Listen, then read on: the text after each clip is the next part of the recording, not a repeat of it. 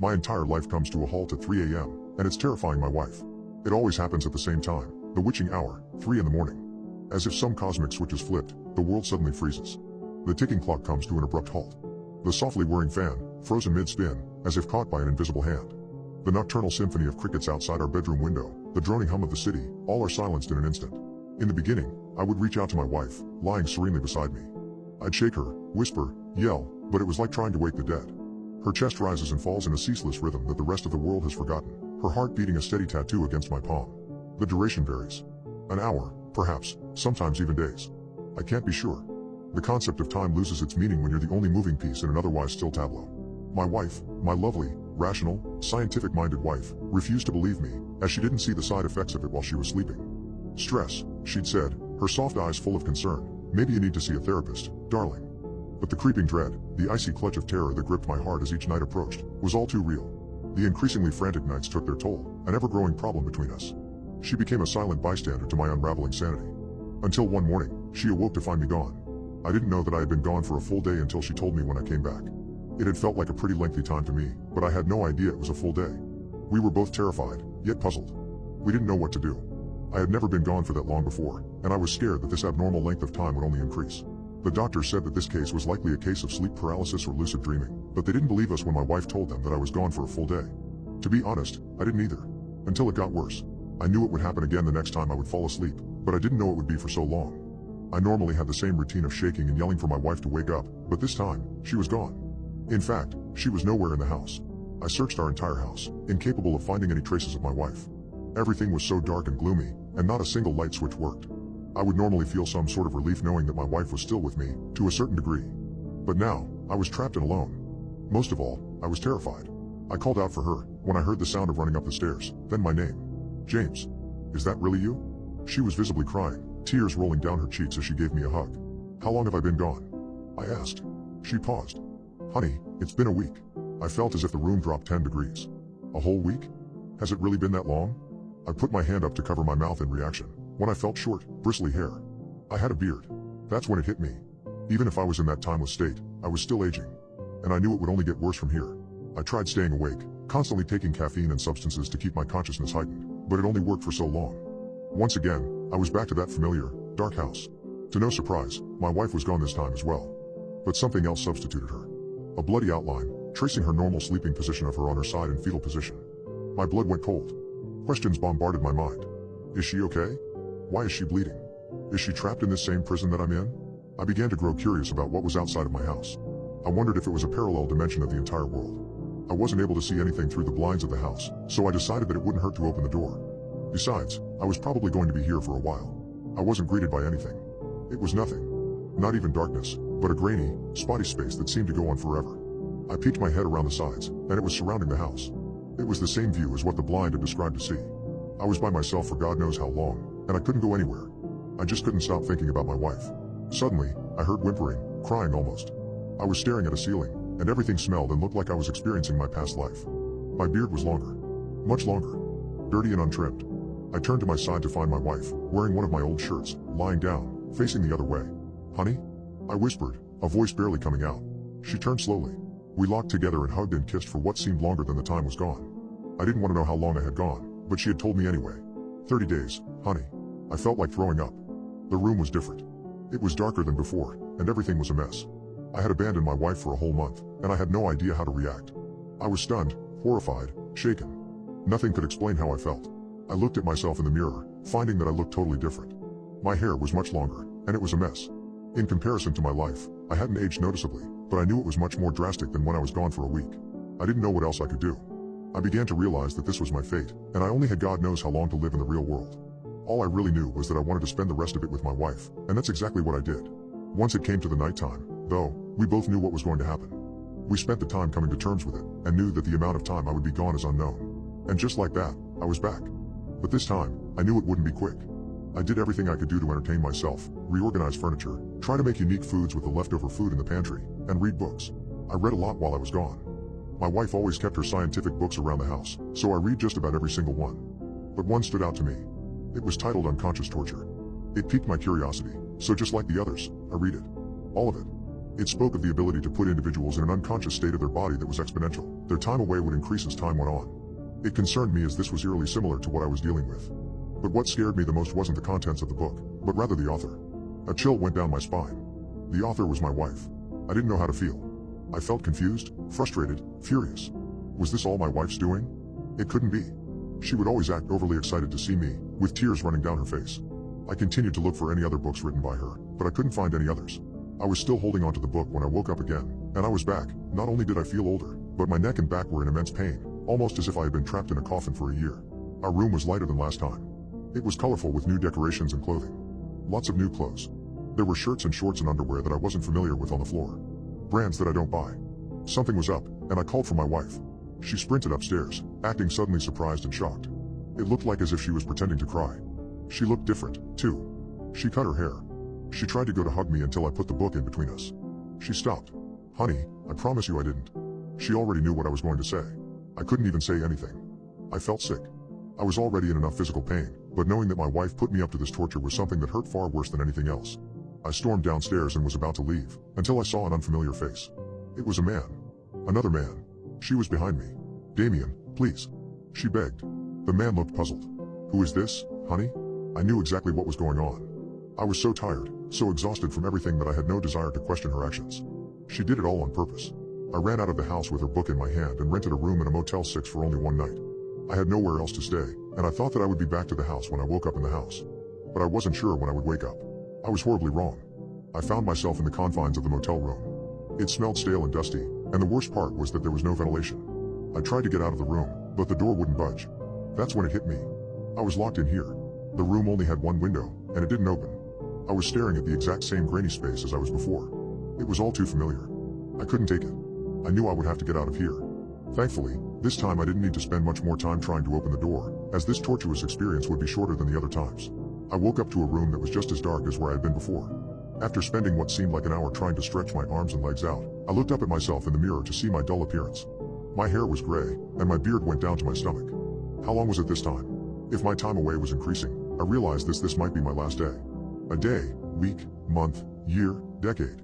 Based on this pattern, I was on track for a century. 100 years. But I would have no ability to come back to the real world. In 100 years, I would cease to exist. Thinking about that sent chills down my spine. If this was my last day, I needed to do something about it. This was my last chance to get revenge. And I know exactly what I needed to do. When the evening approached, I approached the house.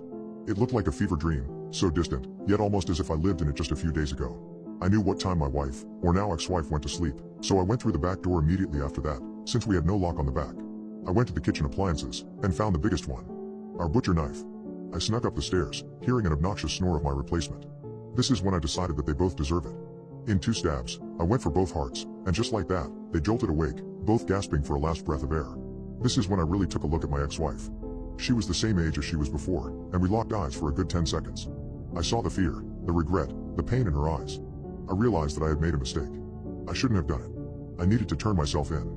But she already did that for me. Instead of the typical light through the blinds I was greeted with, I saw red and blue. I unalived 2 people, and I deserved all the consequences. After the usual routine of the arrested, they took me to a holding cell. It was very small, around 6 feet by 6 feet. I tried to make sure I didn't fall asleep here, but I was so exhausted, so sore, that I did. When I woke back up, I was in the same position. But it was much darker. I called for the officers that were usually sitting at their desk right by my cell, but nobody was around. I realized that this was my fate. My wife may have put me in this position, but so did I. I spent over half my life in 5 days, and this is what I had come to. A jail cell, smaller than my arm span, and nobody around to comfort me. My wife and I have been playing hide and seek for 3 days straight. I don't know what to do. In the past 72 hours my life has been turned upside down. Our family has been thrown into chaos. My wife is missing, and I fear she'll never return. Let me start from the beginning. My wife and I started playing hide and seek with our 2 young kids. However, they're a little too young to hide effectively. They always hide in the same spot, every time. So we found it's more fun for one of us parents to hide, and then the rest of us seek. I've hidden from my wife and kids just by standing completely still in the corner of a dark room. It's amazing how our brains are programmed to see things that move. My wife gets a little more creative, but it's hard for us to do anything too elaborate because the kids are not very cooperative in waiting for us to hide. On Tuesday evening after work, we decided to play. My wife decided to hide first. I counted down from 10 with the kids holed up in the downstairs office. Ready or not, here I come. The kids bounded out of the room like wild dogs. I followed, slowly, trying to get a sense of where my wife was hiding. I'd often try to figure out what room she was hiding in first, to gently guide the kids so that we wouldn't find her too soon, or spend too long looking for her. I saw her when I entered the living room. She was crouched behind the couch. I could see a bit of her elbow poking out from behind the upholstery. The kids walked right past her, too intent on checking the kitchen. I waited for them to return. As they walked back in and rounded the couch, I waited for them to squeal into light. Except they didn't. Confused, I approached the couch. She wasn't there. Huh. Maybe I'd just seen a tag or something poking out. Or maybe she'd moved her hiding spot. Wouldn't be the first time. As I said, she's more creative at this than I am. So we moved on. We checked all the usual spots underneath the shelving in the garage, behind the kitchen door, and even in the lower kitchen cabinets. She wasn't in any of those spots. Maybe she went upstairs. I hadn't heard her go upstairs, but she can creep pretty quietly. I walked along the hallways, the kids in tow. Jesse, I called, in a sing-song voice. We're going to find you. Gotcha. Our bedroom door was open, and there was a long, just-shaped lump under the covers. Let's check Mom and Dad's bedroom, I said to the kids. Pattering footsteps as they charged behind me. I reached for the light switch, flicked on the lights, then grabbed the hem of the comforter and yanked it off. My heart dropped. The bed was empty. I stared down in confusion. It must have just been bunched up weirdly, but I could have sworn it looked like a person under there. The rough shape of someone in a fetal position, legs bent, back curved. I backed out of the room. The kids and I went downstairs. Jess, I called out. We can't find you. Come on out. Nothing. The kids lost interest. They bounded into the family room and began playing with their cars. I was about to call out to her again, when I noticed the chain of the basement door lock was disengaged. Aha! As I approached, my heart hammered in my chest. I knew she was waiting on the other side. Waiting to jump out at me and give me a heart attack.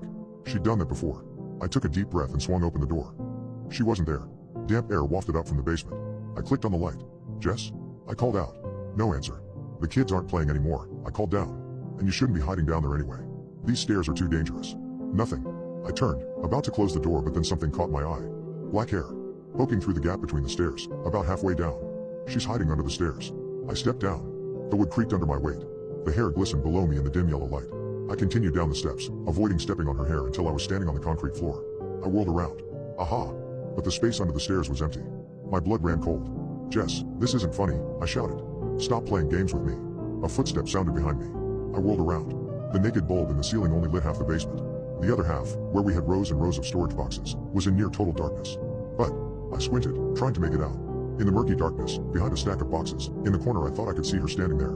I could only see her in my peripheral vision. Like how you can only see dim stars when you're not looking right at them, because of how your optic cells are arranged. I focused on one of the storage boxes, really stared at it, and when I did, I realized I could see her pale calves, extending up into the darkness. And, as I stood there, I realized I could hear her breathing.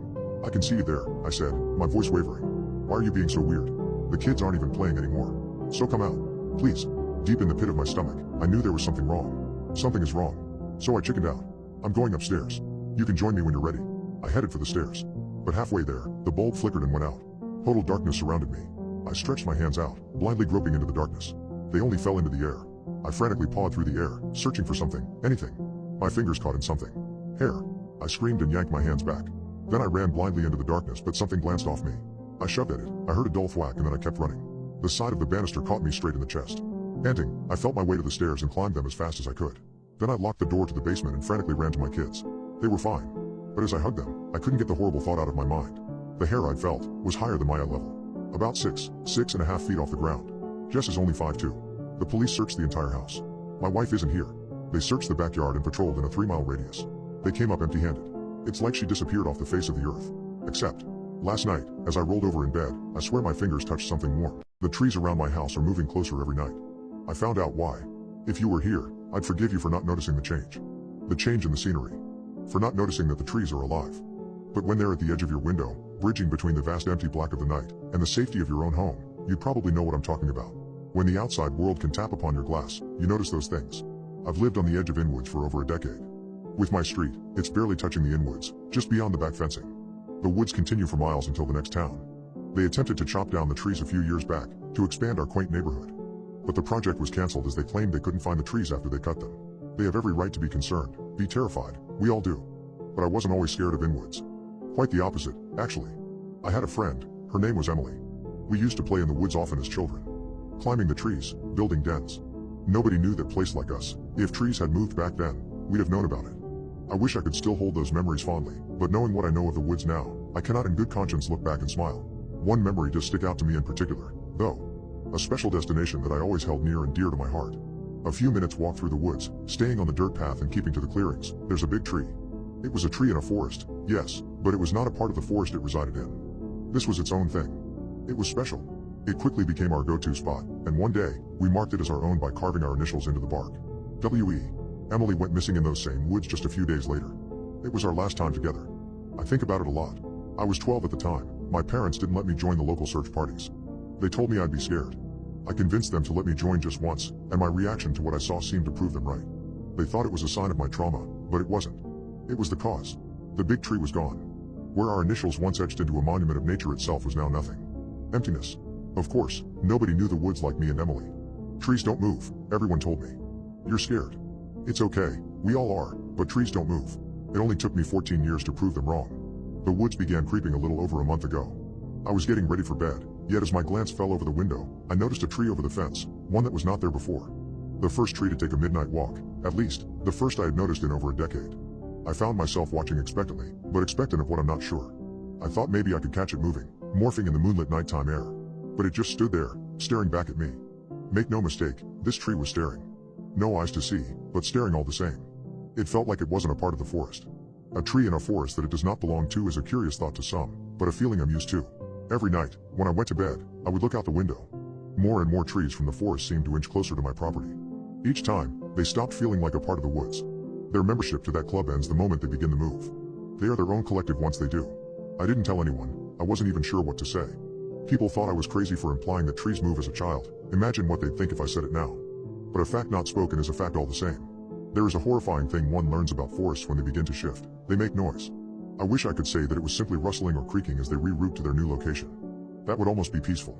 They make noises that get burnt into your brain. They screech, they roar, they groan in pain. Their loud whispers whimper through the air every night, reminding us that they are on the move. Their mournful lullaby does everything but help me sleep. They distill a fear in me that I haven't truly felt for 14 years. I knew this was connected to Emily's disappearance all that time ago. I'm not the only one that hears the noises, although I'm the only one who truly listens to their meaning. Many of my neighbors have put their houses up for sale already, because they cannot stand the nightly symphony of nature. That's what they call it. Nature. Nothing about this is natural. I knew the trees were specifically targeting me after just a week. Nobody else had trees at their window, except me.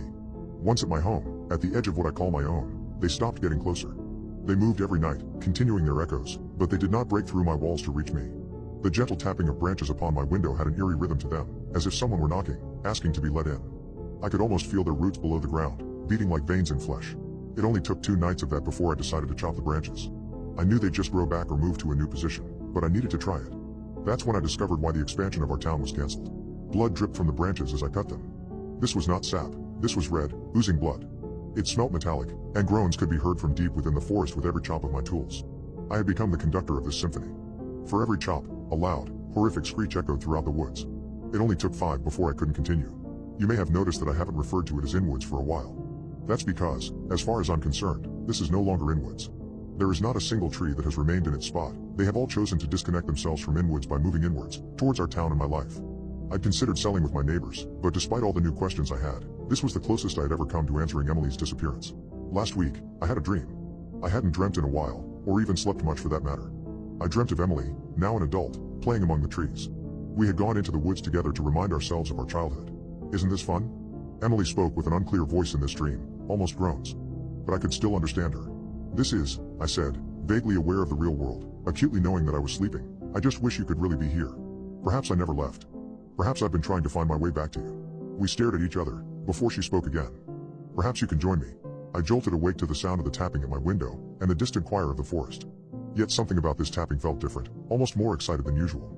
It scraped along my window after each one, as if to no longer ask to come in, but instead to invite me outside. I peeked through the window. Many of the trees had moved away from my home. Only one was right outside. I was still tired and my vision felt crooked, but I could clearly make out the letters engraved into the bark. W.E. For a second, I felt calm. I felt the fear of the past 14 years drift away. Emily? I spoke aloud. The forest responded with whispers that felt more gentle this time. I made my way downstairs and out the back of the house. I walked right up to the big tree, and placed my hand over our initials. For just a moment there was peace. The groans stopped, as did the tapping of the window. I felt a pressure tightening in my hand, at the surface of my palm and fingertips. A creaking sound came not from the forest, but from this very spot on the big tree. It was growing around my hand. It wanted me to join it. It wanted me to become a part of the woods, my veins tangling with the roots, my thoughts tangling with the leaves. I pulled away, bits of skin tearing from the outer layers of my hand. The pain I felt was shared. The creaking returned from the forest. Louder than I had ever heard it. The forest is not Emily. Emily would not put me in a position like that. She would not ask me to give up my life to become something I am not. I believe the woods have tangled with Emily's memories. That which she was fond of is now what the trees are fond of. Pieces of her mind scattered across inwoods the day she vanished, but her soul is not there. A collective network of trees have been given the gift of thought. And it is terrifying. I know why we never returned to the moon. My grandfather was a combat pilot. Even though he always felt distant, I liked him. When I grew older, I realized that he was always aware, always looking for any signs of danger. Shell shock, and PTSD, it has many names. My mother told me that he didn't used to be like that he changed when he came back from Vietnam. My grandpa's profession was likely the reason why I was obsessed with space, astronauts, planes and pilots. We used to talk about it when we were together. He was a skilled and high-ranking officer in the army, and he knew some people, even a couple of really well-known astronauts. When I once asked him if he met anyone who went to the moon, he simply replied, "Don't ever talk to me about the moon, boy. It's a dark and evil place." He died back in 2004 from natural causes. About 2 months ago, we decided to renovate my grandparents' old house. While clearing out the attic, I found an old metallic box. In the box, there were a number of things that, as I assumed, belonged to my grandfather. There was a military medal, a stack of papers and an old picture of my grandfather and 2 other men I didn't recognize. My grandpa looked around 40, so I assumed that the picture was taken in the 70s.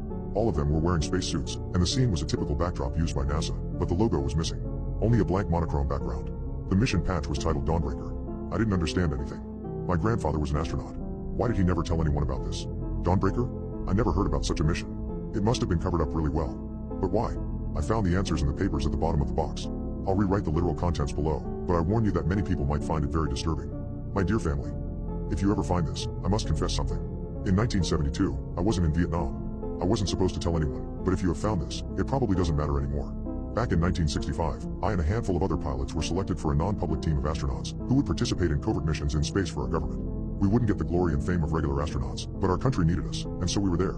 In early 1972, we were told that for an unspecified period of time, our country had a secret satellite orbiting the moon.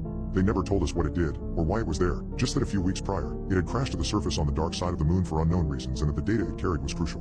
The government needed to recover it and thus was sending me and 2 other astronauts to reclaim the satellite's memory module.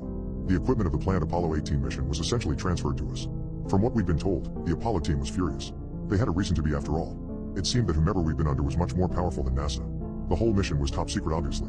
I was officially deployed to Vietnam, while in reality we underwent extensive training for the mission. After a couple of months, we found ourselves standing on the launch pad in front of this behemoth of a rocket that would take us to the moon. I was the mission commander, while Lieutenant Carver was the Lunar Excursion Module, LEM, pilot, and Lieutenant Ackerman was the Command/Service Module, CSM, pilot. The flight to the moon took roughly 3 days. After arriving, we made a couple of orbits around it. Each time we flew behind the horizon created by the moon itself, I felt a bit of helplessness when our communication to the whole world went dark, as the signal got obscured by the spherical mass of rock and dust below us. The dark side of the moon was nothing like the light side, which we see on almost a daily basis. Instead of smooth gray fields and tranquil lunar seas, it was completely covered in dark, deep craters and holes, as if it was being slowly eaten away by the universe itself. It was finally decided to begin the descent to the surface. Me and Carver exchanged wishes of good luck with Ackerman, and in the lunar module named Karen, we separated from the CSM named Trinity. After we announced Karen has touched down, our response wasn't cheers and applause, but just a mere "This is Trinity, congratulations Karen. I'll relay the news on the other side. Be safe out there, pals." Just like that, we became cut off from the rest of the world. Ackerman was our only link. While he was above the light side, he could communicate with ground command, and while above the dark side, he could communicate with us. Never both at once. Even though the CSM's orbital period was roughly 2 hours, we would be in touch for only about 35 minutes each orbit. We landed on a flat plane inside a huge crater. Contrary to what some people believe, the sun shines on the dark side of the moon the same way as the light side. The amount of light depends on the lunar phase. It was still shining daylight in the place where we landed, but we knew that it would go dark in a few days. I felt excited and curious about what awaits us in this alien world. We waited for about an hour and a half to get the command's reply from Ackerman and spent the time preparing our suits. Command sends their congratulations. You're to proceed with the recovery. Everything was dead silent as I stepped on the surface of the moon. I tried to think of something excessively inspiring to say, but that those times were already over. With Carver, we assembled the rover, and after planting our flag next to our spacecraft, we drove off. As we drove across the surface, I saw what I thought was a flash, like a glare reflected by something metallic in the far distance. Since it was fairly common to see flashes of light because of an interesting physical phenomenon caused by the space radiation interacting with our eyes, I didn't give it much thought and soon forgot about it. After driving for a couple of hours, we reached the satellite, or what was left of it. We immediately noticed that something wasn't right. There were dozens of footprints around the probe, leading to a set of 2 tracks, dragging out into the distance. "What the hell is this?" asked Carver in disbelief. "I don't know, but it seems that somebody got what we came for before us," I replied. Both the tracks and the footprints were different from ours. Whoever took the data wasn't here under the American flag. As I expected, we didn't find the data box. We found the part where it was supposed to be, but it was missing. Luckily for us, we were just in contact with Ackerman, so we reached out to him to describe our findings. "This doesn't make any sense. Who would take it? Russians? They don't even have a lunar program. Even if somebody took it, how could we not be aware of that? How can the Russians land on the moon without us noticing?" He responded, "As far as we know, the Russians have no idea that we are here, said Carver over the radio. "We're going to follow the trail I cut off their conversation." "Are you guys sure about this?" asked Ackerman. Hell, I'm not sure about this. We're missing something here. But I'll do as you say, Cap, responded Carver. Yes. If whatever was on that probe was so important for two countries to send people here to retrieve it, we have to find out what happened to it, I replied. Copy that, Karen. I'll relay your whereabouts to command as soon as I can. Be careful out there. Our oxygen was about at half capacity now, but we moved on with hopes of solving this mystery. It wasn't long until I saw something in the distance. As we got closer, I realized that it was a spacecraft. Its design was different than ours and it was decorated with a flag of the Soviet Union. I couldn't explain why, but I felt that something was odd about the spacecraft. If there was Russians with us on the moon, they would have picked up our comms long ago, so there wasn't a point in hiding. To the unidentified Soviet lander, this is the crew of Dawnbreaker, please respond. We know you're here, we have you in sight. Nothing. We attempted to contact them several times again in both Russian and English, but always received only silence in response. We got closer and I realized why I found the spacecraft odd before. It looked like it had been there for a while. We didn't see much of the interior through the small windows, which had been covered with something from the inside. Our air is running low and I don't like this, Miller. We should really head back now, said Carver with clear uneasiness in his voice. I know, but we have to find out what's going on here. It took some time until we figured out a way to open the airlock. No one was home. The inside was a mess. The interior was splattered with brownish red fluid, presumably the contents of one of the many open food packages lying on the floor. Or was it? No. I quickly pushed that thought out of my head. It was a two-seater craft. There was a small number of leftover supplies and samples, but no signs of the satellite's black box. There was a spacesuit hanged on the wall near the airlock. 2 occupants, and 1 spacesuit with a missing name tag. We both quickly realized that the other one must still be out there somewhere, along with its occupant. At this point, we were low on oxygen, so we rushed to get back to our spacecraft. As we reached Karen with the last bits of oxygen in our suits, I realized something. Tell me, Carver, was it just me or did we not pass the wreckage on our way back? I asked. Duck. Don't even mention it. It wasn't there, that's right. We shared our intriguing discovery with Ackerman later, and he was as surprised as was Command when he informed them in turn. That night I took watch for the first 4 hours. It wasn't a night, since the sun was still shining, but for the sake of timekeeping, we referred to the time when we slept as night. When it was finally my turn to sleep, I had a dream about following the flash that I saw the previous day. I walked on and on until I found the same spacesuit from the Russian craft just lying there, in the dust. The limbs were twisted and contorted in gruesome ways, but it was clear that someone, or something was inside that suit. I approached and slowly began opening the sun shield that obscured the inside of the helmet. I looked in terror, as I saw the inside. You'll never even know. Surveillance is a growing fact of life these days, but I now believe we've expanded the scope of human sight to dangerous levels. I'm not a master hacker by any means, but I was able to Google a script to break into my neighbor's new smart home system. Believe me when I say that ignorance is bliss and that you can never go back once you know the truth. I'm not some creep. The idea first started as a random thought when I heard my 50-something neighbor bragging to someone else on his porch about his new smart home system. He claimed the security system and all the devices in his house were wired to the same voice command box, and he sounded rather proud of it. He claimed it was perfect security. Of course, after overhearing a claim like that floating in through my open window, I made a single search and found a dozen hits for scripts that would break into the brand he described. I laughed to myself and then left it at that. But temptation has a funny way of lurking in the back of your mind. Every few days the thought would randomly pop into my head, I had the power. Why not take a peek? It would be good for a laugh if nothing else. It's not like he would have installed cameras in his bathrooms or anything. Nah. No. Maybe. No, I shouldn't. But then spring break arrived, and, while sitting at my computer, I happened to glance out the window and see the neighbor's daughter coming home from college. The temptation to use the script had already been percolating in me for weeks. The veins in my extremities constricted painfully as I realized I was going to do it. During my brief glimpse down into their yard, I'd seen what looked like a startlingly attractive girl, and I couldn't connect that image to the weird girl next door I'd last seen in high school. It wasn't a creeper thing. I just wanted a better look to understand what I'd seen. I told myself I'd take one quick look and then be done with it. While loading up the script, I promised myself I'd delete it right after. Yeah, that was the right thing to do. No harm was done, and if I got caught somehow, I could just claim it was a one-time accident. That sounded reasonable. A black window scrolled text down my screen rapidly for 6 seconds, and then, I was in. Nerves thrilling, I watched breathlessly through a security cam feed in the living room as the girl came in, greeted her brother and father, and then headed upstairs. It was the same girl I remembered, and she'd gotten absurdly pretty in the last year somehow. After settling into certainty, I closed the feed, deleted the script, and then spent a paranoid hour clearing my computer of any evidence of what I'd done. For maybe a week I sat at home terrified that the police would break down my door and take me at any moment. But that's the funny thing about temptation. When no consequences followed, the urge to look began eating away at me again. I had a few drinks one lonely night and then went for it before I could change my mind. The son was watching television in the living room. I couldn't see what he was watching from the angle of the camera in the living room, but he seemed zoned out. My neighbor himself was sitting in the kitchen working on his laptop. Again, I couldn't see what he was doing from my angle, but he was certainly downing coffee as he worked. My pulse quickened as a hallway feed caught the daughter going from a room to the bathroom and just a towel to take a shower. Okay, borderline creeps, I told myself, but it's not like I could see in the bathrooms or the bedrooms, right? Just to confirm that I couldn't, I tried the various devices around the house that the neighbor had connected to his system. Most were named with random numbers and letters, but I did find that household devices had many more sensors than we gave them credit for. A microwave in the kitchen had some sort of crude light sensor, and the system sent me its data as an incredibly blurry video feed. A big blob of darkness moved in place in front of a bright rectangle of light, and I realized I was looking at my neighbor on his laptop from a different angle. Many devices in the house had crude light sensors or audio pickups, and I could hear the shower running upstairs on one while listening to the son's show on another. This was all proceeding as one might expect, and I might have gone down a very dark path if I hadn't stumbled upon the unthinkable. One of the devices with a very long and very random name showed me a blurry feed somewhere unrecognizable. I switched back and forth comparing the patterns of light from the cameras, but this device seemed to be looking out somewhere altogether different. Was it the basement? It was darker than the others, but not too dark to obscure strange gray blurs moving on black. I kept switching until I found a security camera near a basement window. It was the only one down there, but it showed enough that I could compare blurs. It was less than the objects were moving and more that the fuzzy sensor made the objects appear to move simply because it was so bad, but I pinpointed a poster, a chair, and a mirror before coming to an impasse with the final blur. This one I could only see this one on the sensor. There was nothing on the video feed. Peering closer and closer, I tried to make sense of the blob of gray and white pixels as it moved around the basement. There, and there, recognizable landmarks among the junk, but no sign of it on the high-res camera. What was I seeing? Was the sensor just defective? What device was it even part of? I managed to narrow it down to a forgotten digital clock that must have been running on batteries, but nothing about this made sense. I looked up a script to sharpen video data and I let everything run all night. In the morning, I pulled myself up, got a coffee, sat down at my computer, and then froze. Repeatedly, I played the confusing horror the script had produced. The blur of gray and shadows had become coherent, but not in any natural way. Instead, it appeared that I was looking at an androgynous gray humanoid form with a pillowcase over her head. Since this was just a graphical best guess, her glitchy movement brought out severe unease and disgust in me as I watched her jerkily walk around the basement. She appeared to be able to navigate despite the pillowcase covering her face, and she even made it up a few steps toward the basement door before her random movements took her back down. What the hell was I seeing?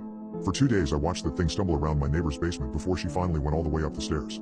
It was 4 in the morning and all of 3 of them were asleep. This time, she seemed to move with purpose. She was still not visible on any high-resolution camera, but I tracked her from the sensor to the sensor by her twitching blur. After so long watching her unfocused form, I was beginning to get a sense of where her legs and arms were by the movement and patterns of the gray. Each limb moved as if on different conflicting joints.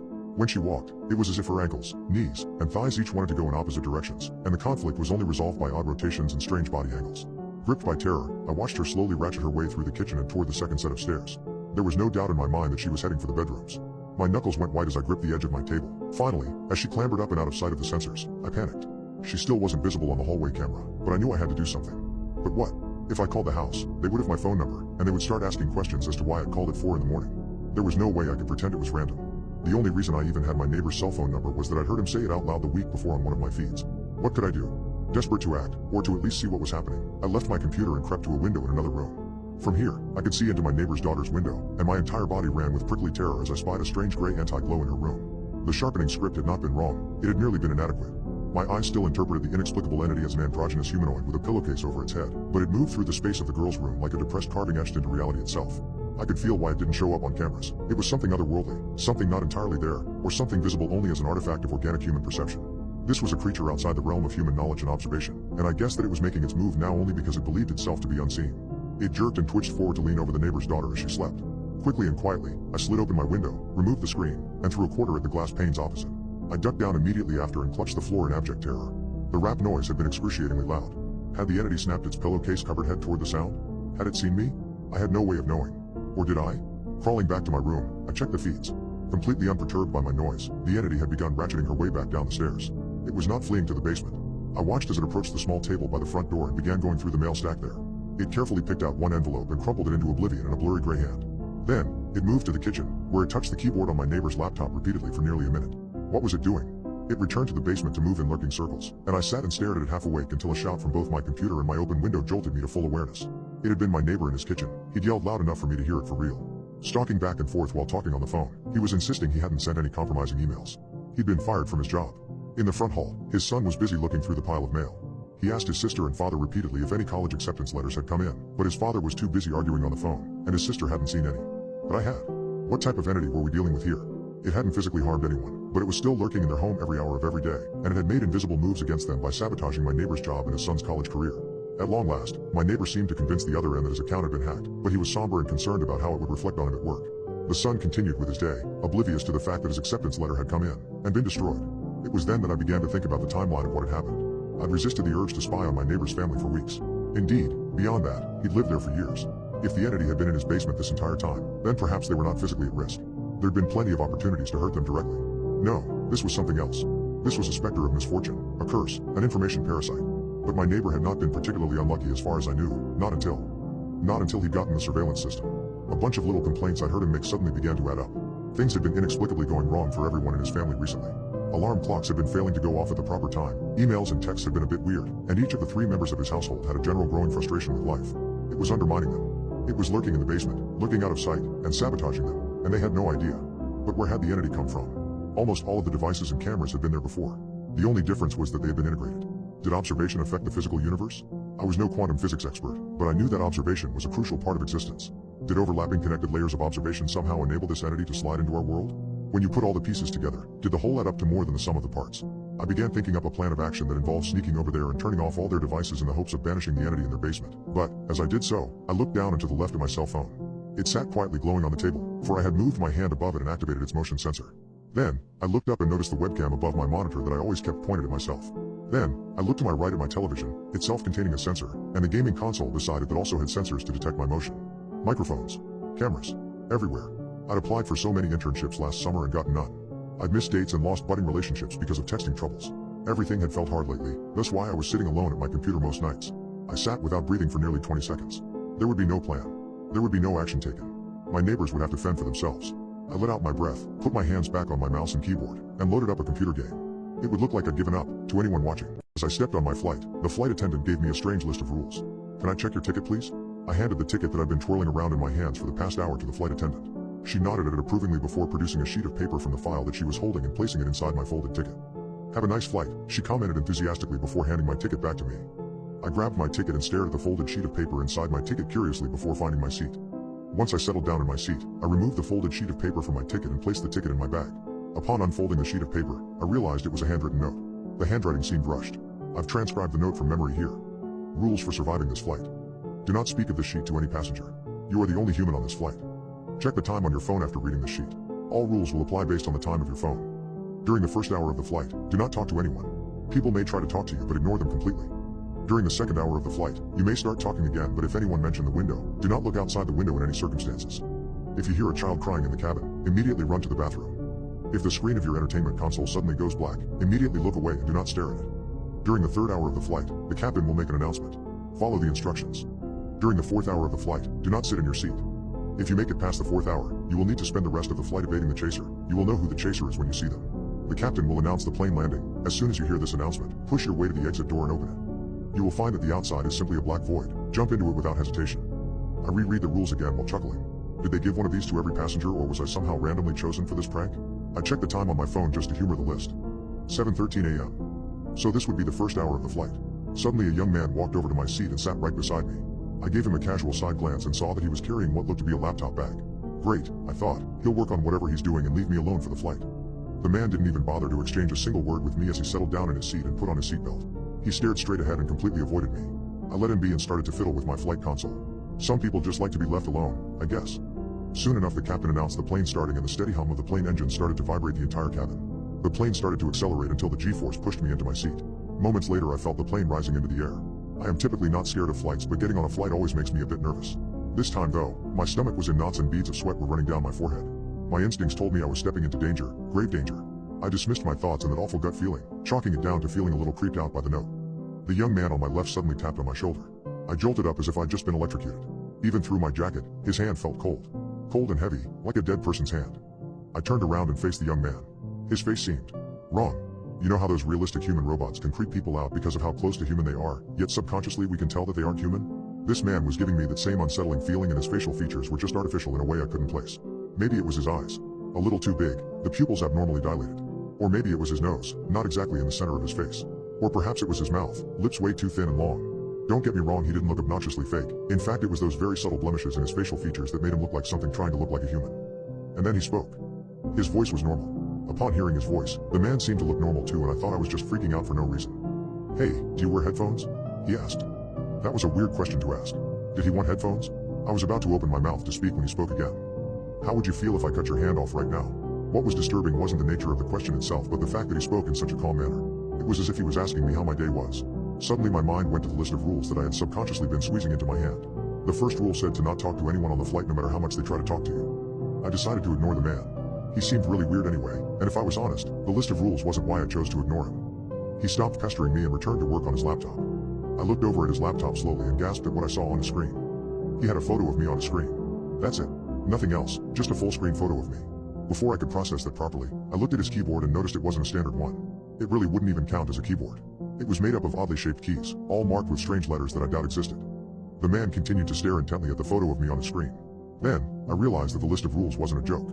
Suddenly a flight attendant popped out of nowhere and asked me, "Sir, is this man bothering you?" "Yes, he is," I replied before my voice caught up in my throat.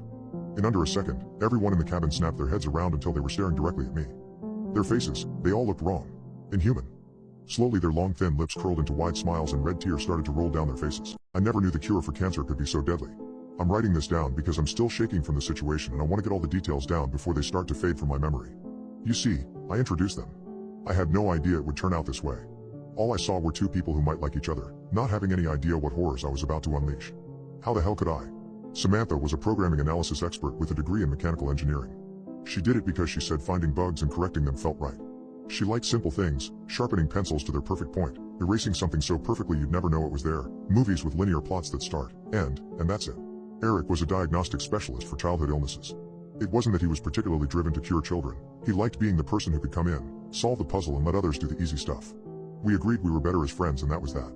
He enjoyed collecting specimens of rare insects and arachnids. He was an avid jogger and would often jog in the shape of his latest insect he found. Neither were really looking for a partner, but both had in passing mentioned they wished they could find somebody who could deal with them at some point. I've connected a friend or two before and I'm happily with my perfect partner, so of course the idea popped into my head to introduce them, see if they hit it off and if nothing else, they could become friends and we could go on double dates. This was my first mistake. Today things are so simple. You start a group chat with the people you want to introduce, tell them a little about why you think they'll get on, make sure they've started the conversation and leave the chat. I'm not sneaky, I straight up asked them both if they would like to meet a potential date before even trying to start the chat, so they both knew what was up. Small talk starts, "I like this place to eat," and "Oh yeah, I've been there blah blah." After about 2 hours she messaged me to let me know he had to go to bed, but thanked me for introducing them. She said they chatted about lots of stuff and they're actually going to get together soon to go hiking. Things got a little strange the other day. My friend messaged me and said she hadn't heard from Eric in a few days and that wasn't like him. I thought it was a little strange too because Eric was the type to always get back to you when you messaged him even if it was a day later, so him not responding to anything for days was super unlike him. I told her I'd call him and see if I could get him to reach out. I called and it went to voicemail after an unusual amount of rings. Then instead of his business casual "Eric here, please leave me a message and I'll return as soon as I'm able," there was just some static with what sounded like moaning in the background. I left him a quick "call me back weirdo, what's up with that voicemail?" I was trying to be flippant but I couldn't hide my unease at that voicemail. It seemed really wrong.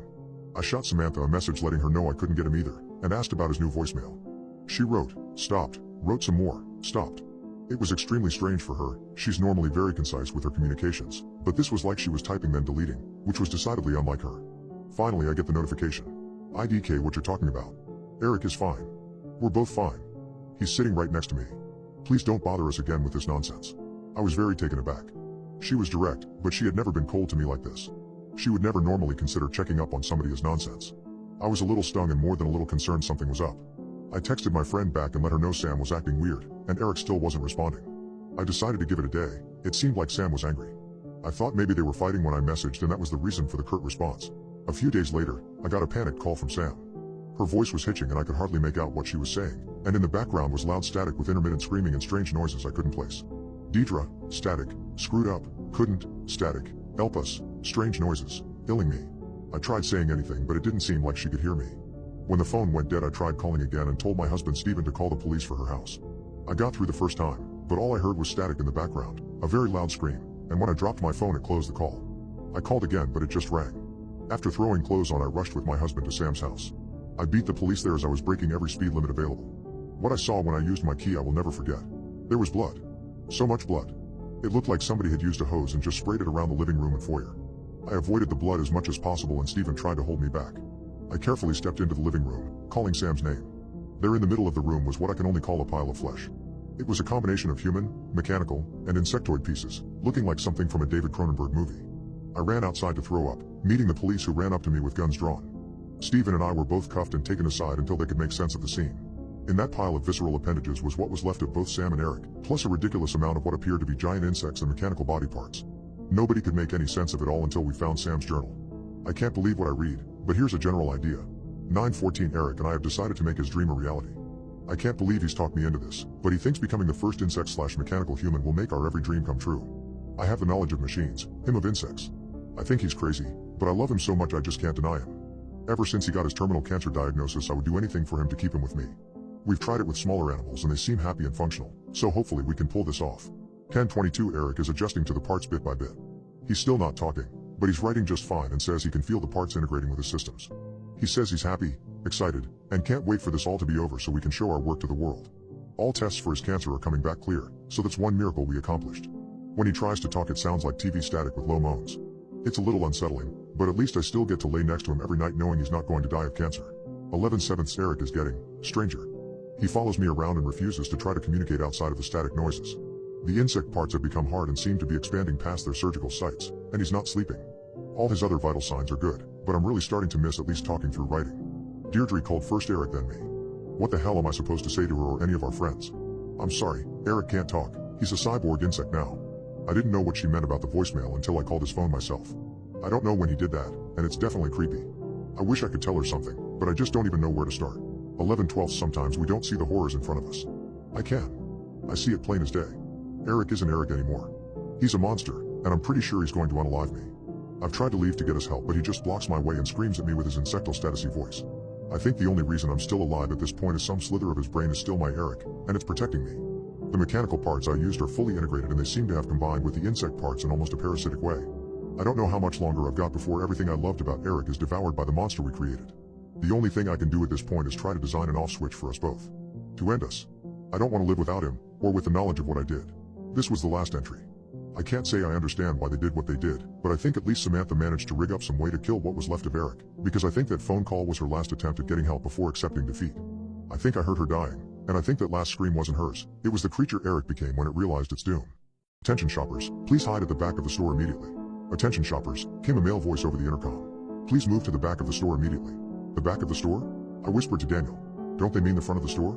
To pay for our stuff? It was 8:50 p.m., 10 minutes till closing time. We brought our 2 kids out on this late-night Walmart excursion in the hopes of burning off some energy. Instead, they'd just thrown tantrums for new Legos and Hot Wheels. It was a disaster. But apparently, the disaster was just beginning. Please move to the back of the store immediately, the voice repeated overhead. This is not a drill. I glanced around, but the other shoppers were just as confused as I was. An old lady looked up at the ceiling, scrunching her face. What the hell? A dark-haired woman asked her boyfriend, pushing a cart full of garden supplies. Didn't you hear? An older man said, leaning over his cart of bottled water and canned food. We're in a tornado watch. 1 touchdown in Somerville. A tornado? It was storming outside. I'd seen the black clouds roll in from the east earlier. But it didn't look that bad. Do not stay out in the open. I repeat, do not stay out in the open. There was a pause.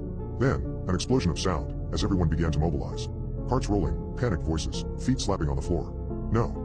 No. This can't be happening. I hurried down the toy aisle, Tucker in my arms, Daniel and Jackson following me. 3 zigzaggy turns, and then we were in the electronics area. I glanced at the TVs on the wall. And pictured the 4 of us, crushed underneath them. Stay away from windows and doors, the voice continued on the loudspeaker. And do not attempt to exit the store. Is it safe here? Daniel shook his head. Big open areas aren't good. I'm going to check in back and see if there's a break room or something. You stay here, okay? I nodded. Arms shaking, I sat down on the ground between 2 shelves of video games. Tucker sucked on a bottle in my arms while Jackson began to giggle. Is the tornado going to hit the store? And everything will fly around, real fast? He asked with a big stupid grin on his face. I don't know. A tornado. A real-life tornado, like you, sees in the movies, plowing through our town. It was so unfathomable. We were New York natives, transplanted here to Indiana only 6 months ago. I'd never been in a tornado watch my entire life. Daniel jogged back into view. Everything's locked up, he said, as he joined me on the floor. But listen, Fairview's a big town. The chances that it'll hit this Walmart. I think we'll be okay. I never should have brought us here. You didn't know.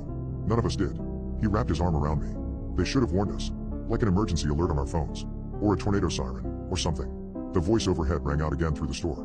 Do not stay out in the open. Do not make yourself visible. That includes security cameras. Please move to a spot that is not visible to any cameras. I frowned. What does that have to do with tornadoes? A feeling of unease, in the pit of my stomach. I glanced up, and saw several black globes descending from the ceiling, hiding the cameras within. I guess we should listen to them and get out of sight, I whispered. I grabbed Jackson's hand, Daniel picked up Tucker, and we jogged out into the center aisle. The store was an eerie sight, abandoned shopping carts, askew in the aisle, full of everything from pies to batteries to plants. Footsteps echoed around the store from people unseen, as they found their new hiding places.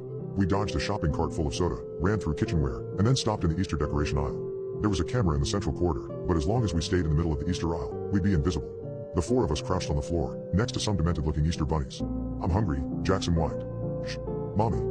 I grabbed a bag of colorful chocolate eggs and ripped it open. Here, candy. Happy? I whispered, thrusting them into his hands. Then I leaned back against the metal shelves, panting.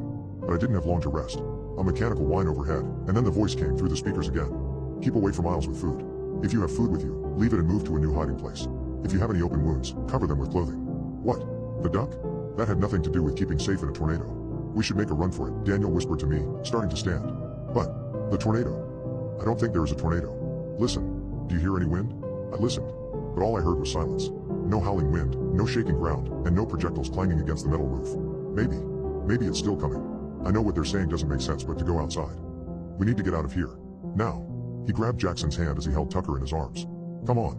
Daniel, I don't think that's a good idea, I whispered. But the next words from the intercom changed my mind. Assume a fetal position and place your hands on your head.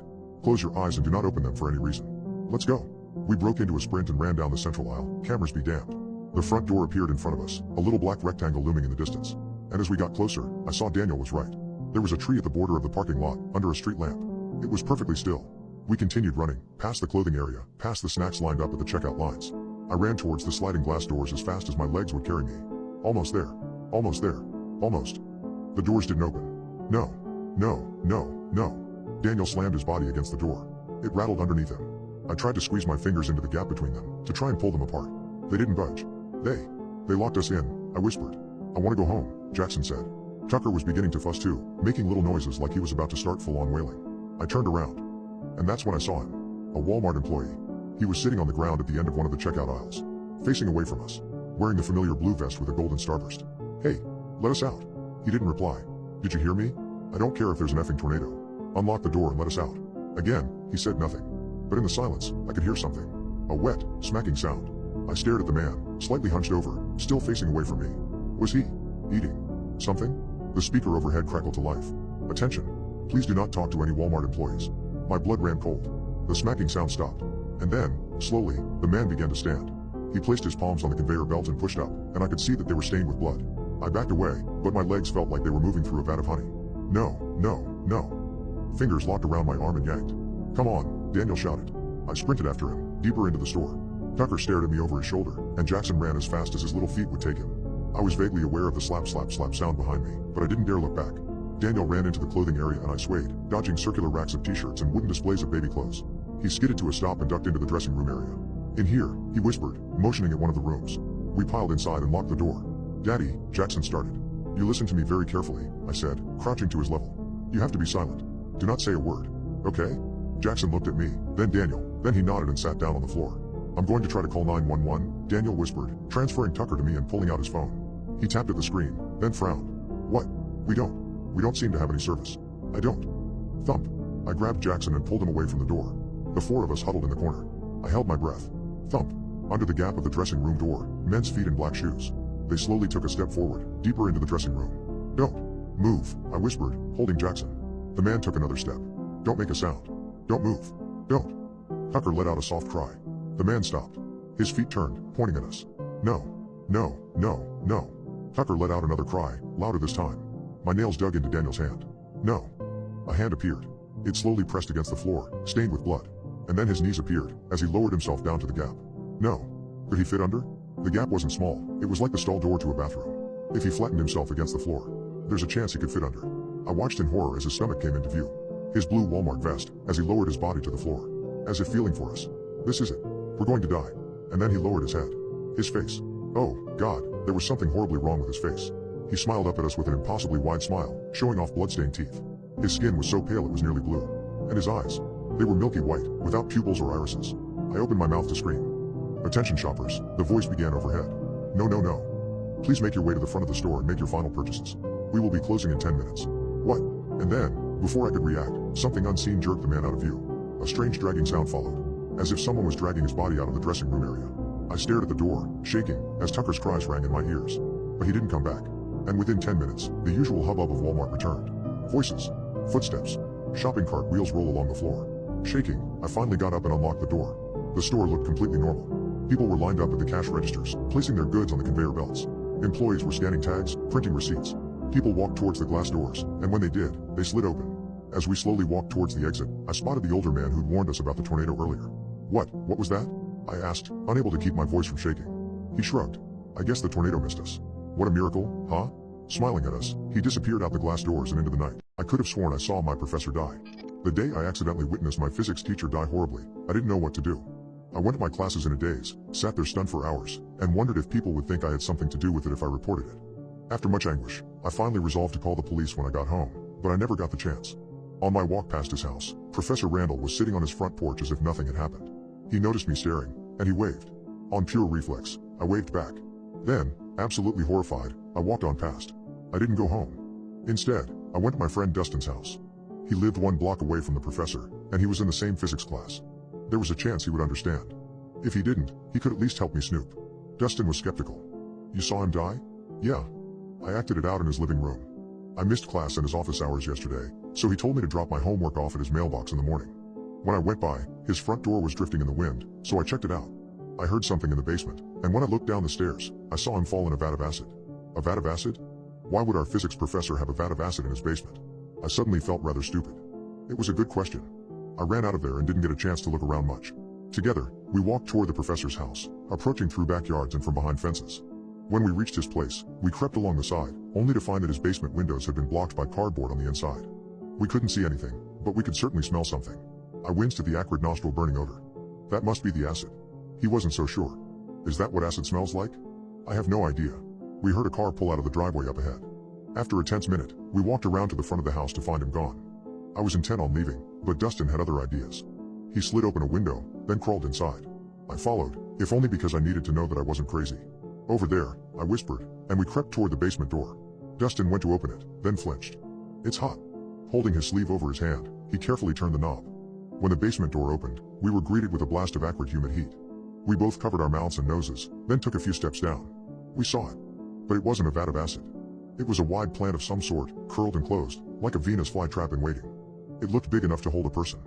He must have been in this. Daring to briefly touch it with a covered hand, Dustin countered, "Are you sure he wasn't just leaning over it?" I shuddered at the memory. I saw his face melting off his skull. He froze.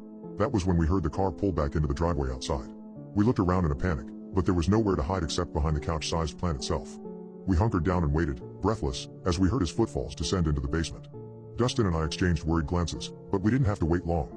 The professor pulled a leaf at the base of the plant, and it opened up next to us, releasing more foul-smelling hot air. Then, he dove right in, face first, clothes and all.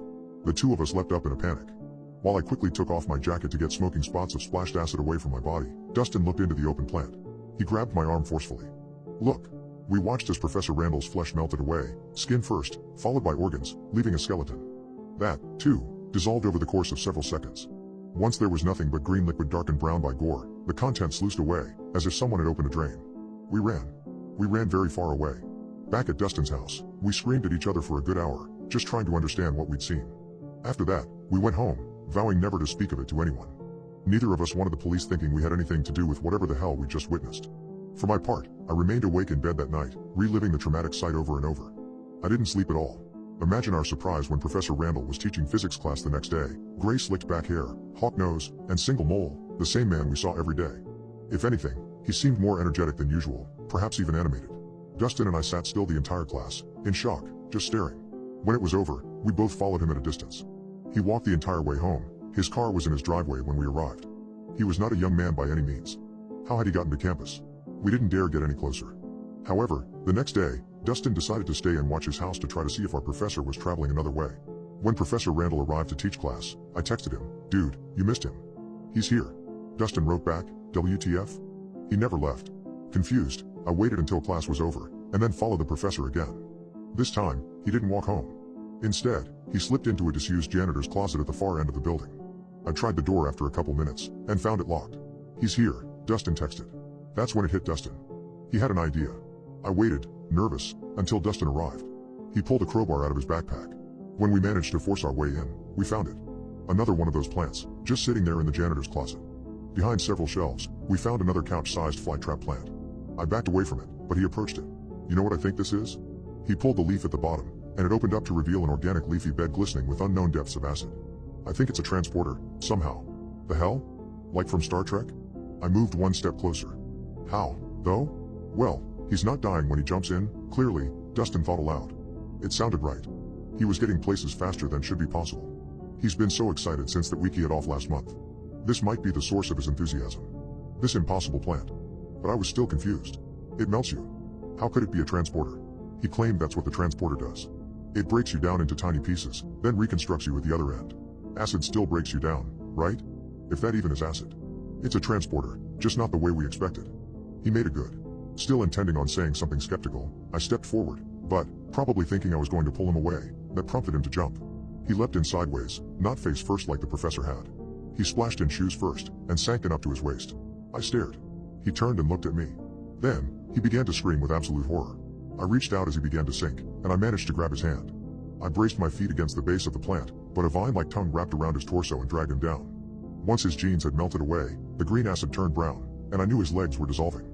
I tried as hard as I could, but his terrified screaming was like a drill in my brain, and my heart hammered so hard in my chest that I thought I would pass out and get dragged in, too. He didn't die fast enough. I let go, but he was still alive when he sank fully in. I watched his face dissolve, leaving just a screaming skull with melting eyes, until his lungs filled, and the sound became a bubbling moan of agony. Mercifully, finally, he sank away completely, just before the liquid sluiced away like it had at the professor's house. Half crying from the horror, half laughing from the shock, I wandered out of that janitor's closet in a state of pure wide-eyed emptiness. The only thing I could do now was hope that Dustin had been right. I drifted away from campus, then down the suburban streets toward his house. I knocked. After a few moments, I heard footsteps. The door opened, and Dustin answered. "Oh, hey buddy." Confused and full of adrenaline, I asked, "Did it work?" "Yeah." I teleported. He tugged on his shirt. Clothes and all. Ended up in the professor's basement and managed to sneak out. My cell phone even survived the trip somehow. Barely able to control myself, I demanded, "Then why the hell didn't you text me?" "Text you?" I grabbed his shirt with 2 fists. "I thought you were dead. You were screaming and dying, and I saw you dissolve." He shook his head and laughed. "Screaming? What are you talking about?" I jumped in and my feet basically hit the ground instantly. Never even touched acid. Teleportation's easy. I took a moment to process what had really happened. I let go of his shirt then, and patted the rumples down. "Cool. Yeah. Sorry I freaked out there." I turned and started heading away, my blood ice cold. He asked, "See you in class tomorrow?" "Yeah," I called back without looking, too shaken to face that stranger again. "See you in class." "Dustin." Just as I turned to leave, I heard Dustin's mother call out. "Dustin, honey, your brother called. He's on his way over." My heart stopped. Dustin didn't have a brother. He was an only child. I'd known him since kindergarten. I slowly turned back to face him, my mind racing with confusion. "Dustin, you don't have a brother," I said cautiously. He laughed, a sound that was almost alien to my ears. "You know, I've always considered Professor Randall like family. He's like a brother to me." That's when it hit me. This wasn't the same Dustin. I tried Chinese water torture. It made me see things I can't unsee. Watch me do Chinese water torture, will I fall into psychosis? Yeah, you read that right. I'm a content creator and I decided to drip water on my head for 5 hours and live stream the entire thing. The things we do for money, huh? My friend Leslie here has restrained me, I said into the camera, as the dripper hovered above me. My hands are handcuffed behind my back, my ankles are strapped to the chair, and I am completely unable to move. Leslie gave an awkward thumbs up at the camera. Did you know Chinese water torture didn't originate in China? The earliest account is from 15th century Italy. There's also a kind of creepy drawing from Sweden with it. Leslie, can you hold that up for them? She held up the drawing I'd printed out from Wikipedia, of an unaliver screaming as water dripped onto his head. I grinned into the camera. Apparently, if you do this long enough, you start hallucinating. 10 hours, and you go into psychosis. I don't believe it. But we'll find out, won't we? Leslie, do the honors? She reached up and turned the knob. A second later I felt a cold, fat drop of water fall onto my scalp. 1 hour has elapsed, I said, looking into the camera I'd placed across the room. I feel mostly good. The water was annoying at first, but I've gotten used to it. I just wish I could dry off my face and get out of these handcuffs. The metal was biting into my wrists and my left hand was asleep. But I was stuck, like an idiot. I had no backup plan. I had to wait for Leslie. 4 hours to go. R2. This sucks. I nodded to my sweatshirt, which was soaked. I'm tired. I'm cold. And drip. Another drop of water hit me on the head, oozing into my hair. The dripping isn't at regular intervals, and it's driving me crazy. I never know when the next one's coming. Sometimes it drips out one, then another right after. Sometimes it waits several minutes between drips. Sometimes I hear this little gurgling noise beforehand, and then I try to get ready for it, but somehow that makes it worse, you know? This still wasn't as bad as the frosting challenge I did last year, don't ask, but it was starting to become very unfun. Maybe Dad was right. Maybe it was time for me to get a real job. 3 hours. I was cold. My wrists stung. And there was this pressure in my chest, a ball of anxiety, as I waited for that next godforsaken drop of water to hit me. It was stupid. Logically, I knew that. It was just water. But the repetition, and the irregularity of it. It was like listening to a ticking clock. A broken clock, out of rhythm, out of sync. Tick tick tock. Tock tick. Tick. Sometimes I heard a soft gurgling sound and my entire body would seize up. When the drop didn't come, I relaxed. Only for a big fat one to hit me square on the head and slowly, ever so slowly trickle down my face.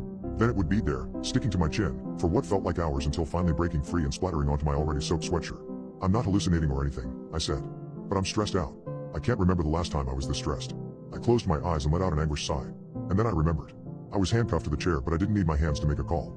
Hey Google, I shouted in the direction of my phone, sitting on the kitchen counter. Call Leslie. She picked up after 2 rings. Hey, Charlie? Everything okay? Relief flooded me. Suddenly the handcuffs didn't hurt so much. The water dripping onto my face barely made me flinch. Yeah, sort of. I think I'm done with this water torture thing. Oh, already? It's that miserable, huh? Yeah. I'm freezing and sore and I just don't think I can keep this up much longer. Drip. This one hit me on my cheek and slowly traveled down my neck like an icy finger. Can you come over and untie me? I'm afraid I can't do that. My stomach dropped. What? I asked, with a nervous laugh. Why not? Silence. Leslie? A pause. Had the call disconnected? I glanced at the counter. My phone wasn't there. What the? But then I remembered. Before setting up for the water torture, I'd left my phone charging upstairs. There's no way I'd talk to Leslie just now. I have to get out of here. I violently rocked my body back and forth, trying to move the chair underneath me. If I could just get my chair a foot forward, I'd be out of the water's range. With a grunt, I lurched forward. But the chair barely budged. 3.5 hours. I sat completely frozen in the chair. Drops of water slowly slid down my cheeks and onto my sweater, but I didn't even blink. I wouldn't let it get to me. Drip. Another drop, the 107th one since the hallucination. I'd been counting them to keep my concentration, and it was working. Gurgle, here comes 108. Creak. I froze, staring toward the hallway.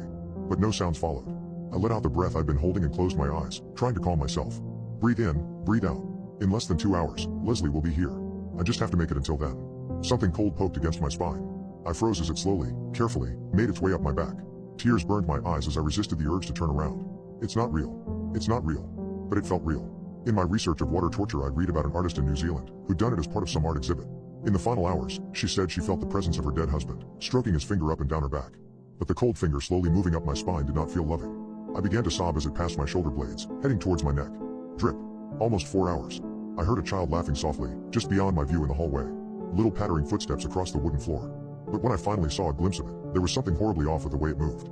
Like it was something inhuman, trying to imitate human movement. Drip. Something was walking behind me. I could see its shadow passing over me, stretched out on the tile floor.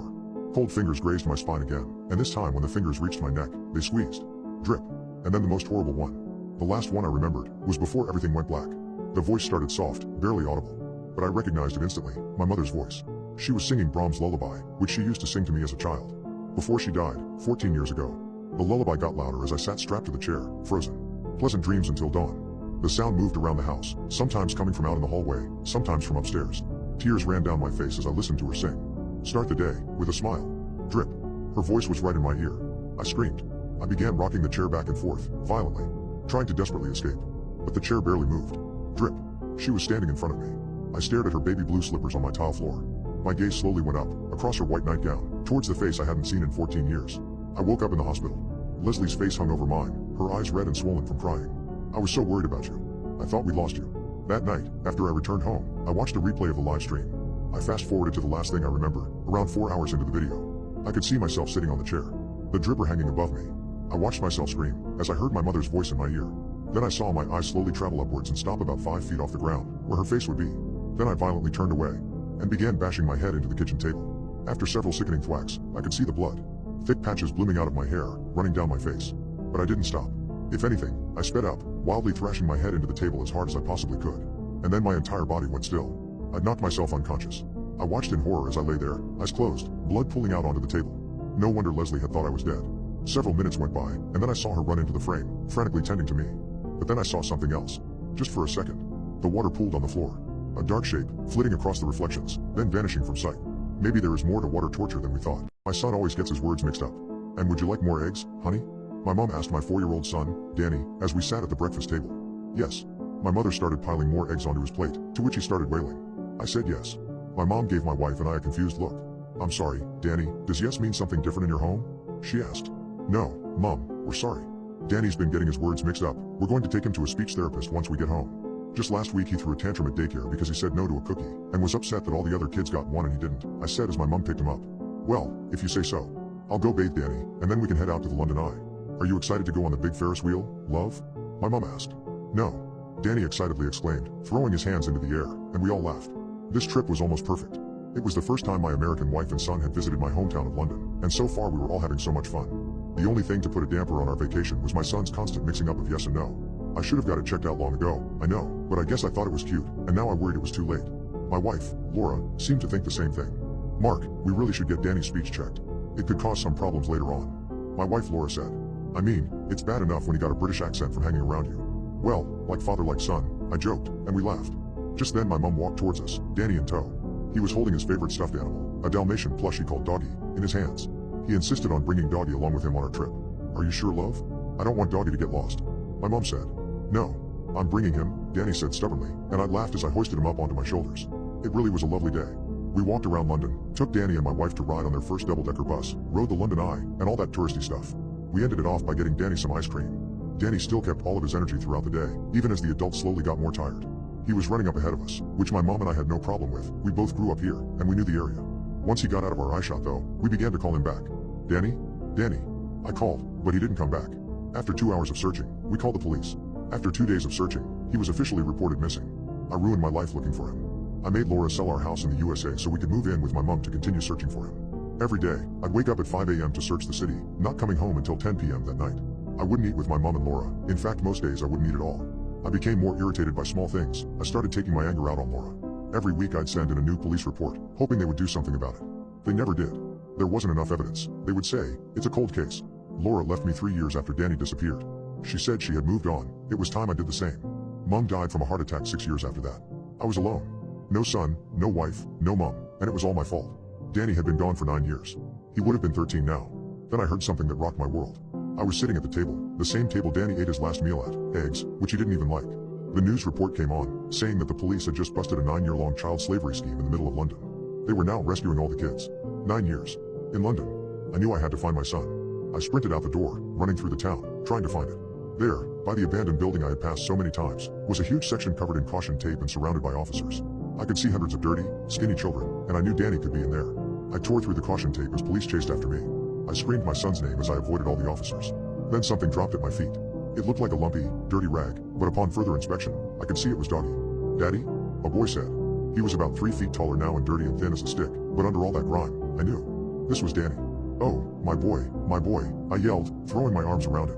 At last, I had finally found my son, whom I spent 9 miserable years looking for. That's when the police caught up to me. 3 restrained me, while the 4th approached my son. "Boy, do you know this man?" He turned to me. "If he doesn't, we'll have to arrest you until further notice." I looked at my son, pleading to him with my eyes. "Danny, please," I whispered. The 3 policemen tightened their grip around me. Danny looked to me, then back to the officer. "No," he said, and the 3 policemen all picked me up with ease and carried me into their police van. "Danny. Wait, Danny.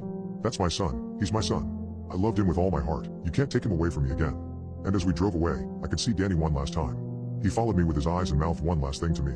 "Bye, Daddy." My film student kept filming the same dead tree. I found out why. Last semester, a film student named Jacob submitted a video that made me so horrified that I had to call the dean at 1 a.m. She advised me to turn the clip over to the police. I teach filmmaking at an art college in Maryland. During the COVID lockdown in late 2020, my filmmaking course was online. My usual first assignment would have the students go out and film any setting. With an online class, the students just film around their houses. Most students were happy to show off their gaming setup and action figures collection. A student named Jacob put his camera on a tripod and filmed a dead oak tree in his backyard for about 5 minutes. I asked him to film some close-ups. He replied that he was too afraid. For continuity editing, I normally have students film a chase sequence or a snowball fight. For online, students just filmed themselves cooking or playing with their pets. Jacob submitted a video of himself tying a noose. He then hung a mannequin on the same dead oak tree. I started to get creeped out, but I had to put on a brave face. Horror and film students always go hand in hand. I don't want to appear like I was easily spooked. I jokingly asked Jacob if he was no longer scared of getting close to the tree. He said he wanted to scare it. I asked who, and he replied with a concerning response. The jester. For the next assignment, Jacob submitted a clip of a man who I thought was Jacob put on a medieval jester costume and a smiling mask dancing around the dead oak tree. It was in black and white and was beyond disturbing. I'm used to horror movies being submitted to me by students. But those were more wild and fun. This clip was just eerie. I asked him where he got the costume. He said that wasn't him. After class, Jacob messaged me privately and asked me something. "Are the videos of the tree making you sick?" I was confused and thought he meant if I was sick of seeing the same tree over and over. Against my preference, I said no. If he found a muse which inspired him, then he should stick with it as long as he can. It felt like the right thing to say at the time. I found out from other professors that Jacob began incorporating the dead oak tree into all that he did. In photography class, he retouched a photo of a car crash onto a photo of the dead oak tree. In digital illustration class, he drew the dead oak tree with a bunch of dead animals hanging from it. Other students noticed Jacob's obsession with the dead oak tree as well and started talking to me about it. An aspiring YouTuber named Matt asked me if he could submit a Let's Play for an assignment. I normally would say no, but because everybody was in home isolation at the time, I thought, why not? Just add a lot of narration. Matt then invited me to watch him play a game. When I did, I was amused to see that Jacob was one of his team members. I asked Matt after the stream how he knew Jacob. Matt said that Jacob was his neighbor only a few houses down the road from him. And to my surprise, they didn't live that far from me either, only 2 blocks away. I even thought about walking over to see Jacob's dead oak tree after the COVID lockdown ended. Matt told me what happened to Jacob back when they were in middle school. Jacob was home alone and a man knocked on the door, telling Jacob that he used to live in that house. The man asked his father to build him a treehouse, and just when the father was about to finish it, he fell from the tree and broke his neck. It's been over 2 decades since he moved away, and the man told Jacob he just wanted to see the oak tree again. Jacob didn't let him inside but said that he can go around and look at it in the backyard. Jacob played video games until his parents came home, where they found the man in a full jester costume dancing around the tree. The semester after, in early 2021, Jacob wasn't taking any of my classes. He had a new professor, so I decided to video his teacher to talk to him. He told me that one of his assignments was to light up a night scene, and Jacob just filmed a handheld POV shot of him circling around a tree with a flashlight. She told me that the tree in the video was not a tree in Jacob's backyard. He said it was a tree in my backyard. I didn't even end the video call. I just sprinted out onto my balcony to take a look at my tree, and then took a look at the footage again. It was. I was so frightened I could throw up. I video called Jacob immediately. I asked him to turn on his camera so we could talk face to face. Without sounding angry, I asked him why he was in my backyard. He explained that he cut down his dead oak tree last semester. The dead oak tree that was featured in his work after that had always been my tree. I just realized that none of his works that feature the tree after my class was a video. Jacob used the photo of my tree he found on my Facebook profile. Jacob said that an entity wearing a jester costume had been sneaking into my backyard, slowly killing my tree. Entity? What did he mean? I didn't notice my tree was dying because it was during the wintertime. Jacob was at my house one time to try to capture the jester on camera. He did it once during the Meso-sen assignment, and that was when he knew it was not just him who saw it. I was frustrated and scared, but I didn't want to upset him. I told him that he should have told me if he was coming over. A few days later, at about 11 p.m., Matt was live streaming being on edge about Jacob. I was watching him on Twitch, hoping to see if Jacob was playing with him and not on my property. I was shocked to see Jacob burst through Matt's bedroom door. He was covered in cuts and bruises. Shards of glass were all over his body, and his shirt was soaked in blood. Fresh blood was still dripping down from his forehead. Matt fell out of his chair screaming at the top of his lungs, rightfully freaking out. I'll give Matt credit for not cursing and chasing Jacob out of his room. Matt asked Jacob what was wrong. Jacob looked into the camera and asked if I was watching. He told me to look in my backyard. The jester was there. There were about 20 people in the chat, some of them were my students. I mentioned a dependable student in the chat, asking her to call 911, and told Matt to render basic first aid for Jacob. I went outside to look, and I was shocked to see a car crash into my tree. I didn't hear anything because I was wearing headphones, and apparently, none of my neighbors did. I couldn't even see the car until I turned on my backyard light. But the crash was a big one. The car was totaled and there were shards of broken glass everywhere. Nothing was on fire. The car's engine was not on. Just when I was about to call the police, I got a notification that someone had uploaded a large file to our department's file storage. I opened it, and it was a video clip said to be uploaded by Jacob's username. It showed Jacob placing a camera on the backseat of his car. He turned from his driver's seat and stared into the camera. My mouth was wide open when I saw another person in the passenger seat, wearing a jester costume. Without turning back around to face forward, Jacob, still looking into the camera, just stepped on the gas and crashed into my tree. As the crash happened, I could see the jester's unmasked face in a split second. It was not human. Waves. Some families have weird traditions. Mine was no different. For as long as I can remember, every Friday night, my father took me down to the beach to look at the waves. I never really understood why. We didn't follow any other routines with the rest of the family. We didn't have pizza or board game nights. We didn't watch television or follow sports. We never went on vacation together, as much as I begged, and we barely even ate meals in the same room. But regardless of the weather, conflicts, or any other excuses, at exactly 7 o'clock, my father would always drive me, and only me, down to the beach to look at the waves. That habit became more sacred than religion and almost more important than school. We never missed a Friday. My earliest memories of these trips were positive. Dad was an important guy to a lot of people. I think the time alone with him made me feel important too. We had a puppy, back then, a German Shepherd named Lola, that followed commands and listened perfectly off-leash. Lola usually came along for the ride as well. That dog loved nothing more than to chase me up and down the dirty dunes. Something she would jump into the waves and splash around like a maniac. My dad always got a kick out of that. I was always scared she would swim away. We went swimming when it was warm and not too rough. We played in the sand when it was cold. If it rained, or snowed, Dad usually brought an umbrella, and we would just sit together and watch the waves crash violently against the coastline. Sometimes we talked about school, girls, or anything that popped into our minds. Sometimes we just sat together and said nothing. I loved it. But the older I got, the more Dad's weekly trips became a burden to my social life. I missed birthday parties.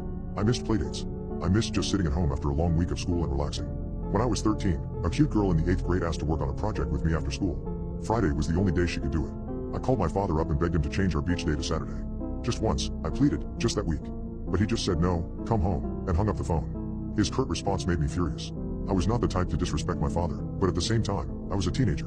Hormones pumped through my veins. The idea of a big kid like me playing with his father at the beach seemed stupid and childish.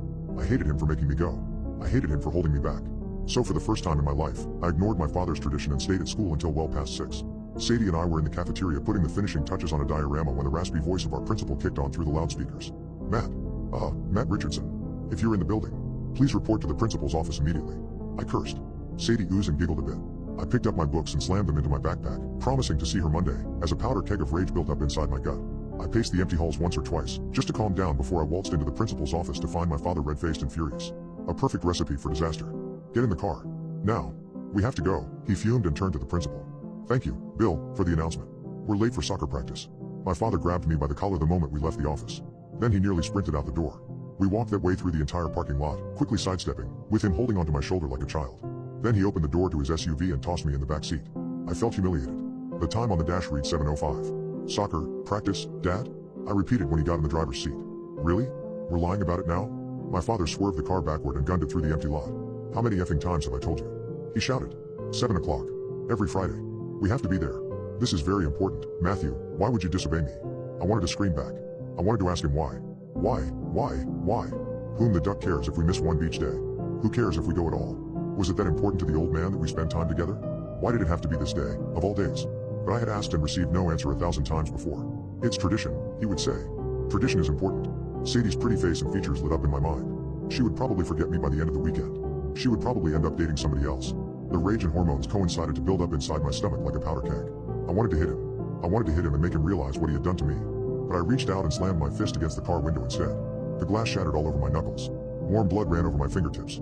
My father's angry expression turned pale. Keep your hand inside, he snapped. We're almost there. We arrived at the beach in the pouring rain and parked by the old prison. My father cut the engine and nearly jumped out of his seat and into the rain. He had one of those flip phones, back then, the type that got crappy service too far away from the towers. He danced around dramatically trying to find a signal to place a call. You should have effing listened to me, Matthew, he ranted. Why didn't you listen to me? The cell beeped unsuccessfully.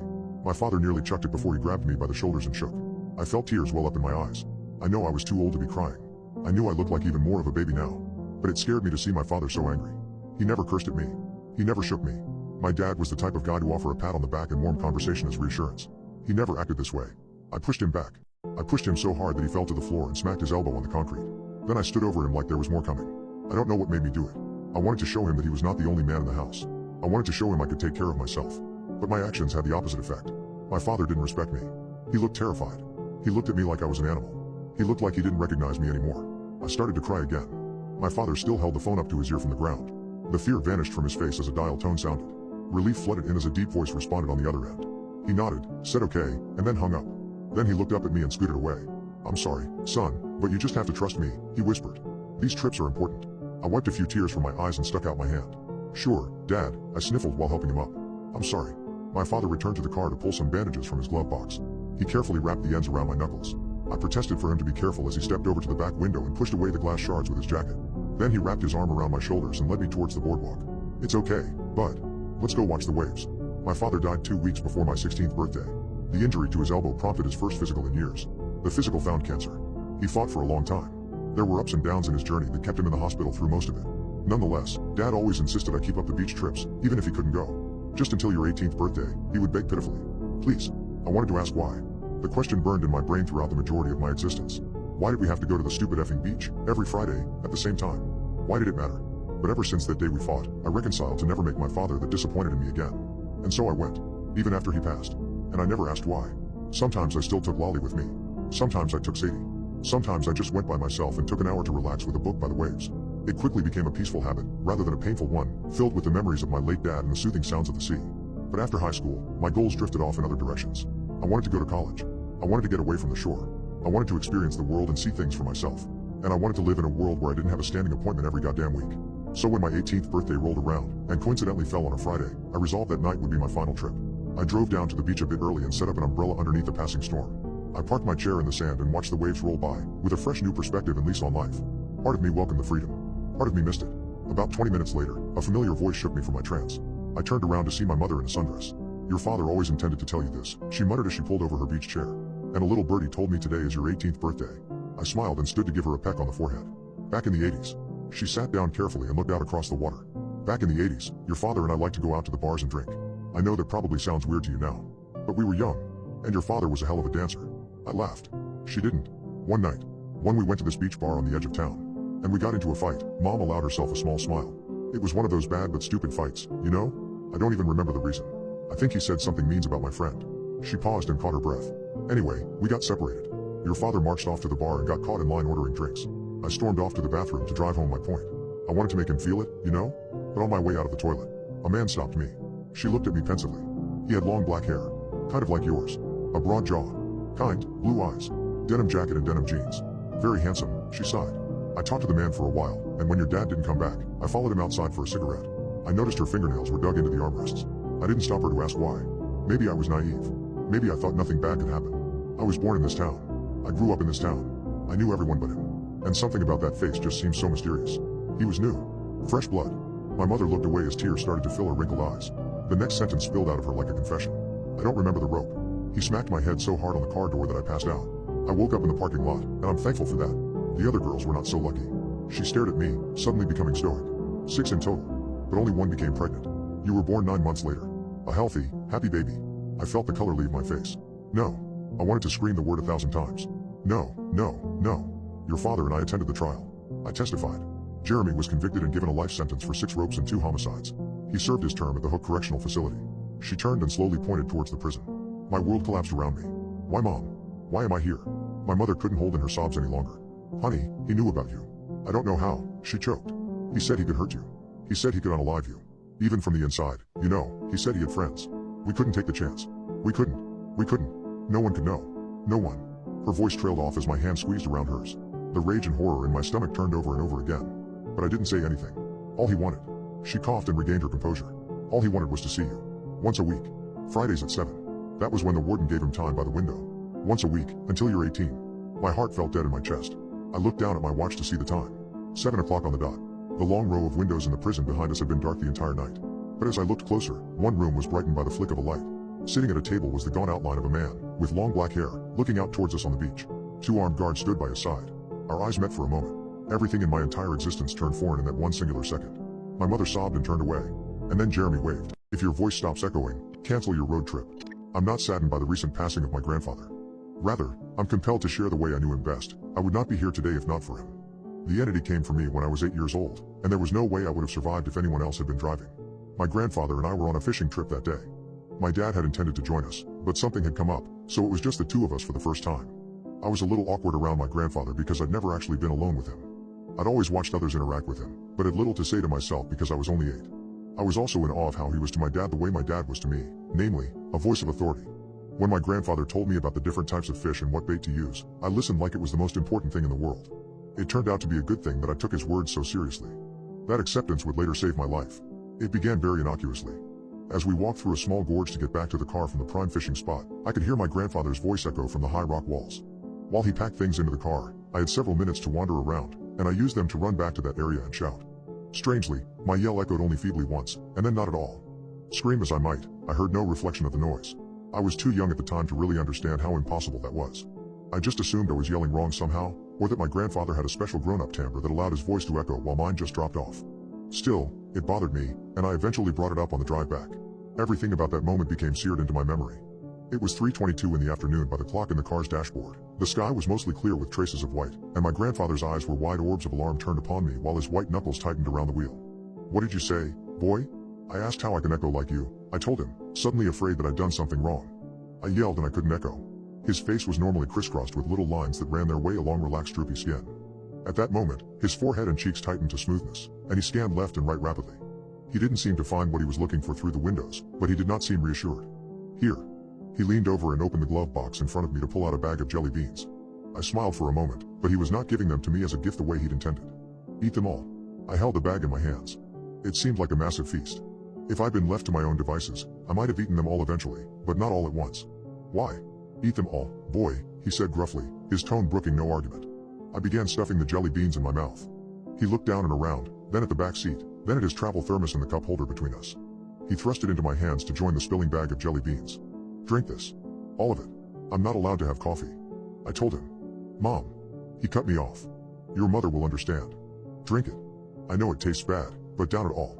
His gaze refocused on something beyond me, and I turned my head to my window to see the forested hills rolling by at various apparent speeds based on their distance. The furthest hills out on the horizon hardly seemed to be moving at all, but I thought I saw a tiny little speck atop one. My grandfather gripped my shoulder with one hand.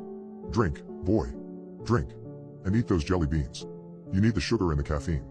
It's going to try to make you fall asleep. Don't let it. To say I was scared then would be an understatement. No part of me thought this was a prank of some sort. He was too reserved and austere a man for that. The coffee tasted horrible, but I gulped it down until none was left.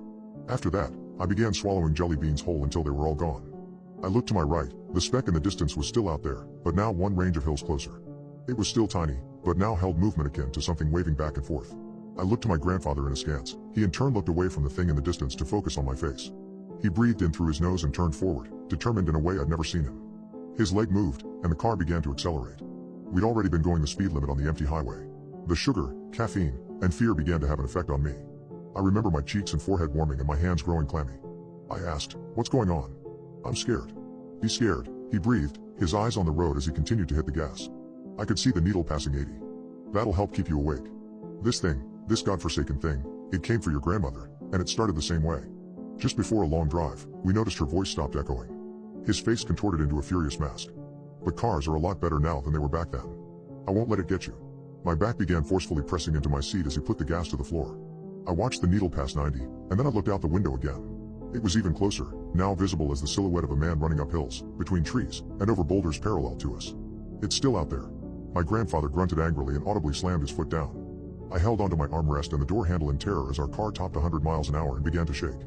It felt like we were in a barely controlled projectile far beyond any limit of safety, and I was terrified the highway would suddenly stop being empty and we would smash into a car or truck ahead.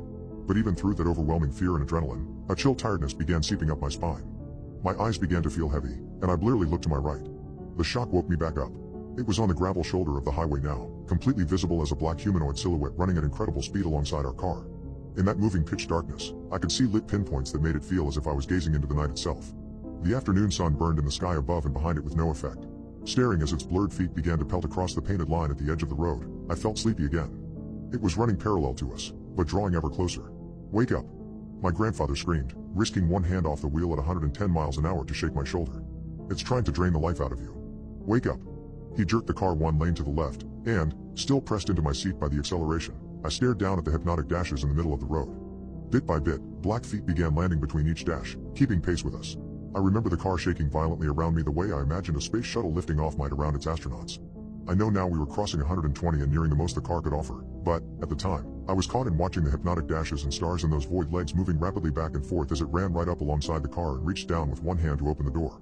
Wind blasted around me as the gale force of 120-mile-an-hour winds tore at my clothing and hair.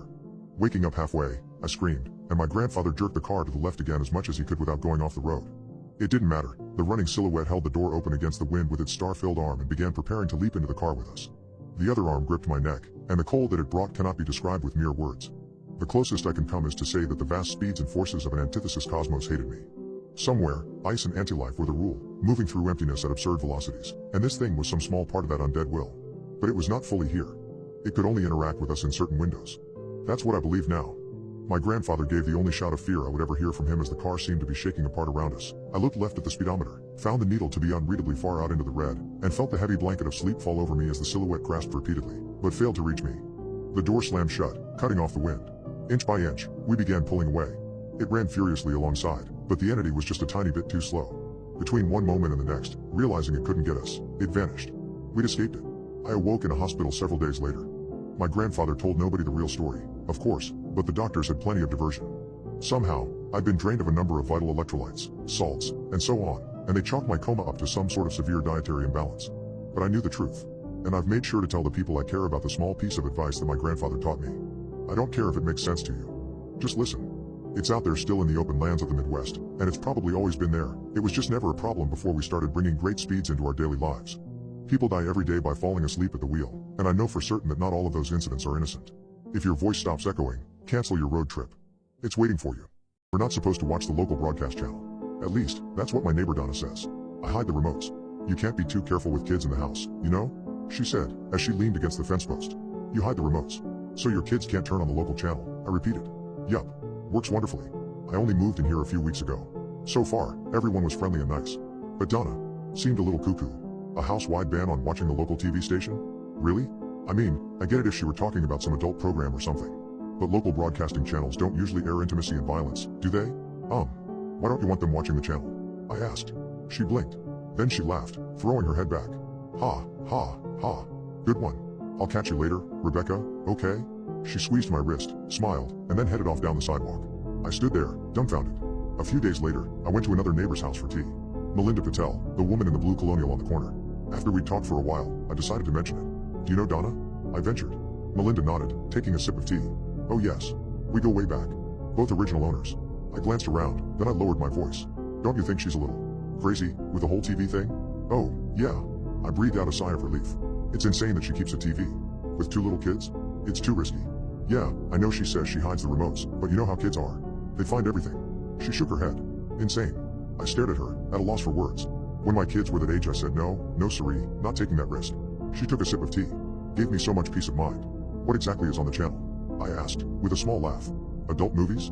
True crime? Her eyes locked on mine. Don't joke about it. Please. She kept staring at me, with such an intense look that I fell into silence. I changed the subject to her flower garden, and her peppy personality snapped right back. And then there was Jerry. Around 4 p.m. she swung by our house, an hour after I returned from Melinda's. Just wanted to see how y'all are settling in, she said, giving us a big smile. Yeah, we're good. She came in, all smiles and chit-chat. But she froze when her eyes fell on our big screen TV, mounted over the fireplace. Oh, you have a TV? Yes, we do. Well, okay, she said, eyeing our 5-year-old son playing in the corner.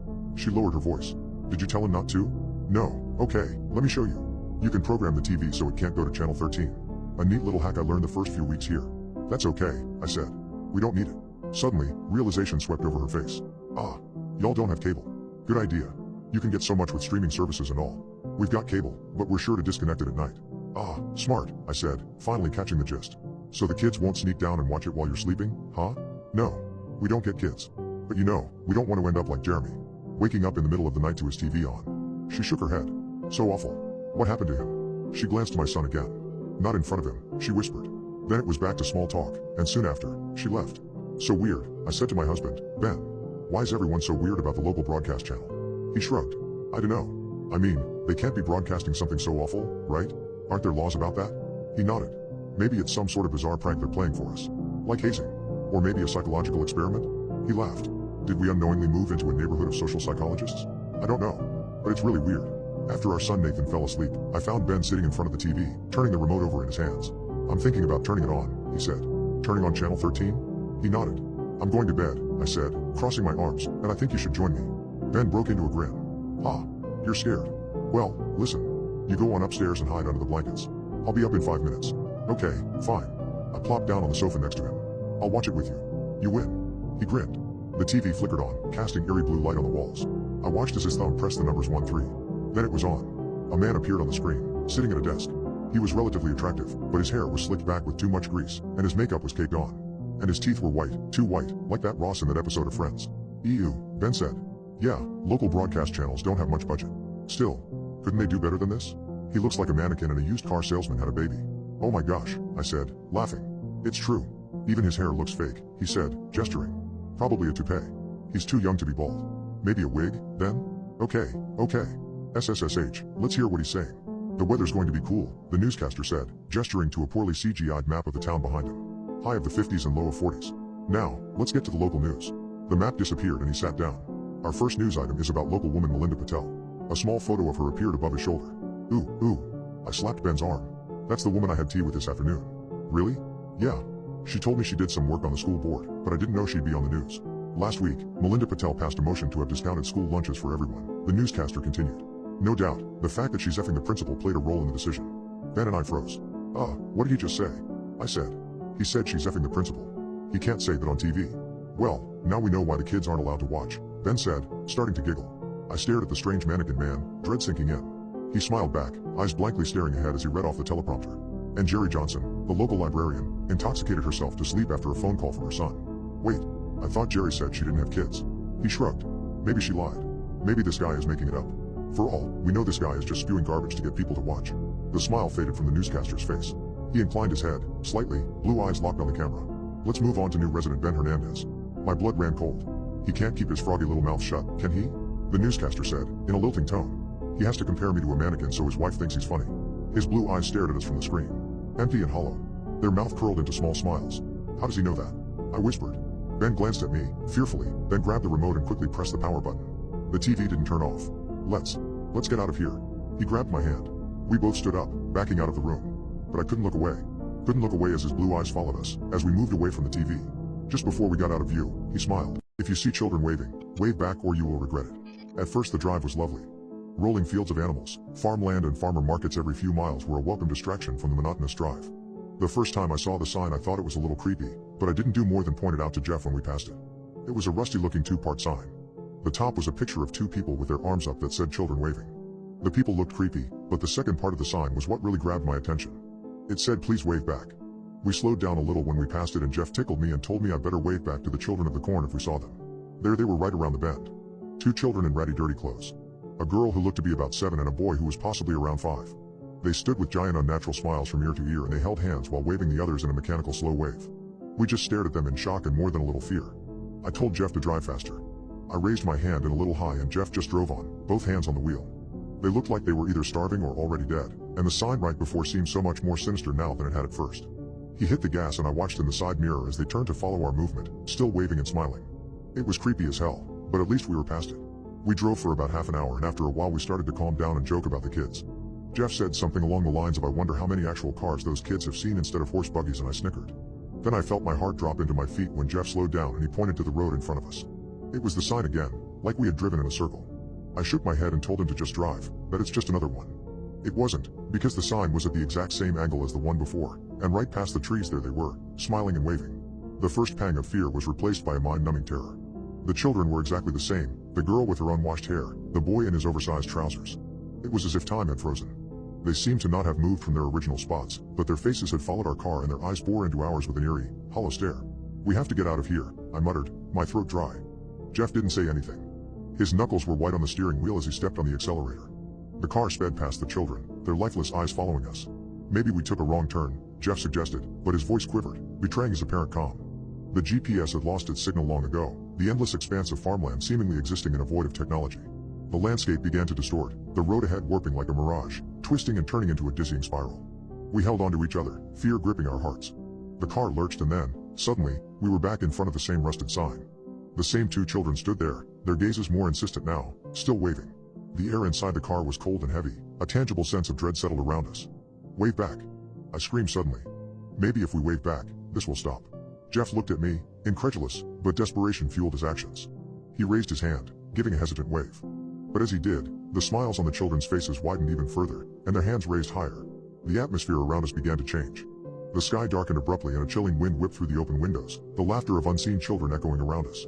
As we looked back at the children one last time, we saw their forms slowly dissolving, their waves becoming more frantic, their eyes wide with some unknown terror. Suddenly, our eyes were drawn to the rear-view mirror. There, standing in the back seat, were two ghostly figures, mirroring the ones we'd left behind. Two children, their faces pale, eyes wide with terror, waving frantically at us. As I spun around to face them, our screams blending with the ghostly wind, the world outside the car started to blur, twisting into a dizzying spiral of colors as the car began to speed up on its own. As we hurtled into the unknown, the last sight we saw was the rusted sign receding in the distance. Children waving. Please wave back. The ghostly figures in our backseat still waved frantically, their eyes locked onto ours.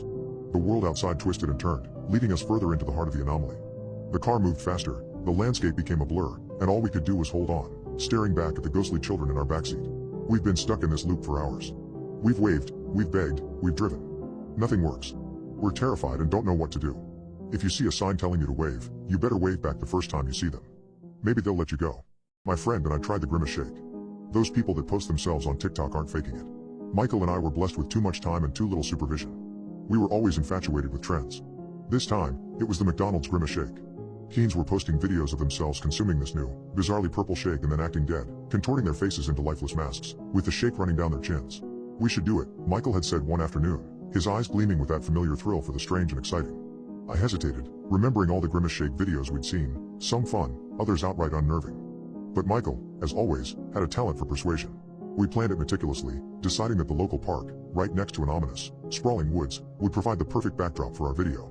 On the day, we biked to the McDonald's downtown, picking up 2 grimace shakes as part of the grimace meal. As the purple, frothy liquid was handed to us, I felt slightly off. How did this trend come to be? It was so out of the ordinary. People trying a drink and looking dead? It sounds stupid, but I can't lie. I was a little scared. We reached the park just as dusk settled, the setting sun casting eerie shadows against the looming woods. We propped our phone up to our car, filming the first part where we were full of enthusiasm. We took a sip. It tasted funny. It had a berry, vanilla flavor. After that, we headed over to this old park that was neighbored by a forest. We filmed my death scene when I propped myself hanging on a tree branch by my waist. My mouth was wide open, and the shot looked pretty good with the dark, eerie background of the woods. I wanted to see how it looked, so he gave me the phone and I rewatched my scene. It looked perfect. Okay, I'm gonna go find a spot, Michael said.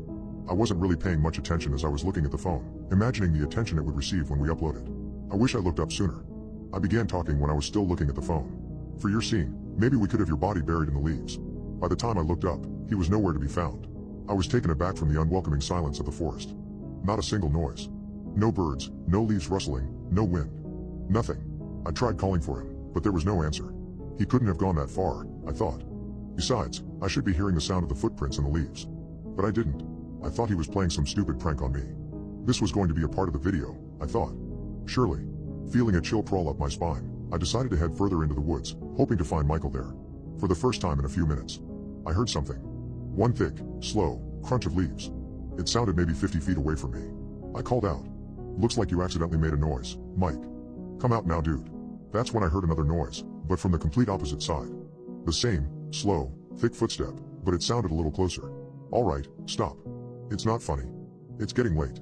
Can we just wrap up the video? There was a pretty thick bunch of trees directly in front of me, but I know I saw something. Some sort of movement. In between the set of thin birch trees, I saw an eye. Not a human one, but much bigger. It appeared inanimate, as the pupil didn't move or twitch. That's when I saw purple. Lots of purple. In a slow, smooth motion, a big, purple thing came around from behind the trees.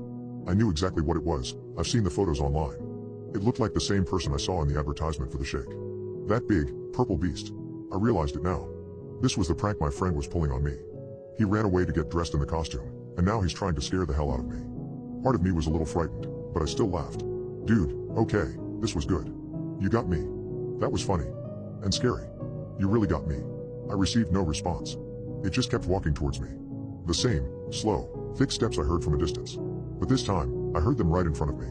Now that it was so close, I could actually see the details. It had a pair of large, thick, inanimate eyes, and the mouth was stretched from cheek to cheek, half open. I could have sworn I saw rows of jagged teeth in there, too. A slimy trail followed it, similar to the shake that we were trying. Except something looked different. The trail was part purple, part red. Blood red. Nothing felt right. This didn't seem like some sick joke Mike would pull on me. In one last hope, I looked at the purple thing, asking one last time. Mike? Is that you? Within an instant, the beast showed me its teeth. I was right. Rows upon rows of jagged, long, sharp teeth. And suddenly, Grimace didn't look happy anymore. I don't think I've run faster in my life. I remember hearing the steps getting louder, closer, closer. But once I was out of the woods and back at the park, the sound stopped. I looked back, and it closed its mouth back to its normal look and hid its teeth. It went back to smiling, but this time, I thought it was going to start laughing at me any second. As it turned around, I saw something on its back. It was Mike, his limbs stretched and tied to its back. His eyes were gone, and his mouth was wide open. Purple liquid was drooping from his body. My mom started taking sleeping pills. She hasn't been the same since. From the moment I was old enough to remember, my mother had battled sleep. My dad was always complaining about my mom being a restless sleeper. She would frequently complain about her sleeping issues with our family, but it piqued the interest of my grandfather the most.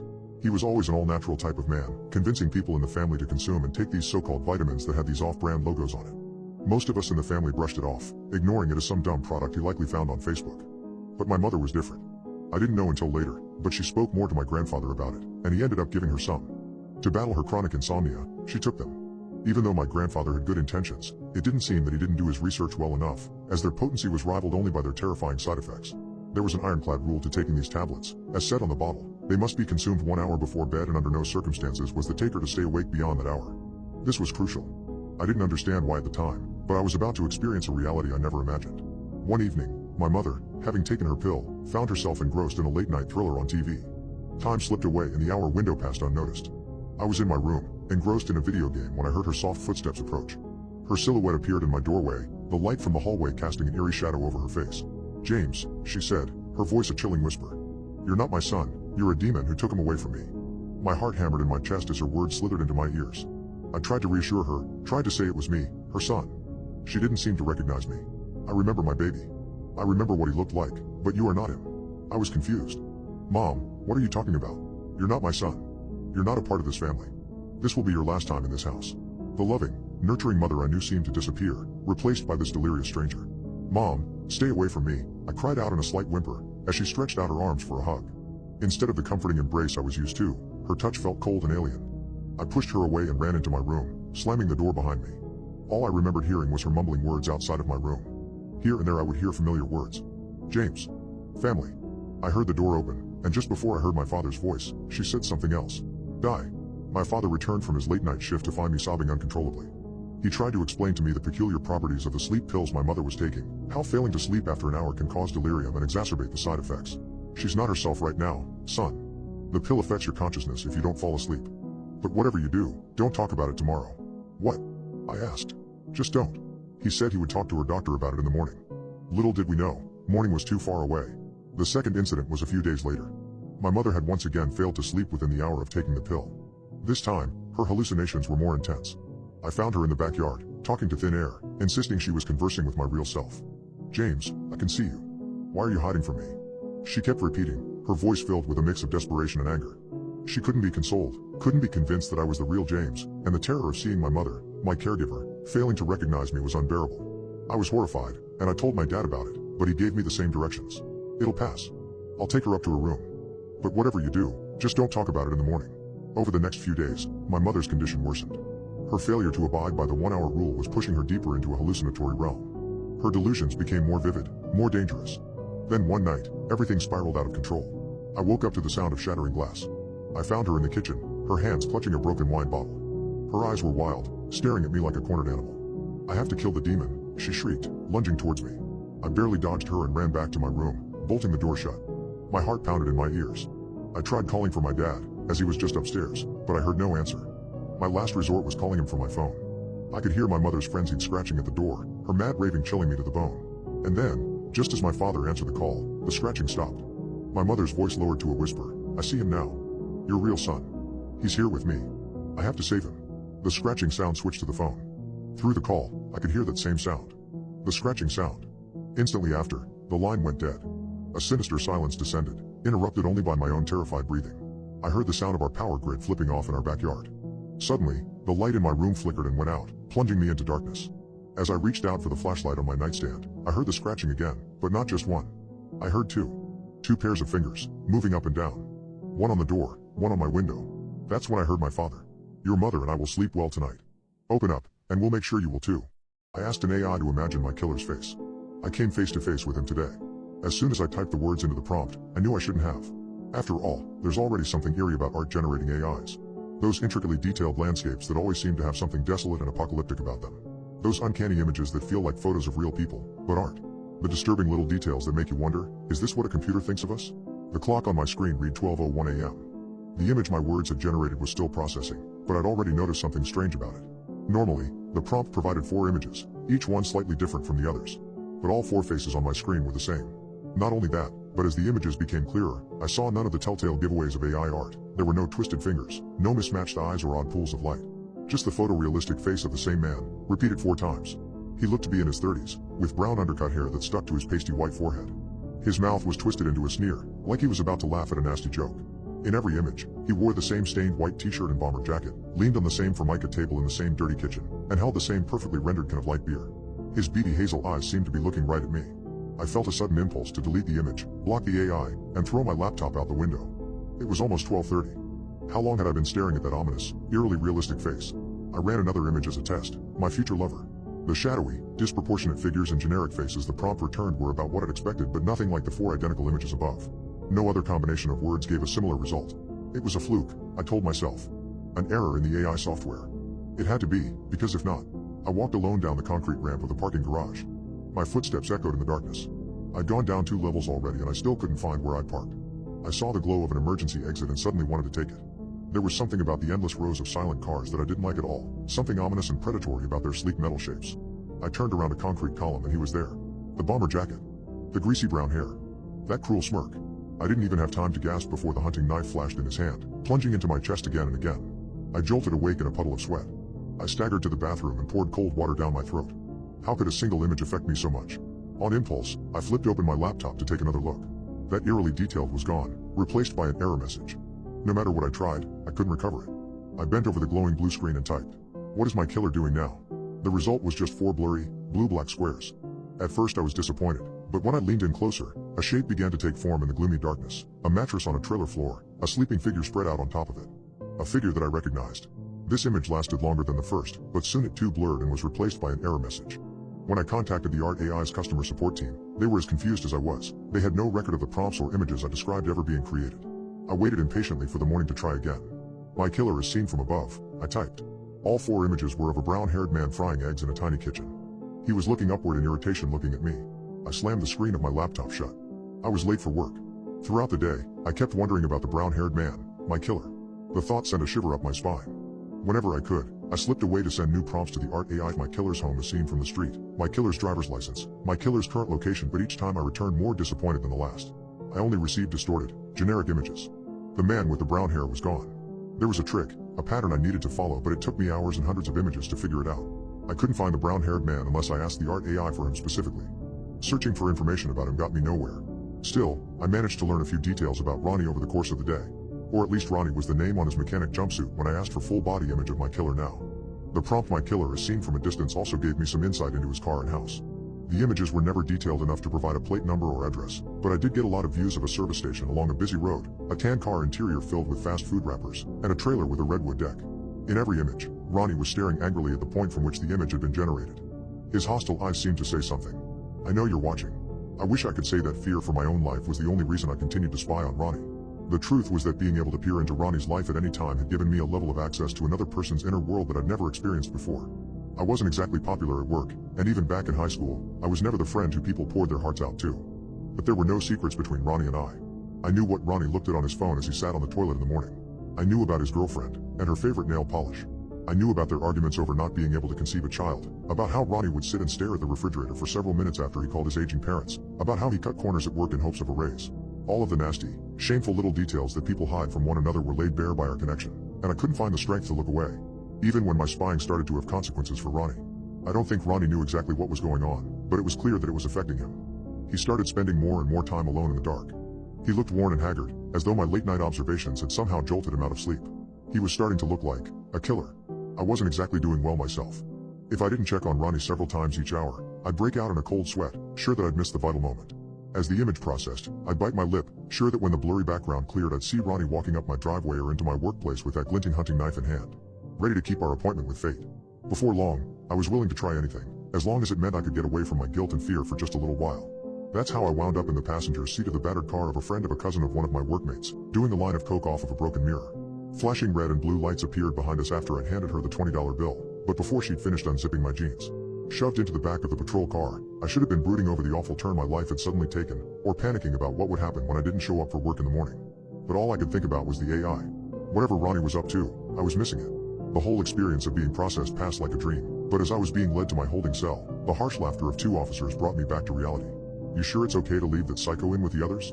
the younger cop asked. "I mean, when we picked him up he was screaming about invisible people watching him." "Look," his older colleague rested her hands on her belt. "If we gave all the crazies their own cell, there'd be no room for anybody else. And look," she grinned at me with a wolfish smile, "he's already got a roommate." I already knew who I'd see waiting for me when I rounded the corner of the cell block. Ronnie looked worse than ever. His skin was pasty, his face unshaven. He sat on the cold concrete floor, holding himself, his wild eyes darting around the corner of the ceiling, searching for his invisible observer. When Ronnie saw me, his jaw dropped. "You!" he snarled. I backed up involuntarily and felt the hard plastic of a nightstick pressing into my back. "Get in there," the older cop grunted. When I grabbed the bars instinctively, she pressed harder. "Stop resisting." "Wait." I was practically whimpering. "Is there another cell I can go to? Can I have a different cell?" "Officer, Stop resisting." Pain exploded in my shoulder as the officer brought her nightstick down on my arm.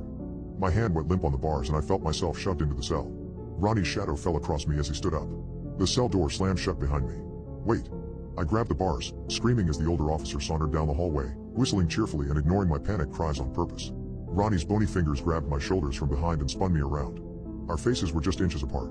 "Why are you following me?" Ronnie slammed me against the bars again and again. "Who are you? What do you want?" I. With Ronnie's forearm pressing my throat shut, I couldn't answer him. I couldn't even get enough air to breathe. Black spots flashed in front of my vision. "Jesus," I heard a voice say from what felt like very far away. "He's killing him." Suddenly hands were pulling us apart, dragging me backwards across the cold, slick floor. Grunts and dull thuds from inside the cell told me that Ronnie was being beaten into submission. "Leave me alone." was the last thing I heard him scream before I was led away. After I was released on bail, I did my best to do as Ronnie asked. After all, I'd been at least partially responsible for his incarceration. If I was him, I realized, I'd want to unalive me, too. The black mirror of my laptop screen seemed to call to me. Just one peek, it seemed to say. What's the harm? He probably won't even notice. Guilty, I opened the AI and typed the prompt, my killer is seen from a hidden place. As the image processed, I realized I was seeing a room through the grate of a ceiling vent. A padded room. Words were written on the floor in something brownish red, although whether blood or feces, I couldn't tell. Now I can see you, too. Ronnie was staring straight up at the vent with his teeth bared in a lunatic grin. Once per day, I told myself. Just to make sure he's still locked up. And once per day, I saw the slow change in Ronnie. He'd stopped staring at the ceiling, stopped writing messages on the floor. His hair was growing out. He did push-ups, read books from the institution library, talk to his doctors. Did he no longer notice my spying? Or was he just hiding his rage long enough to be released? I had a bad feeling I knew the answer. A few minutes ago, the prompt my killer is seen from a hidden place didn't show a padded cell in some institution. It showed a view of my own neighborhood, with a tiny figure walking closer along the deserted sidewalk. Ronnie must have been released early in the morning, and with my arrest record, he probably had no trouble finding my address. Understanding always comes too late. I created this whole situation myself. There never could have been any other outcome. I've spent a long time sitting here in the dark, trying to think of a way out of this, but it doesn't matter. My fate was decided the moment I asked an AI to imagine my killer's face. Even if I tried to leave the house, get a weapon, or call for help, I know that I would end in the same place, beneath the point of Ronnie's knife. I've locked the doors and windows, but it won't help. I can already see my patio door in the image processing on the screen. He's here. My wife left for work on Tuesday. That was the last time I saw her alive.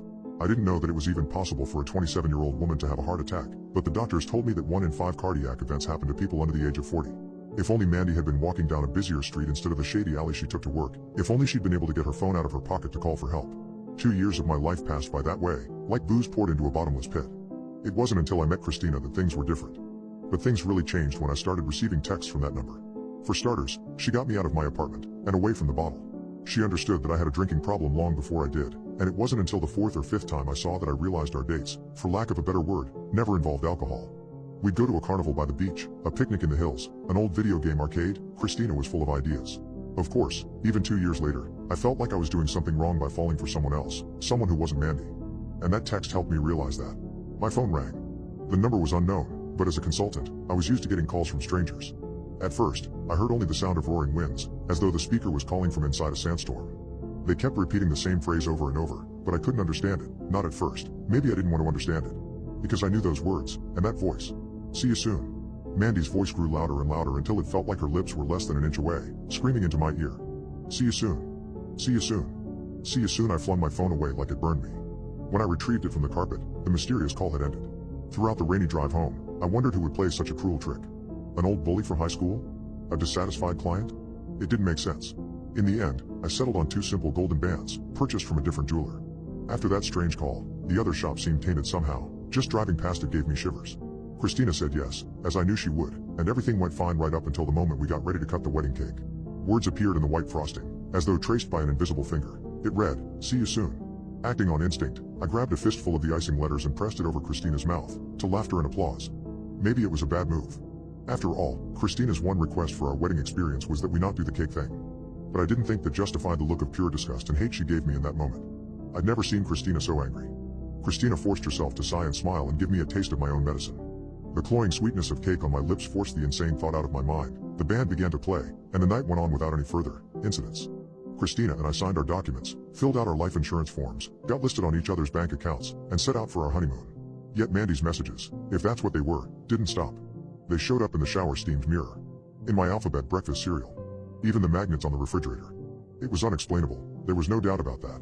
But once I got over the initial shock of seeing those fateful words, I realized that they could be ignored as well. After all, they were just words. I had moved on, and needed to as well, ghost or not. A few weeks after Christina and I returned to California from our honeymoon in Italy, I had my first near-death experience. That morning, I was scheduled to meet a client at a restaurant along Highway 1, a beautiful but dangerous route that skirts the stormy, cliff-lined coast. Maybe it was a trick of the mist, but as I was turning out of our neighborhood, I'd swear I saw someone standing in the middle of the road. It was only a black shape in the white fog, but it looked familiar. It looked like Mandy. I slammed on my brakes or tried to. No matter how hard I pressed on the pedal, nothing happened. Rolled to a stop in a suburban yard and looked nervously out of the window with my emergency flashers blaring. There was nothing outside but mist. Later, the mechanics would tell me that my brake line had been set up to fail. The phone calls and inexplicable writing had been one thing. Now, However, it seemed that Mandy's vengeful ghost was actually trying to unalive me. Christina could tell that something was wrong. There was concern in her eyes when I got home that night. She did her best to cheer me up with red wine, a romantic evening by the fireplace, and a steak dinner, but I was too exhausted to enjoy it. I supposed it was the accumulated stress of the haunting, for that was what it was. I no longer had any doubts that caused me to drift off to sleep so quickly after dinner. When I did, I dreamed about Mandy. We were back in the rundown hardwood apartment that we'd shared back when I was still working on opening the bakery. I turned over in the rumpled sheets, and even in my dream I felt my blood run cold as I recognized Mandy beside me, her messy dark brown hair, the scar on her shoulder from a bike accident. At the foot of the bed, the closet door creaked open just a crack. I scrambled backwards in bed, the closet door opened wider, and the morning light seemed to dim. The darkness inside the closet seemed hungry. A pair of green eyes stared hatefully out at me from its depths. Beside me, Mandy pointed out the balcony window. She held a finger to her lips. "See you soon." The closet door opened wide. Something enormous skittered forward. The hairy black legs of an enormous spider, its hideous bulk hungrily toward me. The spider had Christina's face. I woke up slumped in the passenger seat of the rental car the mechanic had given me. I was in the garage with the door shut and the motor running. My head ached from the fumes. I turned off the ignition, opened the garage door, and staggered into the house. If Mandy could manipulate my dreams, could she also move my body in my sleep? Christina slipped an arm under my shoulder and helped me to the kitchen table before disappearing to prepare some tea and call 911. Alone with my thoughts, I realized that I had to tell my wife what I was going through. Christina placed a warm cup of tea in front of me and I took a small sip, willing my foggy brain to put the words together in a way that wouldn't sound completely insane. Suddenly, my arm exploded in pain. Bloody letters appeared, carved into my skin by an unseen force. "See you soon." Where were the emergency services? Hadn't Christina called them? My brain was too addled by the fumes. I couldn't think straight. And why was Christina holding a knife? As the bloody words had appeared on my arm, my hand had flailed wildly, knocking over the teacup. A faint scent of bitter almonds rose from the spilled liquid, and I finally realized the truth. It wasn't Mandy who'd tampered with my brakes. It wasn't Mandy who'd fed me sleeping pills with wine before placing me inside a running car in a sealed garage. It wasn't Mandy who'd put arsenic in my tea. Christina advanced on me, a razor-sharp knife in her hand and an insane smile on her lips. "You're tired," she cooed. "Your head hurts. Don't fight it, it will all be over soon." I stood woozily, knocking over the plates and dishes that had been my parents' wedding gift to Christina, and they shattered on the floor as I staggered toward the door. Mandy's voice screamed into my left ear with such force that I dropped, clutching my head, and barely missed the shining edge of Christina's knife as it sliced through the air. My phone began to ring in the pocket of my denim jacket. Jacket. Phone. I had no doubt that it was that unknown number again, or that my only hope was to call emergency services, get out in public, and try to stop my wife's knife with the thick jacket cloth until help could arrive. As it turned out, the nightmare was over as soon as I made it out the door with the phone in my hand. My neighbor Taylor was out for a walk with his Labrador and 2 toddlers. The moment he saw me practically falling off of my porch with terror in his eyes, he knew something was wrong, and Christina knew that there would be witnesses. Christina didn't resist when the police came for her. She just stared into space with a vacant expression, a hollow look that explained it all, helping me start my career, marrying me, taking out a high-paying life insurance policy that I'd barely looked at before signing. It was all part of her plan to profit from my death. Mandy had been trying to warn me. I didn't hear from Mandy for years after Christina's arrest. There were no more dark figures in the fog or gruesome words scrawled on the walls. In a strange way, I almost missed them. They were a reminder that someone was waiting for me on the other side, that somehow, the strongest human emotions carry on, even through the veil of death. A few days ago, I went to my doctor for a routine checkup. As he came through the door with an armload of paperwork, I felt my phone buzz in my pocket. I'd received a text. "We've got the results of your blood work back," my doctor began. There was a helpless look on his weathered face that I didn't understand. "To be honest, it doesn't look good. You might want to sit down." My eyes were already drifting to the message from an unknown number that glowed on the screen of my phone. "See you soon. I just met the monster, and now I don't want to be alone in the dark anymore." As he showed me my new classroom, the hiring agent for this new program explained that I'd be the last person to leave the building. Turning off the lights and locking up would be my responsibility. At the time, that seemed like a fair price to pay for the work I'd be doing. I took a look around at the yellowed tile floor, bare brick walls, and dusty fluorescent lights. It needed work, but it felt like a place I could call my own. The first thing I did was to erase the whiteboard. Written across it in huge, childish letters, I read, "I don't want to be alone in the dark anymore." Some sort of prank, I figured, or maybe a leftover from an old lesson. I smirked, erased it, and didn't give the message much attention. I spent the next week scrambling for materials, setting up my classroom, and troubleshooting the Civic Center's outdated technology. I barely had time to look around me, much less notice the eerie solitude of the Civic Center's dark hallways. But when my first students came in the door, the knot of nervousness that had built up in my stomach finally unwound, and I remembered why I'd taken this job in the first place. The only thing I didn't like about the job was staying late at the Civic Center. It was a large building and my classroom was on the 5th floor. The blackness outside the windows only emphasized the empty loneliness of the night. You hear even the slightest sounds under conditions like that, and in time you find yourself wondering what might be making them. I was putting up posters the first time it happened. My students had all gone, and the only light in the entire center spilled out into the corridor from my classroom. There was no reason for anyone else to be in the building. And yet I heard footsteps. Climbing down from the desk, I stuck my head out into the hallway. Seeing no one, I chalked it up to overwork, but I found myself looking over my shoulder while I left that night. A few evenings later, it was back, the unmistakable echo of something walking down the corridor. It was heavier, somehow, like the source of the noise was larger and closer than before. This time, I knew I wasn't dreaming. With my keys clenched tightly in my fist, I decided I was going to find this intruder. I went room by room, turning on lights as I searched storage closets, archives, meeting rooms, offices, and craft workshops. Whoever came in must have found that everyone was gone and left, I rationalized. But then, why hadn't I heard any sound from the elevators? I started leaving with the students after that, turning out the lights behind us as I hustled everyone out the door. It wasn't always possible, though, and I began dreading the days when I knew I'd be up there by myself. Our minds have an amazing ability to hide from themselves that which they don't dare to see or can't explain. I told myself that it wasn't footsteps, only some late-night machinery activating. When I began to hear other sounds too, like someone crawling in the empty space between the ceiling tiles and the roof, I told myself that it was rats, or pipes, or anything to avoid facing the truth that was scurrying above my head. Instead, I locked my classroom door and bolted for the exit as soon as the noises started, although later I couldn't explain why my heart was pounding and my shirt soaked through with sweat. As if to challenge my skepticism, the occurrences on the 5th floor became stranger and stranger. Lights, radios, and appliances turned off and on without warning.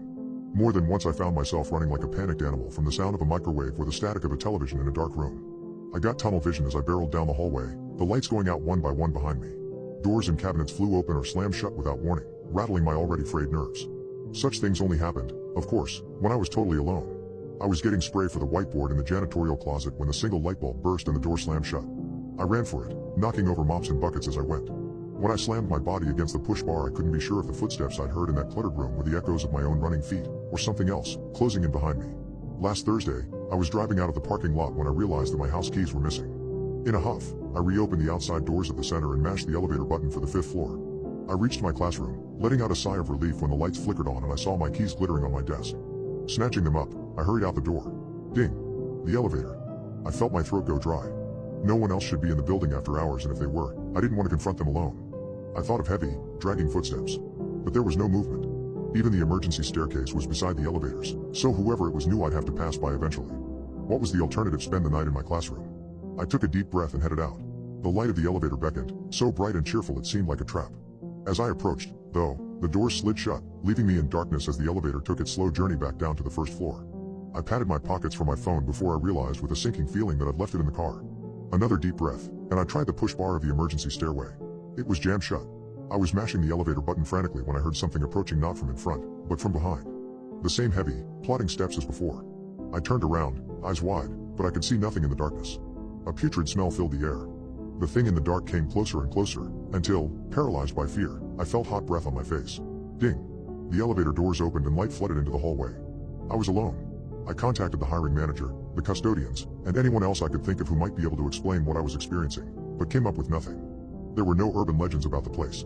No murders, disturbed burial grounds, or strange lights in the sky. Just a dull, ordinary government building where I sometimes had to be alone at night. A few minutes ago, I told my last 2 students of the day to meet me by the elevators. I was going to use the restroom, and then we'd all leave together. I took longer than expected, and got engrossed in reading the graffiti in the bathroom stall. Among the usual insults, phone numbers, and political drivel was a simple message in pencil. I don't want to be alone in the dark anymore. I ran my fingers over it, frowning, and my heart sank as I heard a door open and close. My students must have gotten tired of waiting and taken the stairs out. I hurried to finish my business and leave the stall, but barely a second later the lights flickered out. I heard movement in the stall beside me. It swung open, then those heavy footsteps dragged themselves across the bathroom floor to my own bathroom stall, stopping just in front of it. That smell. Those hot wheezing breaths. Black boots were the only thing I could see before the lights went out. Whoever, whatever it is, hasn't moved. I can't get a call out because of the thick walls, and data is spotty, but I think only the light from my phone is keeping whoever or whatever is out there at bay. As soon as this battery dies, I won't be alone in the dark anymore. My mother used to collect my baby teeth. I recently discovered that this collection was still growing. I'm not entirely sure as to why she wanted to keep them, but I didn't really think too much either. It was just something that she did. I remember that she would always claim that it was bad luck to throw away a tooth. She was a very superstitious woman, and growing up with her, some of that rubbed off on me. She kept all of my teeth inside of a small, wooden box. I only ever saw this box make an appearance when I would lose another tooth and she would go get the box and put the tooth into it. Other than that, it stayed hidden within her drawer. I never really thought about the box and my missing teeth.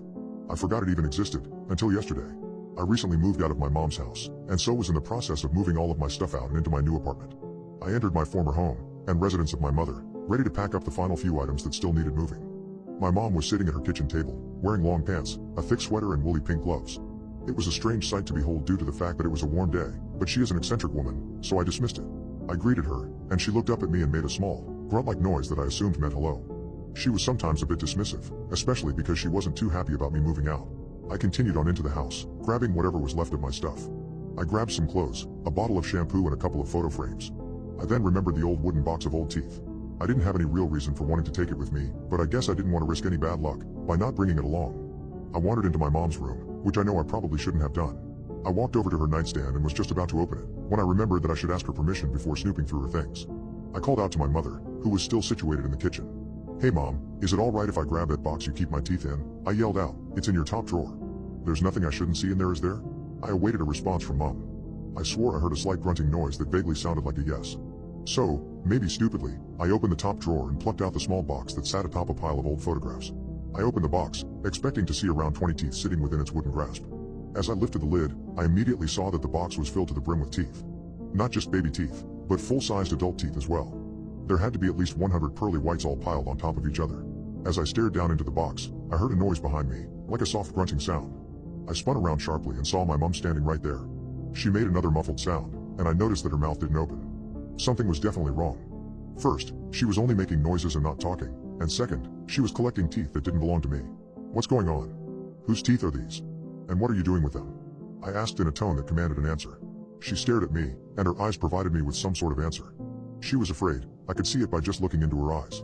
But was she afraid that I'd just discovered her horrible little secret, or afraid because something dark and terrible was happening to her? She then opened her mouth, which gave me a much more detailed explanation. As her lips parted, I saw a normal row of teeth sitting along her gums. She then opened her mouth more, slightly tilting her head backwards as she did, and it revealed another row of teeth behind. They were jutting out of the roof of her mouth. Her entire mouth was filled with perfectly white teeth. I then noticed that the bottom of her mouth also had teeth growing out of it. Along the sides of her tongue, teeth sprouted and protruded upwards. I let out a small yelp, both surprised and scared of what I had just seen. She looked into my eyes, expecting this reaction. She then lifted both hands, grasped a gloved hand with the other, and slid her left hand mitten off. The sight of a hand absolutely covered in teeth is not one that I ever expected to witness in my life, but here it was. Covering her entire hand, and onto her wrist, numerous teeth emerged from underneath the skin, poking through like sprouts growing out of dirt. Her hand was covered in the enamel growths, and no skin was visible underneath the teeth. My stomach heaved at the sight, probably both in disgust and genuine terror. I couldn't believe what I was seeing. Mom took off the other glove, revealing an identical hand made up of teeth that had broken through the surface of her skin. Sensing my feeling of revulsion, I would have thought Mom would have stopped there, but she took off the woolly jumper, uncovering the rows of teeth that sat along her entire arms. Her chest area also sprouted teeth, but they were still mostly underneath the skin, like they hadn't fully grown through yet. Not like the rest of her body. I didn't need to see it, but I assumed that her legs would also be covered in the teeth. I watched on in horror as I saw one of the teeth near her shoulder wobble. It wobbled only slightly, but I could tell that it was loose. She had a loose tooth on her shoulder. The wobbling continued, and I saw the tooth begin to push its way out of her skin. It gave a final wriggle, before falling to the floor. I was shocked. She was growing teeth, and it wasn't just in her mouth. I couldn't help but stand there, frozen in fear at what was occurring. I didn't know what to do. I knew I should try and help her, but shock wouldn't allow me. Not just yet. Mom then turned around and walked out of her bedroom. I stood for a moment longer before following, rather apprehensively. When I caught up to her, she was sitting back down at the kitchen table, one tooth-covered arm resting on the table, the other clutched a pen. I'm not sure how she managed to hold a pen, but I knew it must have been painful to bend her fingers around it, as it would stretch the skin underneath the teeth. She must have fought through this pain because she held the pen and she brought it down to a piece of paper that was sitting on the kitchen table. She began to write. I approached the table, curious as to what was being written. I was terrified at this point, and hoped that she was providing more answers as to what was happening to her. I walked up the piece of paper and started to read. What she had written was the most terrifying thing so far. I know you are scared. I was too when I found your grandmother in this state. She looked awful, just as I do now. She didn't know what was happening to her, but luckily death came quickly to her to stop this suffering. A million questions crossed my mind. What was this disease? Teeth growing all over your body? Was it permanent? She finished what she was writing. I'm plagued by the same affliction as my mother. I'm sorry to tell you this, but I think it might be hereditary. It stuck in my head all day. I couldn't stop thinking about it. Hereditary? Multiple rows of teeth? It wasn't that big of a deal until I realized something. I was spending a significantly longer amount of time brushing my teeth. I wasn't supposed to open the door for anyone. I now see why. I still remember what her parents told us. Chantel, remind them not to let anyone in, no matter how loud they knock or how scary they sound, or who they say they are. If they're meant to be in here, they'll have a key. As the door closed, I noticed that the peephole in the door was plugged shut and curtains covered every window. It seemed very odd to me, but everyone had some quirks, right? And before long we were having more fun than we'd ever had at Deborah's house, running through the misty trees and catching lightning bugs. It was just the three of us, but the nighttime came early in the woods. The first knock could have been anything. We were laughing so hard that we barely heard it. Chantel told us to hush. And stood up suddenly. What crawled up your butt and died? Deborah asked, which only made us laugh harder. Her face serious as stone, Chantel clasped a hand over Deborah's mouth, ignoring her muffled protests. That snapped me out of it. I realized that the drone of insects from the forest had stopped completely. Something was wrong. It was quiet enough that there was no mistaking the next pattern. There was a tap tap tap on the front door. Seriously, Chantel, what is wrong with you? Deborah giggled, twisting free of her weaker friend. We shushed at her furiously. Knock knock knock knock. The sound was more insistent now, like an angry neighbor wanting to make a noise complaint. Let's go to my room. Chantel suddenly announced in a whisper. Please. Deborah and I exchanged another glance, then shrugged. Chantel turned off the lights on the television. Something like instinct compelled us to move quietly, and our attempts to tiptoe made the ramshackle trailer seem especially empty and silent. I felt cold sweat trickle down my spine each time the floor creaked. For some reason my eyes kept darting to the curtained windows, and I'd swear I heard a faint tapping at each window as we passed it, as if there was a little boy outside throwing pebbles. Chantel let out a sigh of relief as we entered her bedroom and shut the door, apparently glad to have another barrier between us and whatever was outside. We didn't say much as Chantel got out an old board game Candyland, I think, and began to set it up. Before long, Deborah and Chantel started to whisper, giggle, and then finally talk normally again, but I couldn't calm down. It was strange. Way too strange. About 40 minutes later we heard pounding on the door. This time, we all made a point to ignore it and go on with our game. It worked, until the doorbell started ringing. The classic ding-dong didn't seem that menacing, but Chantel had gone pale.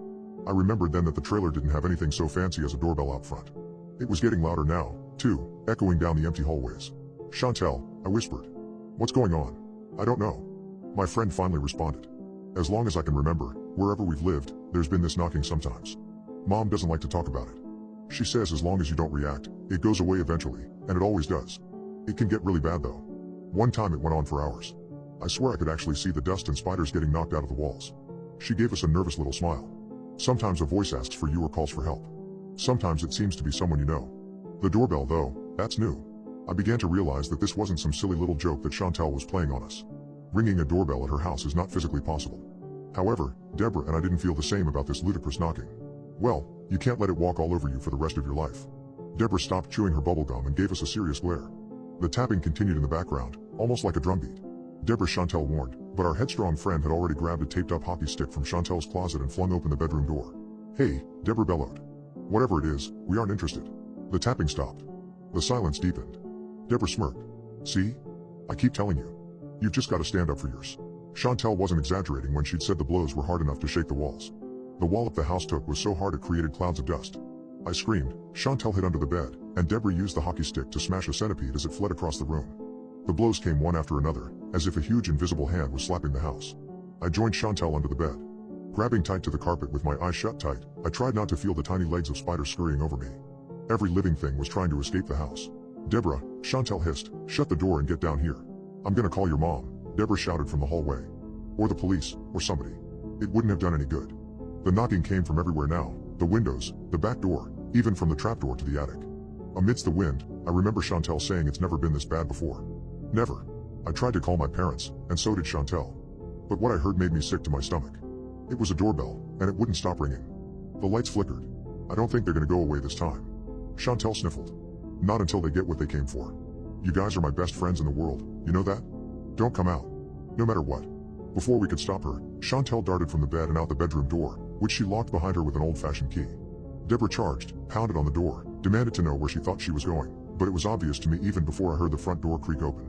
The knocking stopped immediately. Deborah and I tried to quiet our panting breaths, waiting. It's okay guys.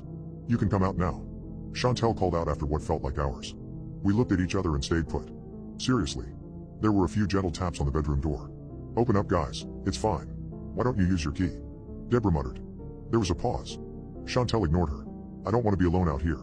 Please. There was a noise like a child's hands patting the door, searching for a weak spot. Please let me in. The patting became pounding. Let me in. Guys, let me in. Please, just let me in. Let me in. Let me in. Let me in, let me.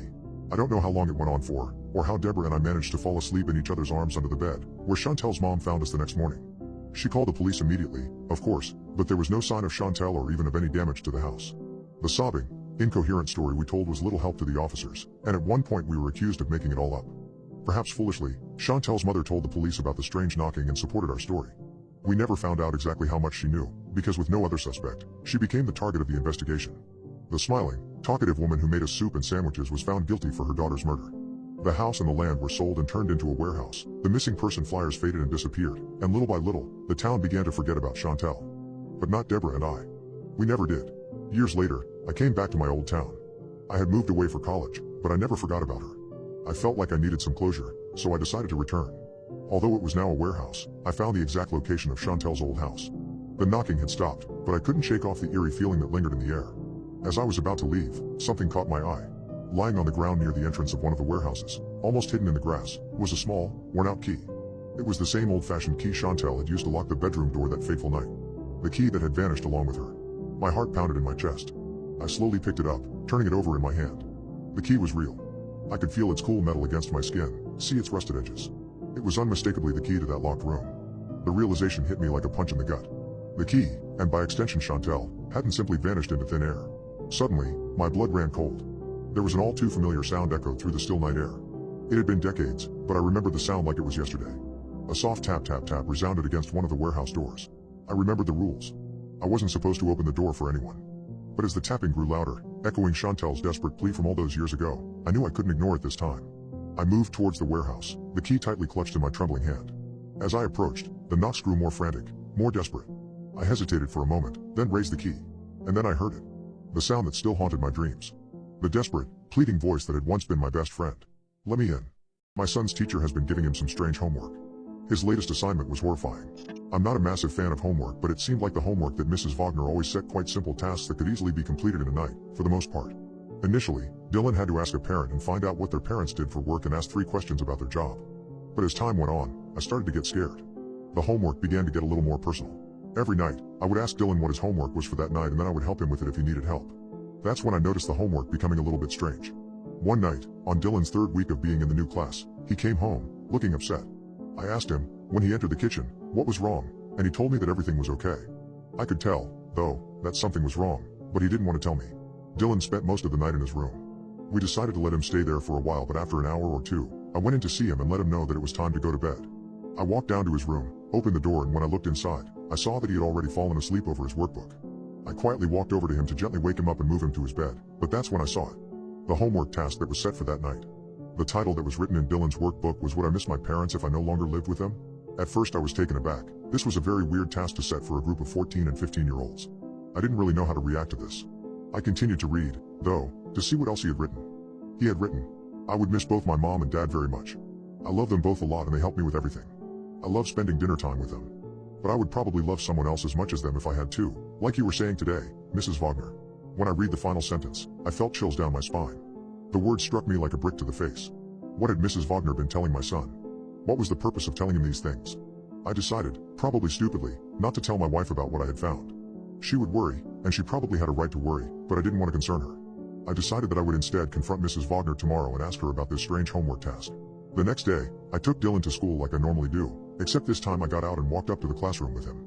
I saw Mrs. Wagner, alone in the classroom, as I entered the room, and she greeted me with a smile. Hey, how are you?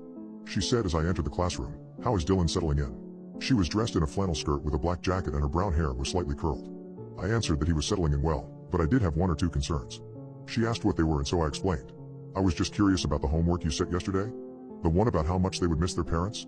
I am just concerned because it is a very strange and confronting thing to ask a group of 9th graders. I also noticed that Dylan wrote that he might have to love someone else if he had to, like you told him. I would really like you to explain that. I asked her, quite bluntly. Oh that, she replied as she let out a slight laugh. Yesterday, I was teaching about how parents love and protect their kids, but also how that there are also other people that would be there to help them if they need it. I wasn't satisfied with this answer and was about to question her further, when suddenly a large group of school children entered the classroom. They were all walking in 2 rows. They all greeted Mrs. Wagner and greeted her one by one. They seemed very well behaved, almost too well behaved. I then saw Dylan take a seat next to one of the students, who was staring to the front of the classroom with their arms crossed. At the entrance of the rest of the class, Dylan's behavior seemed to change. He seemed to sit up a bit straighter and his eyes widened as he began staring at the rest of the class. I looked around and noticed that all of the students were staring at the same spot. All their eyes were pointed at Mrs. Wagner. Something didn't feel right, but I knew that Dylan needed to stay at school, and this was probably some sort of morning routine they had. I decided that I would pick Dylan up from school, though, and so I left work a little bit early and drove over to the school. When the bell rang, Most of the kids came running and screaming out of the gate, apart from Mrs. Wagner's class. They all walked out in a line, walking in time. This disturbed me. I had never seen a group of students so well behaved, especially even after the school bell had rung. Dylan walked over to the car and hopped in. He didn't say anything and sat in his seat, staring straight forward. I asked him if he was okay, and he just gave me a blunt response, almost instantly. Yes. I drove him home, in silence, and when we got home and inside, Dylan went straight to his room and closed the door. I knew something was definitely wrong, but I didn't know what. I decided to leave him alone until my wife got home and I would tell her everything that had been going on. She got home about half an hour later and I sat her down and explained everything that had been going on. She sat and listened and started to look more and more worried with every word I said. Maybe I should go and talk to him, he might like that, she said once I had finished explaining everything. I agreed, and so she went into his room and I waited out in the lounge room for them to finish talking to each other. 15 minutes later, Dylan walked out of his room and into the lounge room.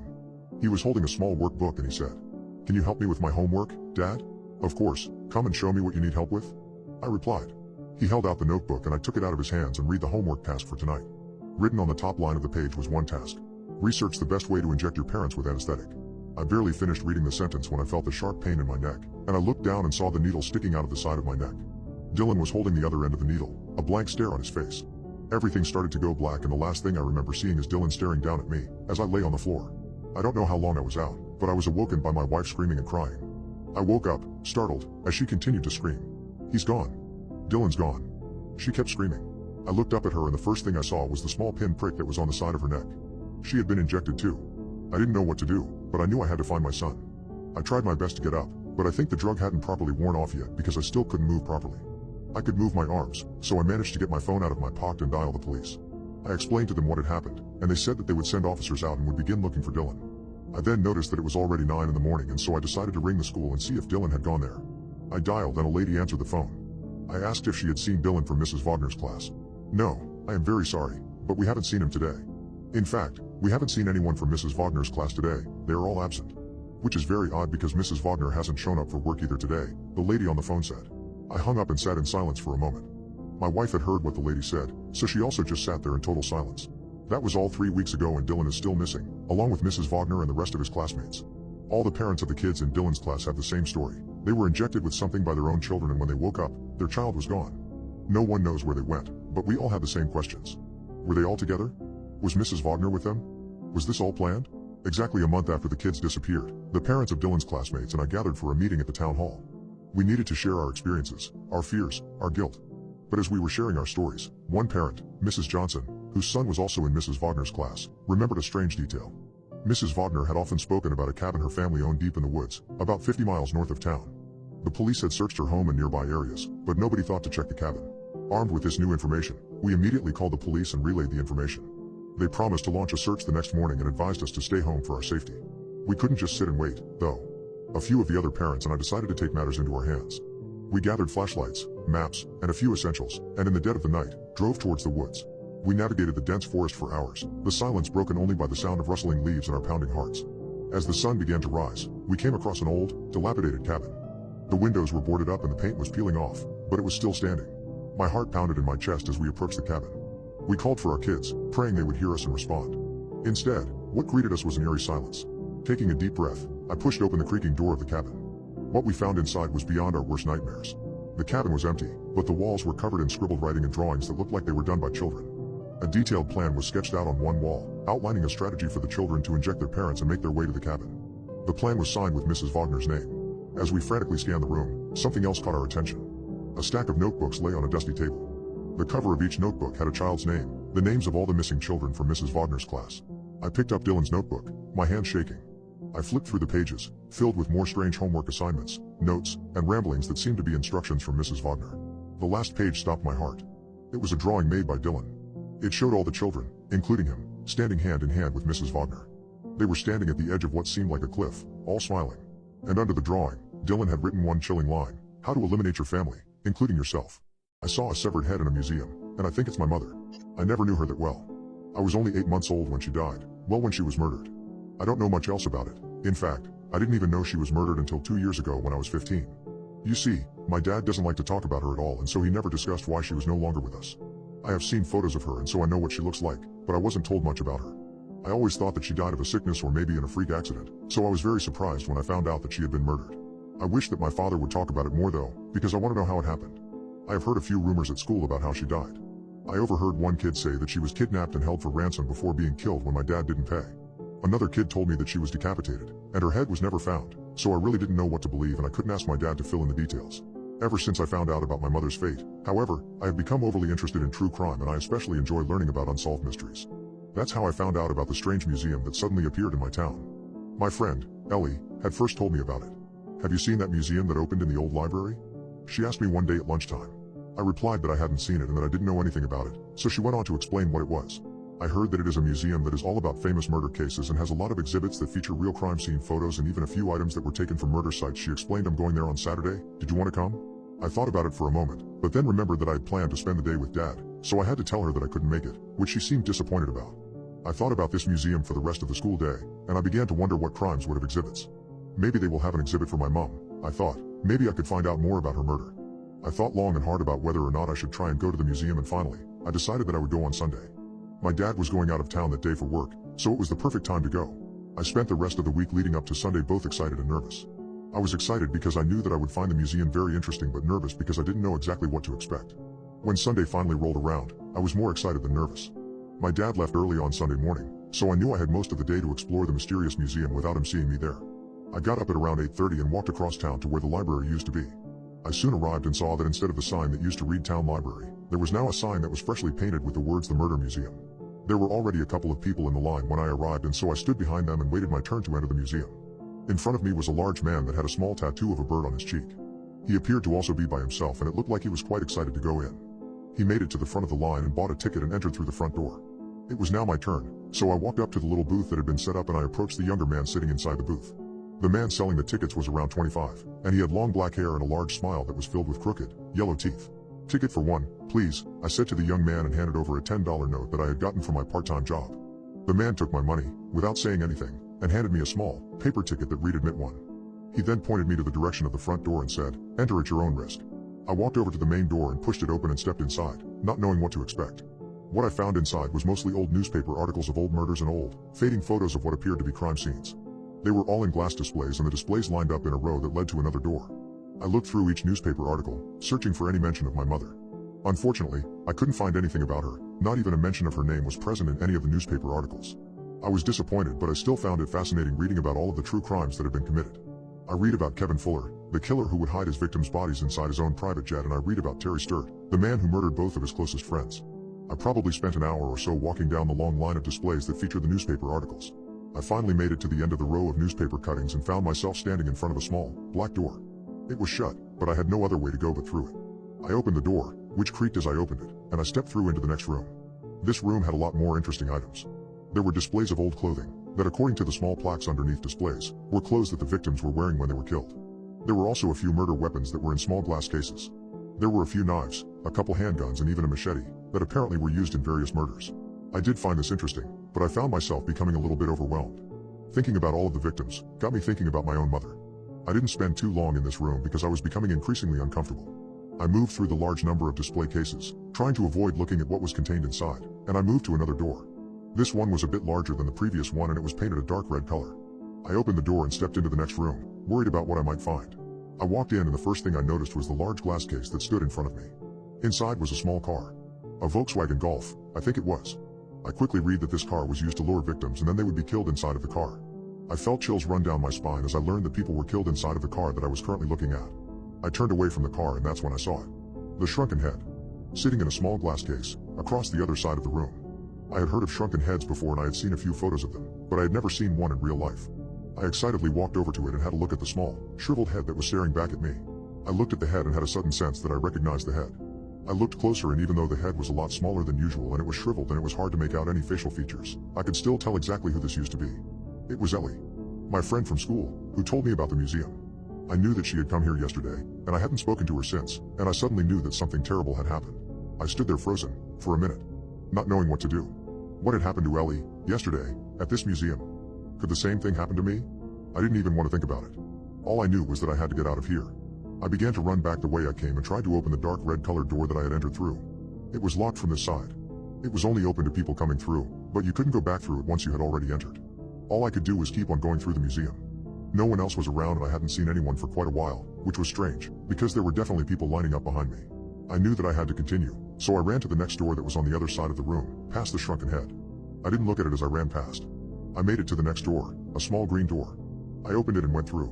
I could see that this room was empty apart from rows of pots, all sitting on top of small, portable gas stoves. I cautiously approached the first pot and had a look inside. I just had to know what was in there, and once I knew, I really wish I hadn't. Inside the pot, looking back at me, was another head. It was boiling inside of the pot. I could already see that this head was slightly smaller than when I had last seen this. It was the small bird tattoo on the head's face that made me realize who I was looking at. I knew that this man entered before me, and somehow, his head was now getting boiled inside a pot. Getting shrunk inside of a pot. Suddenly, there was a noise behind me, and I saw a masked man walk out of a door that was hidden in the corner of this room. He was heading straight towards me and he was holding a machete. At this point, I began to realize my fate. I knew that it was now my turn to become just a head. Just a shrunken head. I felt adrenaline racing through my body, and I began to sprint in the opposite direction of the man who was approaching me. I managed to run to the other end of the room, past the row of boiling pots. I saw that there was a small door on this side of the room. I managed to reach it, and I looked back and saw that the man with the machete was now gaining on me. He was not far from reaching me now. I turned the doorknob on the door and, luckily, it opened. I felt sunlight hit my face. I was now outside. I was out the back of the library.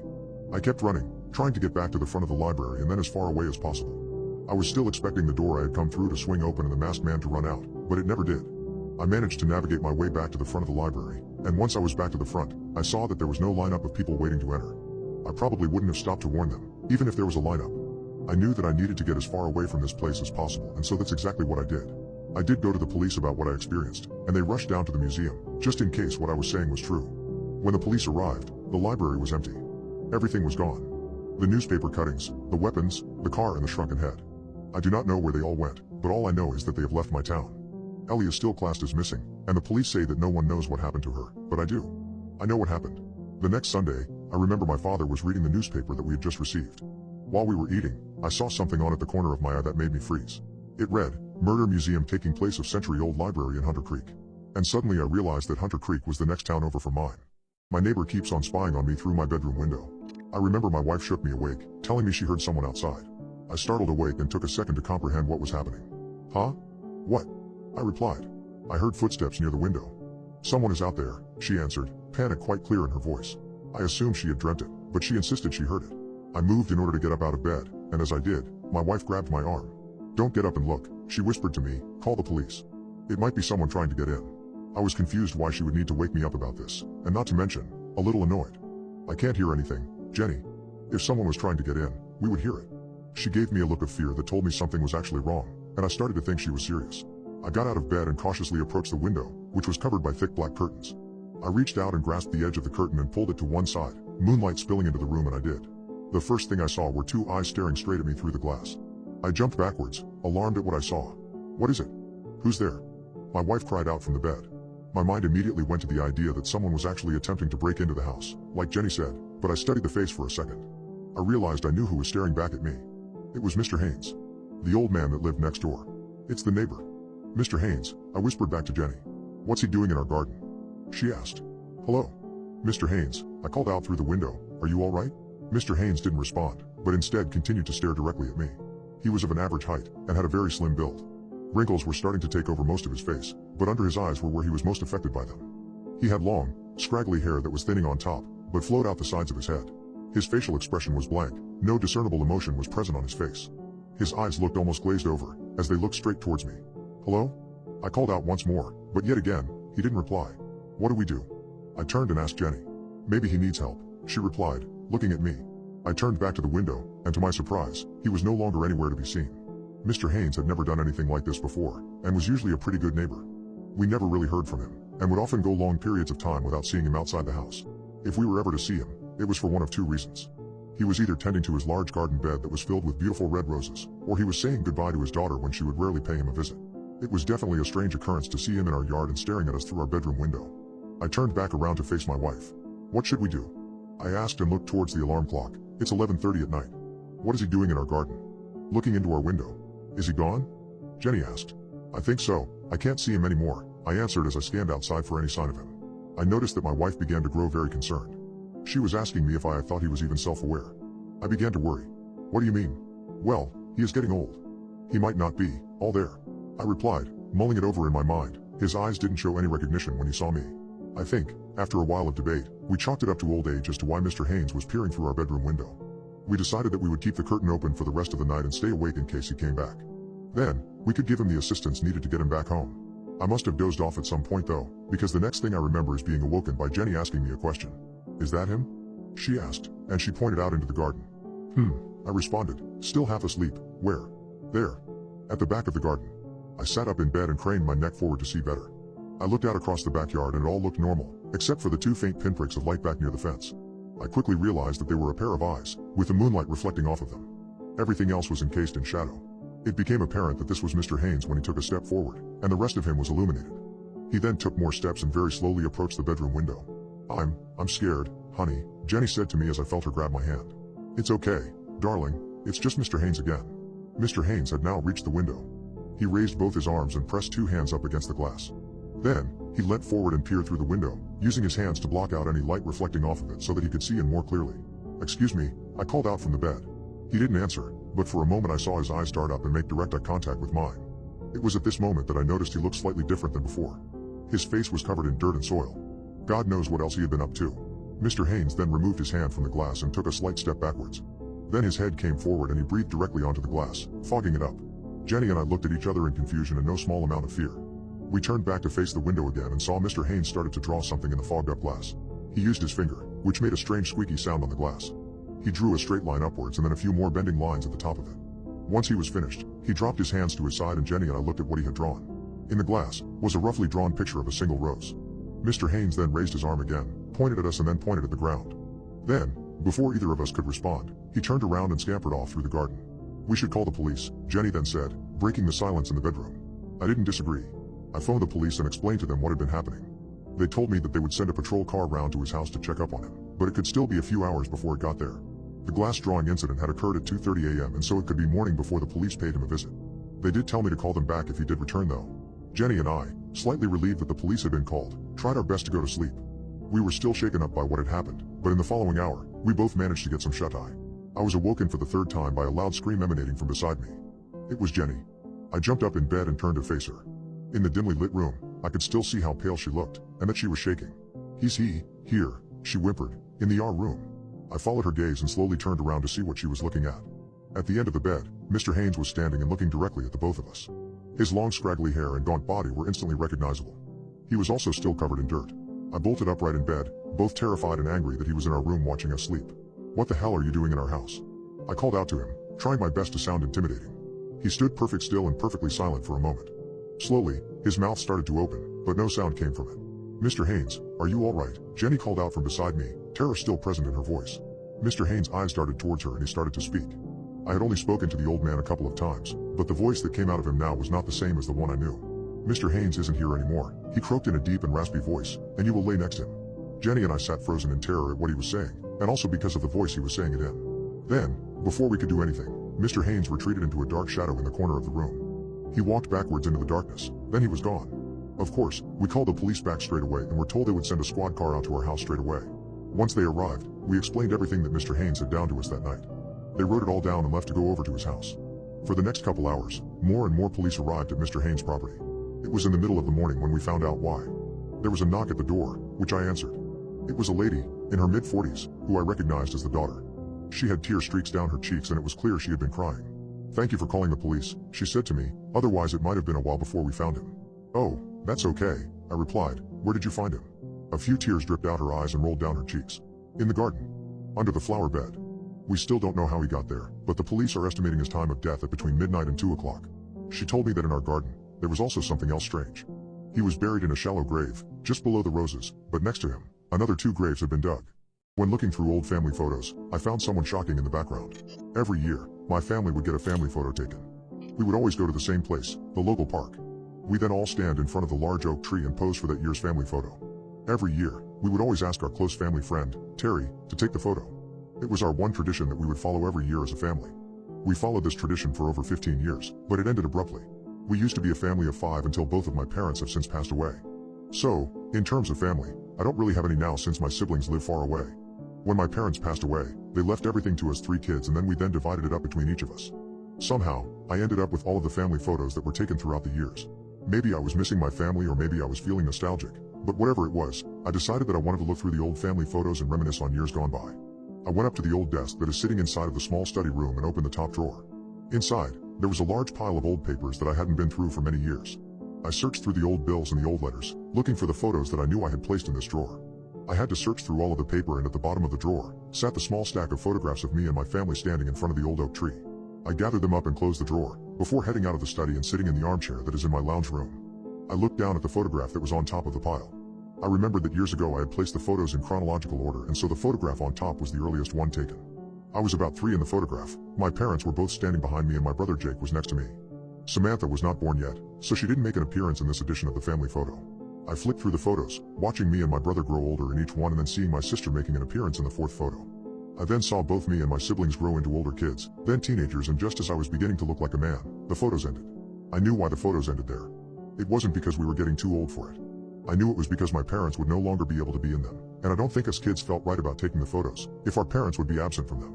I continued looking at the last photo. I was looking at both of my parents in the images, looking back at their smiling faces. Smiling because they didn't yet know what would happen to the two of them. Then, something caught my eye. Behind the back of both my parents, between the branches of the old oak tree, a man was standing in the background, facing the camera and smiling. He was a very strange-looking man. He had long gray hair that hung around the side of his head, but he was balding on top. He was missing a number of teeth, and so his mouth was mostly a gaping black hole. His eyes, however, were probably the strangest thing. They almost appeared red, but that must have been because of the flash of the camera. I laughed a little bit to myself, thinking that we had been photobombed. I then finished flicking through all of the photos and so was back at the beginning. I was about to put the photos back in the drawer, but that's when I saw it again. I saw him again. The same man, standing in the same spot behind my parents. The man looked the same age as he did in the previous photo, even though this one was many years earlier. He also had the same expression on his face, staring and smiling at the camera. His eyes were also the same shade of red as they were in the previous photo. I was a bit worried at this point. How could he appear in both photos that were taken 15 years apart? I then looked at the next photo, and standing behind the oak tree and behind my parents was the same man, looking exactly the same, his eyes still red. I then started to flick through each photo once again, and in each photo, in the same spot, stood this mysterious stranger. The more I looked, however, the more I began to think he wasn't smiling at the camera, but instead was laughing at my family standing there. I didn't know who this man was, and I didn't know why he was always standing between my parents and watching my family. I tried to think of different rational explanations. Maybe this man knew that we took a photo every year and so planned to always be in the background of the photo. Or maybe, it was one of my parents' friends, playing a joke on us. I managed to convince myself that it was someone my parents knew, and they were just playing a joke. This helped comfort me enough and helped me try and forget what I had seen. I decided to turn on the television to further take my mind off of it. I switched it on and watched the local news for an hour or two, but that's when it happened. The words "breaking news" appeared, and the mood of the news show switched drastically. The newsreader began to speak, and an image of a man I knew all too well appeared on the screen. Terry Sturt, convicted murderer, has died today, the newsreader said, as the image of Terry, my parents' close friend and the photographer of all of our family photographs, appeared on the screen. He died in his cell, after a long battle with cancer. Terry was convicted back in 1996 of the murder of Edward and Teresa Barter, the newsreader continued, as a photo of my parents flashed up on the screen. Terry Sturt has always maintained that he was innocent, and today, in a deathbed confession, he revealed who he believes is responsible for the death of what Terry calls his closest friends. Terry claims that the man responsible is a man by the name of Paul Randling. However, 7 News can reveal that Paul Randling had long since been dead before the murders of Edward and Teresa Barter took place. I couldn't get the man out of my head, though. Paul Randling, Paul Randling, Paul Randling, my brain repeated over and over. I hadn't heard of the name before, but I had to know who it was. I pulled out my phone and went open Google and typed the name Paul Randling into the search bar and then hit search. Most of the results were for Facebook profiles of people with that name. After a bit of searching, however, I managed to find an article with the name Paul Randling in it. I began to read. Murderer, Paul Randling, will face life in prison. Paul Randling has today been sentenced for the hideous crime of a double murder. He has been convicted of murdering a young couple in cold blood. The couple's names cannot be revealed, but it is known that they have left behind 2 young children. Randling, 58, will be facing life in prison for his crimes. Underneath the article was a small drawing of Randling, and it was unmistakable. This was the man in the photograph, who was standing behind my parents. I didn't know what this meant. How could this man, who was jailed in the 1940s, be in the background of all of my family photographs? I decided to look at the photos once again, just to make sure it was the same person. I picked up the small stack of photos and looked at the one on top, but the man was no longer standing behind my parents. He had moved. I looked through all of the photos and it was the same in all of them. He was gone. And suddenly, I got a feeling. The room got colder. My neck hairs went up. I turned off my TV so I could hear my surroundings. That's when I saw it. In the dark reflection of the TV, I saw something that stood out behind me. It was a pair of eyes, but they weren't mine. The eyes were red. A colleague and I got trapped inside a walk-in freezer. I'm starting to think he's the one that locked us in. I spun around sharply and saw that the heavy freezer door was firmly shut. My colleague, Logan, was holding the door handle, with no discernible expression on his face. That better not be locked, I said to him sternly. Of course it's not locked. It's never locked, he replied in a tone that seemed to imply I was being stupid for even thinking that it was. Oh yeah?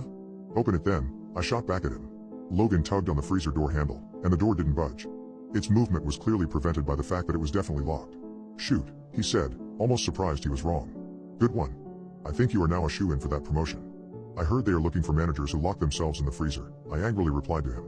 At the time, Logan and I were fighting over the management position in the supermarket. I should have been convinced that I now had the job in the bag, especially after this blunder. Logan, though, was quite tenacious, and would probably still try anything to get that job. And, by the way, he continued, there is enough air in a standard walk-in freezer to last 24 hours, so we should be fine. I think the cold might be a slightly more pressing matter, I replied, almost condescendingly. That was the other thing about Logan. He knew lots of random trivia facts, and he was more than happy to provide you with one, even if the timing wasn't always appropriate. Well, what do we do now? I asked, as the realization of the severity of our predicament set in. I glanced up at the wall as I spoke, and read the electronic temperature gauge that was attached to it. It read -9 degrees. There is an emergency button in here somewhere. It sets off an alarm inside the store, Logan said excitedly, as he remembered that this button existed. We were working the graveyard shift and had been the only employees in the store for hours. It was 2 a.m. We figured someone would come in eventually. Besides, it was only a few hours before shift change. Nevertheless, we still pressed the button. Logan reached up and pressed the button, and as he did, I heard a faint alarm bell ringing from the shop floor. The sound of ringing that would determine whether or not we would be freed from our icy prison. Hopefully someone nearby would hear it. There really wasn't much else we could do though. We both left our phones in the office when we started our shift, and so we were trapped here until someone heard the alarm. I watched as the breath I exhaled turned to a fine mist in front of me, and I could see the fine layer of ice that covered everything inside the freezer. The only thing I didn't experience was the cold itself. In fact, I felt slightly warm. We were both wearing thick woolen coats and gloves. Somehow, in this below-zero freezer, I was a little bit hot. Logan would never shut up, and always insisted on telling fun facts. For some reason, he saw this time as a good opportunity to do so. I normally hated it, but I needed something to get my mind off of. Did you know that ostriches have 3 stomachs? He asked. No, I didn't know that. Thanks for enlightening me. If you like that fact, you will love this, he said, and then continued to speak before I could object. I listened to him speak, confused as to why he was telling me these random facts. I was beginning to become distracted though, as I was really beginning to feel warm. Have you heard that certain drugs, like LSD, raise your body temperature? There you go, another fun fact for you. Bet you did not. Hey, what are you doing? Logan changed what he was saying because he saw me stand up and take off the large woolen coat that was protecting me from the cold. I suddenly felt really warm and needed to shed the extra layers. I felt an instant rush of relief when the coat had been removed, as I felt my temperature drop to a more appropriate level. What are you doing? You really are going to freeze if you take that off? Logan said, sounding concerned for my well-being. Don't ask me how, but I felt hot, I replied. Hot? You're crazy. I was about to respond by asking him to feel my arm to see if it felt warm or it was just in my head, when I looked down at my arm and saw a small hole. I studied it closer. There was a rather tiny hole in the crease of my elbow, in the same spot they usually draw blood from. In fact, I think this is what it was. It looked as if the hole was caused by a needle. Do you see this? I called out to Logan, as I outstretched my arm, that small hole right there. Logan took a step towards me, inspected my arm for a minute and then nodded. Yeah, looks like you've had a blood test, he said, and speaking of blood, did you know that a pint of blood contains 2.4 trillion red blood cells? I haven't had a blood test, I told him, ignoring his useless fact. And that is when it dawned on me. I had no recollection of entering the freezer. All I remembered was that I was throwing away some rotten meat that had small maggots in it, and the next, Logan was closing the freezer door. The rest of my memory was a total blank. I suddenly knew what happened. Now that I think about it, at that time, this was a little extreme of an accusation. You drugged me, I said to Logan accusingly. I'm sorry? What? Yeah, it makes sense. You drugged me, then locked us in the freezer. Then, when we get rescued, you can blame it on me and insist they drug test me. Or, no. Surely not. A dark thought crept into my head. I knew Logan would do pretty much anything for this promotion, but surely not this. I felt delirious. I felt like I was going crazy. You were going to leave me to die in here. You will be rescued, and you will claim you tried to save me, but you couldn't. Then, your competition is out of the way, and the promotion is yours. Logan stared at me in confusion and disbelief. Maybe disbelief at what I was saying, or disbelief that I had worked out his insidious plan. You're paranoid, he replied after a moment. I didn't drug you. What the hell are you on about? Someone will hear the alarm soon and we will be saved. We will both be out of here soon. I looked at him, trying to figure out if he was telling the truth, or if I was correct. Then why did you tell me that fact about the drug that raises your body temperature? Why did that fact pop into your head? I yelled at him, realizing that more and more pieces were starting to connect. Because that's what I do. I tell random facts. I don't know why I told you that one. It's just something I thought of, he spat back at me. I watched him intently, and I could see his anger level rising. I noticed this because I saw a few veins in his neck begin to stick out. My eye was drawn to the rather large vein that was now poking out his neck. The vein then wriggled. I jumped backwards. What the hell was that? I yelled, your vein just moved. As I spoke, I saw the vein wriggle once more. It looked like it was a small, blue snake that slithered slightly along Logan's neck. I took in a few deep breaths and tried to rationalize the situation, and I quickly found an explanation. I'm hallucinating, aren't I? Whatever you gave me is making me see some weird stuff. Logan just looked at me like I was losing my mind, which was entirely possible. Then, I felt a strange wiggling sensation down my own arm. I moved my focus towards it and saw two of my own veins wriggle just below the surface of my skin. I felt them move too. Whatever drug Logan injected me with, it was really beginning to take effect. I watched both my arms as the veins inside them moved around, like small worms in the dirt. I felt each movement, but I had to keep reminding myself it was just the effect of some hallucinogen. Then, breaking my concentration from my arms, I felt my nose start to run. This made my brain realize that I was still stuck inside the freezer and that the cold would be a danger to me. I sniffed and felt whatever was running out my nose return to where it came from. The fear inside me grew. I was stuck in freezing temperatures, drugged, and now hallucinating as well. I didn't have much hope that I would survive the night. And Logan was to blame. I looked up at him, and saw the worried expression on his face, but lunged towards him anyway. I refused to die without a fight. I grabbed Logan by the arm and was just about to push him forwards, when I felt his vein slither below the palm of my hand. I recoiled and let go of him. His face now showed signs of pure terror.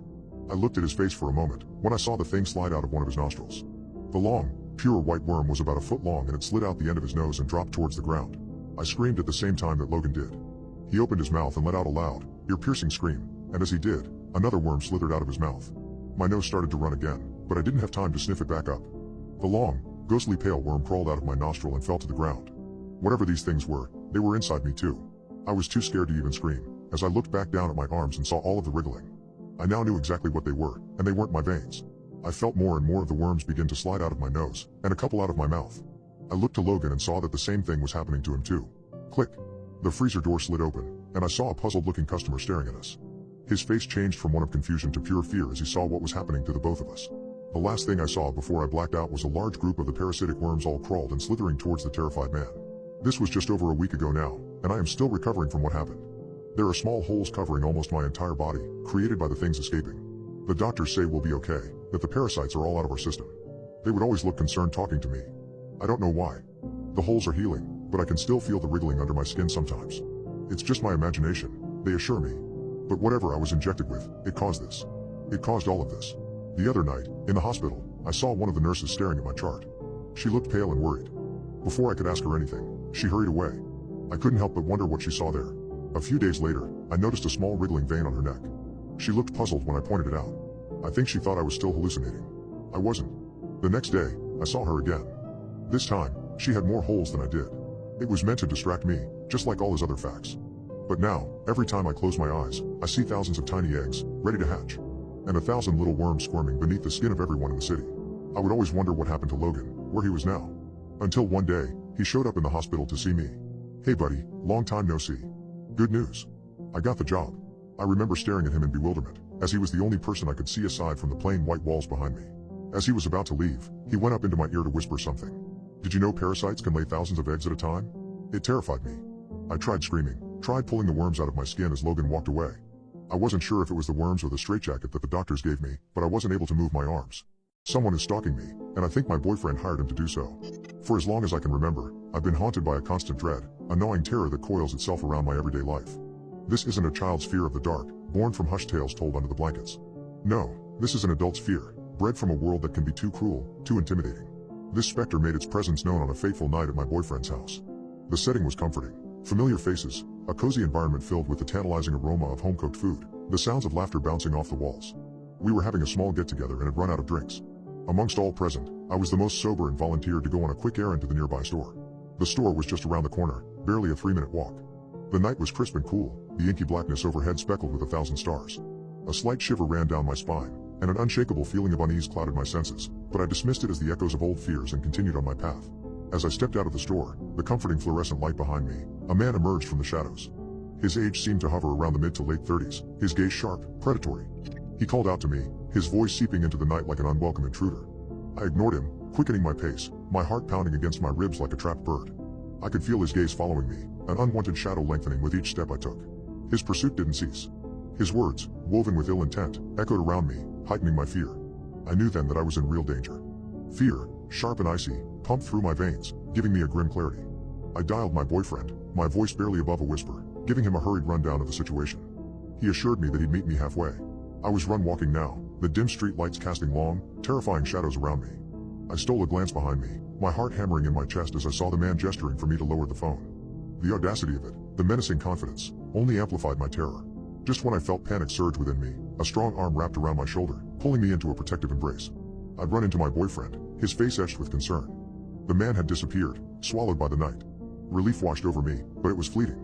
The fear still clung to me, wrapping its icy tendrils around my soul, reminding me of my vulnerability, my brush with danger. I stopped going out alone after sunset, my world shrinking with the setting sun.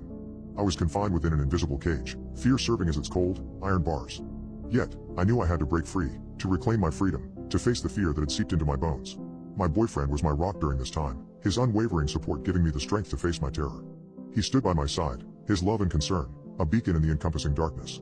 The day I decided to face my fear was an ordinary one. The sun had dipped below the horizon, and the world was draped in an inky blackness, the silence of the night punctuated by distant, echoing sounds. Determined, I stepped out into the darkness, only to be greeted by a chillingly familiar sensation. My heart clenched, an icy fear seeping into my veins as I turned around. There he was, the man from that night. The manifestation of my fear stood before me once more. But there was something different this time. He was not alone. My boyfriend stood next to him, his usually comforting features morphing into an inscrutable mask.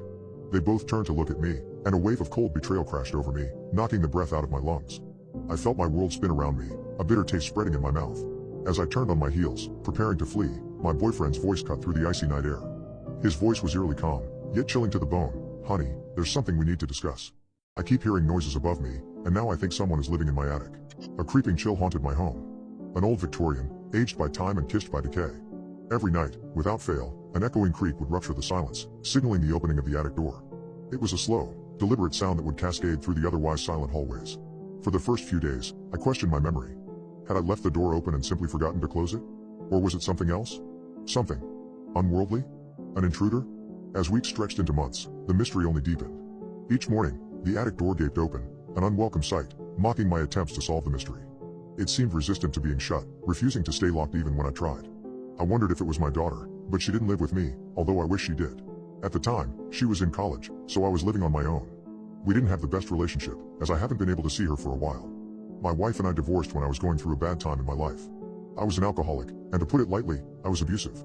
I regret it to this day, as it ruined the only two good relationships I had in my life. I tried to change myself and went to therapy for alcoholism, but I never really repaired the relationship I had with my daughter. I wish I did sooner. Fear began to gnaw at the edges of my mind. My rational explanations crumbled under the open door. There was no ladder to get in, but the door was wide open. I grabbed a ladder from my garage, checked in the attic, but there was nothing to be found. Nothing happened for a few days. Until I woke up on Sunday. Once again, just like before, it was wide open. No ladder below it, again. This is when I started to really get scared.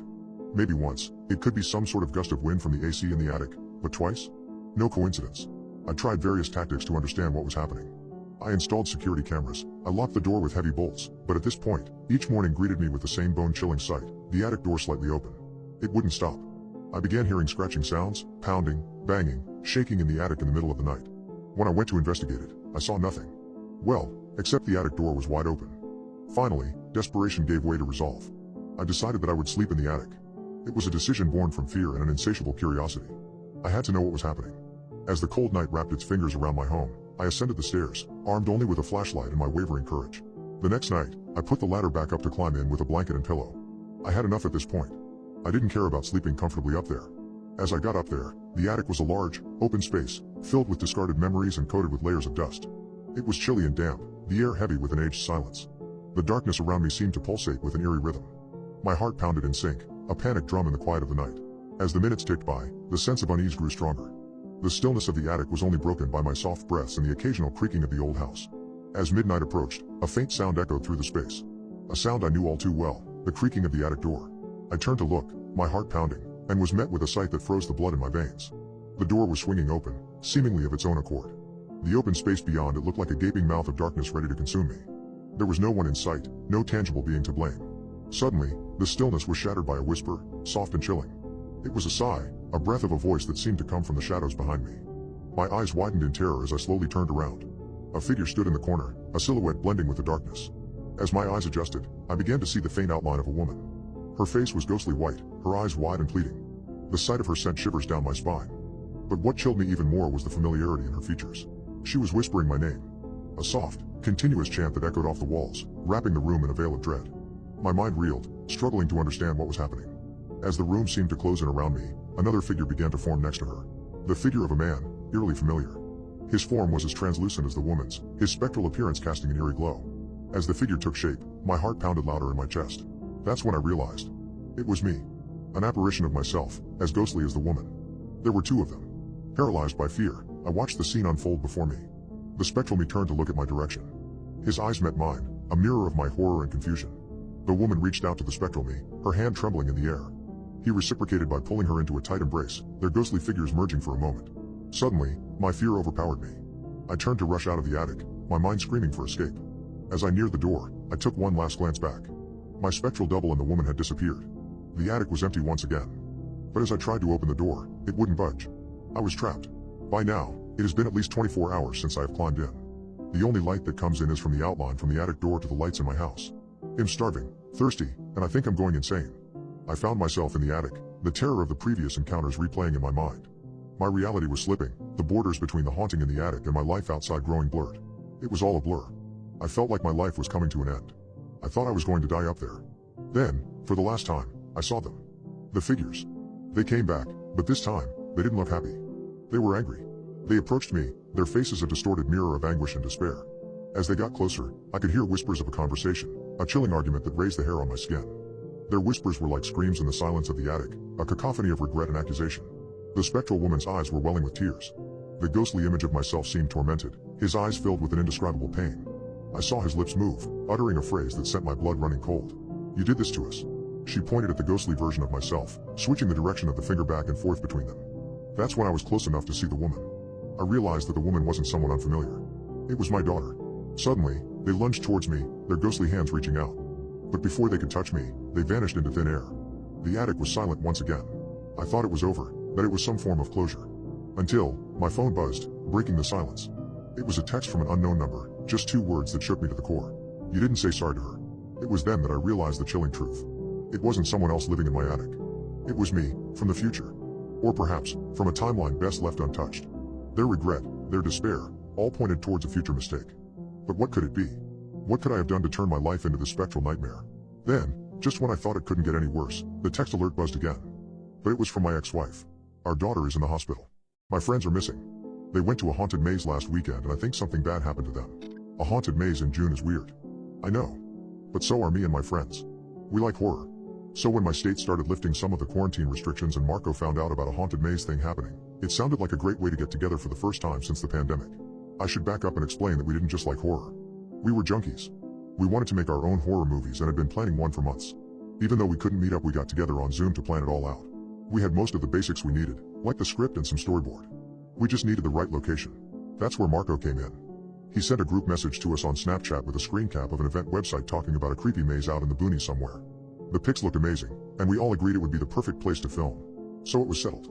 We had the characters laid out, and we were ready to film. We were going to call it Labyrinthine because of the maze. I know it's nothing fancy and it's full of every cliche in the book, but everyone has to start somewhere, right? But then the worst thing happened. I got sick. Not COVID, thankfully. My family freaked out, of course. I mean, I kinda did too, until we got the test back that said I didn't have it. It was just a really bad cold, basically, and it meant I wasn't going anywhere. And now it's all my fault what happened to them. Everyone was like, without you, we can't do the movie. And they weren't wrong.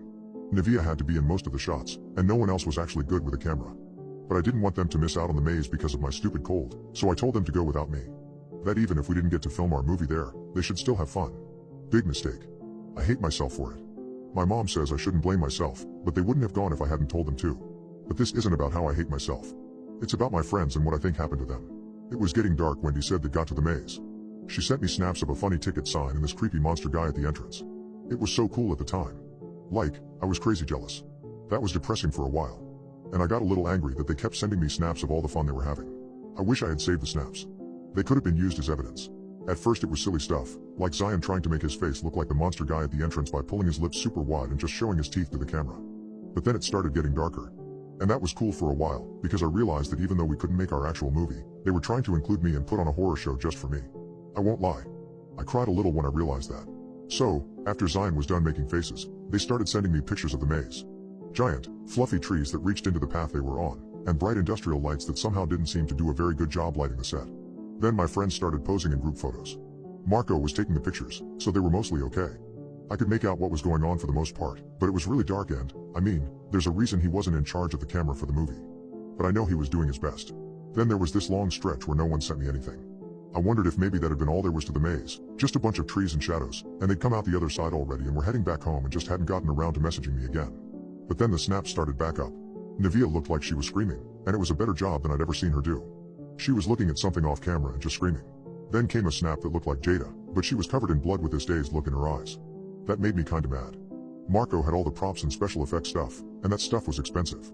We didn't agree on anyone taking the special effects stuff to the maze if we weren't going to film the movie. Another snap. Zion. But, he was high up. Off the ground. Suspended by something. I couldn't tell what. Blood trickled out the side of his mouth and his head flopped to the side. His arms were stuck out to the side as well, but his hands were limp. Like they were tied to something and not held out by him. I'm not sure how he was recording, because it didn't look like he was. That definitely wasn't from our storyboard. It looked amazing, but it wasn't something we discussed before. I started feeling really uncomfortable with it. Not just because I thought they took a bunch of special effects stuff we couldn't afford to replace right now, but something else. The way Zion was standing there, or suspended or whatever. It didn't look right. Another snap. But wrong. She was slumped up against the base of some old wooden pole. It looked like she was in the middle of a field or something. Streaks of blood dripped from her eyes and stained her shirt. She loved that shirt, and the fake blood we used basically stained things for life. The costumes we had planned were all thrift store buys no one would miss specifically because Dee threw a fit about using her own clothes. I couldn't imagine how they talked her into spontaneously letting them stain one of her favorite shirts. But that wasn't what was gnawing at the back of my mind. Another snap came in, but I couldn't stop staring at Dee. What the hell was wrong with the picture? It wasn't until I zoomed in and started staring at every little part of it that I figured it out, and it was enough to make me spew right there.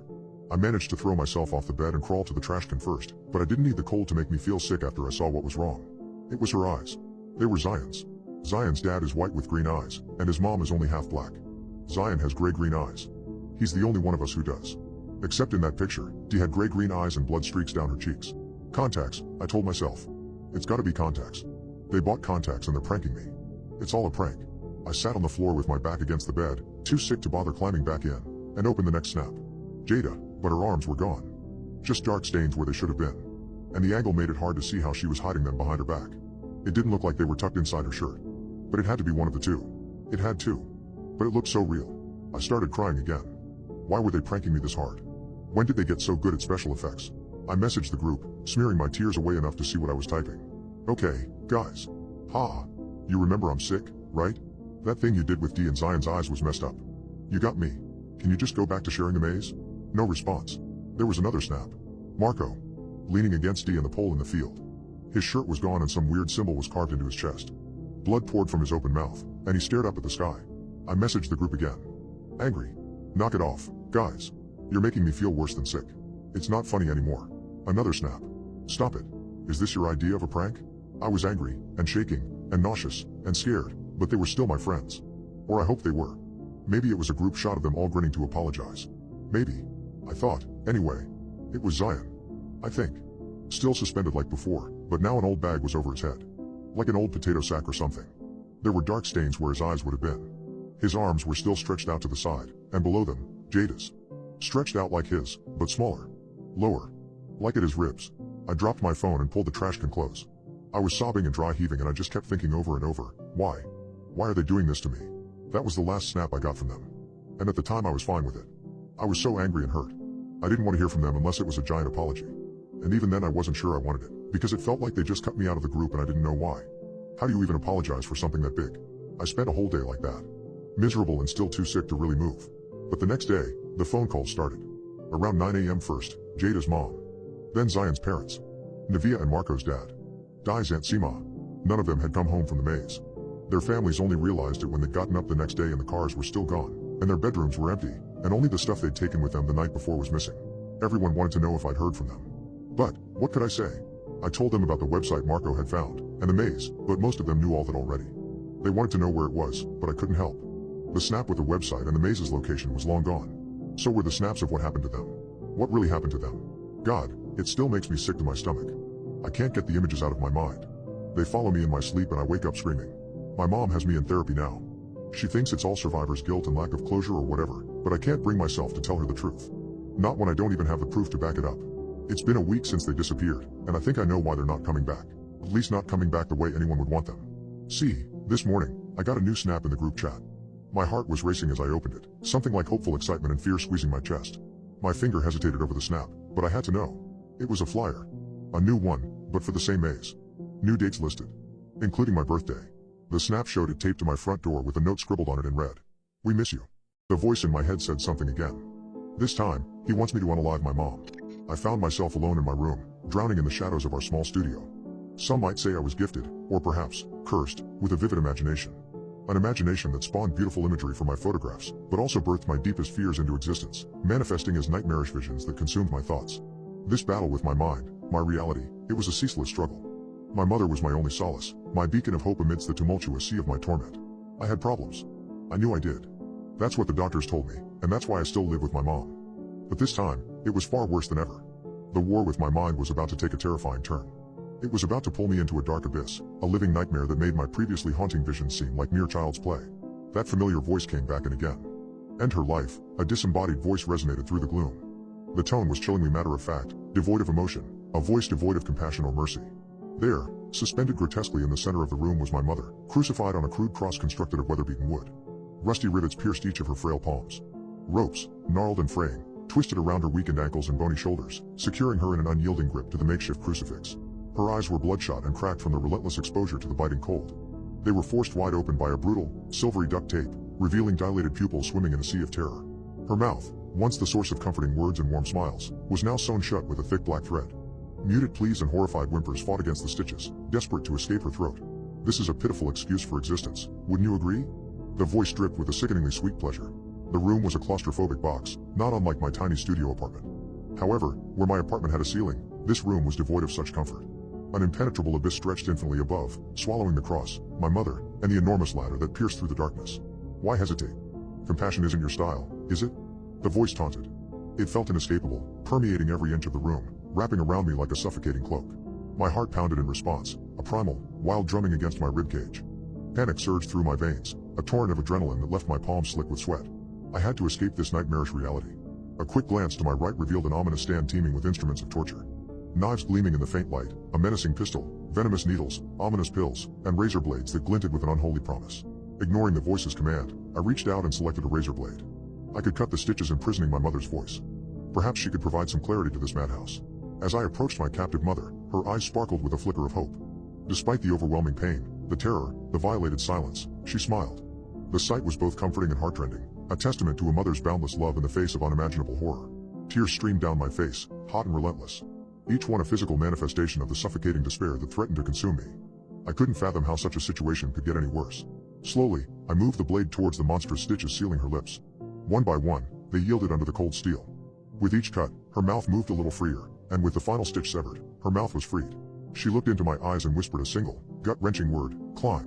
Her command, given amidst the horror of our circumstances, resonated deeply within me. With a resigned nod, I understood what I needed to do.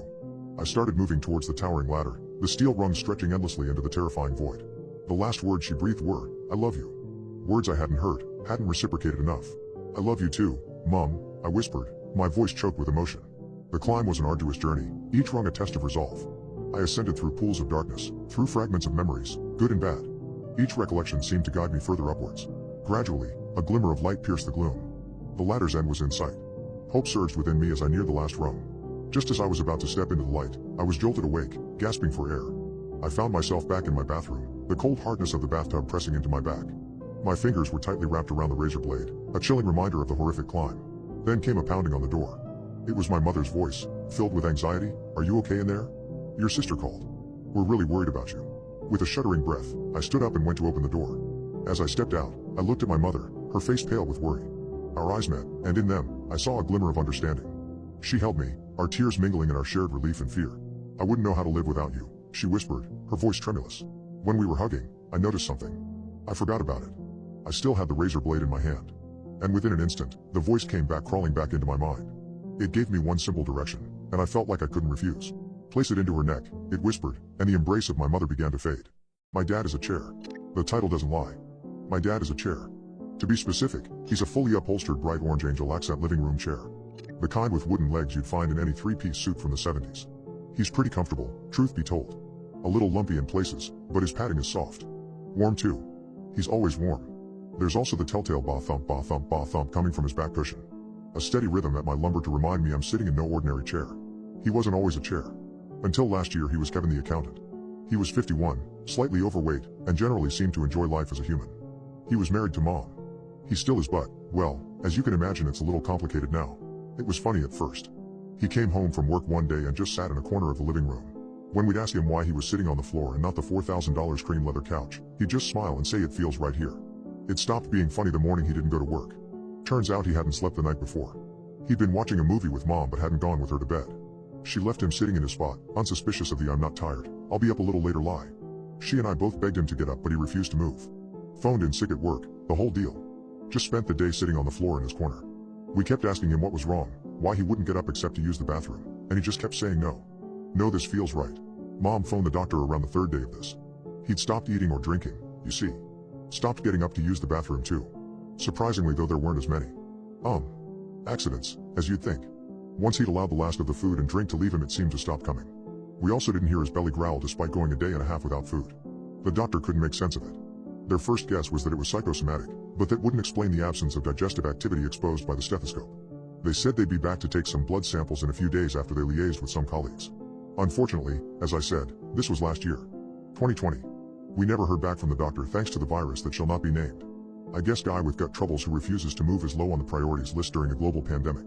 Somehow Mom managed to wrangle long-term sick leave with Dad's company. Decades of loyal employeeism combined with Mom's attendance of every company barbecue and softball game helped Mr. Bannerfrag buy the unexplained stomach concern requiring hospitalization excuse. I'll never forget that phone call. At the time, Dad losing his job was the worst-case scenario for both of us. He'd always been the breadwinner. Neither of us could support ourselves without him. We'd lose the house in under a year. Dad didn't seem too perturbed by Mom's frantic pacing, or the lies she wormed through the phone to Mr. Bannerfrag. He just stared at the wall serenely, hovering his butt half a foot from the carpet, balancing with his legs bent and his hands flat on the ground behind him. That night I fell asleep listening to Mom yelling at Dad. He never yelled back. We started noticing the physical changes a few days later. That's when we realized this wasn't psychosomatic. Unfortunately, our doctor wasn't picking up the phone. We'd get passive-aggressive emails informing us they were waiting to hear back from colleagues, but that was it. This was not good. Especially not when the joints in Dad's arms and legs had fused. The not goodness of the doctor's silence increased 1,000-fold when we sent photos of Dad's hands and feet flaking off like discarded spider husks the following week. Did the response change? No. We got a very snippy email about shortages on ICU wards and the critical international situation. Mom's shouting match with the chief of medicine, the one she demanded her way up the phone chain to speak to, didn't change things. We were on our own. Mom spent all her time in the living room with Dad. I'd help her wash him, try and make him eat, talk to him when she'd tire out and fall asleep on the rug. Every day of this routine brought with it new changes in Dad's body. It started with his limbs, as you can probably guess. When his hands and feet fell off, there was no blood. They flaked apart, crusty and dry and brittle throughout. Even the bones of his toes and fingers had the density and consistency of dead skin. The wrists and ankles they left behind were smooth and hard. It was difficult to tell whether we were looking at flesh or exposed bone. The dark shining surface seemed to blend into his normal arm at the base of the stumps. This discoloration would rise further up his limbs daily, and before long I awoke to see Dad's head and torso fused to the wooden chair legs supporting my weight while I write this. Well, I use the term Dad's head and torso in the loosest possible sense. By the time his limbs were completely replaced, the rest of him had undergone a slow, harrowing transformation of its own. His shoulders, and the arms attached to them, descended lower and lower. They found their final resting place at Dad's pelvis, sat squarely behind his rigid legs. The chest area they'd left behind had its own problems. Day by day Dad's neck retracted further inwards. It didn't stop when his jaw met collarbone, either. It pulled Dad's head deep into his ribcage. His face flattened as the skull supporting it sank, forcing his eyes to point in opposite directions.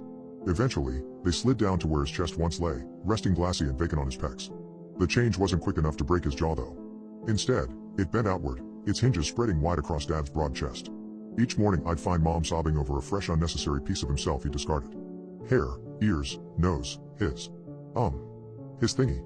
All of them flaked off and crumbled to dust in her hands. He lost the ability to speak as his head withdrew. Unsurprising though, right? He made his intentions clear before he went. The last words he ever said to me. Don't cry. I am chair. Always was chair. Happy as chair. That was the worst part, I think. Knowing that, whatever the was happening to Dad, he wasn't resisting it. That when he got that initial urge to sit in the corner and not get up, he didn't fight it. That he was happy this way. The implication being that when he was human, when he was a father and husband and accountant, he wasn't. Sadly, I still don't know why or how Dad became a chair. I didn't post any photos, you see. Mom wouldn't let me, and didn't want the embarrassment. She wanted to keep Dad's dignity intact. Thing is, I agreed with her and kind of still do. I'm glad I didn't go to the socials with pics of Dad at various stages of his journey. The temptation was there to see if anyone could help. Nobody could have though, could they? Dad would have become just another internet circus freak. I've done enough research and digging over the months to know that whatever happened to Dad, he's the only one. Well, almost only. Mom's own changes started around the time Dad's skin was rethreading into orange fabric and his eyes had hardened into plastic buttons. Her change was a little different. It started in her torso, stretching her day by day while she remained in crab pose. I must say, she makes a great couch. Her transformation may have been a little more distressing, but the end result is better. I think the worst part with Mom was the despondency. Dad was so serene as he changed. Mom though? Mom wouldn't stop weeping. Quiet sobs, tears that fell for a few days even after her own eyes had become flat plastic. She wasn't crying because of the change though, I think. I think it was because she wouldn't get to see how beautiful I'll look when I go through my own metamorphosis. Thing is, I get it now. Dad was right. He was chair. Mom was couch. I am coffee table. I always was. I was scared at first when I realized. I was scrubbing the last of Mom's remaining human skin when it struck through every bone in my wrong body, just as it must have done both Dad and Mom. I spent that whole night sitting on Dad, tears falling down my cheeks, staring at my spot. I didn't want it to be true. I screamed for it not to be, more than once. I couldn't deny the facts I knew deep down to my bones though. That spot, the space on the rug in front of chair Dad and couch Mom, is for me. It's mine. Where I belong. Unlike blissfully accepting Dad, and weeping resigning Mom, I fought it for a few days. I'm not like them, I'm only 17. I have had dreams, ambitions, goals. I wanted to go to college, settle down, marry some lucky guy, be a mom. I wasn't ready to give up my human form. I spent my nights begging for more time. Nothing answered. The urges didn't abate, my awareness of reality now the illusions had been swept away was too great. When I have slept this last week or so my dreams have always been the same. I dreamt of true reality, of how I now know things should be. I dream of me in my place, my body elongated and wooden and flat as is right, as is correct, as is natural. I have long, blissful slumbers filled with the feeling of hot ceramic mugs on my tabletop and thick carpet beneath my 4 legs. I can't fight it anymore. I'm posting this here but also printing it out to leave as a note for the removal guys. I want them to be careful with us when the bank repossesses the house and we end up in storage. Please keep us together, if you can. We're a set. Dad's sick leave ended months ago. As you can imagine, the foreclosure notices have been piling up. I stopped caring about the pile of mail under the door around the time that Mom's ribcage split and flattened into her wide pinstripe velvet upholstered back. I haven't been hungry in days, or thirsty. I'm not even sure if I'm breathing now that I think about it. I'm still scared, but I've come to accept that this is the way things have to be. I don't know why, they just do. Maybe it's a curse, maybe this house is buried on some ancient ritual site, maybe it's just some freak anomaly of physics. Who knows? Whatever the reason, I have to suck it up and accept the way things are. This body, this walking wobbling mass of skin and bone and gibbly bits that I love so much, isn't right. It isn't mine. I'm not meant for it anymore. Once I post this and print the copy for the removal guys I'm going to get in my spot. Then it's just a case of closing my eyes and waiting. I can already feel my limbs pulling inward, my thighs and upper arms sliding to where they'll meet at my navel in a few days. There's a tugging on the back of my knees where they'll bend in on themselves, and all 20 of my fingers and toes grow numb with each hour that passes. Do I have any regrets? Thousands. There's so much I'll never get to do, to see, to go, to be. I can't hide from the truth though. Not anymore. I am coffee table. My stalker was being stalked, and I've never been more terrified. I can hardly believe what just happened to me. It was like something out of a horror movie, the kind of disgusting gore-filled torture flicks Mark used to watch, but it was real. It was real. It was real and it happened to me. I never thought it would come to this. 10 months ago, I made the decision to leave Mark, my husband of 3 years. He was controlling, manipulative, and explosively tempered. I couldn't take it anymore. The constant belittling, the isolation from my friends and family, the other stuff, it was all too much. So I left. I got a restraining order and moved in with my sister in a different state. But Mark didn't take it well. He called me relentlessly, leaving voicemails filled with anger and threats.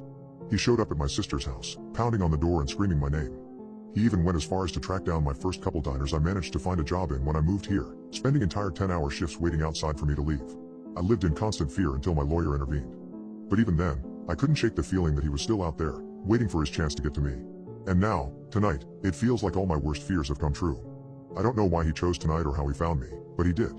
I was walking home from work. As usual, I was checking over my shoulder every few steps, making sure Mark wasn't following me. I remember thinking, he won't show up. He never showed up. Tonight he did. It was a typical Friday evening. The sun set, casting long shadows. I was lost in thought, thinking about the week ahead, when I sensed someone behind me. I turned around quickly, but there was no one there. I shrugged it off, thinking it was just my imagination. But as I continued walking, I could feel something wasn't right. The mantra got recited another few dozen times under my breath, but to no avail. The feeling wouldn't go away. I quickened my pace, my heart starting to reach spin class pace. That's when I saw Mark, his bad posture hiding his violent tendencies. He'd let himself go since our divorce. His thinning hair was wild and outgrown, 5 a.m. shadow slick with spittle and grease at the corners of his mouth. He had a stained shirt on, one of those you could smell just by looking at it, but it was the way he was looking at me that was the worst. Before the divorce he looked at me with hatred. The emotion his face wore now was far worse. It was hunger. I don't know how long he'd been behind me, but it only took turning 2 corners and allowing myself a frantic look in multiple wing mirrors of parked cars to know my mind wasn't playing tricks on me. It was Mark. He was there. He was there and following me, his eyes bulging out of his head, muttering things I am so glad I didn't hear under his breath. When I'd left him he looked like he'd given up trying, but now he looked like a madman, his veiny yellowing eyes almost forcing their way from his sunken sockets. I tried to pick up my pace, but he was right behind me. I turned another corner onto a busier street, hoping to lose him, but he was still there, his eyes locked onto mine. I could feel his breath on the back of my neck, and I knew I was in trouble. I started running, not caring who saw me or where I went. I just wanted to get away from him. But he kept pace with me, his eyes never leaving mine. I turned another corner, and there he was again, his eyes bulging with rage. I could see the anger and desperation in his gaze, the fury and humiliation that had been churning in him since I left and troubled in intensity since the restraining order, and I knew that I was in real danger. I tried to scream for help, but my throat was dry and my voice wouldn't come out. I was paralyzed with fear, unable to move or even breathe. Finally, I reached my sister's house, fumbling with the keys, hoping she or her burly boyfriend, Greg, were in. Took my 5 sobbing seconds to work out I was alone. Another 10 to realize that, in the commotion of the final few yards of sprinting across the front patio, my phone had slipped from my bag while I fumbled for the keys. Looking for this, babe? I could hear Mark's footsteps getting closer, followed by the crunch of something expensive and full of silicon chips. Then, bang, bang, bang. I could feel the warmth between my legs and every muscle in my body relaxed, turning as rubbery and limp as a discarded pair of surgical gloves. I sat there for an hour listening to him pounding on the door, nothing but a few inches of wood separating those fists from the face, my face, that had been to them at one time almost like a second home. When the hammering stopped abruptly I had a stupid thought. What if he's gone? Maybe he's finally given up. In my panic I clutched at the utterly impossible notion, peeking out of the corner of the curtain of the little window by the door, praying that he wasn't there on the other side. He was.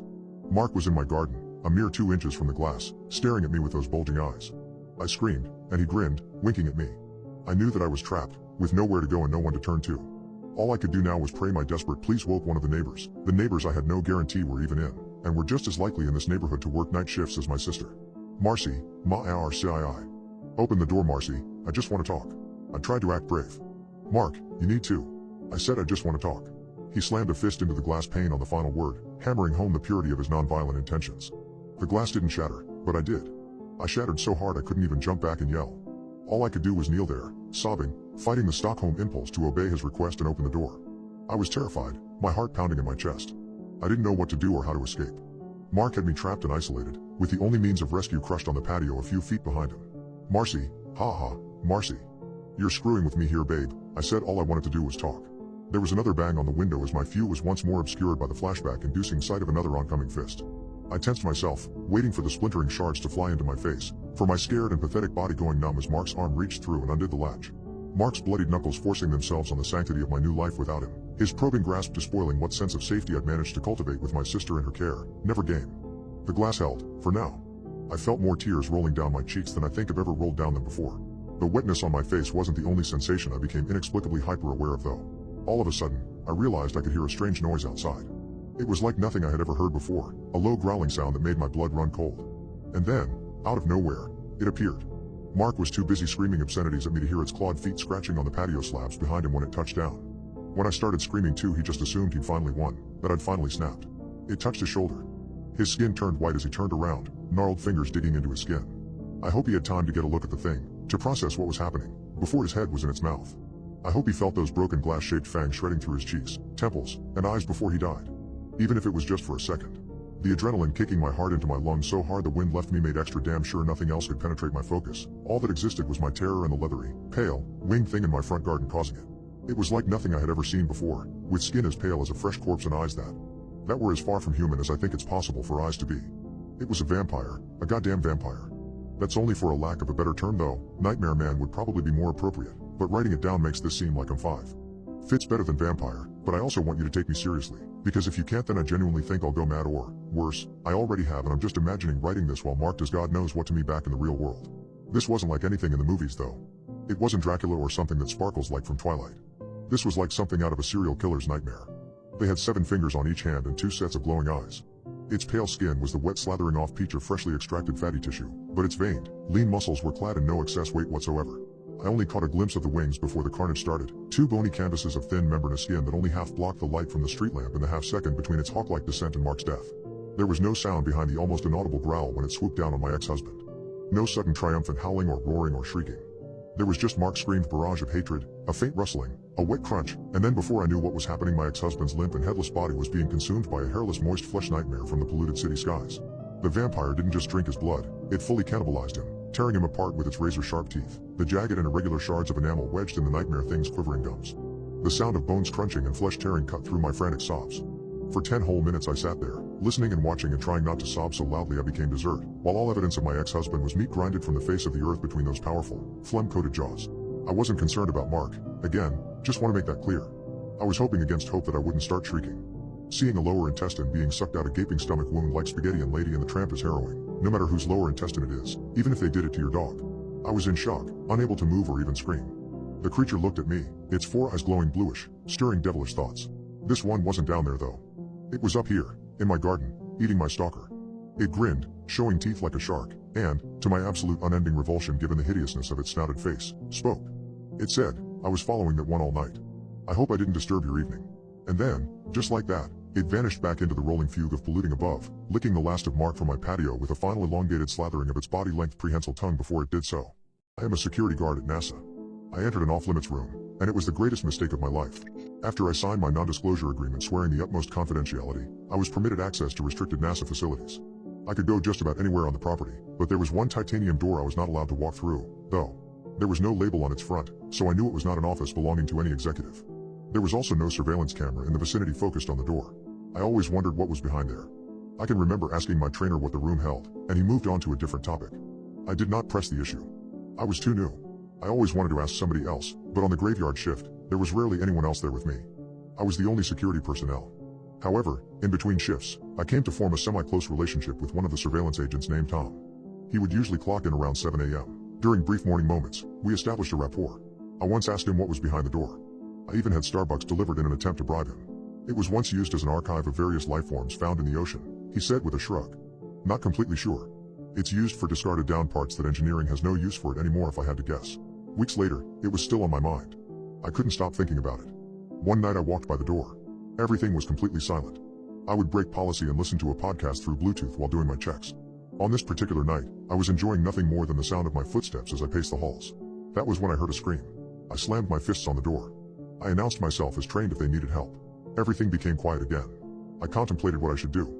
Giving my director a call and asking for further guidance was a surefire way to irritate him. Still, my conscience did not tolerate the notion of ignoring a cry for help. My mind always went to the worst-case scenario. I retrieved my cell phone and called someone of higher rank. At first, he listened to my recounting. I could hear it in his voice, he was concerned. Once I gave him the geographical location of the entranceway, his tone changed.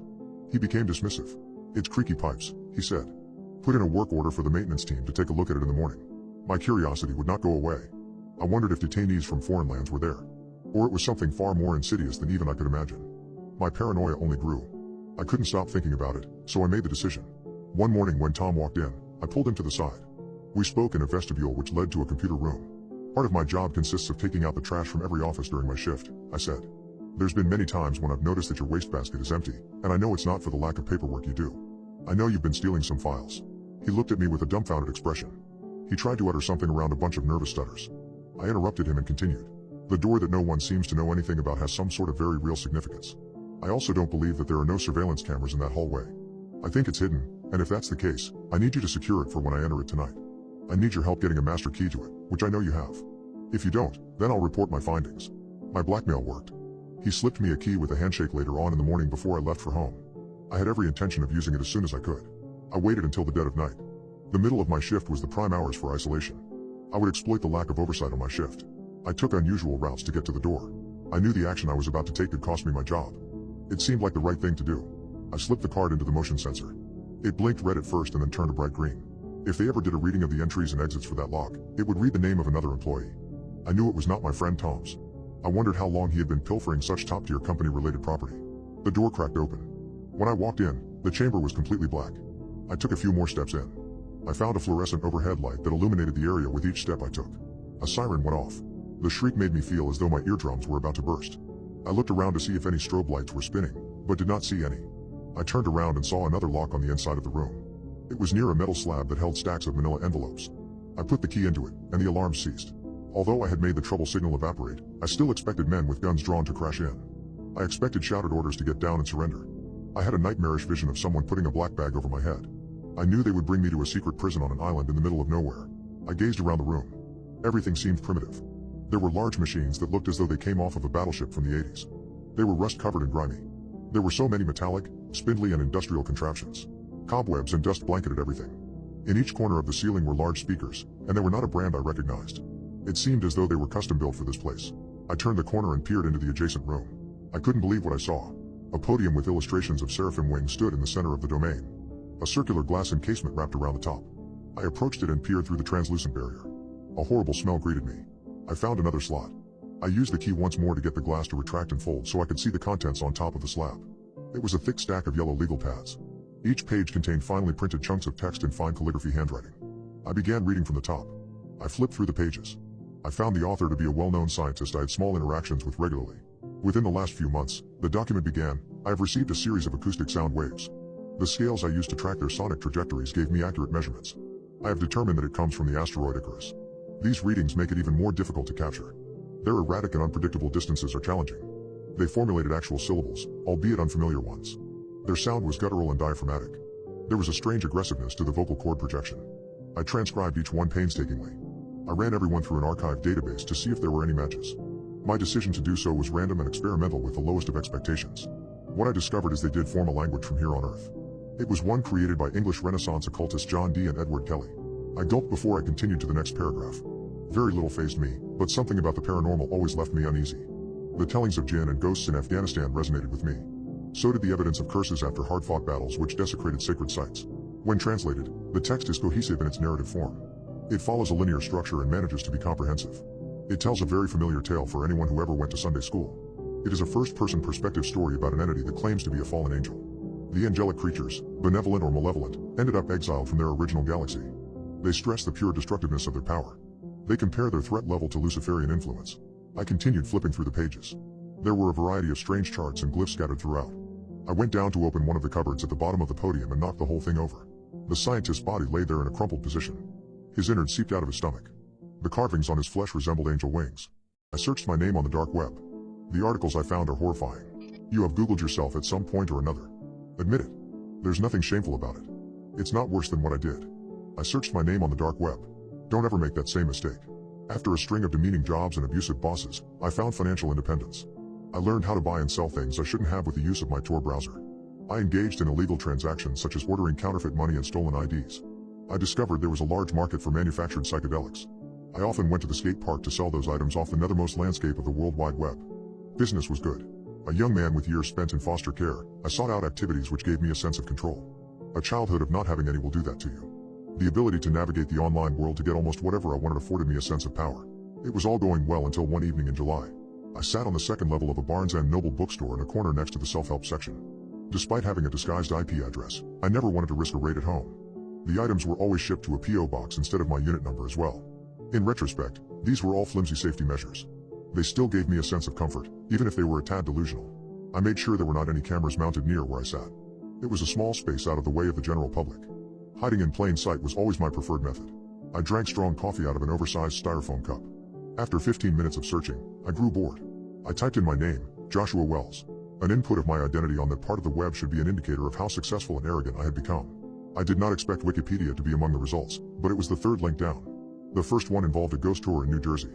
The guide had a similar name. The second was a gore website I was not interested in. While I may have been a thrill seeker, I was not out to consume media which capitalized on hurting others. I clicked on the third article link because of the title. It was about a television show. It read The Short Life of Joshua Wells. At first the title did not startle me, since there are plenty of others with the same name. Recaps of 10 episodes were on the page. I read the summary of the first episode for the sake of passing time. Episode 1, Joshua's father is a known and feared gang member. His mother is a helpless addict. She attempts to use their own son as a drug mule on a plane flight from Boston to California. She has hopes of making a profit by dealing narcotics to a major criminal enterprise on landing. The authorities intercept them. Their son goes with CPS. He goes to a safe harbor for kids. The synopsis struck me as very close to home. Who wrote or directed the show was not listed, but it did state the air date. The month and year given matched the era when an identical set of circumstances had befallen me. The name of the center I went to was even called Safe Harbor.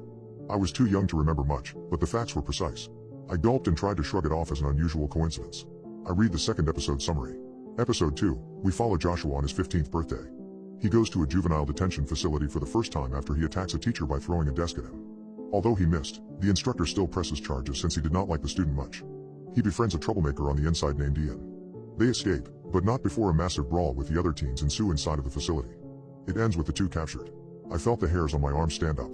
It was uncanny to me how similar the events were to my own experiences. A slight dizziness overtook me, but I went on to the third, unable to keep my eyes from skimming. Episode 3, Joshua is free. Joshua decides to break and enter an old man's upper-class home after scouting the place for days. His goal is to take the many Rolex watches from the top drawer of the old man's dresser. When he enters the house, Joshua discovers how the owner did not take his vacation cruise trip as planned. The man was asleep in his bedroom until Joshua wakes the victim by accident. Joshua runs away. He gets chased by the homeowner outside, where the elderly male dies of a heart attack in the street. I felt my chest tighten. It was all true, but I had never shared that story with anyone before. It was one of my most guilt-ridden memories. I read the next two. Episode 4, Joshua has nightmares of the old man crawling out of a ditch and choking him to death. He complains about night terrors to one of his counselors, who recommended a doctor. He ends up selling anti-anxiety pills after he does not like the way they make him feel. A girl he asks out overdoses and goes to the hospital. While she survives, he feels terrible, but not enough to stop dealing. He takes his earnings and buys a PC. He takes lessons on how to breach other people's privacy from a group of credit card thieves he met in a mall. Episode 5, Joshua discovers the dark web. He uses it to hustle low-level street drugs at first. He later reads headlines about some of his accomplices getting arrested. He still continues to engage in illicit activity. I looked at the air date for episode 6. It was the 24-hour period I was living through. Episode 6, Joshua goes into a bookstore to poach their internet and to try and make some money. He does not realize there is a man with a shaved head and a Carhartt t-shirt below him perusing the sci-fi aisle. The stranger is actually an undercover FBI agent. The government worker has a microphone and camera attached beneath his shirt.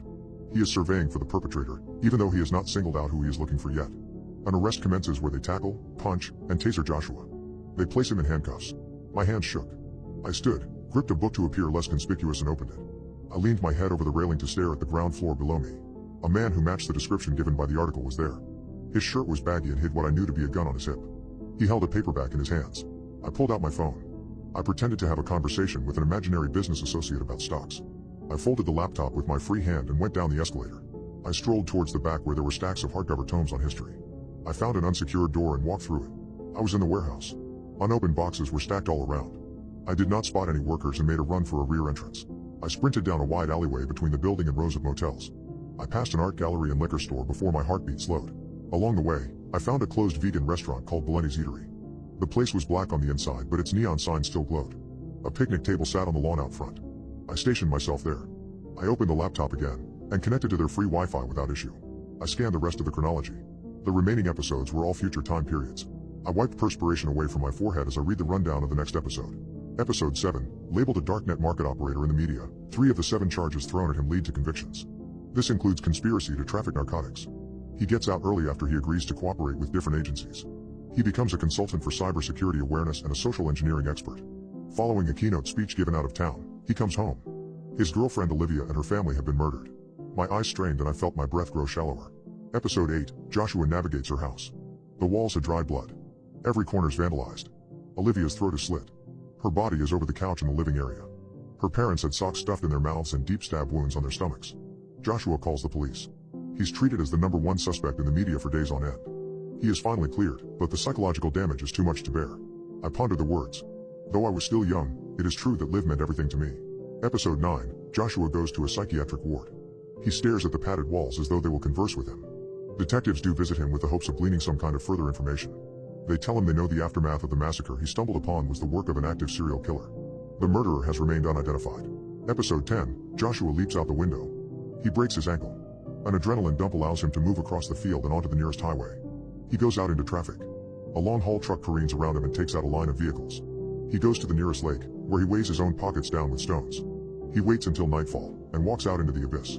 The last image we see is his hand breaking the surface of the water. Starlight glints on his skin before his fingers submerge below the surface. His last few swallows of water create pockets of bubbles which rise to the top. I absorbed what the rest of my existence would look like.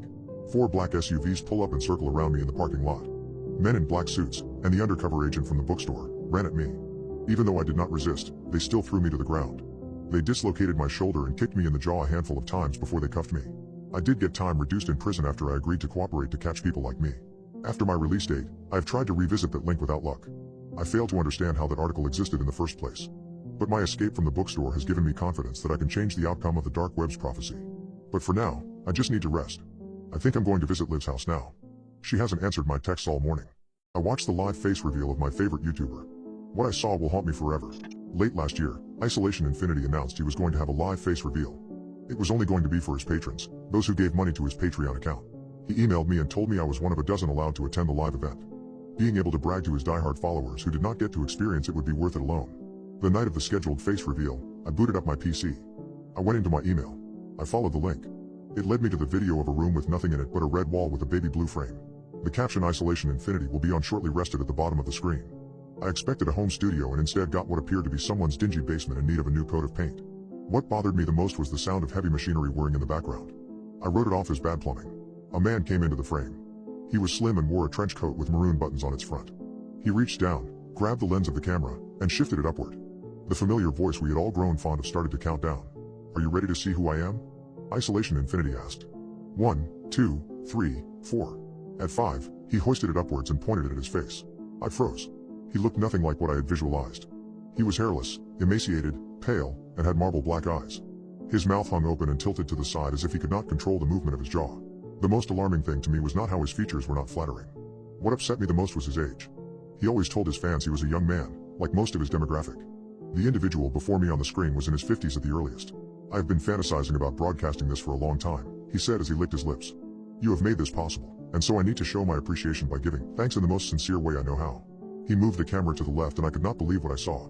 A woman in her 30s sat on a grimy floor, her head down from evident exhaustion. Rusted chains circled her arms. She wore a tattered black top, as though someone's knife or nails had left wounds on portions of her torso. Stains were on her clothes.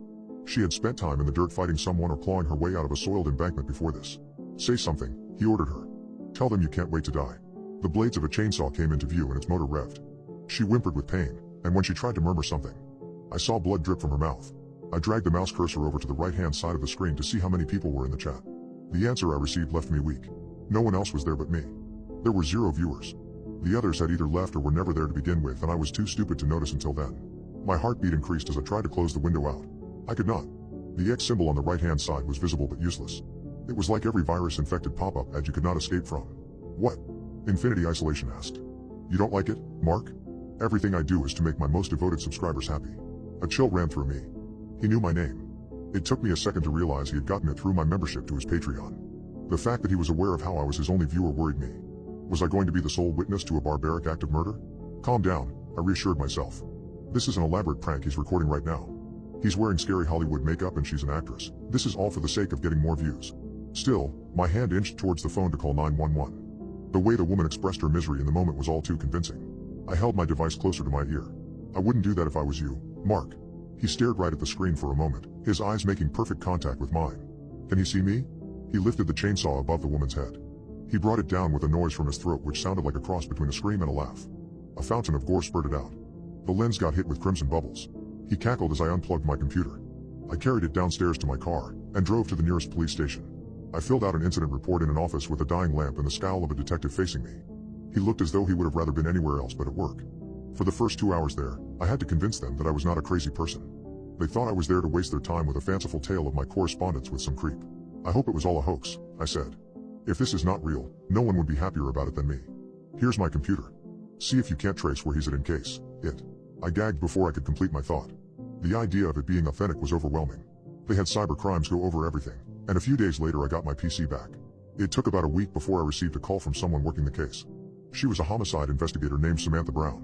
"We found the killer was streaming from a bunker in Virginia," she said.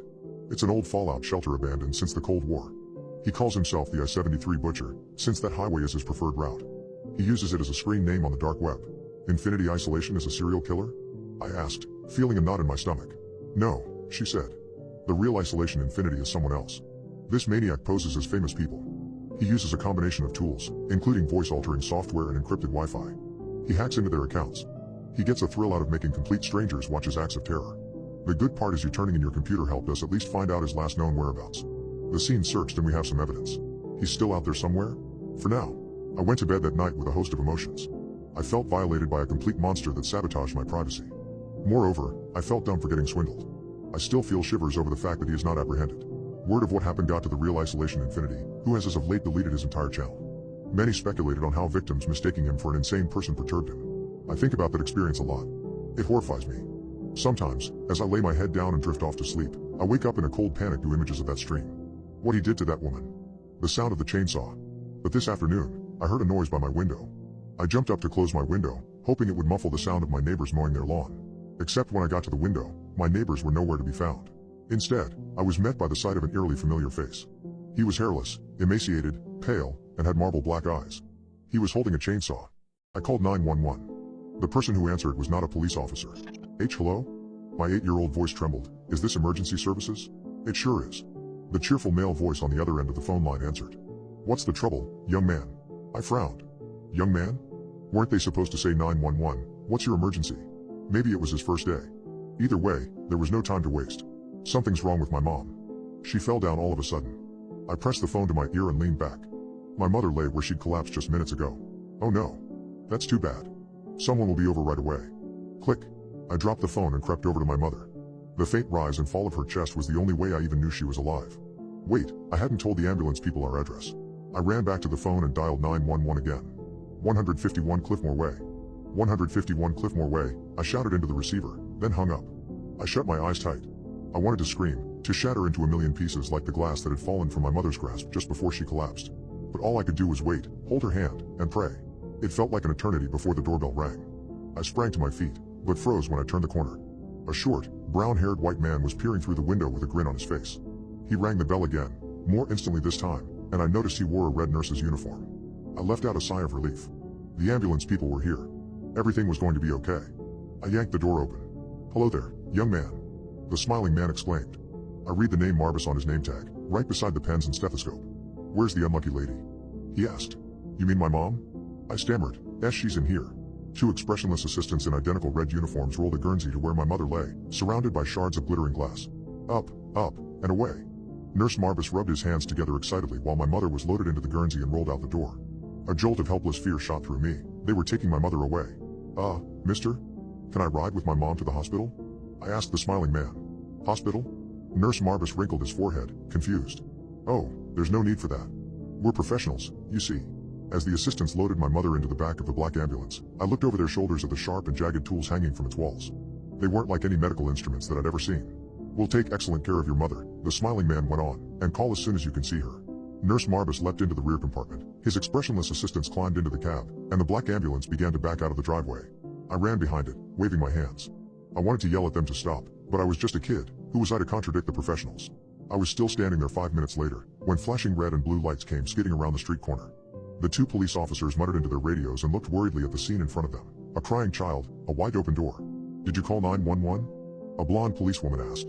I did, I nodded, but they already came. They took my mom away. The two police officers looked at each other. I'm afraid that's not possible. We received a call from this location, a child shouting an address, and we're the first ones to respond. Banging and moaning. I heard this sound coming from the abandoned house on my street every night.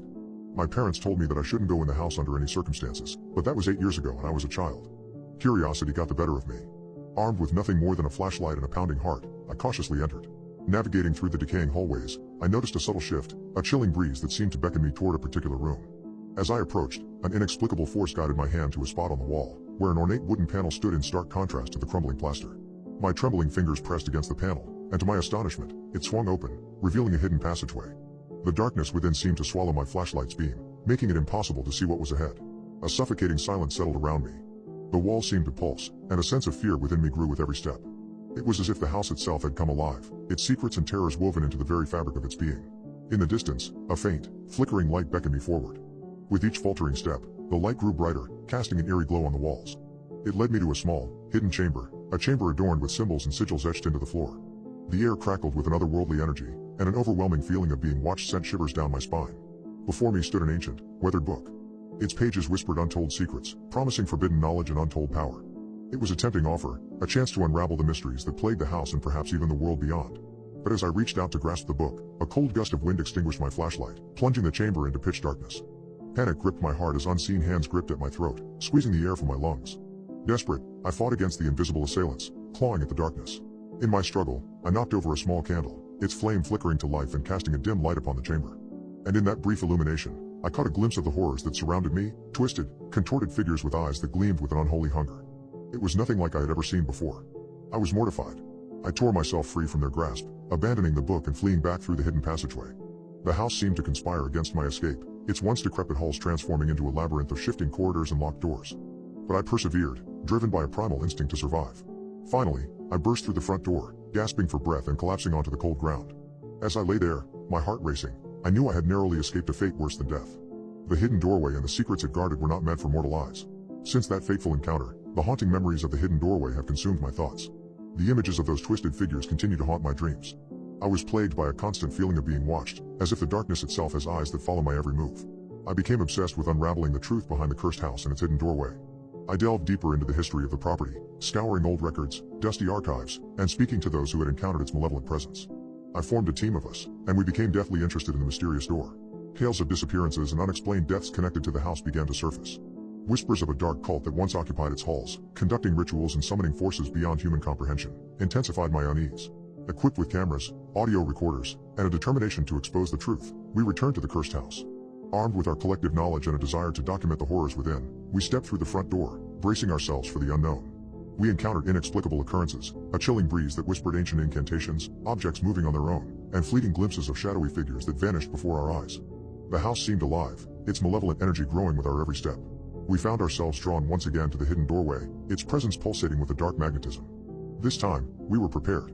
We had researched ancient rites of protection, carrying talismans and reciting incantations to shield ourselves from the supernatural forces that awaited us beyond the threshold. We stepped into the hidden passageway, the flickering candlelight guiding our way. The air grew heavy, charged with an ominous energy. Strange symbols adorned the chamber walls, vibrating with ancient power. As we explored, we stumbled upon an ornate pedestal. Resting atop it was a weathered tome, the same ancient book I had encountered during my previous visit. Its pages whispered forbidden knowledge, promising answers to the mysteries that had consumed us. But the moment our fingers brushed the aged parchment, an unearthly force seized hold of us. The room trembled, and the chamber walls seemed to come alive with writhing tendrils of darkness. In that moment, we realized the true nature of the hidden doorway. It was a gateway to a realm of unspeakable evil, a conduit through which ancient malevolence sought to breach our world. We had unwittingly played into its twisted plan. Summoning every ounce of strength, we broke free from the clutches of the unseen force, abandoning the forbidden book and fleeing through the passageway. The house seemed to groan in protest, unleashing a cacophony of howls and screams as we raced toward the front door. We ran away, gasping for breath.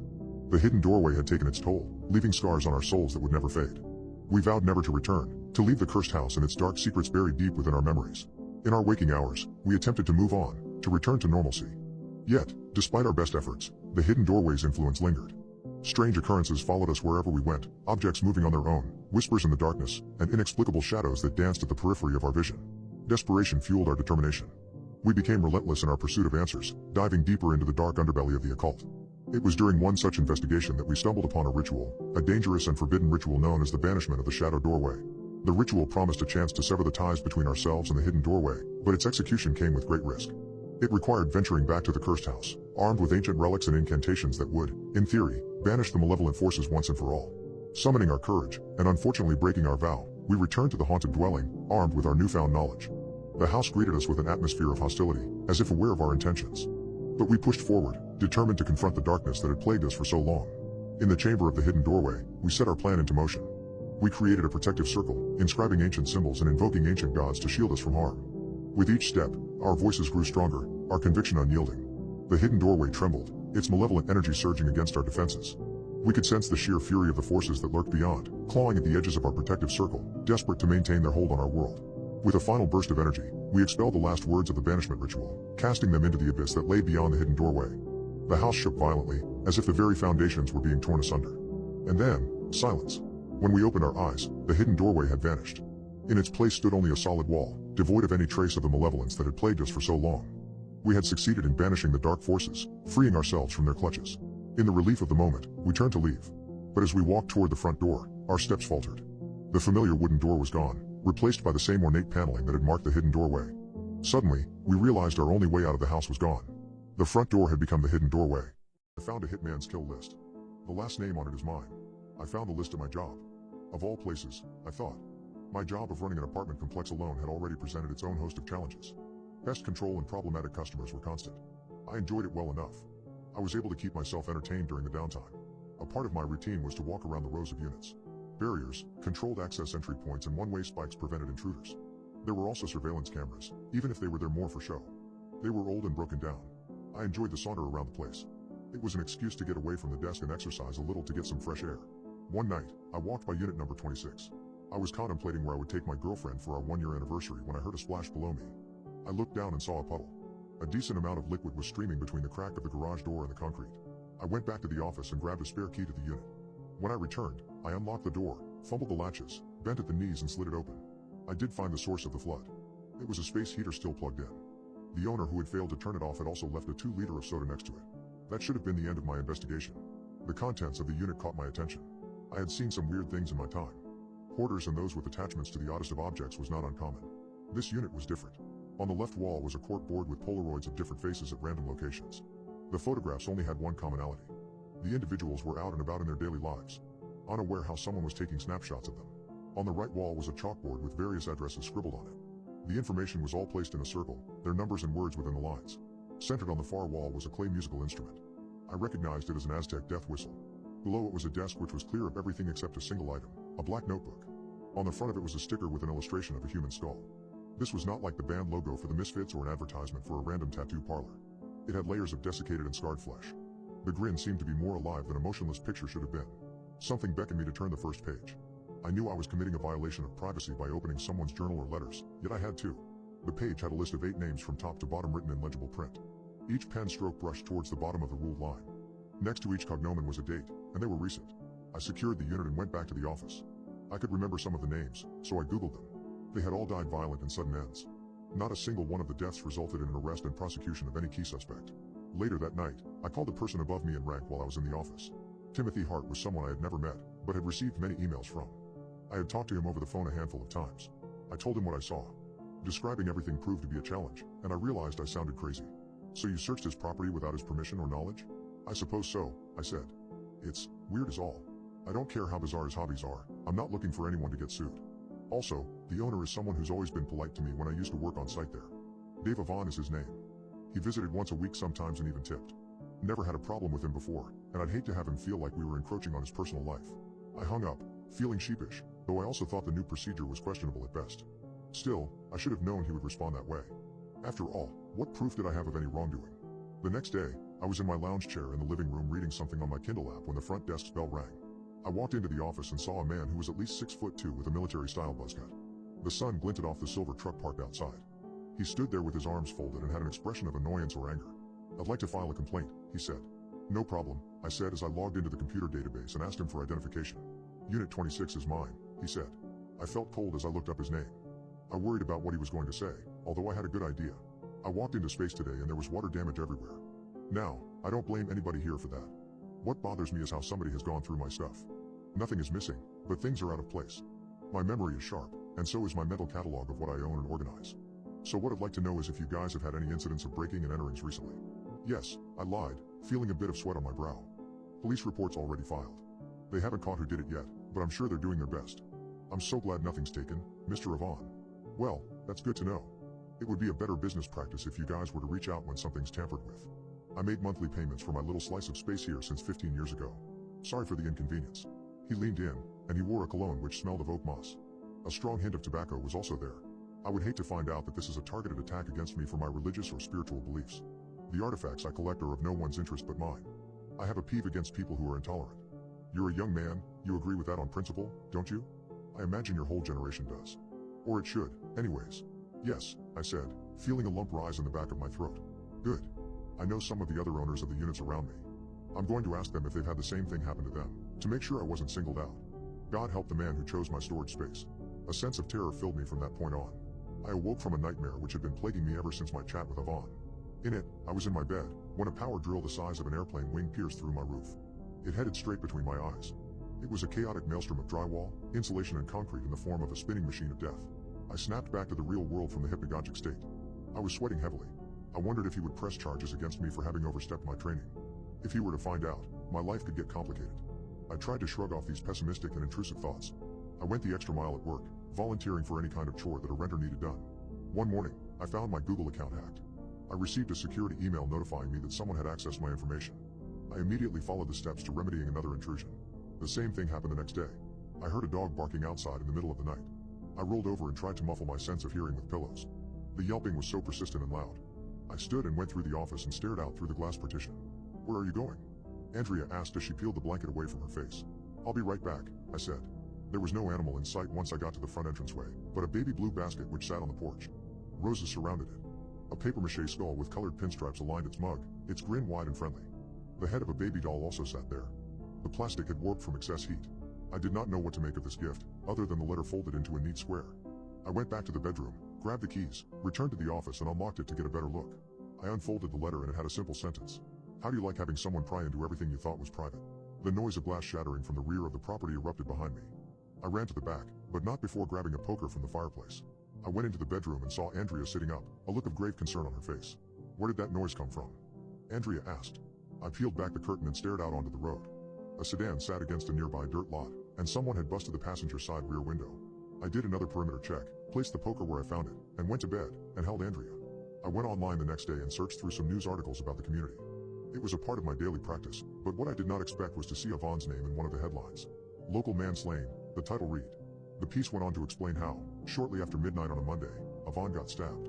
Police found him with several wounds in an alleyway only a block away from a bath shop. The perpetrator was not caught. Andrea and I were in bed. As I pressed her close to me, I almost fell apart. The events of the last couple weeks had started to gnaw at me, and I felt the need to tell her the story of the storage unit. Also, she had been very curious earlier if I had any knowledge of where the baskets may have come from. What if he's a hitman and the group he works for is going to come after me? I asked. I should get the cops involved. I didn't have anything to do with his knife attack, but in case someone tries to accuse me, it was karmic retribution for the horror he was trying to push onto you, she said. I asked her how she could be so confident in such an outlandish prospect. "The way you describe the notebooks lead me to believe he was signaling his ill intent," she said. She managed to talk some sense into me, and it calmed my nerves for the days that followed. Until I got a ring from the doorbell. It was at 3 a.m. Nobody was there. But something was. At my feet was a familiar gift. It was the same basket. Everything was the same from before, except for the doll head. As I picked it up to look closer, I realized it wasn't a doll head. It had what looked like blood-drawn X's on each of the eyes, and the figure looked more like a woman. It looked like my girlfriend. Instantly after, I heard glass shatter, covering the sound of a muffled scream in my house. My friends and I finally tried the old diner on our block. I was the only one that survived.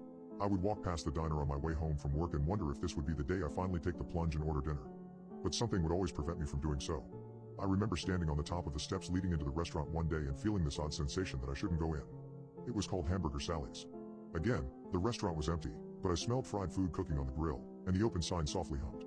My wife and I had our new friends Victor and Claudia over for drinks. Although we never thought about speaking on it, conversation led to it. We all had a big interest in the diner near our complex. We never saw anybody enter or leave, so we all thought we'd give it a try. The restaurant's faded neon sign flickered, a joint unlike any other. I can't lie, we were all pretty tipsy after the drinks. Victor stumbled down the steps and almost face planted into the door, and Claudia rushed to help him. They quickly went inside while Claudia gently scolded Victor. I stood at the top of the steps, still hesitant to go in. My stomach churned, and I could feel my heart begin to pound. I felt like I would be sick but chalked it up to the cheap liquor I had just consumed. I was greeted by a familiar warmth and the sounds of Amanda laughing at one of Victor's jokes. The diner looked a little neglected, with chipped black and white linoleum tile and flickering box lights. An elderly gentleman sat at the bar with his back turned to us, methodically taking sips of coffee, while a cigarette slowly burned in an adjacent ashtray. Guess this place does have customers, I thought to myself. Is there a damn waiter in this place? Victor shouted before Claudia shushed him. The sound of oil hitting the grill grew louder, and the man at the table dinged the bell on the bar top. There was a brief silence before a voice yelled from behind the counter. "Coming." A middle-aged woman in a stereotypical diner smock appeared and sauntered over to our table. She pulled out an old pen and notepad and began to take our order. "What can I get?" "You too. Drink?" she asked. I noticed there was something weird about the cadence of her voice. It was like she was having trouble speaking. I found it odd that she was wearing an old COVID mask since it seemed like she was trying to catch her breath. Our server stood motionless, waiting for one of us to say something. "Some coffee would be nice," Claudia said politely before glaring at Victor. "Coffee for me as well, please," Amanda said while still looking down at her menu. "And for you?" Dawn asked me. I turned to look at her, and a feeling of anxiousness immediately shot through my brain. It was her eyes. I didn't know how to describe them, but they looked out of place. One of Dawn's eyes was off to the side, while the other was slightly off-center. It was like she was wearing a wrinkled mask that didn't quite fit her face. And the color. I had never seen eyes that black before. Water is fine, I guess, I said, quickly turning my head away from the waitress. She lingered briefly at our table and then disappeared behind the counter. While everyone debated their favorite bar of the evening, I tried to get another look at our server. The elderly man hadn't moved since he rang the bell and continued to sip coffee. I squinted my eyes to check if I could see into the kitchen but only saw shadowy silhouettes moving around in the back. I was startled by a loud bang from the kitchen and saw Dawn appear with everyone's drinks on a safe tray. "May I take your order?" she asked. Victor gulped down his coffee with both hands. "I'll have the chicken fried steak with mashed potatoes and fried okra." Claudia rolled her eyes. "Can I get the tuna melt?" "Dawn and I got cheeseburgers." "Thank you. We'll get that right out." Dawn then headed back to the counter. I leaned in to whisper, "Did y'all notice something off about our waitress?" The other three looked at me quizzically. "Not really?" Claudia said. "What should we be looking for?" Victor asked. "I don't know. There just seems something off about her. Honestly, there's something totally bizarre with this place." "Yeah, it's an old diner," Amanda said firmly. "Are you doing all right? Should I grab a Pindalol from my purse? You're probably still stressed from all the work you had to do today." I waved her off. "No, I'm fine. You're right, I just need to calm down." We made some small talk before Dawn brought our food to us. And it was decent. Not totally out of this world, but perfectly acceptable for a rundown diner that never sleeps. Amanda, however, wasn't looking too hot. "I think I'm going to be sick," she said, clutching her stomach. "Well, this is your first time trying meat in like 5 years," I reminded her. Amanda shot daggers at me with her eyes. "Sorry, y'all, I think I need to run home real quick. I'll be back." She then bolted from our booth and disappeared into the night. I offered to take the check, anxious to get home. "Oh, garçon," Victor yelled, snapping his fingers. Dawn reappeared and glided to our table. "What can I help you with?" "We're ready for the check," I said nervously, trying not to make eye contact with the waitress. "Oh, the check, yes." Dawn went back to the kitchen. I excused myself to hit the can before we settled our bill. The bathroom was more like a tiny closet, and while doing my business, I saw a box labeled Hamburger Sally sitting under the sink. Curious, I opened the box and found a dusty old binder with family photos and a journal filled with scientific scribblings I didn't recognize. The picture looked like it was from the 1980s. It showed a man and a woman holding a young toddler wearing a bow in front of the restaurant. The back of the photo was labeled Bill, Dawn, and Sally, grand opening, 1986. So that's where the name came from. I also found it interesting that Dawn was still working even though she probably had to have been in her 70s. Plus, she didn't look that old. I quickly flipped through the rest of the album. Most of the photos were of Sally at various milestones in her life. But there were a few of Bill tinkering with something in his garage. It looked like some sort of robot or android, but the pictures were too smudged to make out anything comprehensible. The notebook in the binder was also faded. I couldn't make out most of the writing, but inside one of the pages was an old patent application titled Synthetic Autonomous Learning Intelligence Bot. It must have been the robot Bill was working on. The patent application was filled with black lines and redacted labels, and the only thing legible was the giant red stamp at the front that said, "Denied." Stapled to the patent application was a cease and desist letter from the Department of Defense. At the back of the binder was a torn piece of paper with a note written in pen. "Today, Sully made a friend." Just what the hell was going on here? "Oh Pat, did you fall in the toilet?" I heard Victor yell. I pulled my pants up and hurried out of the restroom, finally glad to leave the diner. I slid back into the booth. "Let's get the hell out of here." I pulled some cash out of my wallet and put it on the receipt, not even bothering to check the price. "I don't need any change," I said to Dawn. "Thank you, dear." "No problem, hope you and Bill have a good night," I said without thinking. "Who's Bill?" hiccuped Victor. I froze in my tracks, and time seemed to stop. I felt Dawn's black eyes honing on me again. Her neck tilted slowly until her ears were almost to her shoulder. She placed the cash back on the table and clicked her spindly fingers. "Who the hell is Bill, Pat?" Victor asked again. Dawn turned to Victor. "Would you like to meet Sally now?" Victor chuckled nervously. "I'm sure. We'd love to thank her for a great dinner." The room fell silent. I could only hear my heart pounding in my ears. I saw the man at the counter slowly rise, his face still turned away from us. The music at the jukebox grew slower and deeper, and I realized it had been playing the same song on loop. The lights began to flicker even faster, and Claudia and Victor looked scared for the first time this evening. Several thumping noises came from behind the counter, and the walls in the back began to shake. Then darkness. A sound like metal hunks scraping together, followed by a deafening shriek that shot through the room. I instinctively grabbed my backpack and hustled out of the booth but tripped on something squishy and fell face first onto the floor. Another inhuman howl pierced my ears, and I hustled to get back to my feet. The lights came back on. Dark red blood gushed on the black and white tile below me and seeped into my shoes. I whipped around and, in horror, saw an enormous black humanoid machine throw Claudia's lifeless body on the ground with ease. Victor sat slumped over in the booth, only his face was missing. The man from the counter stood over Claudia's body with a kitchen knife and then knelt by her face. I did the only thing I could do. I screamed. The three beings whipped around to face me. Dawn was no longer wearing her COVID mask, and the skin where her mouth was supposed to be hung in tatters, revealing nothing but black metal. The man from behind the counter was now wearing Victor's face. The other humanoid, which I deduced to be Solly, had a chrome-plated black face. On top of its head was a dusty red bow. I ran, tumbling from behind the counter, feeling the androids hot on my tail. I leapt into the diner's giant refrigerator door and locked it from the inside with a crowbar. I'm still here, shivering and surrounded by frozen meat that's been here for who knows how long. Surprisingly, the machines haven't found me, and I wonder if the freezer is concealing my heat signatures. Every now and then, I'll hear a muffled voice cry out from the restaurant. WHR. You? The voice will say. It sounds like Claudia's, but more disembodied and tortured. Papa isn't mad. Call me out to play. That one sounds like Victor's but totally devoid of his free-spirited charm. But there's one I don't recognize, and it startles me every time I hear it. Solly needs a new fa. Say. The androids are either going to find me, or I'm going to freeze to death. I think I prefer the latter. Amanda should be waking up soon. I pray to God that she doesn't come looking for us. Whatever these things are, I'm pretty sure they're trying to escape. To my friends, if you happen to run into me, just know that it isn't the real me. My 20-year-old roommate is obsessed with puppets. I think she's trying to control me, too. It wasn't her normal behavior. It came out of nowhere. Andrea had a small stage set up in the center of the living room when I came home from work one evening. The platform was the size of 4 shoeboxes. She manipulated a female alabaster white puppet by its strings along its surface. A snow-colored screen was behind the figure. Other puppets were near it, their wires entangled around their bodies. They were in army uniforms. Their helmets had small dots of mud she must have gotten from our yard outside. Their olive drab wool constructions even had ketchup splattered on their torsos. Upon closer inspection, I saw a few missing limbs. June, she said, in a softer voice than usual, so glad you're home. Look at what I found. I dropped my car keys and purse on the mahogany roll-up desk next to the front door. I took a few steps closer to the scaled-down theater. Her name is Violetta, she said. I've been helping her along her travels. She's been treating men wounded in the Battle of Krasnodar all day and night. I tried to change her into a white ward dress and cap. She insisted on her current outfit. She has so many adventures in front of her. You said you found her? I asked. Yes, she was on my bed this morning. The evacuation hospital she works in has had so much mortar fire near its walls. She feels their detonations when she removes shattered bones from their wounds. Andrea made the nurse glide and sway. Where did you get the infantrymen? My grandmother gave them to me before she passed away. I never found any use for them until now. I was speechless. I did not want to rouse an argument by telling her what opinions I held on her new activity. She has never, and I mean never, talked about puppets. To the left of her was a yellow legal pad with words written in blue ink on its pages. The jottings, based on the capitalized slug lines, were an attempt at a play. I maintained silence as I grabbed my belongings and walked upstairs to my room. Andrea was so focused on her story that she did not even care about my departure. I crawled into bed and looked out at my street as the mist rolled against the glass. I went to the kitchen the next morning. When I passed Andrea's room, her light was on. This struck me as unusual since she liked to sleep in later due to her shift starting 2 hours after mine. Her door was also propped open with a hardcover novel. I peered in and saw her playing with Violetta again. Her hands manipulated the strings at a much more frantic pace than they had the first time I watched. Her fingers flew faster than a sign language expert interpreting an auctioneer.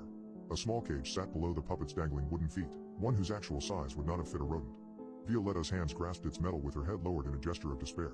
I walked in and waved my hand in her periphery to get her attention. Books on Hinduism and Buddhism lined her shelves. Beside her was a tome about past life karma. I had read it before. I had read it with an open mind when we first moved into the house. The concept of prior existences altering this one resonated with me. I wanted to ask you something, I said. Andrea looked up at me with widened eyes, both of which had black bags underneath. We're right in the middle of her treating pals, she said. She's the second nurse captured in the war's history. She's helping the other soldiers locked up with her. Her first patient of the day succumbed to infection. They are going to repatriate him to U.S. soil as soon as they're liberated. Listen, I said as I sat on the floor to be at eye level with her, that's all well and good. There's something I've been meaning to ask you, though. You said yesterday you found this puppet. Her name is Violetta. I know, on your bed. Have you had any visitors? What do you care if I do? You usually don't bother me about my private life. Are you getting jealous or something? Oh, that's fine. I lied. It would be a relief if you did have someone visit. I'm glad it was a gift and not some bizarre thing that came out of nowhere. She is a gift. Do you like her stories, June? Her travels can go on forever. They helped me in getting over the death of my grandma. I'm glad it's therapeutic, I said as I stood and exited. I went to the pantry and started boiling water. I heard her door slam upstairs, followed by a barrage of medical instructions. Her voice became a bark, a stream of angry orders for scissors and morphine. I watched Andrea deteriorate before me every single morning I left for work. I was unsure if she was getting any shut-eye, and after a while I doubted it. She was too obsessed with her imaginary escapades that lived through Violetta. I walked in a half a week after her infatuation began. I had to signal her eyes toward me as she moved the puppet around in a frantic manner. I'm going out for your favorite food, I said as I stared at her rail-thin physique. The Thai place at the end of town. What do you say? Oh, you go ahead and have fun. Violetta's too busy treating those keeping France safe. I came home after dinner and saw Andrea on her laptop. It was a relief to see her doing something else for once. I brought you some red curry, I said as I lifted a styrofoam container. She did not answer me, her eyes glued to the screen. What are you watching? Andrea reached down and picked up Violetta's strings. She faced the puppet towards me. She spoke to me via an unpracticed but diligent version of ventriloquism. I'm taking an online class for my nurse education certificate, she said. She looked up at me before focusing on the course again. From this point forward, she would partially speak to me by using her motionless little friend as a second mouth. I went to bed and worried about Andrea as I pulled the blankets over me. I had seen the tone of her skin change. The lack of nutrients made her nails and hair brittle. Her flesh was an almost grayish color. I tried to remind myself that I was her roommate and longtime friend, but not a health professional. I could not force her to get treatment if she did not want it. I fell asleep. I had a dream about a folk healer in a house made of straw. She arranged ornaments about the place to ward off something invisible but malevolent. I awoke. Something pressed against my face. I saw the unmistakable outline of Violetta's eyes and lips. I sat straight up and turned my lamplight on. Andrea stood over me, controlling the puppet and making the figure's mouth open. A black widow spider crawled out from the maw and landed on my arm. I squashed it and screamed. Why are you so upset? Andrea asked as I crawled out of bed and landed on the other side. I almost picked up my iPad to throw it at her once I was standing again. Why are you in my room scaring me like this? I said. She did not issue a response but instead moved toward me. An ominous chill snaked through me as I backed away against the window. She cornered me. You can't keep talking to me through that thing, I said as I pointed at Violetta. She's a national heroine. She helped so many men after the Battle of the Bulge. Get away. My voice was so loud I surprised myself. You shouldn't be so angry at someone so valuable to society. Isn't that right, Violetta? That's right, Violetta said. I know how to stitch you and everyone else back up after you get hurt. That's it, I said as I shot forward. I'm done with this. I dove over the mattress and reached for the puppet. I had planned on throwing it out the window and watching it break apart after a long drop. Andrea hooked a leg over my shoulders and wrapped the strings around my neck. I thought it must have been an accident as a result of the struggle. It had to be a mishap of her being unwilling to let go of her fictitious entity. Then Andrea started pulling on the strings and laughing. Her strength surprised me due to her skeleton-like frame. I tried to claw and hit, but it was no use as oxygen escapes me. Breathing became impossible. I blacked out from her choking me. A cold breeze graced my forehead when I came to. I tilted my head to the left and saw the window was open. I stood and had to unwrap the strings which stuck to every angle of my upper body. I had to untwine them from my hair. I let the puppet drop to the floor with a thud that reverberated throughout the space. I gazed out my window. I peered downwards and saw Andrea face up, her legs completely snapped behind her. She soaked in a puddle of her blood. When I got a closer look at her face, I saw she was smiling but lifeless. There was no way I managed to push her out. She had the better of me in the exchange. I was losing that fight from the second it started, unless I managed to overwhelm her in a state of delirium. I knew emergency services were going to ask me to perform compressions when I notified them. I went downstairs, still a bit dizzy, and held onto the railings for balance. I brought my cell phone with me. Once I got to the backyard, Andrea was gone. The blood was still there on the grassy surface. Crimson footprints led to the gate. I went back inside and made my way back to my room. I locked the door and took in a massive gulp of air. I dialed 911, what is your emergency? I tried to think of the right words, to consider how to summarize the ordeal I had survived. The sequence of the conflict became obtuse in my mind. I felt like an amnesiac trying to recall something from the void. As the operator repeated her question, I looked at the floor and saw Violetta staring at me. I hung up. I cradled the puppet in my arms, an uncanny feeling giving me a sense of newfound loyalty. Memories from a life not made from the same fabric as this one flooded me. The commands of an anesthetist serving the mutilated on a mobile surgical unit hit me. I began to play with her. I brought to life the skill she had to treat the harmed. I began to imagine a sweeping epic with her as the central character. The hours passed by faster than they ever had. And before I knew it, I had a new love for puppetry. I revisited the fort I built as a kid. It was the greatest mistake I ever made. My grandfather died while shaving. I always wondered how far he had gotten into the process. He collapsed and suffered a severe concussion on the sink. The head injury did not end at all, as he was amidst an already fatal heart attack. The day before the funeral, his widow, Cameron, asked me to step into a room in the main foyer of his manor. We sat down in a room with an oval oak table that looked out at a lake. She reached into her pocket and unfolded a map with a circle drawn in red marker around the top of the left corner. We need to talk about your inheritance, she said. Your grandfather always thought you had potential, but he didn't want to spoil you before you could make something of yourself. When I die, this house is going to your sister. I'm sorry to say that you were not in line to take this piece of property or any of its belongings. He did give you land, though. I blinked. Is it the golf course out back? No. He recalled with a fondness how, when you were younger, you would play with your best friend. He said you built a fort out there the two of you loved. He purchased it out of pure sentimentality and gave it to you. I gave a nod and placed the map in my shirt pocket. One last question, I said before we exited the room. May I ask what my parents have gotten? Yes, his board game collection. I see. How many of those did he own? 1.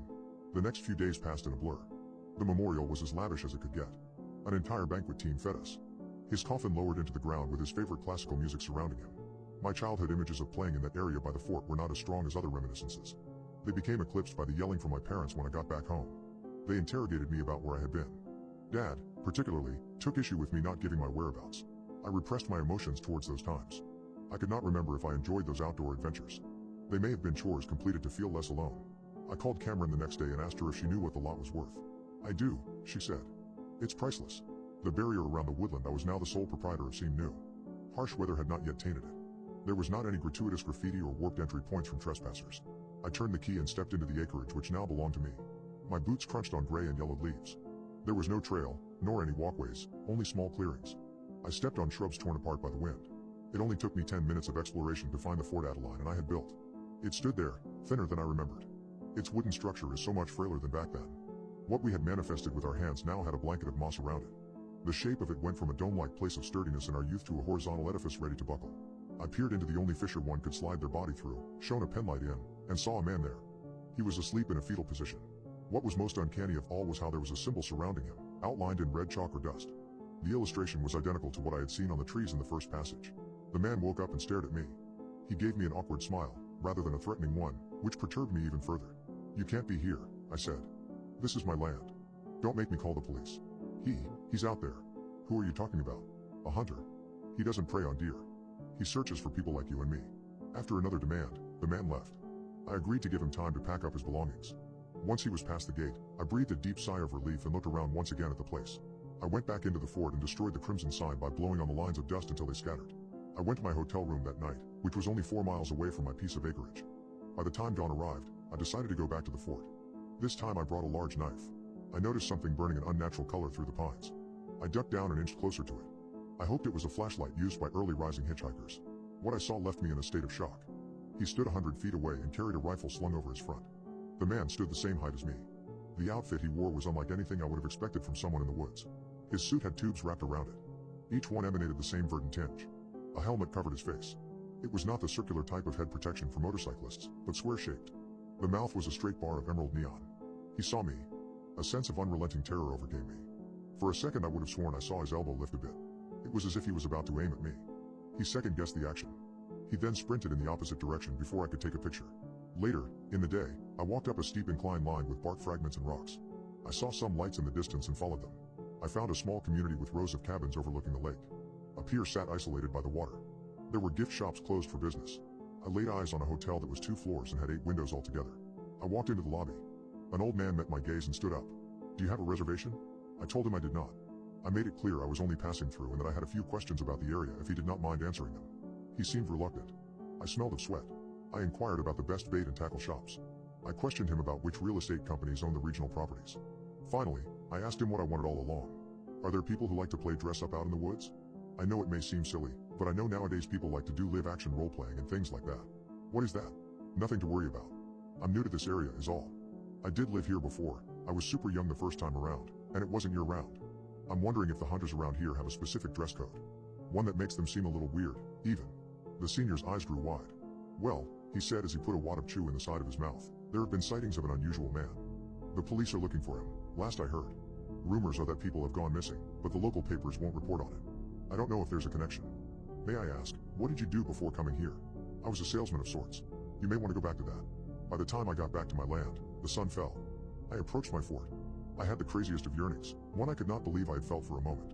I wanted to sleep in it. Something about the idea was more than nostalgic. It was the kind of comfort I needed. It would be a strange trip down memory lane. It would take me back to those nights when my best friend and I would sneak out and not return home until daybreak. I remember the drifter. I shone my light on the place I planned to slumber, and it seemed free of litter, stains, or any kind of man-made pollution. I laid down on it. I ran my fingers through the blades of grass. It occurred to me that they did not feel like they had sprung from the earth. They felt like confetti, or plastic. I sat up and clawed my fingers to the far edge between the makeshift wall and the turf. I grabbed a chunk of the corner and yanked. I managed to roll up a piece of artificial earth, like the set design of a stage play. It was a carpet, made to look like nature. It was nothing more than an artificial and superficial landscape. What it revealed was a flat door. I retrieved my key and put it into the lock. It opened. I saw a wooden ladder there, splintered and uneven. I used my flashlight to try and see what was down there, and all I see was another patch of dry dirt. I climbed down. The first thing I saw in the right corner was the same suit I'd seen the man wearing the day before. It lay crumpled up on the floor, every bit as futuristic as my first impression, only this time it was not lit up. Someone folded the outfit and placed it there in a meticulous manner. It had a cord that hooked up to an electrical plug tower. I turned around, stared at the wall, and felt my legs weaken. A desk was there with many items on it. I saw identification cards, pieces of jewelry, and articles of clothing. There were ropes, handcuffs, blindfolds, mace, and photographs of the most horrifying nature. What were once human beings now existed as photographic depictions of butchery. At the bottom of the stack, I found one of a man posing next to the bodies. He had a cruel and mocking face, as though he delighted in the carnage. I recognized him. He was my father. A tornado hit my town. Angel statues appeared in our cornfields afterward. Thick and curvy. That was the only way to describe the statues. There was not only one but many, at least 4 others laid out in different surrounding farmlands. They had all appeared after the last tornado had dissipated.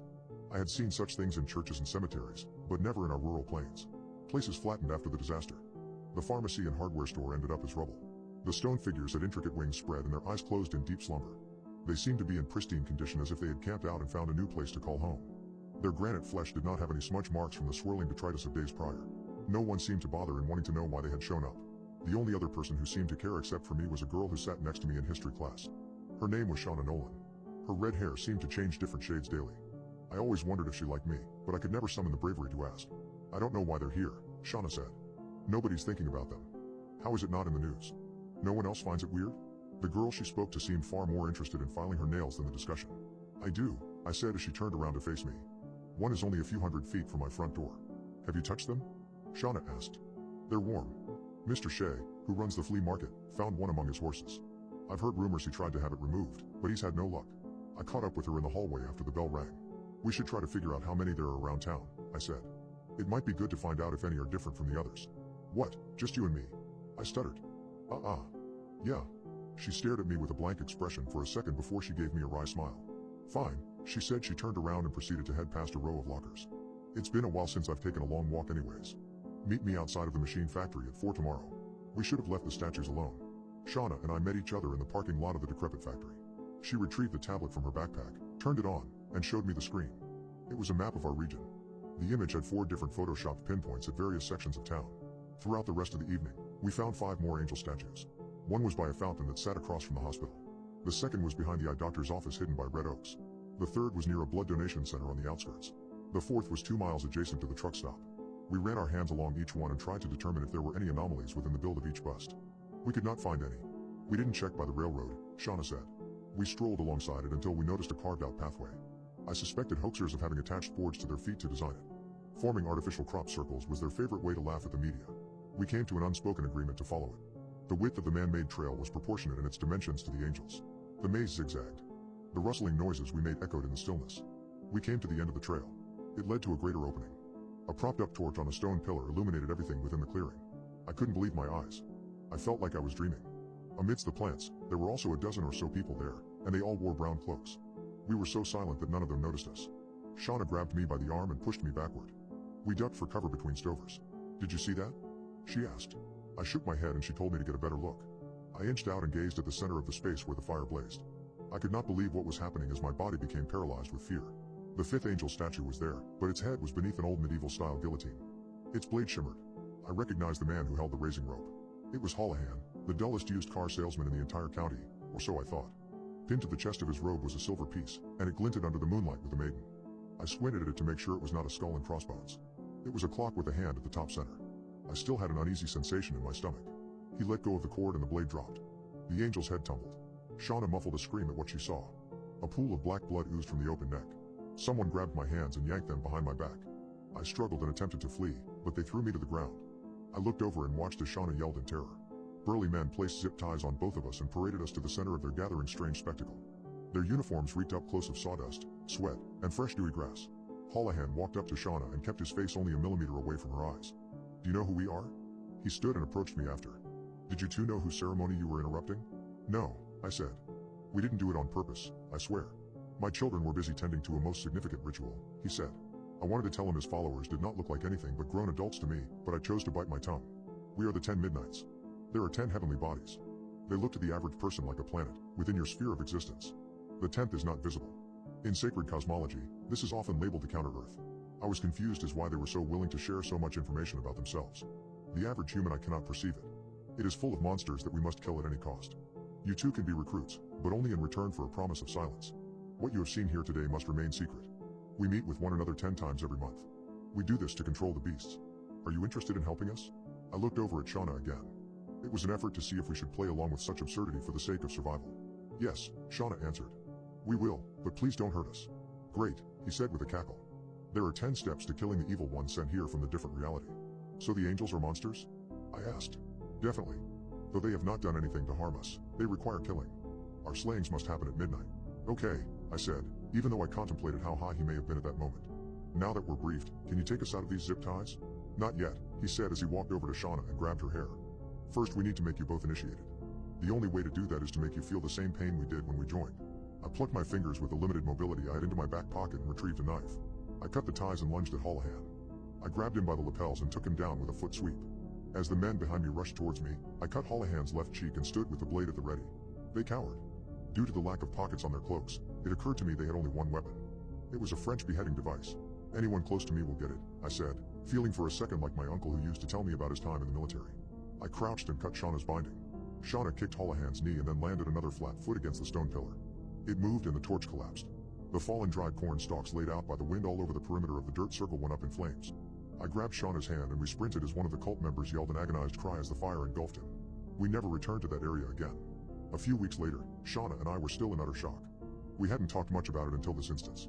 You haven't told anyone about what we went through, Shauna said. Right? No, I said. I always heard about politicians within the community being in nefarious groups. We did not want to ruffle the feathers of anyone who could control the narrative. Do you think the angel got destroyed in the blaze? I asked. The fire spread fast. If the blood we saw draining from it could have been gasoline. Holohan planned on killing everyone there that night. Crazy as he was, it wouldn't surprise me. The angels vanished, she said. No one's seen them since we left that field. She was partially right, aside from the fact that there were only 2 left. One was in the cornfield beside my house. The other was in Shauna's backyard. My friends and I did something awful on our graduation trip. Now I'm the only one left. It's been over a month since the last one in our friend group was murdered. Except for me. I'm the last to die. His mother found him with a broken neck at the bottom of their staircase. Jay's head had also been caved in by an unknown blunt object. I've been in hiding ever since. After all, I'm now the primary suspect in Jay's death, even though I had nothing to do with it. Not that anyone would believe me. All I can do is wait. After graduating from law school, my friends and I decided to have one last party. Jay was going to work for his family's firm after passing the bar. Eric received a clerkship for a federal judge. Mike got an offer from a corporate bigwig to be his in-house counsel. I was disgusted at the thought of practicing law and was going to join a think tank after our vacation. We decided on Bangkok. It was a cheap but exotic destination, the food was great, and, well, you could have some discreet fun. Jay's parents were so excited that he graduated and rented us an entire house in the Sathorn district. The trip was underwhelming from the start. But as things escalated, it didn't help that we were drunk most of the time and raised hell long into the night. A police officer came to our rental after Mike threw a chair from the 3rd floor, and Eric had to pay a bribe to get him to leave. Pretty soon, we burned ourselves out and became bored and grumpy. Then Jay met Bandit. We called him Bandy. He was a local high school student who couldn't have been older than 18. Bandy was tiny, even by Thai standards, and had cropped black hair and a spindly, prepubescent mustache. On our last night, we threw one final American-themed rager to show our appreciation for Bandy. This time we handled logistics and told Bandy he should come empty-handed. We waited in anticipation of his arrival. Then we heard the sign, 4 knocks, and a whistle. I don't remember much from the party.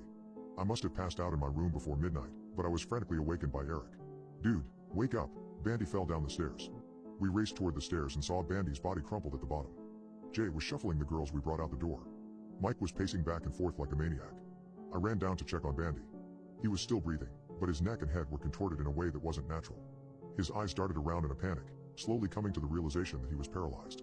Well, don't just stand there, I yelled. Call an ambulance. Jay came back into the living room. Are you stupid? Adam, there's drugs everywhere. What are the police going to say? Eric shook his head. Who cares about that? We need to get him some help now. I'm going to call an ambu. Before Eric could finish his sentence, Mike came in with a hammer and bashed Bandy's head. We all froze in shock. Mike, twitching from all the cocaine, took another deep breath before bringing the hammer down on Bandy again. A sickening moment of silence followed before Eric and I started screaming. What was I supposed to do? Mike slurred back at me. Dude was a goner. All I did was end his suffering. He then nudged Bandy's now corpse with his shoe. Eric, Jay, and I all shouted at Mike and then argued about what to do next. We weren't in the correct headspace, but we agreed that we couldn't jeopardize our future. Jay sidestepped Bandy's body and walked up the stairs. He came back down with a bedsheet and threw it over Bandy. Like clockwork, we worked together in silence to get rid of the body. We wrapped Bandy tightly in the bedsheet and carried him out the back door. Eric and I drove to the pier, stuffed some rocks into Bandy's pockets, and threw him into the river. His tiny body hardly made a splash. We quietly left Thailand the following day. Mike stared out the plane's window the whole flight, finally realizing the gravity of his actions. We touched down in the country we called home, and the place Bandy never got to visit. Mike was the first to speak before we went our separate ways. We did what he had to do, I guess. Mike would also be the first to die. They found him almost 2 months after we returned from Thailand. Mike fell down the stairs, breaking his neck in 3 places. Police also discovered 2 wounds caused by blunt force trauma on his head. One of them was post-mortem. Mike's father said we were the last to see him alive. Mike's dad claimed to have only talked to Mike on the phone and commented that his behavior seemed strange. Mike complained that he wasn't getting enough sleep and would hear odd noises at night. The night before he died, Mike made 3 phone calls to 911, but they were all disconnected. I skipped his funeral. Eric called me, asking why I wasn't there. I told Eric that what happened to Mike was the literal definition of karma, and I no longer considered any of us friends. Eric seemed hurt by my words but couldn't disagree. It was best to move on from everything, no matter how difficult it could be. Before he hung up, Eric asked if I had trouble sleeping recently. I keep having these nightmares. Mostly about Bandy. It's strange. Remember how we made him do a secret knock and then whistle before he walked into the house? I swear I hear it all the time. I responded that I didn't think I could remember any of my dreams since we returned from Thailand. Eric sighed but wished me the best before disconnecting the call. Eric's wife, Jessica, found him at the bottom of their living room staircase a month later. His neck was twisted by the fall, and someone finished him off with a blunt object. Jessica also said that he had been acting erratically since Mike's death. Eric wasn't sleeping, and he confided in her that he felt they were being watched. I decided to go to Eric's funeral since we were the closest. Jessica and I exchanged hollow pleasantries, and I was preparing to make a quick exit before I saw Jay. He looked like he hadn't slept in days. I went to speak to him, but he tried to rush back to his car when he saw me. I chased him, determined to know what was going on. Jay fumbled for his keys to start the car but stopped when he realized he would have to run me over to leave. Jay, talk to me, man. What the hell is going on with you? Jay looked up at me with dark circles hanging around his eyes. He studied me before saying firmly, I need you to stop messing with me, Adam. I slammed my hand on the top of the roof. What the hell are you talking about? Jay shook his head. I know what you're doing, Adam. I know what you're doing. He screamed so loud that other funeral goers started walking toward us. I know it was you, Adam, Jay said again, his voice quivering. It has to be you. He then shut his car door and sped off. I turned around to leave and saw Jessica behind me. What did he mean by that, Adam? Do you know what happened to Eric? Do you? I bolted back to my car and drove home. A detective called me an hour later to ask some questions about Eric. I offered some empty platitudes and hung up the phone. I didn't know what was going on with Jay, so I tried to reach out to him, but every call went to voicemail. I didn't hear from him for another week. I woke up in the middle of the night to a missed call from him. I tried to answer back, but the line seemed disconnected. It was the night that Jay was murdered. The night Jay died, he left a note confessing his role in covering up Bandy's murder. He spoke about the guilt keeping him awake and that he was suffering from PTSD. Jay also felt that someone was watching and tormenting him. Since I was the last of us left, he accused me of being the perpetrator and swore I murdered Mike and Eric. I should have turned myself in. I know I didn't kill my friends. I had solid alibis on the nights that they were killed. I'm not sure why I felt compelled to run and hide. But I did. I fled the state to a cabin owned by my late grandparents. My parents desperately tried to get me to turn myself in, but I felt my fate was already decided. I stayed at the cabin for a day before crossing the border and breaking into a vacant house to hide. That's when the nightmares started. They didn't feel like nightmares, though, more like intense delusions. I would hear 4 taps on the door, followed by a loud whistle. I instinctively answered the door the first time, but no one was there. I also got an unbearable feeling that I was being watched by something. I would see shadows in the corner of my eyes and faces that I couldn't recognize popping in and out of windows. I fled the house the following day and drove until I nearly fell asleep at the wheel. I canvassed neighborhoods until I saw a home with a for sale sign. I ditched my car and broke in through the back door. I made my way to the basement and cut a crawl space in the wall to hide in case there were visitors. I slept well for the first time in what felt like ages. But the peace and quiet haven't lasted long. I've been here for 3 days. I've run out of food, and my water supply is dangerously low. I have the same delusions again as I'm about to doze off. 4 light taps on the door and a loud whistle. Only this time, the whistle is followed by laughter. It sounds evil and demonic. At first, the laughter reminded me of Bandy, but now it's darker, more guttural. It doesn't even sound human. My mouth is so dry, and my stomach is growling. The knocking used to only happen at night time, but now it's repeating itself on a loop. The whistling has almost deafened my ears, and I can hear the laughter inside my body. I need to eat soon if I'm going to make it.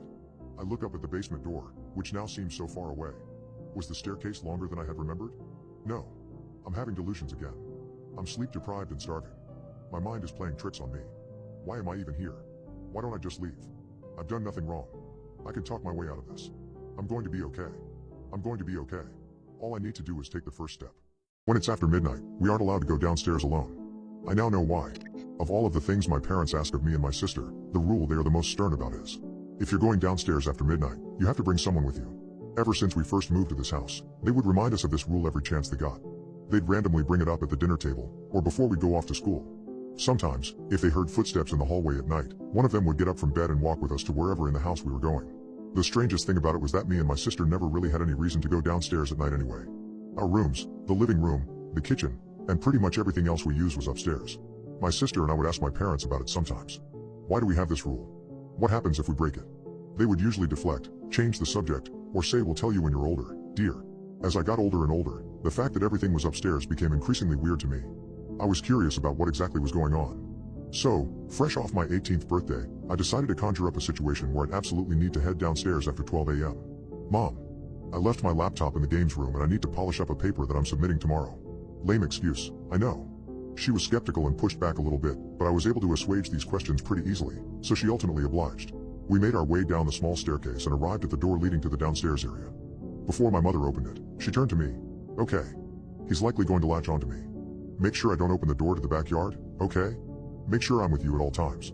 You can pull me if you need to. I thought she was kidding. She opened the door.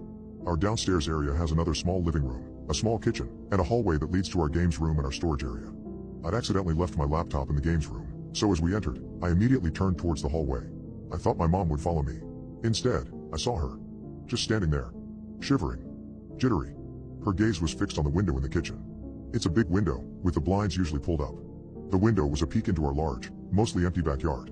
I looked at my mom confusedly, as she continued her uninterrupted stare.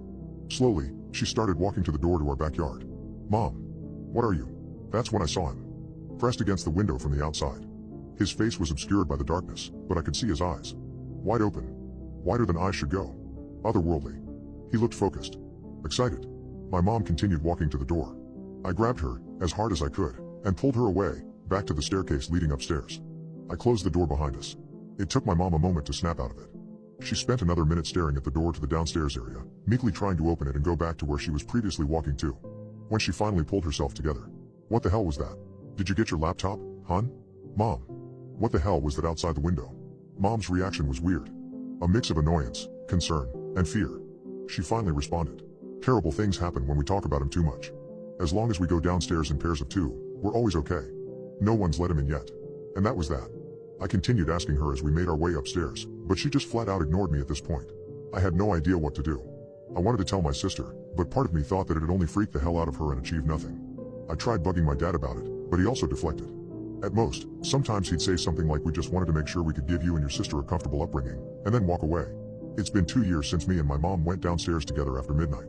Since then, we've continued to follow the rule, and we'd thankfully never run into any problems. I've tried to convince my parents that we should think about downsizing and moving somewhere else, but they'd always say stuff like that isn't how this works, dear, and as long as we play it safe after midnight, we'll be okay. That brings me to why I'm writing this today. My parents have been gone for the week, visiting family in another state. My sister left earlier this evening to go to a sleepover with her best friend. I'm home alone, for the first time in forever. I don't usually have my phone on me. It takes me a couple of hours, at least, to read and respond to text messages. I've always been lazy about it. I recently took a look at my phone to see a missed text message from my sister. Hey. I might have accidentally left the downstairs door open. Just an FYI, please close it whenever you get a second. She sent this text message 4 hours ago. I read it at 10 minutes past midnight. I'm writing this from the closet in my room. So far, I think I'm okay. Maybe she's misremembering and she kept the door shut. The only thing I'm worried about is that I'm starting to shiver a little bit. And I have this inexplicable urge to get out from my hiding spot so that he can find me. I found the secret basement under my house. Someone is living there, and they've been taking photos of me. I moved into this house 5 years ago, and today I found out it had a secret basement. I'd finally got round to doing the renovations. Saving up for a mortgage deposit damn near emptied my bank. Mom and Dad helped me find the house and chipped in a bit on the down payment. Maybe if I'd told them about my renovation plans instead of trying to make it a surprise, they'd have stopped me. A family friend, Hank, hooked me up. Wasn't a realtor but knew people about town. Managed to convince the seller to hold off before it hit the market and got snapped up by some rich cubicle monkey from the city looking for a summer home. I didn't meet the previous owner. Didn't think to ask. I thought I'd struck gold when I took the keys, but now I'm starting to connect the dots. I never saw who used to own the place. Mom and Dad handled all the paperwork, and I'm guessing it was Hank. This is the first house I've owned, the second I've ever called home, and I don't feel safe in either. I've lived in Marathon all my life and decided long ago I'd never move away. All that's changed. After today, I'd take living literally anywhere else, anything besides this hellhole that I'm now forced to live in. I found the door to the secret basement by total accident. Carrying my dad's sledgehammer up the stairs, I slipped and dropped the damn thing. It thudded back down the staircase and embedded itself in the wall at the bottom. The hole left when I pulled it out exposed the wall cavity within. I couldn't ignore the handrail, or the fact the wall cavity was wide enough to walk down. That's of course what I did, and I found the door to the basement at the end of the secret corridor. The door wasn't ominous, you understand. It looked like the rest of the doors in the house, albeit dusty and behind on several paint jobs. I was only down there for 5 minutes. That was more than enough for my thoughts about flipping the place for a profit changed to fantasies about burning it down. On my descent down the basement steps I walked, but coming back up them I was sprinting and screaming. The smell hit as soon as I opened the door. Dank, musty, a hint of sweetness to it that suggested mold or rot. It didn't perturb me. I just figured nobody had been down there in years, maybe a raccoon got in and died. I was gravely wrong on both counts, by the way. The last not terrified emotion I had today was the mild relief when my prying fingers found a switch on the cold wall in the dark. As soon as the basement was flooded with light from the grimy bulb I yelled. Not in fear at first, just in surprise. I'd not expected the room to be furnished. I didn't expect a rickety table with a small electric grill and chipped dinner plate. I didn't expect there to be a dark liquid overflowing in a trickle down one side. And I definitely didn't expect a small TV displaying a static laced CRT rendition of the local news. When I saw the beat up TV, my gaze drifted to the wall behind it. I made another noise then, a kind of half yelp, half moan. This time it was out of fear, but not the full-on heart palpitation causing horror I'd feel by the time I'd reached the top of the stairs again. There were several hatches on the basement ceiling, complete with ladders that presumably lead to other wall cavities around my home. That's how whoever lived down here got around the house. I never went back in to see if I could find any of the holes they'd used to take the pictures. There were dozens of them pinned all over the walls. Polaroids, all of them half blurred and bordered by the black of the wall or ceiling around the holes, each a peep shot through one of the many voyeur ports hidden in my house. I was horrified. Every picture was of me. Sleeping, eating, showering, shitting, even getting it on during mine and Allison's brief fling 3 years or so back. I started yelling when I noticed just how far back in my timeline these pictures went. The ones on the wall behind the bed were from when I moved in 5 years ago. Then I turned around to look at the ones directly behind me, and saw straight away that even though they were through peepholes, they weren't taken in my house. They were taken in my parents' house, the one I grew up in. The most recent photo I saw was of me moving DIY tools I had no idea how to use into the living room. The oldest was of me when I was about 5.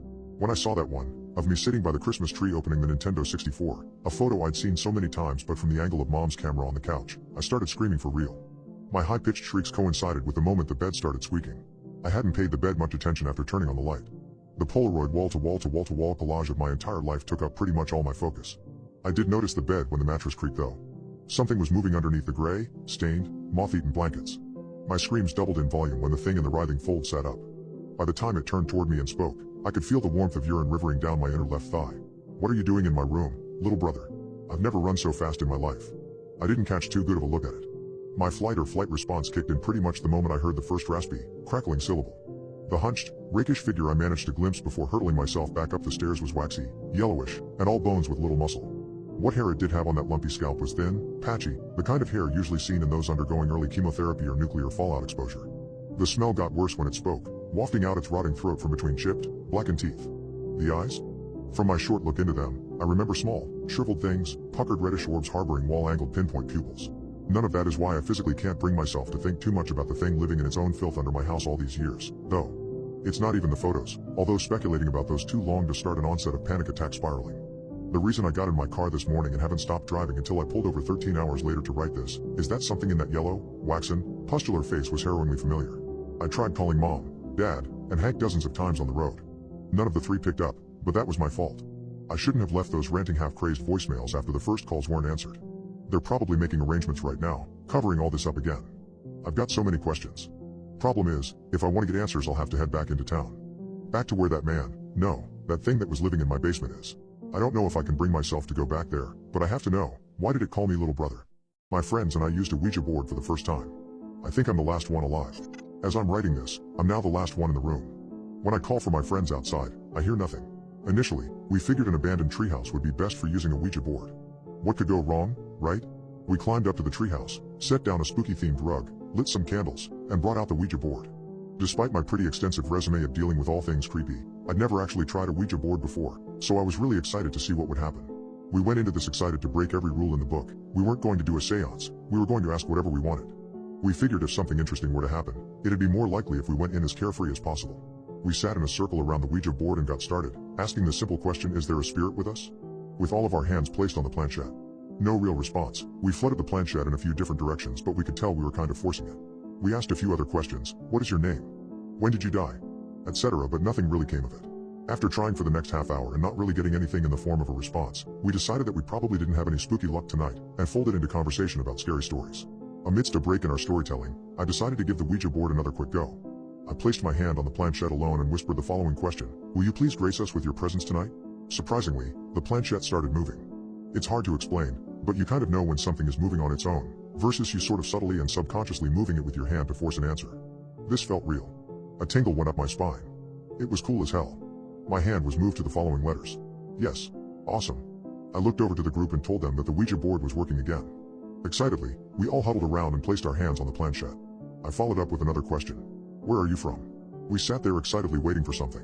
Instead, nothing. The planchette was still. The lack of any sort of external force with us was very, very obvious. Disappointing, but I had an idea I wanted to follow up with. I turned to my friend Kevin and asked him, do you want to try doing it solo? It worked for me. Kevin was confused, but he decided to give it a try.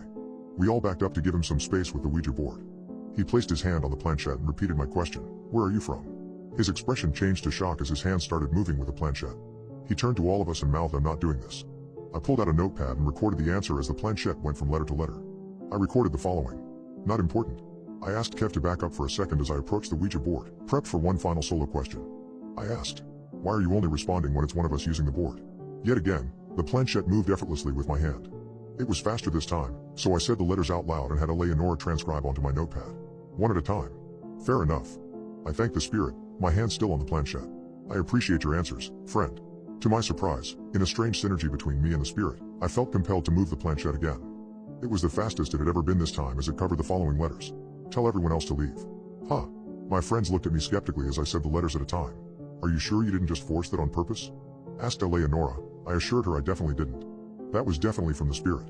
At this point, this had been the most clearly supernatural phenomena I'd ever experienced in my life, and I was excited to keep it going. My friends, usually unflinching and made of ice, were a little bit thrown. Eleonora and Martin looked ever so slightly spooked, but Kev was willing to go with it. Might as well see where this goes, Kev said, as he started climbing down from the treehouse. With a slight bit of hesitation, Eleonora and Martin followed suit. I embraced the quiet amidst the lighting of the candles and the power of the Ouija board. I geared up for my next question. I wasn't going to hold back. Spirit, how will I die? I took in a deep breath, waiting for some movement. Slowly. Depends. Interesting answer. If not a bit underwhelming. I geared up for my follow-up. Oh come on spirit. What about something a bit more specific? My hand moved with the planchette to the following letters. I tried hard to focus and connect the letters since I didn't have anyone to transcribe with me. What is your name? Weird. It completely dodged my question and asked me my name. Feeling careless, I decided to try tricking it. My name is Belle. Movement from the planchette on the Ouija board.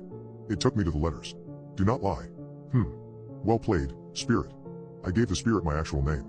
Jennifer. I continued to see the follow-up response. What is your favorite food? Honoring the spirit's rules, I opted to tell the truth instead of following up with another lie. Your girl loves donair and the spirit deserves to know that. The Ouija board's response. Correct. Before I could take in the affirmation from the spirit, it followed up with yet another question. What is your biggest fear? Do not lie. This question took me aback a bit. I wasn't really afraid of anything, or so I thought. So I struggled with it. It took me a few moments. I really thought of it. I kind of cringed at the answer, but it was my truth. Something horrible happening to my little brother. No movement from the Ouija board. Seconds turned into minutes as I kept my hand awkwardly placed on the planchette. Then, finally, thank you. Send Eleonora. Velp. I obliged. I thanked the spirit for its time and decided to climb down from the treehouse, where my friends were waiting. I passed on the spirit's message, and told Eleonora that it was her turn. Martin, Kev and I spent what must have been 15 minutes standing outside the treehouse while Eleonora was up there. We'd pulled drinks out of our bags and were discussing my experience with the Ouija board so far.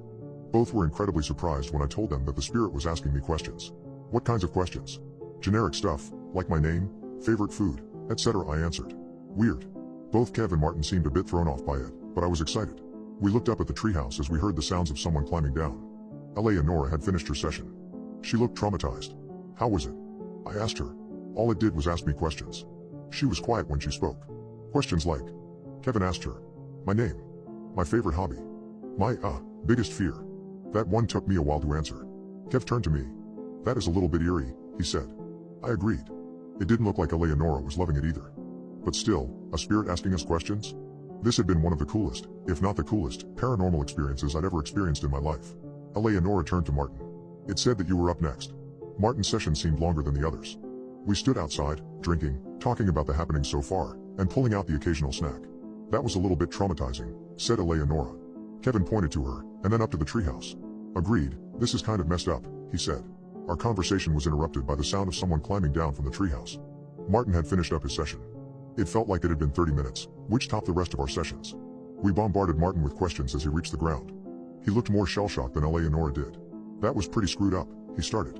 What did it ask you? I asked enthusiastically. My biggest fear, Martin responded.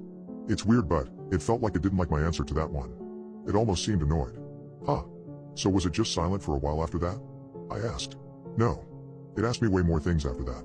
What the happiest moment of my life was, who I was the most jealous of, what my biggest life dream was, all that stuff. It was a lot of questions. Then, finally, it just wrapped up with, thank you, and that was that. Martin turned to Kevin. You're up next. Kevin sighed and started climbing up to the treehouse. We watched him make his way to the top. For the first time in the evening, I had a knot in my stomach. Only 5 minutes had passed since Kevin first went up, but he was already climbing down. He was shaking his head as he made his way down the ladder into our group. Nope. I'm done, said Kevin. What happened? We asked him. He just shook his head. That stuff is dangerous. We need to get the hell out of here, ASAP. I'd never seen Kevin like this. He was really shaken up. You have to tell us more. What did it ask you? What did it say? But Kevin ignored all of our questions. He started packing up his bag. Martin wasn't late to follow. I had bad feelings throughout this whole thing. I think we should leave, said Martin. Guys, what the hell? Just because it's unsettling doesn't mean we have to pack up. We can just hang out up there and do something else, I said back. This doesn't feel right, said Eleonora. I watched them as they all took a few steps away from the treehouse and towards the forest. You coming? Asked Kevin. I stood my ground. Kevin questioned my choice. Last chance. Kevin, I said no. He just shook his head and started heading out on his way. Suit yourself. I had no idea what could have possibly happened up there that would have shook him this much. He had already started walking as Martin and Eleonora pleaded with me to come with them. Again, I said no. Concerned, they all left. You're probably wondering, wasn't I scared? Especially now that I was alone? The answer was yes. But, something in my soul told me that I was up next. I'd spent my whole life waiting for something that was truly supernatural to happen, and now it was in front of me. With my fingers jittering, I climbed up to the treehouse as my friends departed. It took me a moment to pull together the bravery to put my hand on the planchette. The candles were still lit. The setting was just right. Finally, I spoke to the spirit again. Why are you asking us all these questions? Nothing, for a few minutes. Then, my hand moved with the planchette, slower than usual. The answer? To confirm my suspicions. Confirm your suspicions of what? Movement from the planchette on the Ouija board. One of you is not who you say you are. What are you talking about? I heard blood-curdling shrieks coming from the forest outside the treehouse. Like nothing I'd ever heard before. The planchette was moving on its own now. I watched it go from letter to letter. That is not Kevin. He is coming back for you. Run. And so I did. As I scrambled down the ladder from the treehouse, my heart pounding in my chest, I caught sight of something out of the corner of my eye. I turned towards the forest, where my friends had disappeared, but I see nothing but the faint outline of trees against the inky black sky. The gut-wrenching shrieks are still echoing in my ears, my mind racing to make sense of the cryptic warning on the Ouija board. I make it down the ladder and race into the forest, calling out for Kevin, Martin, and Eleonora. But there's no response. Only silence. Suddenly, I heard a banging noise back up in the treehouse. It was incredibly loud. In a hurry, I climbed back up the ladder, only to see that the spirit was giving me a new message through the Ouija board. You're next, Jennifer. As I stand there in the dark, debating whether to run or call the police, I hear a rustling behind me. I turn to find a familiar face emerging from the shadows, a chilling smile plastered across his face. It's Kevin. But something's wrong. His eyes. They're different. Cold, void, and menacing. In the most horrifying moment, realization hits me like a punch in the gut. The spirit on the Ouija board was right. He's not Kevin. I found my sister's OnlyFans. I'm horrified, but not in the way that you'd think. I'll get the obvious questions out of the way first. No, I didn't know she had one when I found it. Total surprise to me. I wasn't hunting for it. There were no rumors going around school about my big sister or anything like that which would lead me to think she was even on there. She's not that kind of girl. Well, I don't think so at least. What do I know though? Clearly not very much when it comes to Dina. I didn't go snooping through her phone. A business card fell out of her coat when she hurriedly left the house a few hours ago. I wasn't planning to view her OnlyFans for gross reasons. I was going to blackmail the hell out of her and get free rides all summer before she left for college. Mom and Dad would flip if they saw it. Well, that's what I thought they'd do before I found it and watched a couple of the videos. I don't think they'll be pissed about Dina's OnlyFans videos anymore. They're in at least 3 of them that I saw. Oh yeah, of course I watched the videos once I found her page. Again, not for anything gross. I thought I'd see something gross in the preview thumbs and have to nope out ASAP. In fact, I was hoping that would be the case, because if it wasn't gross then I had no blackmail material, right? My sister's OnlyFans didn't have any porn. Relieved? Don't be. I clicked the first of those odd pictures of random bushes out of curiosity. I lingered longer than a minute as the initial video played out of morbid fascination. I couldn't stop because, well, we all remember what watching 9/11 footage for the first time was like. There's a point where you should look away, but the point that you can't sadly always comes way sooner. Dina's account wasn't called anything conspicuous. Well no, that depends on your point of view. If you found her business card and weren't aware of OnlyFans, you'd have no reason to jump to conclusions about provocative explicit material. I'm not going to give you the exact name. She has 37 videos, of which I watched 6. I only stopped because I heard the crashing front door downstairs from her angrily storming in and slamming it behind her. Before tonight I'd have chalked this unremarkable event up to a bad date. Unfortunately, the last video I watched was her most recent upload, the one she posted 10 minutes before getting back home. Now that sound has me hiding in my closet, damn near pissing my pants. The only reason I haven't called the cops is, well shit, that's my sister, man. You don't rat out family, do you? I'm only posting this because, well, I've heard way more stories about folk being unalived by family members than sold out to the cops by them. Don't know about you. I'm sure they wouldn't.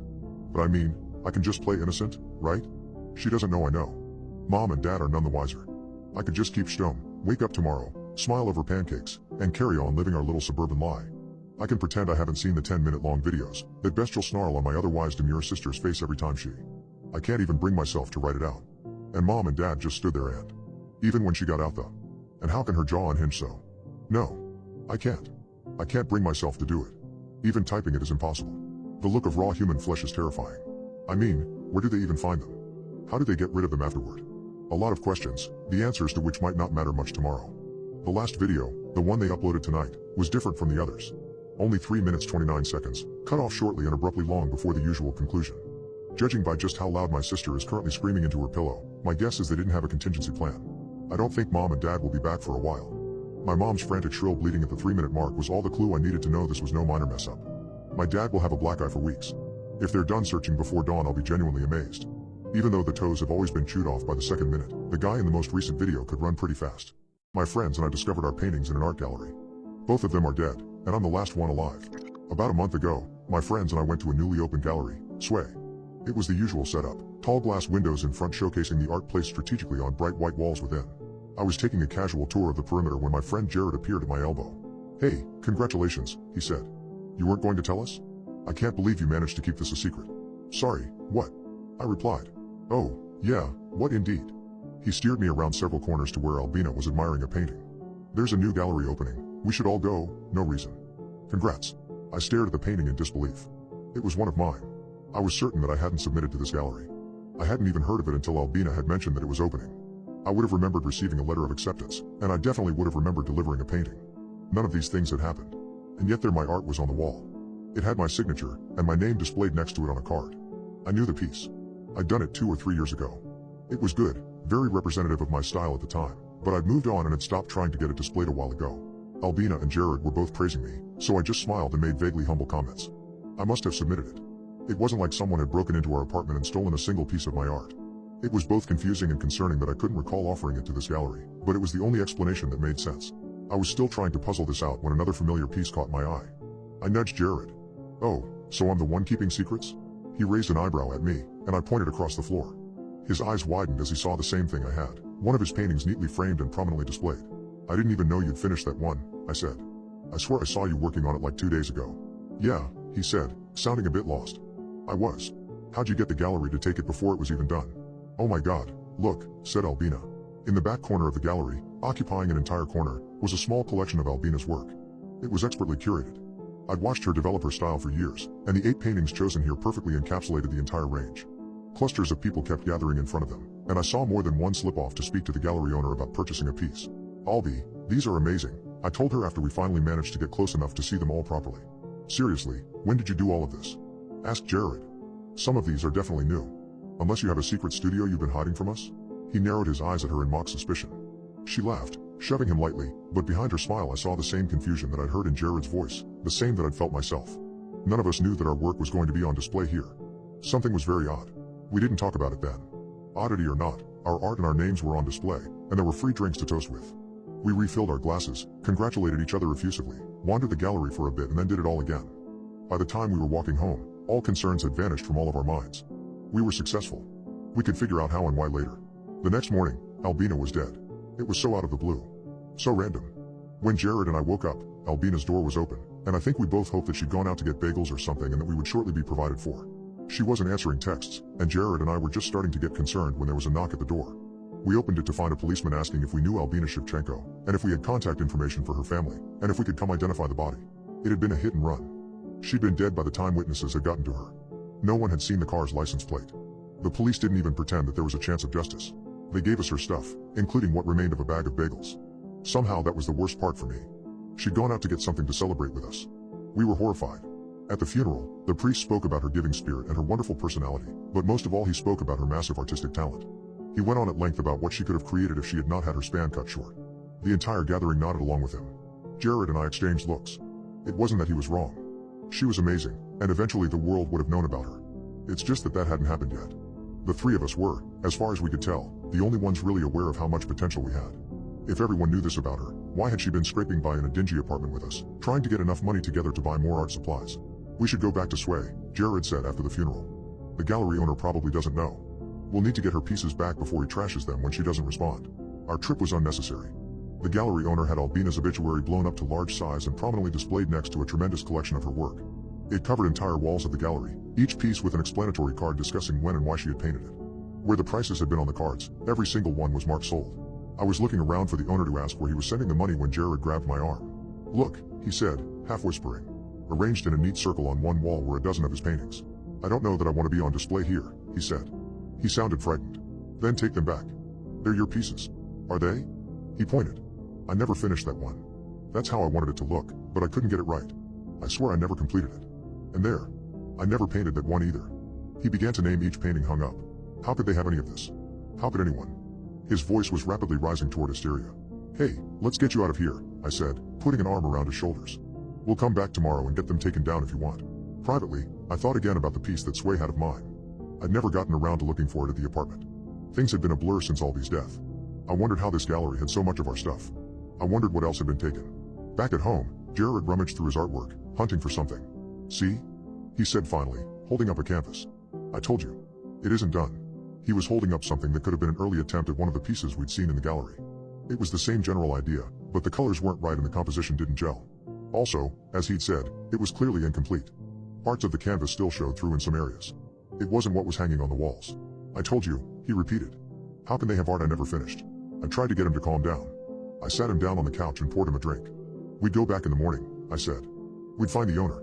We'd sort all of this out. It was a problem for tomorrow, not for this evening. Not right after a funeral." I thought I'd gotten him to agree with me. I poured us both another drink. Somewhere in the middle of that one, I fell asleep on the couch. When I woke up, Jared was gone. "Just one of those things," the police said. "Wrong place at the wrong time." He'd been mugged. His credit cards and phone were gone. He'd bled out in the street. He was almost halfway to Sway. I went there to get his art taken down, like he'd wanted. They'd already expanded the collection. His photo smiled down at me from the main wall, next to an obituary lauding his talent, his bold innovation, his novelty. The rest of the gallery was plastered with his work. I recognized some of the paintings he'd been rifling through at the apartment the previous day. Most had already had the same, similar tag as to what I saw on Albina's. "Sold." And on the back wall, in a small but well-lit section by themselves, hung 6 of my paintings. The one that I'd seen the first night was there, along with 2 others I was particularly proud of. If I'd been asked to pick 3 pieces to best represent who I was and who I had been as an artist, those might have been them. The other 3 had my signature, but I did not paint them. Not yet. Like Jared, I knew the subject matter in them. I had thought of them, conceived them, and even made some attempts to put them to canvas, but they had never come out like I'd imagined. I'd set them aside to try again later, when I had better supplies, when I was better. Yet here they hung, complete and perfect, exactly as I had pictured them. It was a triumph of my craft. It was beautiful to see what I could become, given enough time. It's just too bad that I don't have it. Most artists don't become famous until after they're dead. My imagination is trying to unalive me. I think I'm going insane. I was sitting at my desk trying to picture a scene for a story when a shadow moved through my consciousness. That is to say, someone walked across my mental image. I couldn't explain this to my friends. That evening, over a drink at our local bar with 3 of them, I tried to put it into words. The only way to sum it up is that it felt like somebody walked in front of my mind movie. "The hell's a mind movie?" asked one. I looked around at the group, a little confused. "You know, the image in your mind?" Another friend narrowed her eyes. "You see images in your mind? You don't?" I shot back, catching their gazes in turn. My third friend stared at me like he thought I was nuts. "What are you talking about, man?" Wary and a little concerned, I asked. "None of you see images in your head? Like when you picture a place you've been, or call to my mind somebody's face?" Their responses shook me. "No. That sounds crazy. Are you making that up?" "I just know things. Same. I just know what somebody's face is like. I don't actually see it. How can you see out of your eyes and in your head at the same time? You'd get vertigo. Profoundly disturbed that I was apparently the only one that saw images in my mind, I decided to let the matter drop, at least publicly. Privately, I realized I'd stumbled onto something very peculiar and isolating. Was I somehow unlike the people around me? One night, I awoke sweaty and adrenaline-filled, but the moment of shock from my dream had given me an incredible idea. In the dream, I tried to look into a mirror, and had seen only distorted revulsion and fear in that pure form only a nightmare can give. Lying there in the dark listening to the rain, I imagined my bathroom in as much detail as I possibly could. I imagined myself getting the glass of water, purposely envisioning what I might have done. I felt the bath mat under my bare feet. Most of all, I focused every sense I possessed on the mirror on the medicine cabinet door as I approached the sink. Staring into that flat span, I saw its smudges. I saw its smooth and subtle shine. I saw myself, looking back at me, but as time passed, it began to move and alter. I saw something different. Not the shadow. Not a monster. A rectangle of low light on shadow. Beyond, there were trees. They were the same trees from before, lit very dimly in shadowed moonlight. Deeper darkness weaved in and out between smatterings of rain. I couldn't hear the drops, but I could see them roll down the leaves and disappear into dark brown earth and roots. The reflected image kept flickering between the inexplicable scene and the tiled wall of my imagined bathroom. It was me doing that, I knew, because my concentration was slipping between what I expected to see and what I was actually seeing. Slowly, I managed to clear my mind of expectations, letting the mirror simply be. I watched light wind and drizzle on those trees for an indeterminate time, wondering only the most obvious of questions. Why? Why this? Why a rectangle surrounded by shadow? Why trees? Why rain? It hadn't been raining when I'd seen those trees 2 years before. If the image could change, that meant something. I let it go that night, but I began checking again regularly. The next day, when I looked in the mirror in my mind, the trees were suffused with dappled daylight. I could see deeper into the woods. I'd expected to find some horrific dark truth of existence that would terrify me beyond belief. But for another couple weeks, I gazed at those reflected trees often, relieved to find peace rather than fear. But still, why? Turning to my friends again, even though they thought differently than I did, I brought it up at the bar. I explained that I'd found trees off to the side of my mind movie, thinking they'd again consider me nuts, but they surprised me. One asked, "Is it the same time of day there as it is here?" Another added, "Do you know what species of trees they are? How big are they?" "You could guess their age," another offered. Right. They thought differently than me. More reality-focused, more grounded. I should have expected a very different viewpoint on it. Thinking on the daylight and night gloom I'd seen, I realized that the time had often been similar, but not exactly. Actually, it gets dark there sooner than here. So it's east of here, she guessed. I laughed. Wait, no, it's not like an actual place. It's a mental thing, you know. They all shrugged. They had no context. But I got out my phone and looked up species of trees. We collectively scrolled through images and articles until recognition surged through me. That's the closest tree that I'm seeing. White oak. Yeah, east is your best bet. This line of thinking couldn't possibly be right, could it? Thanking them for their help, I sat at home that weekend, watching those trees. When it started to rain there, I was seized by another inspiration. I opened up an online weather map, and I watched all the rain clouds east of me across the United States. I kept screenshotting it every couple minutes, noting when I saw the rain drop off and the sun come out. I also noted the time I thought best fit sunset. Then, feeling like a madman, I began flipping through all my screenshots of the weather, trying to cross-reference the rain and the time. I couldn't be seeing trees from an actual place, could I? How insane would that be? But as I eliminated blocks of territory one by one, the potential location narrowed further and further. Eventually, I was left with a surprisingly specific spot. Apparently, I was seeing a small section of forest in upstate Pennsylvania, near Susquehannock State Forest. I asked my friends if they wanted to go on a 6-hour road trip to another state, but they still thought the whole thing was a slow-burning prank. I knew going by myself was a bad idea, but I couldn't explain this to anyone else, and I had to know. Ultimately, I set out alone, equipped with nothing but my car, my cell phone, and some fast food from a drive-thru. I started early. It was a Saturday morning in mid-spring, intermittently drizzly, and often overcast. I realized I had no idea how I was going to find what I was looking for. It was already the afternoon, so I only had a few hours before sunset, and I certainly didn't want to keep making the drive repeatedly. I drove aimlessly around a few increasingly backwoods roads until I got an idea. Picturing the mirror with my eyes still open, I watched the overcast sky for gaps. I could see the trees in my mind, and the sky in reality. I watched the sunlight dip in and out in both, until I noticed a match. That gap in the clouds. That beam of sunlight. That way. I followed the roads on the map on my phone, working my way in that direction. Every so often, I pulled over to reorient, using the same trick again. It was burning time, but it was working. Eventually, miles deep on roads that seemed barely used, I found myself inside the same fading and burgeoning light from the sky. I was close enough that the mental trees and I were seeing the same shifting illumination. Heart pounding, I sent a text with my exact location to my friends in case anything happened, and I finally stepped out of my car. God, this was stupid. The stupidest thing anyone had ever done, no doubt. I had a choice again. I could leave. I could ignore it. Or I could delve deeper, taking an enormous and stupid risk. Ultimately, I already knew what trying to ignore it would bring. Ultimately, I simply had to know. The trees were right. The richness of the brown earth was right. Now, though, I could smell the freshness of natural air and feel the chill of spring rain. I pulled my jacket tighter around me, then noticed that the ground was soft under my shoes. This was legitimately the middle of nowhere. There was no path. I just walked and walked until it felt right. Nearly at the limit of exhaustion, I finally stumbled across the remnants of an old path. It was barely more than a thin divide between bushes now, but steps had once been carved into it, and I staggered along it with relief until I came around a boulder and found a massive old barn. Covered in ivy, dead leaves, and general wear and tear, the barn must have been a century old at the very least. There was no way to get here by road, and the trail certainly hadn't been used in decades, so I doubted anyone even knew this building existed. Yet, here I was, taking refuge against the broadest side to get out of the rain and wipe my soaked hair and forehead. The chill had set in so hard, I was actually getting a headache. When I looked left, I saw it. The white oak. This was it. This was the place. And next to it, the barn door stood wide open, held in place against the wind by roots and ivy. The rectangle of light. It was this door. The mirror in my mind. Had been seeing out of this barn door. But a sense of dread crept up through me as I started thinking about what the placement of this door in my mind implied about the contents of the barn. It couldn't be. That would make no sense at all. That wasn't even possible. I found myself seeking confirmation when I finally reached the open door and peered within. Mostly, there was darkness. Light played from out of sight to my left, projecting onto the wall. On the wall of that barn, projected in vivid colors, was the side of a barn door next to darkness. I stared down at the ground. Out of the corner of my eye, I sensed the projected image on the inner wall of the barn shift to showing the ground as well. Proving it to myself, I mentally pictured the mirror again, tilting it toward the same trees I'd been seeing for so long. I wanted to scream when I saw my own hand move into view in my mind, but I didn't have the breath. Shock had taken it from me. There was no doubt now, when I'd found a way to see off to the side of my mind, I'd been seeing out of this door. Because, for some inexplicable reason, my mind movie was literally playing on the wall within. Why?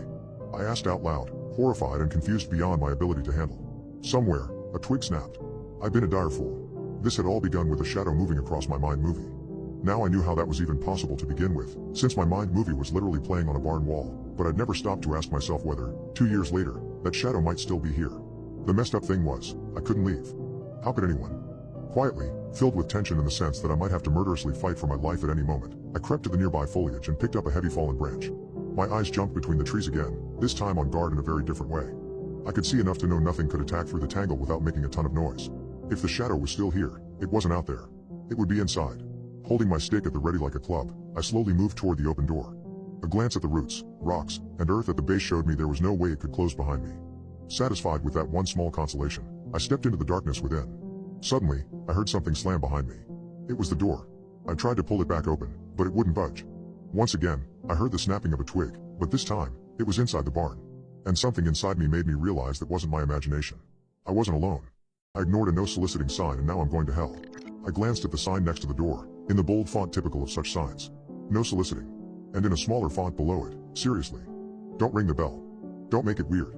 I smirked and rapped on the door smartly with the golf ball, a trick I'd been taught to save my knuckles some pain in the cold, before hastily stuffing it back in my pocket. I had to give the homeowner points for a creative sign. But, I also had to make it weird. You didn't lead the company 4 months in a row if you weren't willing to make it weird. A man came to the door. Regular dude. Looked nice, if nondescript. Hey, are you the homeowner here? I asked. I'd learned to regulate my tone my first week on the job. If I sounded like a salesman, I'd never set a single appointment.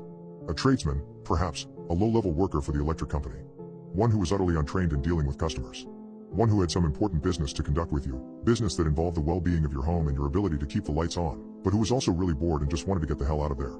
One who would get the hell out of there, if you just hurry up and sign his fucking form already. The man looked at me appraisingly. Yes, what's this about? Sorry, sir, I just need to make you aware of a new program through Great Lakes Power. It's going to be rolling out here in the next couple of weeks, and we're just informing people so they understand, you know, how it might affect their power bill going forward. I see, the man said, his face a mask. Well, I'm so appreciative. I thought you might be a solicitor at first, which would have been a problem, because... His voice trailed off as he nodded toward the sign. But, if you're here from Great Lakes Power, you'd better come in. Now, technically, I hadn't told him that I was from Great Lakes Power. I'd told him the new program was through Great Lakes Power, which was true, because it was the only power company around, so every installation of solar panels would technically go through their grid. But hey, he was inviting me in. Who was I to argue with that? I sat on the couch in his living room, and he sat on an armchair across from me. So, he said. My power bill. I cleared my throat. Right, how much would you say you pay normally? Depends on the month, he said. During the summer, it can get pretty high. Maybe $175, on average? Okay, I said, trying to sound neutral and uncaring, even though I was secretly enjoying those little dopamine hits I always got when a customer was this easy. Well, good news, I guess. This program is actually going to save you money. Not would save you money, if you chose to do it. It is going to save you money. Because he was going to do it. Oh, what a relief, the man said with a smile. Money's been tight lately. More mouths to feed than usual, you know? I hear that, I said understandingly, so focused on securing the appointment with our solar panel salesman that I actually didn't hear it at all. He nodded politely, still smiling, and said, well, thank you very much for the information. When should I expect to see the cost of my bill decrease? This was always the tricky part. Trying to gently transition the customer into setting a sales appointment without realizing that they were, in fact, a customer. Oh, we could probably get you taken care of in 2 months? I said, trying to make it sound like all the work and cost would be on our end. Maybe less, honestly. We'll need to check your wiring, make sure you qualify, and get you squared away. When's a good time? Qualify? The man said. Still smiling. I was starting to dislike that smile. Starting to sense that he might not be as big a rube as he initially seemed. Yeah, why I stammered, and I wasn't stammering because I didn't know how to answer his question. I was stammering because despite the man's smile, I suddenly looked in his eyes for the first time, and saw that they looked weird. They seemed so dead, so evil. I no longer wanted to be there. I wanted to leave. I wanted to go home. I wanted to. The smiling man interrupted. Because often, when people need to know if I qualify for something, they need to know my credit score. And often, someone who needs to know my credit score would be a solicitor. Which, as we've already established, you are not. My mouth was dry. I wanted to go home. I wanted my mother. I wanted to quit my job and go spend my life building houses for orphans or something. No, I'm not trying to sell you anything, sir. Of course not, he said, his smile growing wider and his eyes somehow deader. But perhaps you are using a bit of clever wordplay to set an appointment with someone who will? Well, it is a solar-based program, sir, I choked out. Interesting. I wasn't aware that Great Lakes Power distributed solar panels. My mouth moved wordlessly. It was like having a staring contest with a corpse. Unless, of course, you're not from Great Lakes Power at all, he said, his smile finally disappearing. Which would mean that you've lied to me. Well, technically, I never told you who I worked F. No, you said the program was through Great Lakes Power, of course, again, very clever wordplay, one might even call it intentionally misleading. I stood up. I should go, I said. The man reached into his waistband and pulled out a matte black handgun. A silencer was attached. You should sit, he said, the smile returning. I sat. Now, I engaged in a bit of wordplay myself. I wonder if you caught it? When it became apparent no response was forthcoming, he continued. I recall telling you to come inside if you were from the power company. And, since you are not from the power company, that means you entered my home uninvited. That is against the law. That makes you a criminal. Do you know how I feel about criminals? I shook my head wordlessly. Actually, I like them, he said. You're like me. You know what you want, and if you can take it, you will, laws be damned. I respect that. So, I'm going to ignore the fact that you've pissed all over an expensive couch, and let you live. He stood up, still holding the gun. I just need one thing from you before you go. Do you see that tray, over there on the table? He glanced over toward a tray with 3 bowls on it. They appeared to be filled with some kind of oatmeal. Why yes, I managed. I was just about to bring that down to my guests when you overlooked my no soliciting sign. Would you mind bringing it down to them for me? I looked at the gun in his hand and dared not disobey. Moments later, I was walking through a doorway and down a dark, dingy staircase. The freezing air chilled the damp spot running down the leg of my pants. When I reached the bottom, I gasped. The tray slid from my hands, oatmeal splattering all across the concrete floor. I was in a small room, and shackled to mattresses on the opposite end were 3 men, gaunt and skeletal. One of them was missing several fingers. Another, a whole hand. They looked not just hopeless, but as if they'd been hopeless for weeks. The room smelled of feces and fear. I'm sorry, boys, the smiling man said as he followed me into the room. But it appears our new solar salesman friend has dropped your food. What a shame. I'm sure you were looking forward to your first meal in 2 days. It was all too much. I began to cry. Look at him, the man said to his 3 prisoners. He's robbed you of a meal, and he's the one crying. The nerve of our salesman friend. He was still smiling. His tone was light and joyful. The man gave every indication of enjoying himself tremendously. And yet, I somehow sensed that he was merely pretending. One of you ought to teach him a lesson, he said. I do love a tale of revenge. And with that, the man pulled another gun, this one smaller, from his pocket. He tossed it to the ground, within reach of all 3 prisoners. Aim it at me, and you die, of course, the man said, fingering his own trigger. But for the man bold enough to take out our salesman friend, I'll let you go. Immediately, the 3 shackled men looked at the gun, and then at each other, and then at their captor. As if trying to decide if he was serious. No, please. It took me a moment to recognize the sobbing voice as my own. Finally, one of the 3 prisoners spoke. We refuse, he croaked. We won't. A single tear rolled down his cheek as he looked hungrily at the gun. All of you? The man asked, surprised. Such good men you are. Noble. Brave. We'll see what that gets you. His smile erased. And then, he turned to me. He nodded toward the gun on the floor, thinking for a moment. How about this? He said. You or them? I stared at him blankly. What? You or them, he repeated. Pick up that gun. Make them all die, and I'll let you walk free. Unalive yourself, and these men of virtue will return to their families with no further harm. One of the prisoners sobbed, but now the sound of his misery was infected with longing. The man turned to his prisoner. I wouldn't get your hopes up, he said. Our friendly neighborhood solicitor told me what kind of man he was the moment he knocked on my door. With that, he smiled at me again, his brow raised, and for the first time, his eyes looked alive. I was forced to investigate a vacuum on the ocean floor. I'm now traumatized. The government forced me into a submarine. There's not much to look at through the dinner plate porthole in my cell. Seems like a pointless investment, if you ask me. The things I've made out from eavesdropping through the tiny gap in the doorframe are far more interesting. From muted fragments of conversation, here's what I know. The Hadal anomaly, this project's namesake, is a vacuum close to the Pacific seabed. It's spherical, just under a kilometer wide, with no rational justification for its existence. No water, air, sand. An empty region of space and nothing more. I think we're getting close. There's a low hum coming from somewhere, and it's only gotten louder as time goes on. Thank God I have a notepad. I thought this manner of dark was basically impenetrable, but now I see a light. It's not part of the sub, no. A bright spot, like a lone star suspended in the night sky. It's pink, a sort of rose color, and motionless, aside from the way it's pulsing, seemingly at random. I think it's what's making the humming. When it swells, so does the humming. I can see the border of this vacuum too. It's like looking into a glass sphere, the inside perfect and unblemished. A few minutes ago I watched a test subject get sent out in some kind of pressure suit, straight towards the light. When they passed into the vacuum the suit just disintegrated. As if dipped into some obscenely powerful acid. Corroded away into nothing. Yet, whichever poor soul was chosen for this test run is somehow unharmed. I mean, she's floating, naked, but I don't think she's dead. Her skin looks alive and she'll twitch and convulse at random. Sometimes it even looks like she's trying to speak. Scream, maybe, but no one can hear her. Any comms equipment they loaded her with is gone, rotted away into less than dust. A few minutes was all I could stand watching her float toward the light, before slumping down beneath the porthole. I don't know how long I sat like that. At some point I dozed off, but the sub-shuddering brought me back with a miss the last step kind of feeling. A pale pink light projecting from the porthole onto the bulwark door told me enough. No need to look outside. I think that was her passing into the light, for better or worse. Probably worse. There's gotta be an escape to this. Can a pen do lethal damage to your carotid artery? Maybe I'll find out. Subject 006 is the next lab rat they're picking. Subject 006 is me. The urge to end it right now is tempting. Before they can send me into something they haven't the first f***ing clue about. I can't bring myself to do it though. If going into that thing puts you asleep then maybe it'd be a better death. But I don't know that. The researchers don't know that. How could they? Or perhaps they do, and think it's a mercy to leave me questioning. It isn't a mercy. It's torment. The keypad outside my door is beeping. There's no time left. Then again, what worth is there to anything I write in this journal? Maybe a part of me's hoping someone reads this, stranger or otherwise, so at least they know a living person wrote this. Or I'm just writing my thoughts. Not everything needs a purpose, a deep meaning, or anything like that.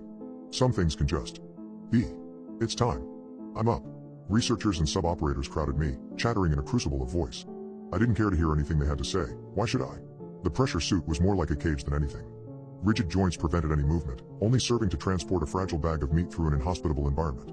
It had a tether latched onto the back, yet another pointless addition to the whole thing. There was a cold rush as I hurtled out of the sub. Not from the water around me, but dread. A dread nothing on earth, nothing natural, could instill. Slowly, I drifted toward the vacuum. The gradual inching closer. It was agonizing. Then, the instant I passed the border, everything went black. But only for a moment.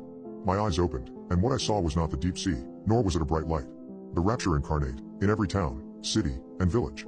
I saw burning skyscrapers lighting up a starless night, underlined by the collective wail of humanity as they fled in absolute hysteria. A shape crested the city skyline cloaked in an oily pall. Something utterly massive, a shell splitting into 9 spirals. The military tried their best, but their bullets did nothing and their missiles were whipped out of the sky by vast, mismatched limbs. Any ill-conceived providence was brushed aside as the shelled colossus swiped up men, women, and children alike, shoveling countless people into its pulsating, toothed sphincter. Every crushed bone, snapped joint, torn limb, I heard. Screams and wails snuffed out. Violent creatures spewed from its fleshy openings, galloping and squirming through the streets, eviscerating anyone and everyone. Pluming smoke from vestigial jaws, others spraying caustic fluids to liquefy flesh. Again my eyes opened to full awareness. I tried to howl in the horror and disgust of what I'd seen. Silence. It was only me, the emptiness, and the beaming light. Quickly as I'd awakened, I was plunged into another vision. This time, an underwater landscape greeted me. It was calm, rich in all manner of life. Some big, some small, some hard and some soft. The only violence was necessary predation. But what caught my mind's eye were a group of oddly humanoid creatures with coiling limbs tightened into familiar shapes, darting around with spear-like weapons, some carrying skewered fish down to a sprawling structure in the seabed. There was no time for peace or comfort. Once more the dream fell into oblivion and I was mere feet away from the blinding light. It shone with colors that shouldn't be, dancing across my vision, drawing me into its gravity. One last time, I blacked out. There was nothing to see. Only a soft and distant voice. Enter the source. The zenith. A deep, rattling horn sounded from every conceivable direction, and then I was falling. Upon opening my clenched eyelids, I saw that place. Words can never do it justice, but I'll try my best. Encircling me, arcs of black fog on a galactic scale fed down to something beneath. I looked down, and the only thing I could think was every single star in the universe squeezed together into one immense mass of light and heat. It beamed with those same impossible colors, spinning around me in coronas the size of Saturn's rings. Soon, the light was all I could see. A perfect anti-void. I couldn't see, but I felt it. My body felt like it was expanding, stretching, tearing, mending, changing. And then, finally, it was dark again. Cold. I looked around. Darkness punctuated by a single rose light, glinting off a curved metal object I recognized. As I approached, my arms came into view, lit up in violet hues. Well, they weren't arms. Not really. Two long bundles of wiry tentacles pushed me forward, yet when I stopped to look at them they twisted and coiled into shapes I recognized. Arms and hands. Effortlessly, I soared through the brine to the submarine's bow, stopping at its glass dome and staring in. The very same scientists and crewmates who'd shoved me into the unknown milled around inside. One by one, they noticed me, freezing in a sort of horrified awe. I think I smiled, but I don't know what my face looks like now. Before leaving, I circled the sub and found the porthole to my holding cell. Inside, a gray square sat skewed on a sterile table. My new appendages slithered across the glass, smothering it in seconds, and pulling with tiny suction cups. With little effort on my part the window cracked and shattered, and I had to brace to avoid being sucked through jagged glass teeth. Foot-thick reinforcements slammed down around the bulwark door while red lights strobed and sirens blared. In one fluid motion I reached inside and grabbed the notepad, swaddling it tight in a nest of tendrils in hopes of saving the ink. All around me the midnight black lit up with tens, no, hundreds more rouge stars. A sprawling alien firmament. After rocketing up to the surface and following the sun to the east, I washed up on a sandy ridge restraining a small lagoon. It was dusk, which worked in my favor to mask the features of my new body. The beach fed into a small town. After the short trek my skin already felt dry and irritated. Maybe skin isn't the right word. Membrane? Scales? It's not something I care to dwell on. Now, after following home some unfortunate late-night walker, I'm sitting in their house typing on an old laptop with their unconscious body on the floor. Internet's spotty, but I only need to make one post. I'm going back as soon as this is finished. To bathe beneath moonlit ripples and crushing depths, places warm and blue, others frozen and gray. Places I belong now, all the same. Make what you will of this. I may have filled in some parts of the journal where the inks run, but it's accurate enough. I think something's coming. Something that was once a distant foresight, now a promise past due. Our society will burn. Cities raised into dying embers among ash and bone. Nightmares roaming every continent, slaughtering anyone or anything they see. But there's salvation. For all of us. Somehow, I know the lights will multiply and rise to the surface. Go to them. Let them take you. If not, I'll bring you along myself. Because what's coming is coming soon, and before long, you'll be out of time to save yourselves. Something happened 63 years ago that's haunted me my entire life. I've never told anyone about it, until now. I tell myself 75 isn't old, but it definitely is. Of the 75, I've been miserable for 63 of the years. I can't stop thinking about it. It circles my brain. It's torture. If I'm being perfectly honest, I've never told anybody this story because it scares me, almost to death. But death seems friendlier than it used to, so listen close. The year was 1950, the setting of a small town in Maine. I was 9, and had recently found out I had to move away from our hometown. I had to say goodbye to all my friends.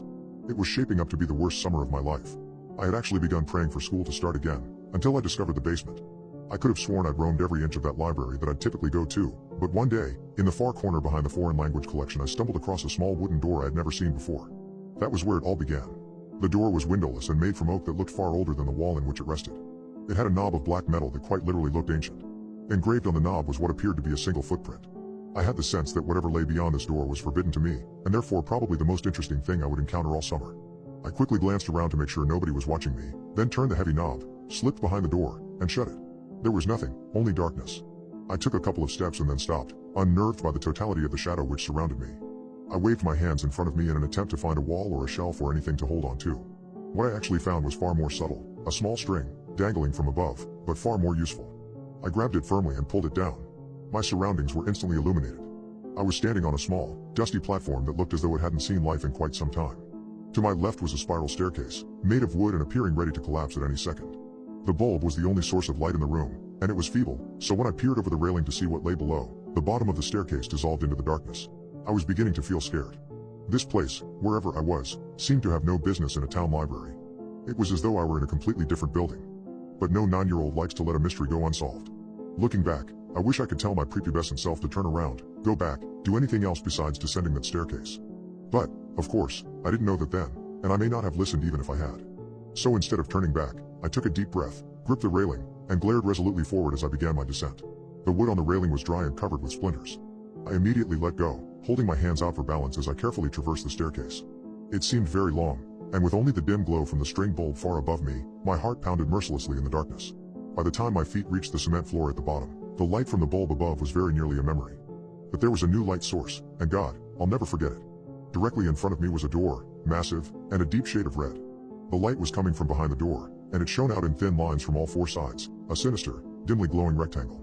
For the second time, I took a deep breath and went through a door I shouldn't have. In contrast to the dark room I entered from, the room behind the door was blinding. When my eyes adjusted, what I saw nearly took my breath away. It was a library. The most perfect library imaginable. I gaped in wonder as I stepped, almost reverently, further into the room. It was beautiful. It was smaller than the library above, much smaller, but it seemed to be almost tailor-made for me.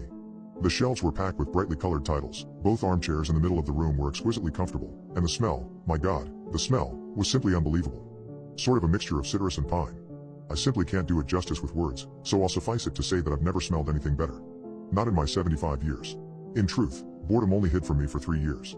It was on my 12th birthday, 63 years ago to this day, that everything changed. On my 12th birthday, I arrived later than usual. My mom had invited a couple classmates and some cousins over to our house to celebrate, a gesture which I found more tedious than touching. Really, I just wanted to spend my birthday sitting and reading and smelling paradise. Eventually, our guests went home, and I made it to the library about 15 minutes before closing time. That didn't matter, the workers never checked down there before they locked up. This particular night, I was devouring the final chapters of an epic adventure, knights, swords, dragons, and the like. I didn't smell it until I read the final words and closed the book. The once exquisite aroma of that room had turned sour. I sat for a moment, unsettled. Objectively, I could recognize that the smell was actually the same as it had been before, that mixture of citrus and pine. I just perceived it differently, and I didn't like it anymore. The odor also seemed, for the first time, to be coming from somewhere specific. With a fair amount of trepidation, I stalked around the room, sniffing the air like a crazed canine until I came to a shelf near the back. The shelf was perfectly normal, with the exception of one title, a large, leather-bound cover of solid faded maroon, with one striking black footprint at the top of the spine. This was the source of the smell. I opened the front cover, and saw one sentence scrawled neatly in blood red ink atop the first page. Rest your sorrows down, friend, and leave them where they lie. I stared at this sentence, mesmerized, as I began to retreat to my chair. I turned a page. Blank. The smell became stronger. Another page, blank, and the smell grew stronger still. I stopped for a moment, suppressed a gag, and continued walking. Then, as I neared the armchairs, I turned one final page, and there, in the same sinister print, was the last thing I expected to see, my own name. I dropped the book. I began to sprint toward the door, but as I shifted my gaze forward, my heart leapt to my throat and I stopped in my tracks. The empty chair wasn't empty anymore. An aged man in a suit sat before me, one leg crossed over the other, contemplating me with piercing gray eyes and a light smirk. This was all too much. I fell to my knees and expelled the contents of my stomach onto the carpet. I wiped my mouth, staring at my vomit, when I heard the man let out a chuckle. I stared at him disbelievingly. "Who are you?" I asked, panic in my voice. The man leapt to his feet, grabbed me gently by the shoulders, and helped me to my chair. He sat, once again, in his own. "I fear we got off to a bad start," he said, glancing at the pile of sick on the carpet. "The smell, it does take some getting used to." "Who are you?" I repeated. "Tonight, you will know hardship like you've never before known," he said. "I come as a friend, offering you refuge from it, and from all other storms which lie ahead." I wanted nothing more than to leave at that moment, but I remained seated. I asked him what he was talking about. "Your mother is dead, my boy. By her own hand, in her kitchen." "The scene is gruesome, I must admit," he said in sorrowful tones, but was there a playful glint in his eye? "Surely you wish to avoid this path. I can show you a safer one." My blood ran cold at the horrors this man spoke of, but I did not believe him. "What do you want with me?" I demanded, trying to sound braver than I felt. He laughed, an old, raspy yelp that seemed to shake him to his bones. "Nothing but your friendship, dear boy," he said. Then, sensing I found his answer inadequate, he expounded. "I want you to come on a journey with me. My work is noble and you will make a fine apprentice. And maybe, when I'm done," he sighed tiredly, running his bony fingers through his thin white hair, "maybe then, my work can be yours." I stood up, shuffling toward the door but never breaking his gaze. "You're crazy," I told him. "My mom isn't dead." "She's not. See for yourself, if you must," he said, gesturing toward the door. I threw him a contemptuous glare and bolted for the exit. As my hand closed around the knob, he said my name softly. In spite of myself, I turned around. Your road won't be easy, friend.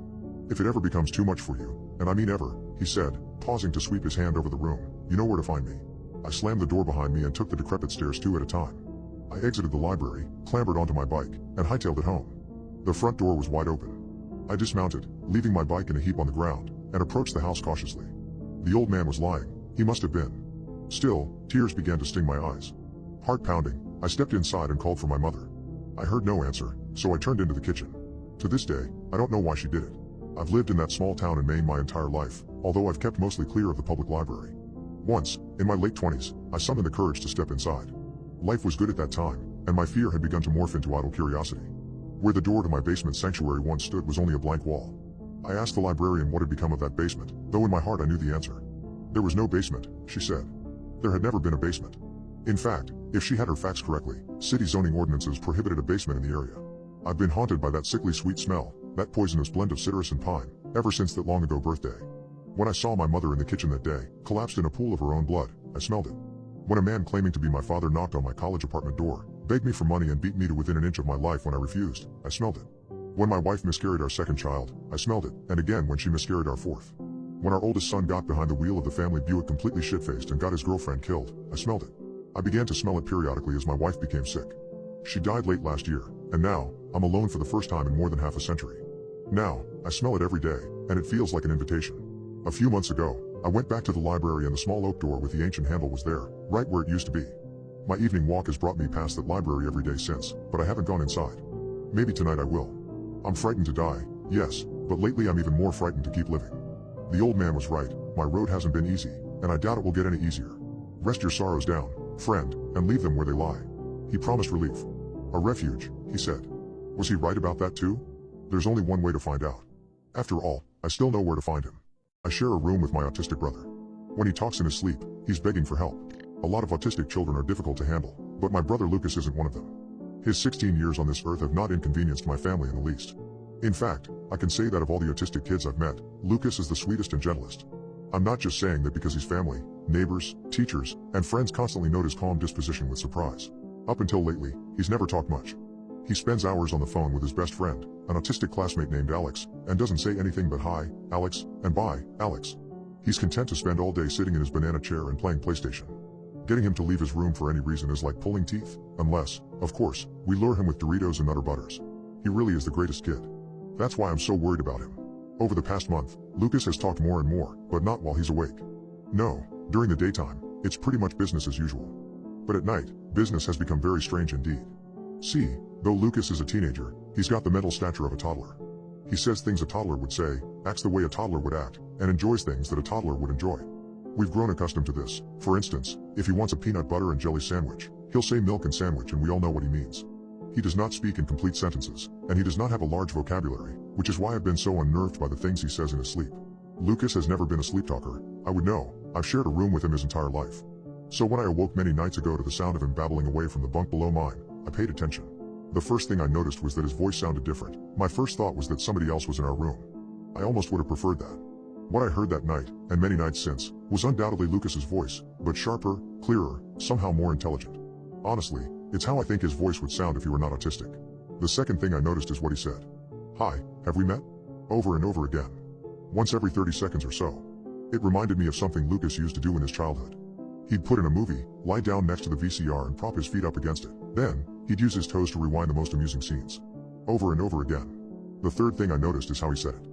He wasn't just saying words, he was meaning them. The diction, the intonation, it sounded for all the world as though he were actually speaking to someone. Hi was bright and cheerful, the tone employed by perpetually happy people all over the world. Then, a pause. Hesitating. Have we met? Still upbeat, but with a hint of confusion. Maybe even trepidation. I said Lucas's name, quietly at first, and then louder. He didn't respond. I hopped off the bed and used the light from my phone to look at him. He appeared to be both fully asleep and fully alert. He was lying down, yes, and his eyes were closed, but he somehow looked awake, attentive. He was on his back, flat as a board, his legs straight and his arms at his sides. His face pointed straight up toward the bunk board, his eyes dancing behind their lids and his mouth turned up in a small smile. I was about to go back to bed when his facial expression changed. His smirk dissolved into a grimace. His face, once relaxed, was now scrunched and his eyes shut tight. He started to breathe more heavily, and I noticed a light shimmer of sweat beginning to appear on his forehead. I tried to shake him awake, but he wouldn't budge. His muscles looked so tense that I wondered if I should wake our parents. I decided against it, partly because I don't get along with our parents, and partly because I was getting freaked out and just wanted to sleep. I scrambled back into bed a little too quickly for a 17-year-old guy. Just as I had relaxed and started to drift off, I heard Lucas's voice once more, this time a whisper, scared and helpless. No. Please. I couldn't get back to sleep that night. Things were normal the next day. Lucas played video games, watched Teletubbies, and paced around our room. If anything was wrong, he didn't know it. I even interrupted Star Wars Battlefront 2 and asked him, Luke, did you sleep good last night? But he just nodded. Yeah? I said, and he replied with an affirmative sleep good, his eyes never leaving the screen. Then he started making the whale noises from Finding Nemo. Like I said, things were normal. I suppose I'm not sure how often he's talked in his sleep, but the next time it woke me up was a week later. It was loud. My parents sleep upstairs, so they didn't hear it, but they certainly would have if they were on our level. He was crying. What are you? What do you want with me? He asked through sobs. He sniffled, then louder, what do you want? I hopped out of bed immediately and turned on the light. He was asleep, but his face was twisted even more grotesquely than it had been a week before. Tears rolled down his cheeks and soaked the pillow. I said his name forcefully, and even shook him, but he wouldn't wake. I realized that rocky relationship aside, I needed to get my parents. I bolted out of my bedroom, then stopped in my tracks about halfway down the hall. He was saying something new. I heard it more and more clearly as I retreated back into the room, overwhelmed by curiosity. Hello? Hello? Oh, thank God. He sounded frightened for his life, and he was gasping, as though he were running from something. I'm in trouble. My name is Annabeth Madsen. I need help. I need help. My stomach dropped, because Annabeth Madsen is my girlfriend. A brief pause, then, there's a man, he's after me, someone stopped him but I think he's following me, I hear him, I'm just running, another pause, and a hysterical sob. Wait, Lucas continued, my girlfriend's words coming from his mouth. The parking lot, the church, Baptist church, south of State Street, but wait. I looked on at Lucas in disbelief, too stunned to even worry about Anna. I'm running, I'm already past the parking lot, oh, God, I don't know where he is, help. At this, I snapped back to reality. Mom. Dad, I roared. Louder. Mom. Dad. Help. I think I can hear him still, it's too dark, I can't see him, I don't even know how I got here, Lucas sobbed, still lying flat and facing the bunk board, not moving a muscle. My parents burst into the room, terrified looks on their faces. They looked at Lucas. What in God's name, my dad began, but was interrupted by more from Lucas. No, I'm turning left. I can see Starbucks, and the gas station, and, no, I see him. I see his lights. Hey, help. Lucas was now screaming at the top of his lungs. My mother was screaming too, trying to shake him awake. But then his face started to relax, and his voice at once became more relieved. Oh, thank God, thank you, he sobbed. Then he was quiet. That was everything he said, word for word. I'm able to remember it so exactly because the next morning, I listened to Anna's 911 call at the police station. The voice in the call was Anna's, but apart from that, I was listening to an echo. When Lucas stopped talking that night, I dialed Anna with shaking hands. No answer.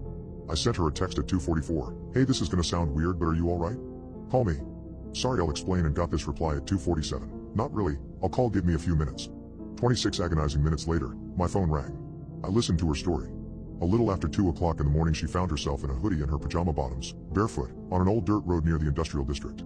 She didn't remember how she got there, but her feet were dirty, and she realized she must have walked. She knew where she was from the street signs, and found that she had her phone in the pocket of her hoodie.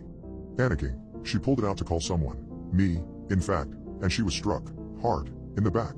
She fell to the ground, scrambled to a sitting position, and turned her phone toward her attacker. He wore gym shorts and a hooded sweatshirt, and his face was too shadowed to see clearly. She tried to get up, and he grabbed her by the shoulders and threw her to the ground. They struggled for a few minutes, and she was badly beaten. The only shot she was able to get in was to viciously claw his leg with her long fingernails. Some of his skin and blood remained on her fingers when the police brought her in, the only evidence she was able to provide of her attacker. Just as she was nearing collapse from exhaustion, another man emerged from the shadows. At first, she thought he was with her attacker, but her attacker recoiled when he saw the stranger. She said he looked scared. The mystery man ran full speed at her assailant, who promptly released her and took off. The man caught up to her attacker about 50 feet away and tackled him to the ground. That's when she ran. She called the police, sprinting barefoot through the town until she saw the police officer pulling out of the gas station parking lot. She entered his custody bruised, bleeding, the soles of her feet practically torn to shreds. At the end of Anna's story, she asked how I knew she was in trouble. I told her about Lucas. She gave the phone to the police officer, and I related what my brother had said to him as well. He asked me and my parents to come to the station in the morning and make a statement. So, the next morning, my parents took both of us to the station. When we got there was a split second when Lucas and Anna looked at each other. Their eyes met, locked on one another's, and as soon as the moment began, it was gone. We made our statements, then asked the befuddled police officer, "Now what?" "Now," he began, pausing as if wondering the same thing himself. You can go." It sounded more like a question. Later that night, Anna said something to me. See, she was still needed at the station after I left, but she came to my place when they let her go. She looked awful. We talked about the police, whether they had a case. She said there wasn't much of her attacker's blood and skin left under her nails, but that they were sending what they could salvage to a lab for DNA testing. In the meantime, due to her lack of description, there wasn't a lot they could do other than put the word out, tell folks to be careful. She said the police questioned her about her savior as well, but she could provide them with no helpful description. Her eyes hadn't seen much. Her mind, though, had a pretty good idea. "This is going to sound crazy," she said, "but I know who it was. I know who saved me." All at once, the whole crazy situation came together for me. She didn't even need to say. It was Lucas. We bought a baby monitor to watch our newborn baby. She's talking as if she's an adult. The baby came without a hitch, little Annika, looking just like her mommy, and what we lacked in protection, Lainey made up for with near neurotic preparation. She had it all, the books, the vitamins, the breastfeeding techniques. But perhaps her favorite new mom toy came in the form of a kiddo's baby monitor that she got at the baby shower.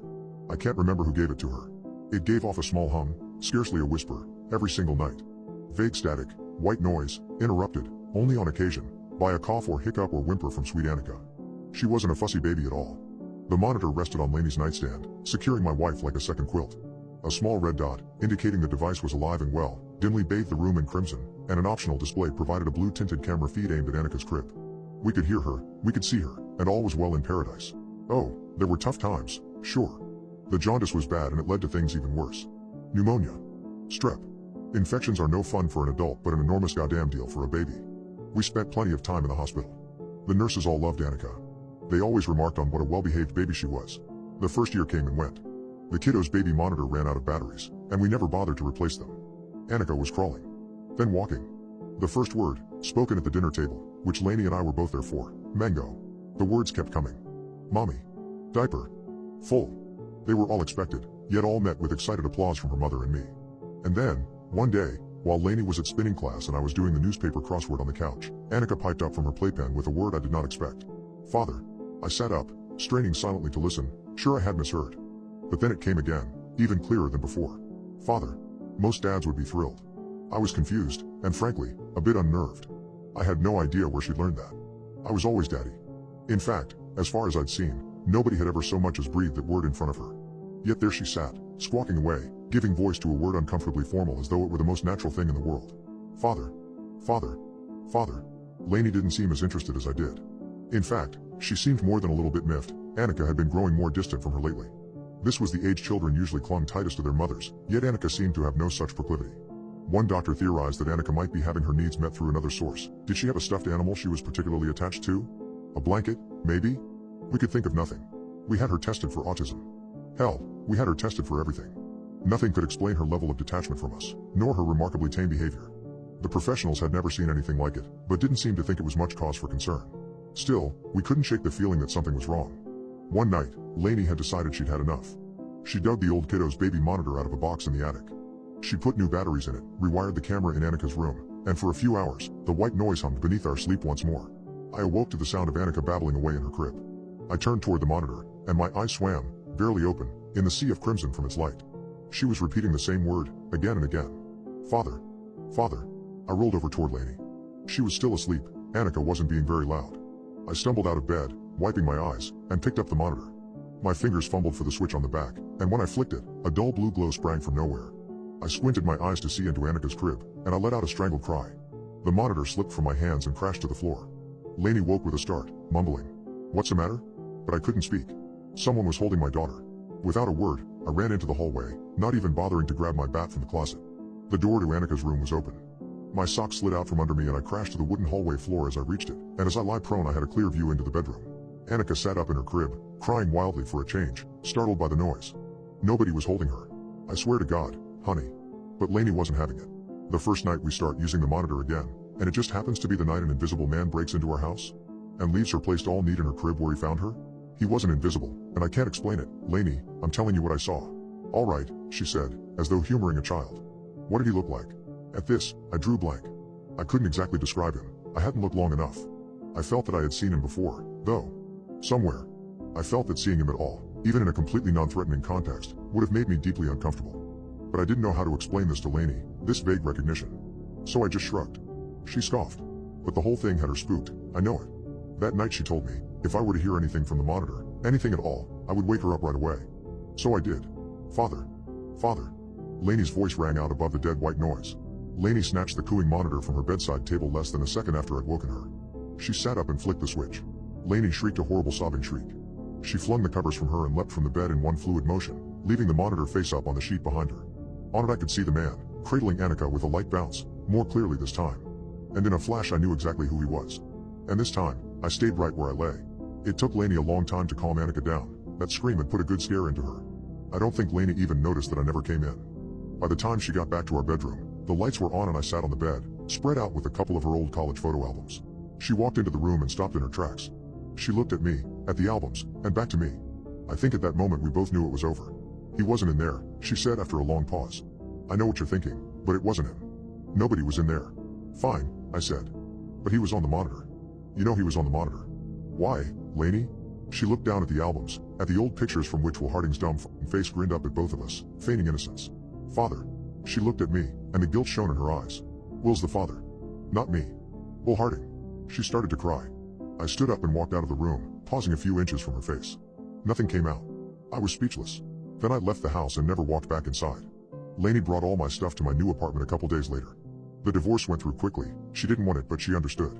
She, of course, got custody of Annika, having the tremendous advantage of not only womanhood but of actually being Annika's biological parent. I didn't fight it. It's amazing how quickly I stopped loving both of them. Will Harding was a big, brash man. He had tattoos, muscles, and watched football and drank beer and got mean when he did. The opposite of me. That's why Lainey left him, after 2 passionate, terrible years. She once told me she married me because I was everything Will was not. But it wasn't long before she realized that by the same token, Will was everything I was not. I guess old habits die hard. And 3 months after Annika was born, so did Will. He found out that Lainey had had a baby and came to the house. She shut him out, screaming at him that he wasn't the father. He wasn't. But he knew, she was lying. So he got real drunk and real mad and didn't put on his seatbelt, and on his way back to our place he sped his fucking Camaro up a curb and into a big brick mailbox. Lainey went to Will's funeral. I think he deserved it. One evening, after another dinner alone, I found a package at my doorstep. It was from Lainey. I ripped it open to find the old kiddo's baby monitor. A post-it note attached said, "She wants to talk to you." Bemused, I plugged it in, and the red light of the monitor bathed my apartment in a familiar glow. Hours went by with nothing but white noise coming from the speaker. And then, just as I was about to turn it off, Annika's voice floated through the static. "Father. Father," it echoed in the silence of my apartment. Then, a deep voice that sent chills down my spine responded, "Yes, Annika?" It was Will's voice. Clear as day. As if he was still alive. The voice continued, softer now, a chilling whisper that turned the blood in my veins to ice. "You're not alone, Annika. Daddy's here." My heart pounded in my chest, the monitor fell from my trembling hands. The red glow of the monitor light seemed to pulse menacingly as the chilling reality of the situation set in. Will Harding wasn't gone. He was still here. And he was still talking to my daughter. My daughter made a deal with the devil in order to be taller. It all started when Tim brought it up at my house. We were watching football, and when Justine came downstairs, Tim looked at Justine as if he'd never seen her before. Wow. Talk about a growth spurt. Justine smiled shyly at him. Myself, I smiled incredulously. My daughter was a late bloomer. During 8th grade, Justine had not yet cracked 5 feet. "What are you talking about?" I said with a laugh. "Has she grown?" "What do you mean?" Tim sputtered. "She's, like, your height now." I rolled my eyes. At 5'7", I assumed he was making a short joke. Wouldn't have been the first time. Very funny. "No, I'm serious," Tim said, squinting his eyes at her. "I think she might have you, dude. Go back to back." I looked at Justine in disbelief. She, however, kept her eyes trained on the floor. "Tim. Dude. She's like, a foot shorter than me, not that it matters. But, like, do you know what an inch is? How tall do I look?" Justine asked him suddenly. "I don't know, like 5'6"? 5'7"? Justine flushed at his response. I thought Tim was messing with me. But in his eyes, he wasn't. The conversation continued in much the same way, actually getting a bit heated, until I finally got the extendable tape measure from the toolkit. Tim and I measured Justine together. "Well, sweetie, good news," I told her. "You have been growing. You're officially 4'11" now." By this point, the halftime show was over, and my daughter wandered back upstairs. Justine was sick for most of the week following the Super Bowl. Her math teacher sent her to the nurse's office Monday afternoon because she looked ill. Just as she reached the door, though, she started dry heaving. Right there in the doorway. And then, she fainted.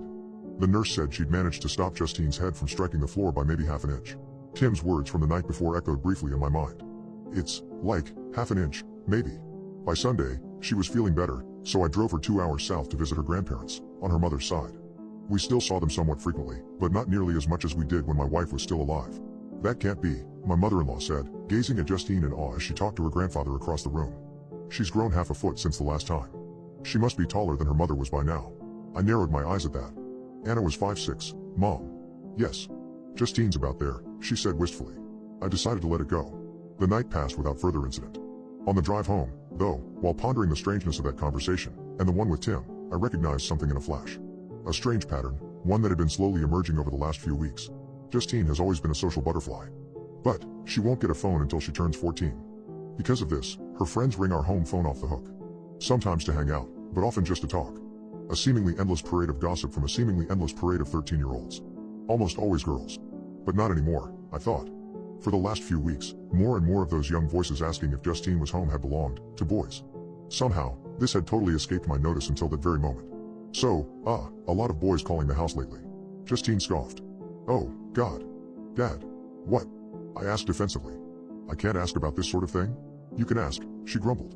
Doesn't mean I'll answer. She'd been that cagey about everything lately. How her day was. What she and her friends did. For months now, she'd been freaking out if I even went near her bedroom. I'm just saying, I've noticed. Anyone I should be worried. Justine dry heaved. Okay, I'll drop it, I laughed. Can't fault a father for being. And at that, Justine vomited a harsh gray sludge all over the dashboard. I was so shocked that I slammed on the brakes right in the middle of the road. A car swerved around me, honking. I gaped at my daughter in open-mouthed horror, watching as she slowly turned to me. The whites of her eyes were glowing. Dad, I don't feel good. Justine expelled another round of toxic vomit onto my lap. The smell was not of bile, but rotting meat. I gagged myself as it reached my nostrils. Dad, she moaned, and then she went limp, head slumped down, her body only kept upright by the locked seatbelt strap. A string of gray sludge trailed from her mouth down to her thigh. I don't know how fast I was going as I drove to the nearest emergency room. This came out of her? The doctor asked when he reached our room. He was holding up a vial of the stuff she'd vomited, perhaps a little farther from his body than seemed normal. I nodded blankly, looking over at my daughter, unconscious on a hospital bed. What is it? I asked. It's mud, mostly, he said. Some chemicals, maybe. Minerals. Smells like sulfur, I think. We won't know for sure until we have it tested. What he said didn't surprise me much. You'd understand, if you'd seen the stuff. Justine stayed at the hospital for 2 full days. I called my principal, a great guy, and explained the situation so I could stay with her. I told him everything, except about her eyes, which had shone inhumanly from the passenger seat. But only for moments. I'd probably imagined that. The doctors did some tests and ended up diagnosing her with dangerously low iron. I've got her on a supplement now. That ought to help with the whole vomiting mud thing. Oh, and they confirmed her height for me. She was too weak to stand, so they measured her while she lay. Not quite 5 feet, just like I thought. That doesn't seem right, the doctor said, and measured her again. She looked at her tape and made a strange noise, shrugged, then left for her lunch break. She hasn't been back to school since, but I did attend her parent-teacher conference last week. Partially to apologize for her elongated absence, and partially, as an educator myself, at a different school nearby, to take the measure of her teachers. 3 of them mentioned her non-existent growth spurt. I grew fast myself, her math teacher said. He was the one who had sent her to the office when she looked ill. Felt hungry and weak for months. It just takes their insides a little while to get used to the new body, I suppose. I nodded, trying to look as understanding of the situation as she sounded. But how could I possibly be? I found a clump of Justine's long hair in the upstairs shower yesterday. Not the normal few strands. A clump. And her fever comes and goes. I don't have the slightest idea what's wrong with her. But I think she does. Last night, I began my sleep fitfully. I charged my phone on the dresser across the room at night. But I'd forgotten to put it on silent mode for the night. It must have woken me up 5 times with buzzing notifications coming in. Did I normally start my days with so many messages waiting for me? Elle was finally awoken, for good, by the sound of voices upstairs. Justine, I thought in a panic. I grabbed the baseball bat from under my bed. I snatched my phone from the dresser to use as a flashlight and bolted up the stairs. There was an odd glow that seemed to be almost writhing its way from under her closed door. The voices were louder now. Chanting.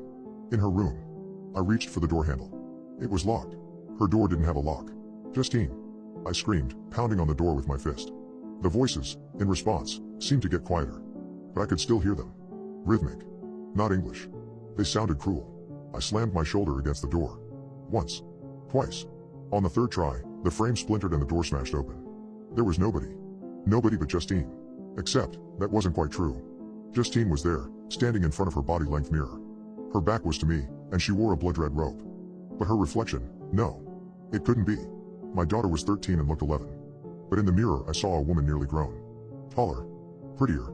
She looked strikingly like her mother had, when she'd been young. And her face looked haughty and proud. I only glimpsed this for a moment.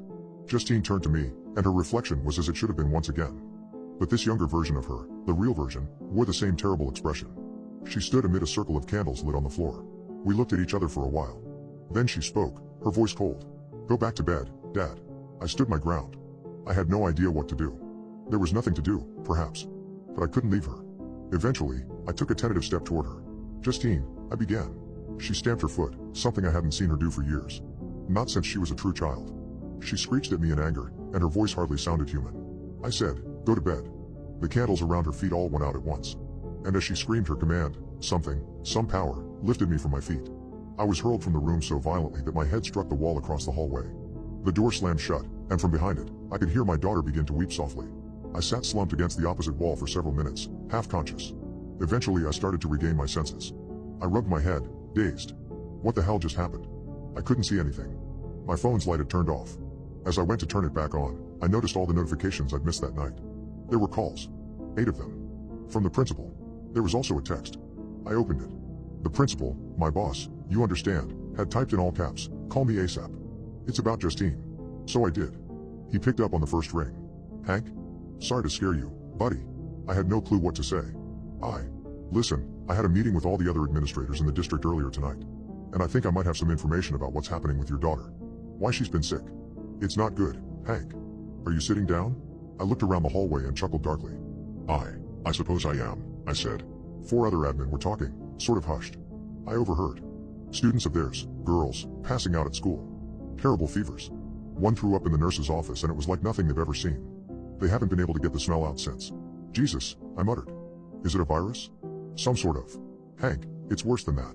Yesterday they found a bunch of weird stuff in one of these girls' bedrooms. Weird stuff? Satanic, Hank. 4, I don't know. Rituals. The principal made a call to another parent. They searched one of the other girls' rooms and found the same stuff. Nobody's sure what's going on yet. The girls won't talk. I couldn't talk. For a moment, there was nothing but the faint sound of my daughter, still weeping in her room. Hank? I didn't tell them about your kid, if that's what you're worried about. But they're thinking these girls might have been talking in secret online. I don't know. Conspiring. My throat was dry. What have they done? The parents? It's out of their hands, Hank. There's a full-blown investigation underway. From what I gathered, though, a couple of them have already been committed. Committed? To the hospital? No, that's admitted. Committed to a psych ward, Hank. Why? Do you think, could your Justine be? His voice trailed off. I was silent. But he took my silence as an answer. Finally he spoke. I'll make sure your classes get covered, Hank. Good luck. Then the line clicked. Justine was taken this morning. I spent a long time answering questions from social agencies. A long time. Finally, they left. Now, the house is so quiet I want to scream. I don't know what's happening. I don't know what to do. I just want my little girl back. Though, I suppose, I'm not sure how little she is anymore. For a year I thought my sister had an eating disorder. Turns out that I was wrong. Lita began by only half finishing her meals, avoiding breakfast, then stumbled into the habit of conveniently forgetting her lunch when she set off for school, or else claimed that she'd buy something at the cafeteria, and never did. I didn't get involved, then, figuring that if Lita wanted to go on a diet, then it was none of my business. But she was never particularly heavy to begin with, and when the weight loss really got going I started to wonder how I might bring it up without sending us both into an orbit of embarrassment. Things had gotten bad at home, too. Every meal was strung with thunderous tension, ending either in screaming matches between Lita and my father over an untouched plate, or else excruciating silence, Dad and I trying not to watch as my sister pushed the same forkful of potatoes around the edge of her plate. The day I burst into the bathroom to find Lita spitting food into the toilet bowl was when I finally snapped. You've got to do something, Dad, I said, cornering him in his home office. I was irritated by his mumbled excuses, his bloodshot, avoidant eyes. She's gonna end up in the grippy sock ward if you don't get her some help. Months passed, and Lita didn't get any better, although she and my father had figured out some kind of understanding between them that he wouldn't make her sit at the dinner table anymore. She skipped school a lot, hiding out in her room, or at the houses of a few other kids with problems that she'd fallen in with. Then, on an otherwise banal Thursday evening, the cops came around, wanting to speak to my dad and Lita, and after that my sadness unfolded into something else. I remember hovering in the kitchen doorway, eavesdropping as an officer that looked like an aged-out surfing instructor asked questions in hushed tones about a day last October, before Lita's illness began. My sister sat, staring at the gravel chips of her fleshless knees, glazed-eyed as a lobotomy patient, mumbling infrequent answers as my dad twitched with a panicked, neurotic restlessness, his narrow, radish features greasy with sweat. I had no idea about any of this, he kept repeating, as the officer looked blandly unconvinced. As it transpired, Lita wasn't in any trouble. Rather, the trouble had happened to her. One afternoon, my sister had taken a shortcut home from school through a sketchy scrub of forest. There had been a man there, acting strangely, as men hanging out in the woods are bound to be. Lita had kept up a brisk walk past him, and was almost out of the area when the stranger had put a hand on her shoulder, pulling her back into the trees, into the dark. The details were as frank and as undecorated as that. Apparently there had been some description given of the man, however, for he had recently been seen again in the area, and the police wanted to know if Lita could help with the investigation. The worst thing about that living room talk was the absolute chaotic awkwardness of it all, my father, stuttering and blinking, Lita picking at the skin around her fingernails, staring through the floor, an unyielding mute. If it had gone on another minute I would have screamed. I felt it in the trembling of my fists at my sides. In the end, I burst out of the kitchen and ushered the officer from the house, glaring back over my shoulder as my father darted into his office with a bleakly comical velocity. The minute the cop was out of the front door I went to sit by my sister on the couch, watching her tiny jaw tense against the interrogation she'd evidently sensed would come. "Who the hell is this creepy f***ing guy?" I asked, as gently as I could, given that I was trembling with rage. Lita glanced up, her vague eyes sharp with a sudden agitation. I'll always remember how quickly they changed, the pupils eating the irises like dying stars, the blue gone to black. "Don't," she said, firmly. "Just leave it alone, Johnny, all right?" She looked frail, and feral, almost, her hands like little fox claws in her lap. Yet in some strange way I was scared of her. There's a ferocity in people that are that close to death, an indignant anger at the degradation of mortal suffering that drives them mad. I knew, looking at my sister then, how serious her illness was, and felt myself engulfed in such desperation that I sat for a long time in silence, aware of her vast, black, lunatic's eyes upon me.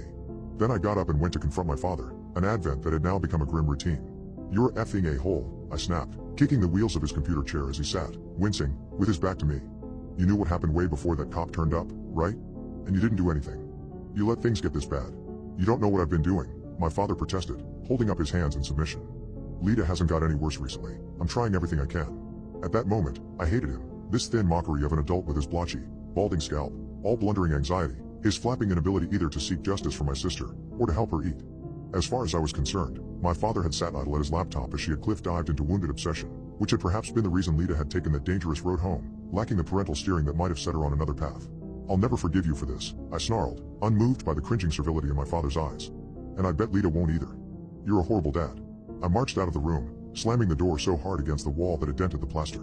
That night I had the worst night's sleep I'd known since I was 10 years old.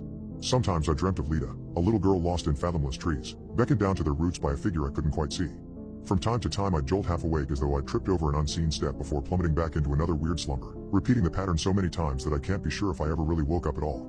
When I awoke again, I didn't go back to sleep, getting out of bed with such haste that the blankets wound about my ankle and almost tripped me. Half laughing at my dozy absence of coordination, I decided to make a trip to the bathroom. It was as I stepped out across the landing that I saw the door to Lita's room was open, the space within, though dark, clearly empty. Most likely she'd either gotten up to make herself secretly sick, or else snuck out to see one of her weird new friends. Both had happened before, and I regretted not having tried to intervene. Running a hand through my tousled hair, I turned back to my room, intending to get dressed and head out in search of her. Then I heard it, a low, throaty groan. It was coming from the direction of my father's bedroom, and as a muttered, indistinct word followed I understood that he was not alone. I stopped in the hallway, my gut a pit of sour consternation. Dad hadn't found another partner after my mother, who was too chronically shy to attempt the dating world all over again. If there was another person in his room with him then it could only be my sister, and I knew that I could not in good faith leave her alone if one of them was unwell. Two figures lay together in the semi-dark, colored only by the nauseous tungsten light of my father's bedside lamp. My dad lay across the mattress, white as a pig's belly, and perspiring so heavily that the air was thick with his unwashed reek. Apart from a pair of sad, graying sleep shorts, his legs were bare, my sister crouched on all fours between them, her face pressed to his upper thigh. Hair fell about her slender back in damp, filthy clumps, and as I watched her spine jerked and spasmed like a clay figure in a poorly done stop-motion picture. I fell sideways against the door, my balance capsized by bilious horror. "What the hell is this? It's not what you think, Jonathan," my dad protested, weakly, though not even attempting to rise from the bed towards me. "After what happened it's the only way. I've been doing this for months. I tried to hide it." She asked me to. At first I said no, but I had to give in. "I'm losing my mind. You've got to believe me."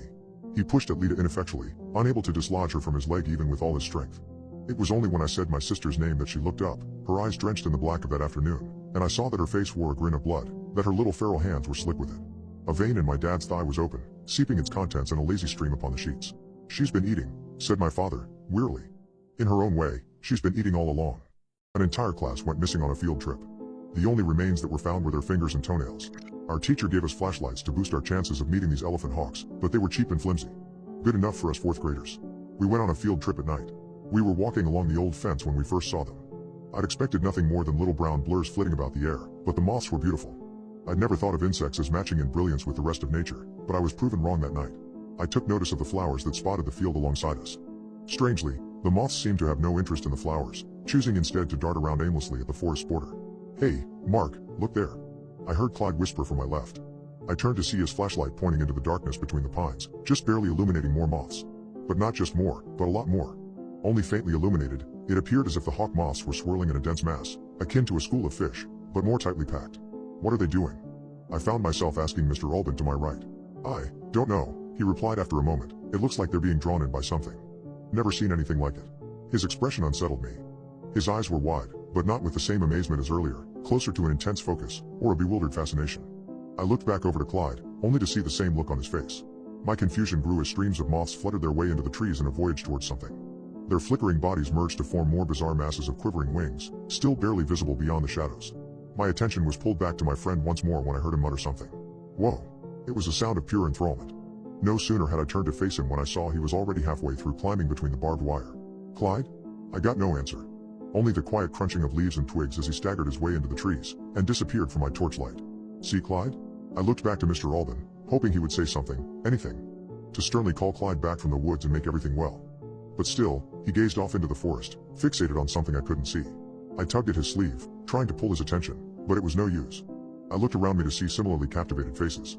No one said anything, and the silence was deafening. I began to feel scared, like I was in danger. The fleece I gripped pulled itself away, and silently, Mr. Albin pushed the wires apart, stooping down to step through the fence. I could only watch as his ear was torn raggedly by a rusted barb, but he didn't even flinch, completely ignorant of the warm red stream trickling down the side of his neck. I called out for him as he got through, but my pleas fell on deaf ears. Just like Clyde, he only walked calmly into the thick darkness. One by one, my classmates whispered in mind-absorbing infatuation as they clambered through the loose wire, tearing clothes, skin, and hair. There was something in their eyes. They glinted, twinkled. I don't mean they had a look to them, but literally, like they reflected something that, once again, was hidden from me. I heard Mrs. Gillen say, "So bright.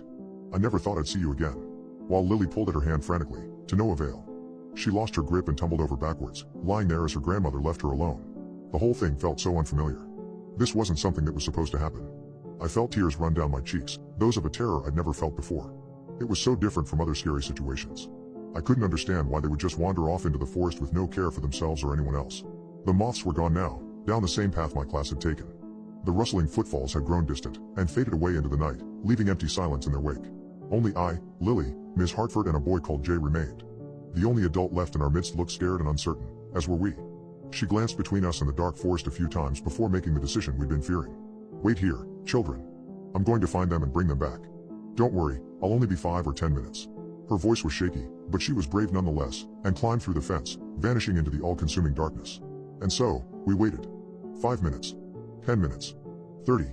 There was no sign of Ms. Hartford, not a single muted shuffle of footsteps. In spite of the warm breeze, I shivered. I felt cold. Hopeless. The others didn't notice it. Something glinted between the trees. Only for a moment, but it looked slick and wet. I did not dare shine my flashlight, hoping that the dark would hold back whatever was inside it. With the flicker I had seen, came a smell. It was pungent. An old, musty, earthy scent that reminded me of a dead, mushroom-infested log. The thought alone sent me into fight or flight. I chose flight. My legs bolted me upright and I found myself sprinting back up the hill, back to the car park where we'd started. But in truth, I just wanted to be away from that place, not caring where I might end up. I heard Jay and Lily's thumping feet moments later, my panic having spread to them just as quickly. More than once I tripped and fell, clawing at the grass, as if at any moment I might feel a cold hand wrap around my ankle, and drag me back, screaming, into those terrible woods. I burst out into the graveled car park, covered in grass stains. For a long moment, I dreaded that there would be no more to follow me. I let out a breath I didn't know I'd been holding when Jay, and then Lily, emerged from the dusty path and skidded to a halt. The 20 minutes before parents started arriving was a lonely eternity for the three of us. A woman I recognized as Alexandra's mother stepped out of her silver Ford and scanned the car park in confusion. She made her way over to our small, shivering congregation. "Hey, where are the rest of you?" she asked, to none of us in particular. All I could muster in response was a feeble point in the direction of the field. She looked over, then back at me, then back at the path with a frown of concern. Before she could interrogate me further, I saw my dad's minivan pull up, and I scrambled my way over to the passenger side door. Even as a 10-year-old, I tore the door open so hard I thought it might fall off entirely, then jumped into the seat without a word of greeting. "How was it? Fun?" my dad asked, blissfully unaware of the events that had taken place. I only sat there, staring out the windshield, saying nothing. "Mark? Are you okay? Can we just go home?" "Can we go home what?" he asked. I chose to stay silent, and after a few seconds without the expected please, my dad grunted, started the ignition, and we drove away. School was off the next day, but I wasn't any the happier for it. My parents told me to just rest in my bedroom, play with my toys, that sort of thing. Even if I wanted to go out, who could I meet with? I wasn't really friends with Jay nor Lily. None of us wanted to leave the safety of our houses. In any case, it was when my stomach began growling that I left my room to go and grab a snack from the kitchen. I paused on the bottom step as I heard low-toned voices conversing in the dining room. All of them? None of them? I was told that all they found were. A floorboard creaked as I shifted my weight, cutting off my mum from whatever she was about to say. Oh, hello darling. Are you hungry? What are you talking about? My parents looked at each other, communicating through expressions alone. It's easy to see why they were hesitant to be bearers of morbid news, but I think the lack of closure hurt me the most at the time. It only left my imagination to run amok with the possibilities of what happened to my class. That's why I'm writing this. I still have no idea. I might have been blessed with the gift of forgetting if I hadn't, by complete chance, stumbled upon an online news article pertaining to that godless night. It was dated 2 months, give or take, afterwards, when the case had been closed. Some of the details were wrong. The article stated the class had gone out searching for badgers, and that we'd been out until midnight, when I distinctly remember arriving home closer to 11. Those were but simple nitpicks, though. The part of it that brought me to attention was the second to last paragraph. It was told that shortly after the search party set out to find the missing children and teachers, their remains were found only a few hundred feet inside the woods. Dozens of clumps of hair, a few scraps of torn clothing, and scattered, yet pristine finger and toenails, all found in a small circular area. DNA profiling confirmed that the remnants were those of my missing class, but that's as far as the trail went before going cold. I don't know where they ended up, but I can only hope they found peace, where I only found questions with no answers. What did they see that compelled them to abandon everything they knew in its favor, and why was I spared? What process occurred that left only hair and nails behind? Where did the rest of them go? I can't help but wonder if I've been spared from whatever attracted them into that forest that night. I thought about it all again when my parents told me that they were going for a walk near that forest. I was planning on talking to them about it when they got home, but it's almost midnight now, and they're not answering their phones. I accepted a one-way ticket to hell. It was the biggest mistake of my life. The pit, the abyss, it was always there. It was January when the pit first revealed itself to me. I looked down to see that, where the navy carpet had been, sat a circular hole in the floor. Almost perfect, but not. A gaping pit, walls of masterfully carved black stone, that descended into thick blankets of darkness. I forcefully pushed myself away from the desk, tumbling off my chair, then crawled over to the edge of the hole. As I peered over the crevice, the only sound was a low breeze. A cold earthen breath I imagined blowing throughout the tunnels of the cave. You know that feeling? The call of the void? The subtle tug toward one step into nothing. I felt it. Only, the rejection of the idea that usually followed just wasn't there. It didn't scare me, only continued to pull me in. Gazing down into it, the knots in my stomach, pulled tight by the ears, came loose. An unrestrained warmth took over my body as the pit seemed to strip away the weight on my heart, accepting the burden for itself. Before the thought of toppling into the abyss took over entirely, my phone buzzed on the desk, breaking my trance. It was Eric. I answered. Eric? What's up, man? Why are you calling so loud? Stop with the messages, Ethan. I get you're sad and all, but can you, take it somewhere else? I'm with someone else now and I don't want you stirring up any shit. I looked up to the shelves above my desk for a moment. At the picture I had of Eric and myself at college. It was pathetic. Years had passed but I still couldn't let go. Hello? Tell me you understand. I brought myself back and replied. Yeah. Sorry, Eric. Just hoped we might be able to stay friends at least. Well, not if you go on like this. He hung up, leaving me standing there like an idiot. Well, that I was. The silence that replaced his voice rang in my ears, mocking me, and when I looked back down to the floor, the hole was gone. It left an emptiness in my chest that could only be made whole again by looking down into that dark abyss. The gentle breeze from that pit followed me. I heard it inside, outside, and later that week I was in for work. During that time, my stomach churned and I went to the toilet for the third time that day, needing to steady myself. I locked myself in one of the stalls and let my forehead rest against the door. I turned around to see that, in lieu of a toilet, was the pit. How long had it been there, waiting for me? There was no spike of adrenaline. No, dopamine if anything. It had come back to see me, like it said it would. The fluorescent buzz began to fade away as I fell to the floor, and so did the smell of floor cleaner and poorly masked piss. My hands pressed into the cheap, sticky laminate floor as I lowered my face down into the abyss. The cold whispering of air had changed. It sounded faintly like a whistle, distant but growing clearer. It was so alluring. A lullaby crafted for me and no one else. My arms reached down into the hole, pulling me further and further in. The darkness extended deep, deep down. I was on the 5th floor of the building, yet I could see no end to its depth. In that thick, heavy shadow, something moved upwards. Pale, angular, limbs too numerous and erratic to count. I thought about it. Who would know, and who would care? My mum, wherever she is, would be beyond happy. Being a religious woman, she hated the fact that I dated Eric. My dad would forget instantly due to his dementia. Even Eric himself would be happy to never hear from me again. I reached out my hand to meet my guide halfway, when the ear-splitting bang of the bathroom door jolted me back to reality. Ethan, you in here? Boss says the papers need to be done and signed by 4, so hurry the f up, yeah? I arched my head back to the stall door and replied. Yeah, Jim, just a minute. Indigestion. The door slammed again, leaving me alone. When I looked back down, I flinched as my head bumped into the toilet bowl, coming off slightly wet from the residue. No pit, nothing. I returned to my desk, and saw upon checking my email a message without any name sender. Come back. That's all it said. The song played over and over in my head while I stared at those 2 words. Out of my lips tumbled, I will, and I clicked off the email. I tried blocking the sender, more out of curiosity than anything, but there was no sender to block. I managed to finish my workload for the rest of the day and handed it in on time, with no particular gratitude from Dennis or anyone else. No surprise there. I paid Dad a visit that weekend, at the hospice. When I entered his room, he was staring listlessly out the window while some old songs fit for a gramophone played from the old radio beside him.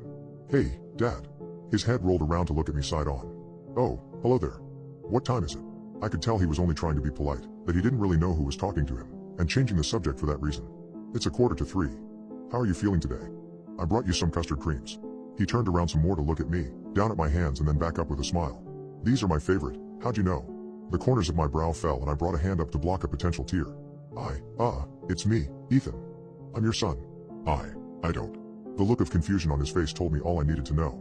I'd been able to remind him who I was before, but now it was no use. I was all but lost to him. Was he even aware he had a son? I don't know. There was desperation in his eyes, but the dementia won over. I didn't say anything more. I pulled up a chair next to him and sat, following his gaze out the window to nothing in particular. At least I could give him some company, even if he had no idea who I was.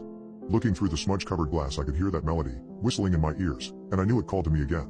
What do you do when it seems the only direction you can go is off the edge of a cliff? I asked. Wait. Look around, far and wide, to see if there's a bridge across. If there's no bridge, then you better set about building one. Doesn't have to be rigid neither, just strong enough for one crossing. The lucidity in his answer shocked me for a moment, and I understood what he meant, but I also couldn't grasp why he'd still think that, when he was so lost and hollow like this. What if the bridge collapses halfway across? Bridge? I sighed. Never mind. I stood, pulled the chair back to the corner, and left Dad with his biscuits. Was that it? Had he forgotten all about me? The questions weren't answered as I walked out of the room. They say you die a second time, when your name is spoken for the last time. If I died that night, I'd have already died twice. Not figuring in the people at work, because screw them. Dad wouldn't be any the wiser, and Mum wouldn't care. Nor Eric. My sleeve was damp by the time I got home, wiping away tears so I could actually see the road. I don't know why I cared anymore. Perhaps I didn't want anyone else to get hurt. I unlocked my front door and went into the house. A cold and empty place that I called home. My whole body ached with anguish as I climbed my way up the dark staircase. I couldn't sleep, of course. Why would I be able to? A good night's rest wouldn't make Dad better. It wouldn't make Eric come back either. Slumped in the chair at my desk, I looked up at the shelves above. There was a framed picture of an 8-year-old me with my dad, and on the shelf above, a picture of me and Eric at a college party. I loathed the sight of them. They were nothing but painful reminders of what I'd already lost. It was all gone. I pulled out my phone and went to notes, writing a message to send to Eric. I hoped he was happy with the way things turned out, how he let me go over the pettiest of reasons. Life must be so easy for him, huh? Still, I couldn't break my attachment. I needed someone to guide me. I gave up a few sentences in, placing my phone face down on the desk. Hope was evacuating my body rapidly, but in truth, it wasn't a bad feeling. After all, why should I feel anxious or scared if there was nothing left to worry about? No, it was acceptance. This world was never meant for me. But, I recognized the feeling. I knew instinctively what it meant. I looked down underneath the desk, but only saw the frayed, blue carpeting. I started cackling hysterically. It was funny. Now, I'd even been abandoned by the pit that had called for me. This was it. My emotions, my dreams, leaving me one last time. A blast of freezing air poured over my head from above with a loud whoosh, and something wrapped around my throat. It was cold, clammy, and powerful.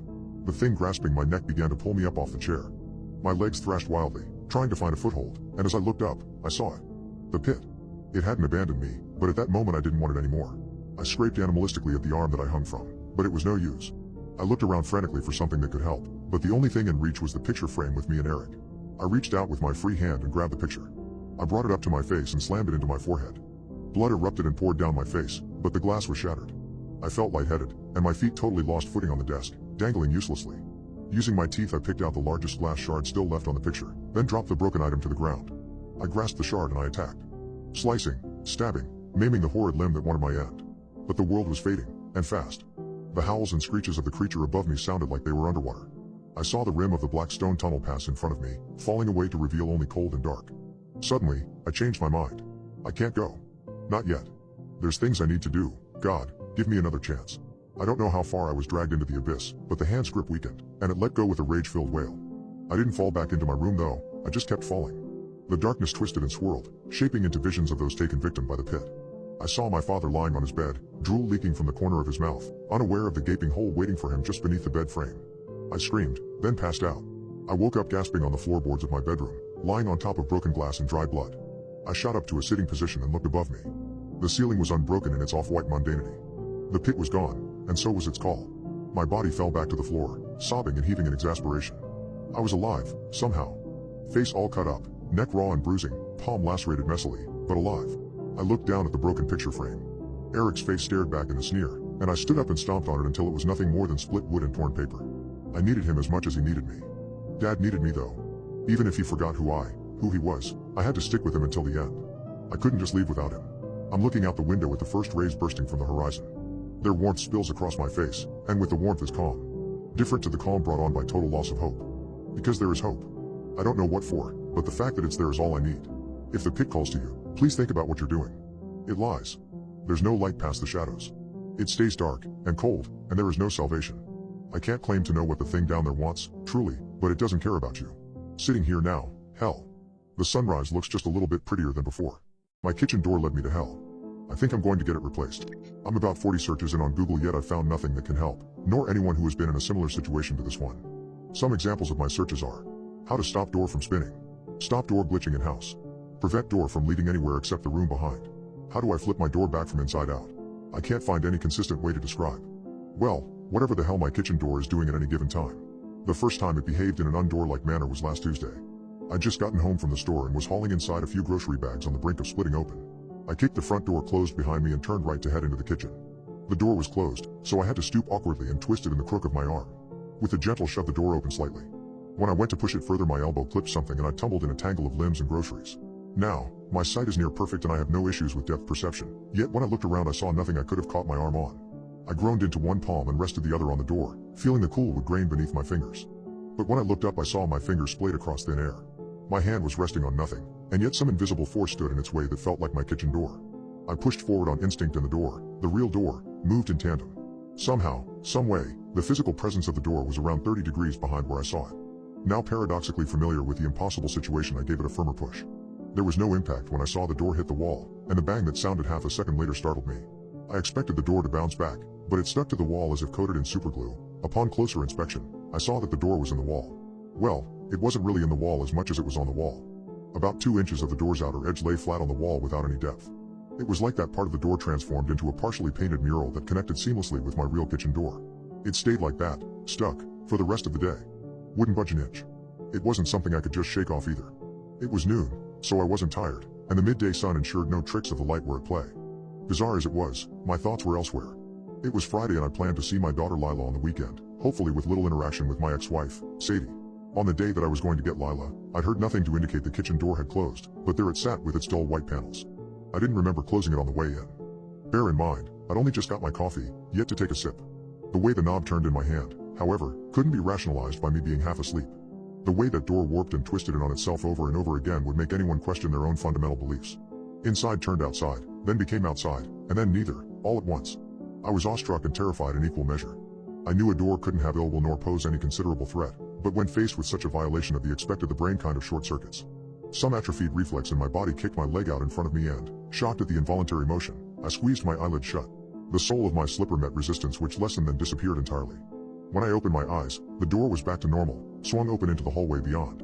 Other than being inverted, it was back to being a plain old door, not entirely normal, but I could live with it if it meant no more of that morphing impossibility. After I went to get Lila, she burst through the house, curving around and barreling into the kitchen. I paused with one foot through the doorway and patted my pockets. "Hey baby, I'm just going to grab my phone from the car. Don't break anything, okay?" No response. I called out again, louder this time, and was met with nothing but silence. I hadn't been that concerned about the kitchen door, but the knowledge of what I'd seen it do combined with Lila's refusal, or inability, to reply filled me with a riveting dread. I whirled around and stepped through the front door, peering around it toward the kitchen. The closed door to the kitchen looked normal. Wait. I didn't hear it close. Lila definitely ran into the kitchen and she obviously couldn't have done so without the door being open. I leapt toward the shining doorknob, grasping and twisting it while pushing at the same time. The door flew open. But what I saw was not my kitchen. Behind was a cupboard-sized space with another door on the wall, shut like the one I just opened. Lila? Nothing. Lila. This time I swore I heard just the faintest echo of a voice with a pitch matching my daughter's. I plunged into parental panic mode and opened the second door. What was behind it? Another door. Beads of sweat started to form on my face as I opened door after door after door after door. Every time there was another knob to turn. In my state of terrified frustration, I'd failed to look behind me after passing through the first door, and when this thought rose to the surface of my mind like a bloated and waterlogged corpse, I twisted my head over my shoulder to see a plain, deep blue wall, matching the rest of the claustrophobic space. With no other choice, I pressed onward, flinging open every door in my way. The changes were so gradual as to be imperceptible. However, after about 50 open doors, I saw it. A deep, perfectly straight scratch mark in the door. At the time, it didn't really mean anything, but the further I went on, the more of these engravings appeared. First they formed a pentagon, and then from each corner of the pentagon formed unfamiliar runic shapes. I don't have the slightest inkling as to what it means, or what language it's composed in, if it is indeed a language at all. All I know is that this symbol, this sigil, formed a connection from my kitchen door to somewhere else. Somewhere. Outside. I threw my hands out to the wall when behind what I found out was the penultimate door, stood Lila. She faced away from me, out through the final door which stood wide open, hanging on its hinges above a cosmic precipice. Vast silver beams reached down from the heavens, piercing an endless ocean of dark fog at depths far too great to ever comprehend, and above that ocean sat a ball of light so bright and dense it warped the fabric of space around it, beaming with colors foreign to the reality I knew. Streams of the dark fog spouted up in arcs, pulled and siphoned into the blinding glare of a million stars. Lila's small frame shivered against my own trembling body. As much as I wanted to whisk her up into my arms and run, my brain refused to make any rational decisions when faced with this unearthly place. I might have toppled straight into the expanse from awe alone if it weren't for a harsh cracking noise sounding in close proximity. I clasped my hands on Lila's shoulders instinctively, drawing her back from the edge, and my rising gaze met with something that returned 100 more. A creature that looked like it was made of polished slate stood on a chaotic lattice of dark ice, frozen in nebulous wisps indicating it was the same dark fog as beneath. The creature had a head resembling a pine cone. Each glistening plate unfolded to reveal far too many eyes to be of use for any living thing.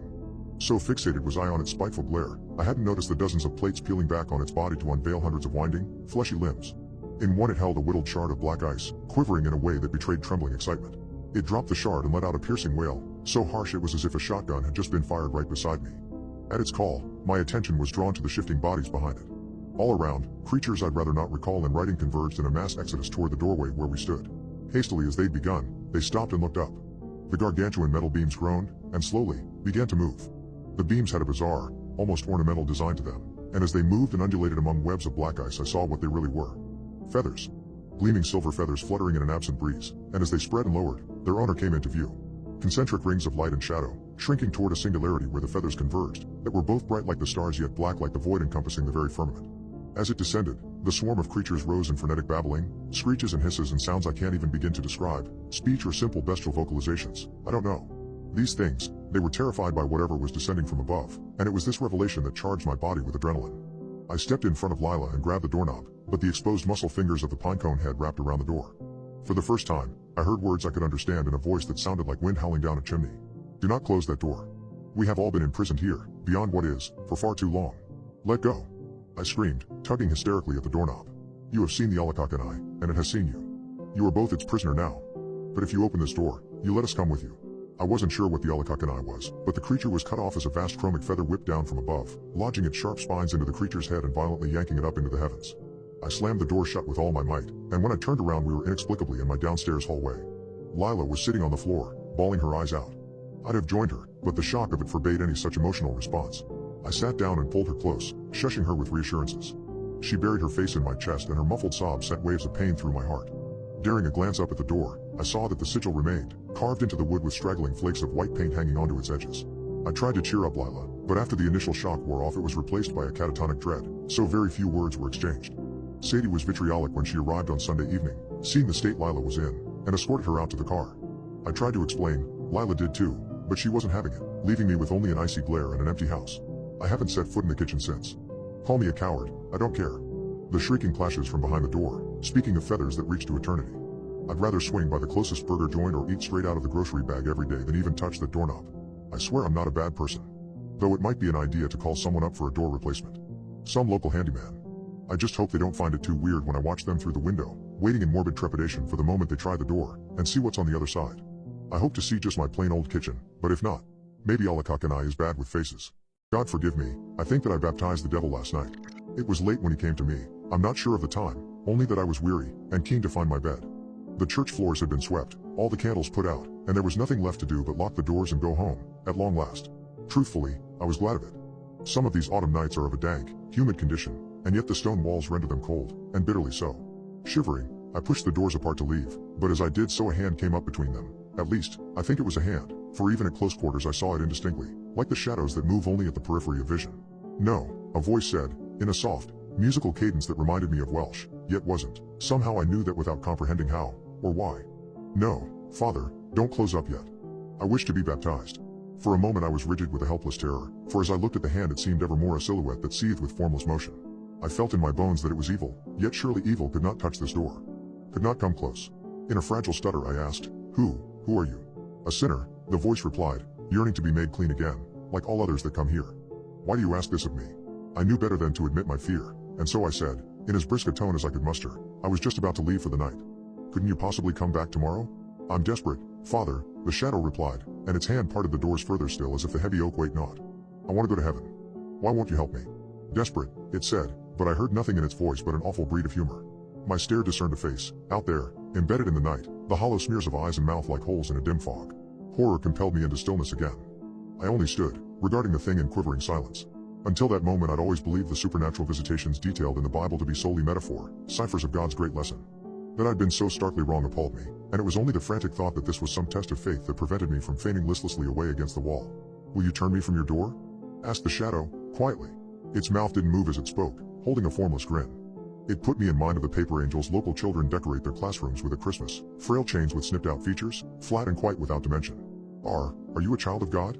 I stammered, and the figure laughed. I wish I could forget that sound, soft and harsh at once. It was a blighted winter of mirth. It sickened me. A child of God, the shadow repeated. Yes, Father. I am. It paused, and it occurred to me that perhaps the quickest way to be rid of this creature was to do as it had asked. Come in, I said, stumbling back from the doorway. I'll baptize you. But then you have to leave, do you understand? Of course. Both of us have our homes to return to. The shadow slipped between the doors into the chill gloom of the church, becoming almost one with it, but for the sense of a far greater darkness within it. It seemed I couldn't look directly at the creature as it followed me, or else my own self-preservation kept me from such foolishness. I only saw its edges flutter like cinders about some fire, and still I hoped it to be an illusion, poised to fall away when I touched the holy water to its forehead. Here, I said, to the shadow. Come to the font. I'll lead you back to the Lord. I'm sure you will, Father, the figure replied, almost merrily. I'm sure you will. I can barely describe the particular dread that came over me as I stood beside the creature, the fear such as when one wakes in the night to some figment of half-dream stooping over one's mantle. It wasn't that I expected the spirit to injure me, or take my life, I had the sense that it would not, but that the ease with which it might do so amused the being greatly. I wondered what it meant by toying with me so, dandling my terror as it might some hapless infant. Wouldn't you like someone to witness? I asked, my eyes turned ahead, to the font, like a soldier trained to hold his form regardless of distraction. There's no one I can call at this time, so. Oh, I have my witnesses, assured the creature, and at once I seemed aware of every shape and shadow about the room, each of them tendrilless and vivid with malign. My own church had become a trap, a prison whose many inmates roamed free at the beckon of the thing that stood beside me. With a juddering hand I reached into the font and raised a dripping palmful of holy water. How cold it was, so cold it was like the sear of fire, numbing me to the elbow in its claim. I raised my arm towards the figure vaguely, not wanting to look at it to find its forehead. The spirit gave a shuddering laugh, and I felt what must have been a hand about my wrist, guiding me, only it felt more like a cluster of feathers in its repulsive softness. I baptize you in the name of the Father, I managed to choke out, as water trickled through my fingers, and of the Son. Regret was already upon me and in its swathes, but it was too late by far to draw back the sacrament. It had taken me great courage to extend my hand at all, and I still held fast to hope that the very act might rid me of the intruder, and its horde. The shadow moaned beneath the water, a sound of filth, and pleasure, and yet disgust, the cry of the self-flagellant and reverence of the whip. I felt the creature shake its face under the stream like a dog, and wondered if I still held my arm so steady. And of the Holy Spirit, I said, in a rush, and at last pulled back my fist, holding it limply, as though in serving the creature I had broken the bone. There. It's done. I hope it brings you peace. The spirit drew a long breath, another exertion of joy. Not that, Father, it whispered. Never that. A weird light seemed to come from my left, where the shadow remained. I couldn't help but turn to it, although my eyes could little comprehend what was before them. I can only say now that it was like glimpsing a man through a frosted window at night, only not a man, for the shape of it shivered and changed and thrashed about like many ribbons in the wind. You can go now, Father, said the shadow. You may close the doors behind you. I'll find my own way out, I'm sure. I made briskly for the exit, not daring to run lest, like a pack of hounds, the creature and its followers might be triggered by instinct to come after me across the churchyard. Thankfully my house was not far off, merely down the street. I was locked within it in under 5 minutes, little though such measures would matter to such a being as was after me. I couldn't sleep, of course, not that I tried. The idea of closing my eyes in the darkness was discarded at once, for had I done so I would have only imagined the fluttering of winged beasts, observing me from every corner. Instead I sat up on my knees and prayed to be forgiven for what I'd done, that my mistake would not bring about some deathly consequence. Yet, as I prayed, I felt an emptiness, which as the hours passed I became convinced was the very absence of God himself listening to me, whether through his disappointment in my failure or his ceasing to exist I didn't know. As my frantic objection deepened, I came to the further conclusion that my visitor could only have been the favorite child that God himself had once cast down. Lucifer, Satan, the devil, likely he had made his appearance vague so that I wouldn't know him. I felt sick to my stomach. In the morning, the quiet absence of God persisted. Now, as I regard my clasped hands, I am appalled that I dared hope I might be cleansed of my mistake. It was my cowardice, after all, that so condemned the God I've served for all my life. I'd known the intruder to be of ill intent, and still I gave him what he asked for, without resistance, without complaint. Lord, I was an idiot. I know now what I have done. You don't have to respond to every email you get at work. I learned that the hard way. A few weeks ago, I received this insane email. Calling all wildlife warriors. This is a bit unorthodox and you may not want to accept this offer at first, but if you are the fearless animal removal experts that the reviews paint you to be, then you'll accept the challenge that I am about to set before you. I have it on very good authority that there is a Sasquatch in the North Georgia mountains. How absurd, I thought. I work for an animal removal company, and we receive some pretty odd requests for removals. But this email was insane. I continued. The plan is to capture the beast alive. I'm not sure how aggressive these things are, but I've never seen a news report of someone being slain by a Sasquatch, so I assume they aren't overly unfriendly. That is where the seasoned professionals come in. I'm talking about you. You would have to provide some traps, bindings and maybe some treats for the animal as well as your general knowledge of wildlife. Think of the possibilities. Sincerely, Ross Tebbets. I know, it's insane, but it was too damn funny not follow up on. I had to at least find out what they were paying, so I sent an email back saying I was interested, but I needed more details before I could clear my schedule. A few days later I got another email from Ross detailing what they would need and what they would be paying. I had most of the equipment already and could pick up with rest with an afternoon of running errands, and I had found the winning attitude as soon as I saw how much they were paying. I emailed them back agreeing to the job. 2 days later I was in the North Georgia mountains wondering if this was going to be easy money or if two meth heads named Eli and Ross were going to take me out and wear my skin as a raincoat. I was really hoping for easy money. Eli's cabin was a small wooden shack near the Georgia-North Carolina border. The two cousins greeted me as I pulled in. Ross was short, pudgy and had oily slicked back hair. He was incredibly annoying. I'm not going to lie. Eli on the other hand could not have been more different from his cousin. He was older with leathery, sun-damaged skin and was going gray on the sides of his head. He rarely spoke. This was going to be a long 3 days. The first night was spent plotting and strategizing. The thrust of their brilliant plan was this: Eli would somehow draw it out of the cave he suspected it was hiding in. In the event the Sasquatch was lured into the open and it did not possess a firm grasp of English, then I had been instructed to do my thing. I had to keep thinking about the money to stop myself from thinking how stupid this entire situation was. The next morning, we set off. I carried an assortment of traps, lures, snares and sprays. Ross carried camping gear. Eli carried provisions and a shotgun that I was hyper aware of at all times. About 2 hours before nightfall, we decided to stop and set up camp for the night. We dropped our bags and started making camp when we heard a sound from deeper in the forest. Ross held his finger to his lips to urge silence. I raised my snare pole in readiness and Eli leveled the shotgun at the bushes. The disturbance grew louder and louder. Bushes shook and a sharp coughing sound punctuated the otherwise silent forest until what looked like a gorilla burst from the foliage and ran directly towards us. "Freeze!" shouted Eli, gun at the ready. The gorilla instantly stopped dead in its tracks and its hands shot up in the air. "Don't shoot," it yelled. The gorilla ripped off his own face, revealing a man underneath who looked directly at me. "Brad, have you ever gone on a faraway vacation and run into your neighbor walking down the beach? This was a lot like that." Then another voice from the trees above us: "I told you not to tell anyone else about this." Now he pointed the finger up at Milton sitting in the tree, and now we have competitors. We all camped together that night. While the others were in their own world talking about redneck things and Boyd was off collecting firewood, I leaned over to Kenny and asked him how much he's getting paid. "You're getting paid?" He asked. "I'm getting blackmailed." I didn't ask him any more questions. Eli, Ross and I climbed into our way too small tent and tried to get some shut-eye. Not long after we put the fire out, the smell showed up. A thick choking odor. A mixture of rotting meat, skunk and wet dog. The arguments were truncated by what followed. A series of loud, ape-like whoops echoed through the forest around us, bouncing off the trees and cliffsides. None of us could tell which direction the sound originated from. It could have been a mile from us. It could have been just outside of the light of our dying fire. Then the noises changed. They grew louder and more pronounced as if the creature making them was revealed in the terror it brought to our campsite. Whatever it was, it came closer. It clawed at tree trunks, emitting sharp scratching sounds that made my spine tingle, then moved on to low guttural growls that vibrated through the ground. The unseen creature seemed to possess an otherworldly intelligence, teasing us with its presence. It mimicked the calls of nocturnal animals, creating a chilling symphony of imitation. Ross, Eli and I exchanged bewildered glances, unable to comprehend the nature of the entity that lurked just outside. Suddenly, the creature's repertoire shifted, morphing into a cacophony of unsettling sounds. The forest reverberated with high-pitched screeches that sent our hands to our ears, then shifted again to the screams of a wounded animal, then again to a series of eerie laughter echoing off into the distance. Then silence. I heard the other tent unzip their flap, then I heard him say, "Get out there and put a few more logs on the fire. You don't want this thing sneak up on us in the dark, do you?" A moment later, Boyd emerged from the tent. He hurriedly gathered a few pieces of nearby firewood and gently, but quickly, placed them around the embers of the fire so as to not smother it. All of us silently watched him from our tents. Then we heard a new noise. A quick, breathy whistle cut the silence for just a moment, then a sickening crack as a fist-sized rock struck Boyd in the back of the head. He crumpled instantly in a heap next to the fire, his arms and legs twitching in a sick rhythm. The rock that felled him was still embedded in the back of his skull. The laughter again boomed through the forest and fear once again rippled through our group. Our imaginations conjuring nightmarish visions of a monstrous entity just beyond our ability to see. My heart raced, my breath ran shallow and my mouth grew dry. The creature grew bolder and moved closer to our campsite. It rattled trees and snapped branches, causing them to sway and creak in haunting motions. For the first time, we heard the heavy footfalls of the creature as it ran circles around our campsite, whooping and pulling down limbs. The logs Boyd placed in the campfire began to light and the fire grew from embers to a healthy flame and continued to grow. As the fire grew and our radius of light grew with it, the creature in the forest seemed to back off. We no longer heard the footsteps. The laughter seemed further away. The whoops and yells stopped. Then, finally, a horrid rotten smell dissipated. Still, no one moved. No one spoke. Not even when an ember from the campfire jumped onto Boyd's back and caught his shirt ablaze. We didn't move when the fire spread to his greasy hair. We all sat in silence and watched him burn. What had I gotten myself into? The fire grew larger and brighter, casting long shadows that danced upon the encircling trees. We were all frozen in terror. The glow of the fire highlighted Boyd's motionless figure, his life extinguished just as abruptly as the fire had sprung to life. Hours passed, marked only by the slow march of the moon overhead.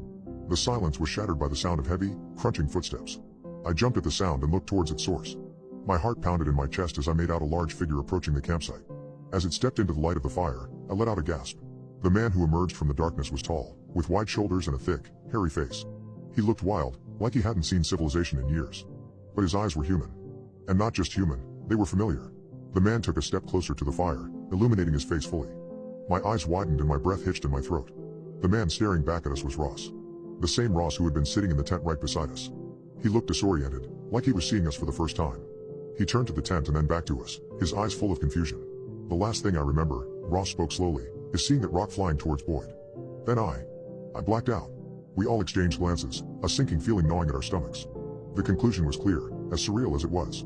Somehow, Ross, our own Ross, had transformed into this creature. The Sasquatch wasn't an external entity, but one of us. And if that wasn't enough, Ross started trembling, his body convulsing violently. His eyes widened in fear and confusion, and then he let out a blood-curdling scream as his body started transforming again, this time right in front of us. Ross' features distorted, his figure grew, his clothes ripped apart, and in the place of Ross stood the terrifying creature that had tormented us, the Sasquatch. The creature let out an ear-splitting roar, causing birds to flutter away, and our hearts to skip a beat. We watched in horror as the creature that was Ross turned and disappeared into the forest. The silence that followed was just as deafening as the creature's roar. As the horrifying reality set in, Eli voiced the question that was hanging heavy in the air: what do we do now? But no one had the answer. The night dragged on, punctuated by distant growls from the forest. It was as if we were no longer hunting the Sasquatch. The Sasquatch was hunting us. When my power went out, I realized I wasn't the only person living in my apartment. When I came home to find our power had gone out, I was furious. I called my roommate who had left that morning to go on vacation. He told me that the bill had been paid and we would get power back in probably a few hours. At that point I decided I would go to a friend's place, watch an NBA game, and by the time I got back home around midnight the power would be back on. An hour or so later, coming back from my friend's house, I looked up at the apartment building and saw all of the apartments. Some burned a bright yellow, but my apartment was the lone black window. There was still a chance I had power, I just didn't leave any lights on when I left for work that morning. I opened the apartment door and looked into the pitch blackness of the apartment before me. The closest light switch was about 10 feet from the front door, so I would need to feel along the walls for it in the blackness. The door thudded shut behind me as I felt my way along the walls, leaving me in near total darkness. It was much darker than I expected in the apartment. It didn't help that we usually keep the blinds closed to thwart nosy neighbors. I must have missed the light switch because the first thing I felt in my hands was a door frame. It was my bedroom door. I wandered in, still hugging the wall, and my bedroom door whined a loud creak as I leaned up against it. I hated that door. The slightest touch would cause the door to seemingly scream. Eventually, I found the light switch. Flick. Nothing. Damn it. No power. I kept the switch turned on so if the power returned soon I would know immediately. I wanted to brush my teeth first, so I felt along the walls and found my way into my ensuite bathroom. The bathroom seemed even darker than the rest of the apartment. Around the corner from any windows and having no windows itself, the bathroom was essentially a black hole, no light could escape it. My hands grasped around my cluttered bathroom counter finding toothpaste and, after some time, my toothbrush. I stood in complete darkness, brushing my teeth, wishing for light and listening to the sounds that accompanied living in a crowded apartment complex. I heard footsteps in the apartment above me. I could hear the neighbor couple next door arguing. Then I heard the unmistakable creaking of my bedroom door. The first thought I had was that the power was back on.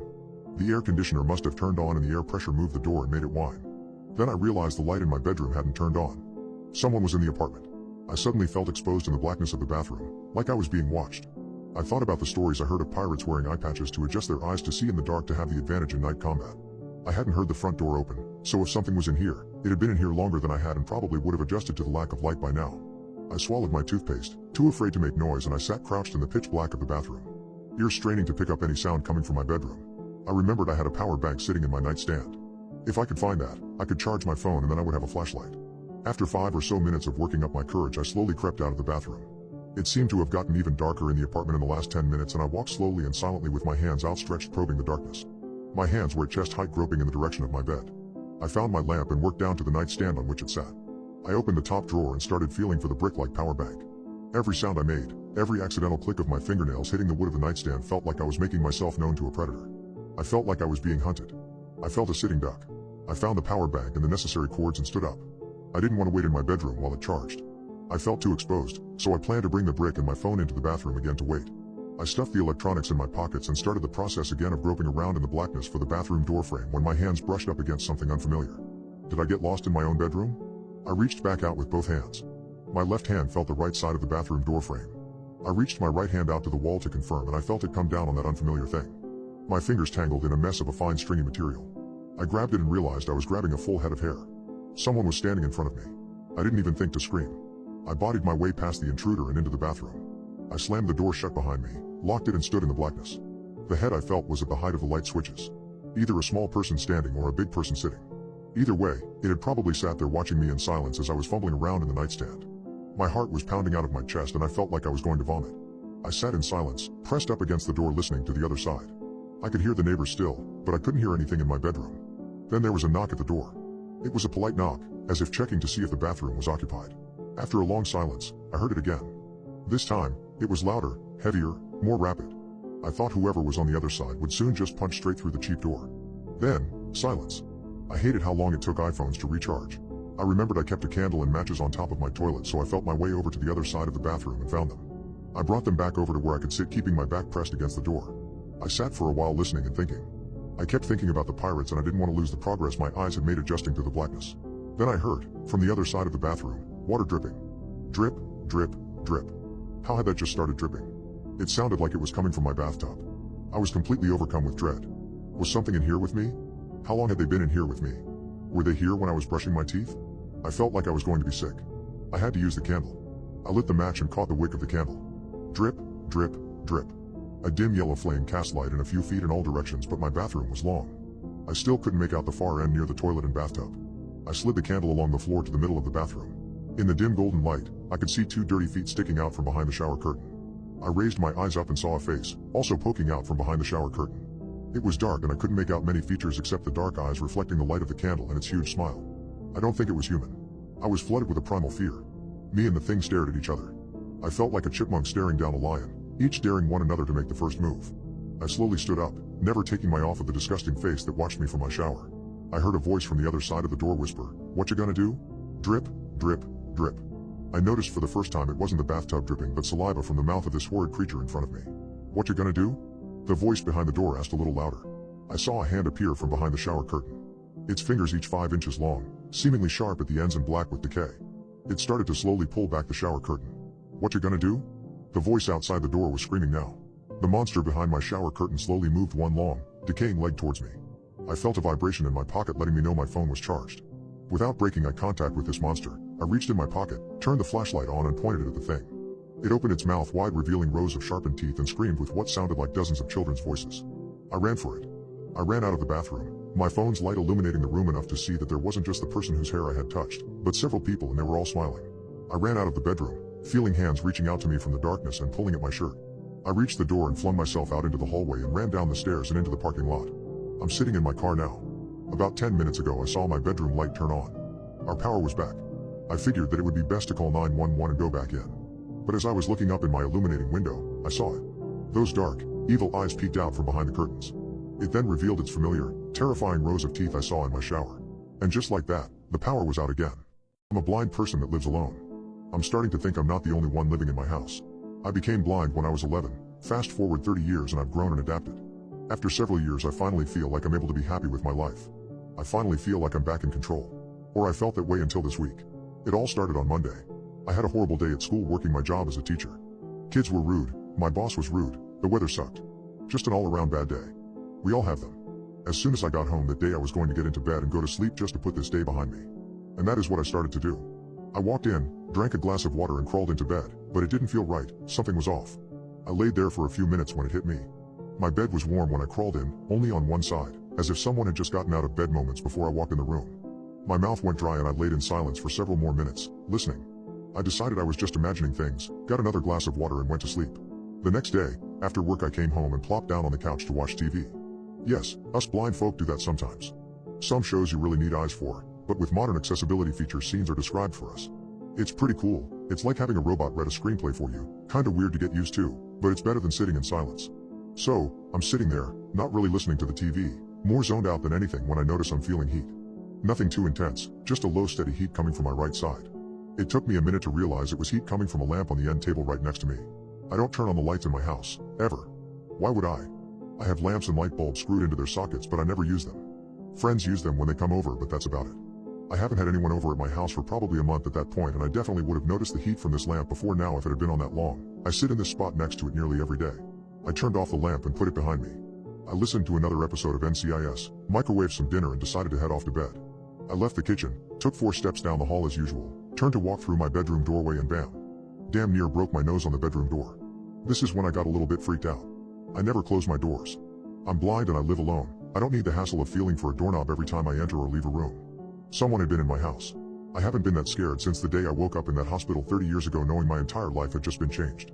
I pulled my cell phone out of my pocket to call 911 but my hands were shaking from the adrenaline and I dropped it.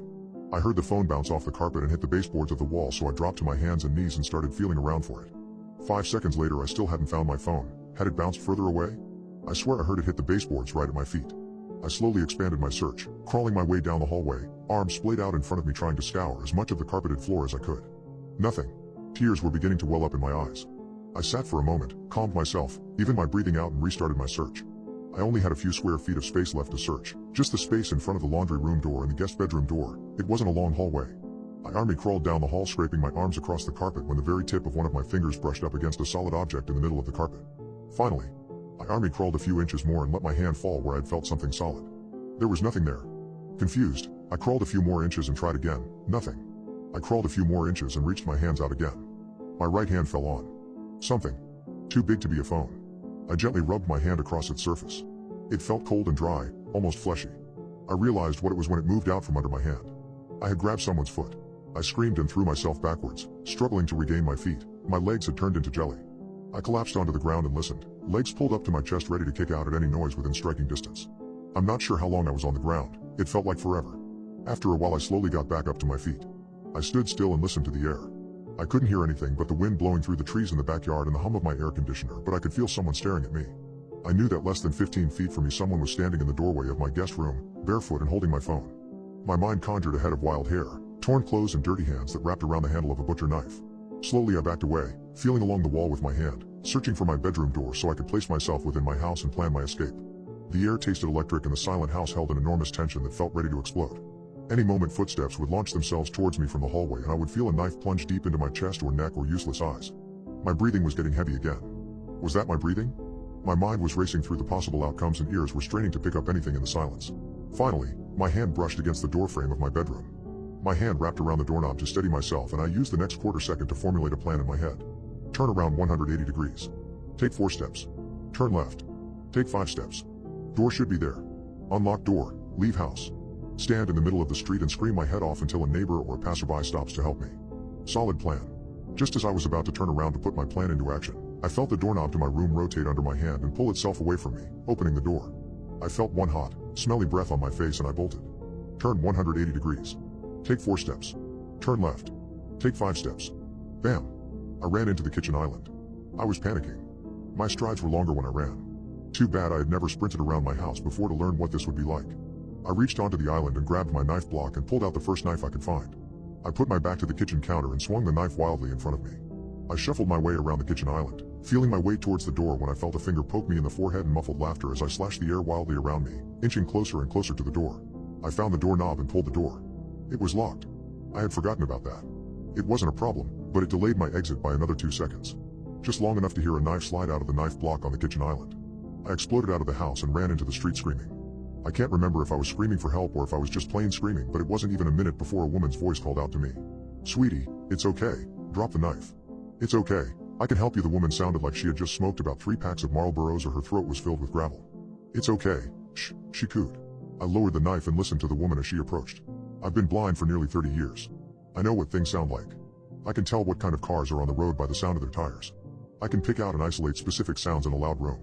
I know what it sounds like when people walk with shoes or sandals or boots or bare feet. This woman walking towards me had bare feet.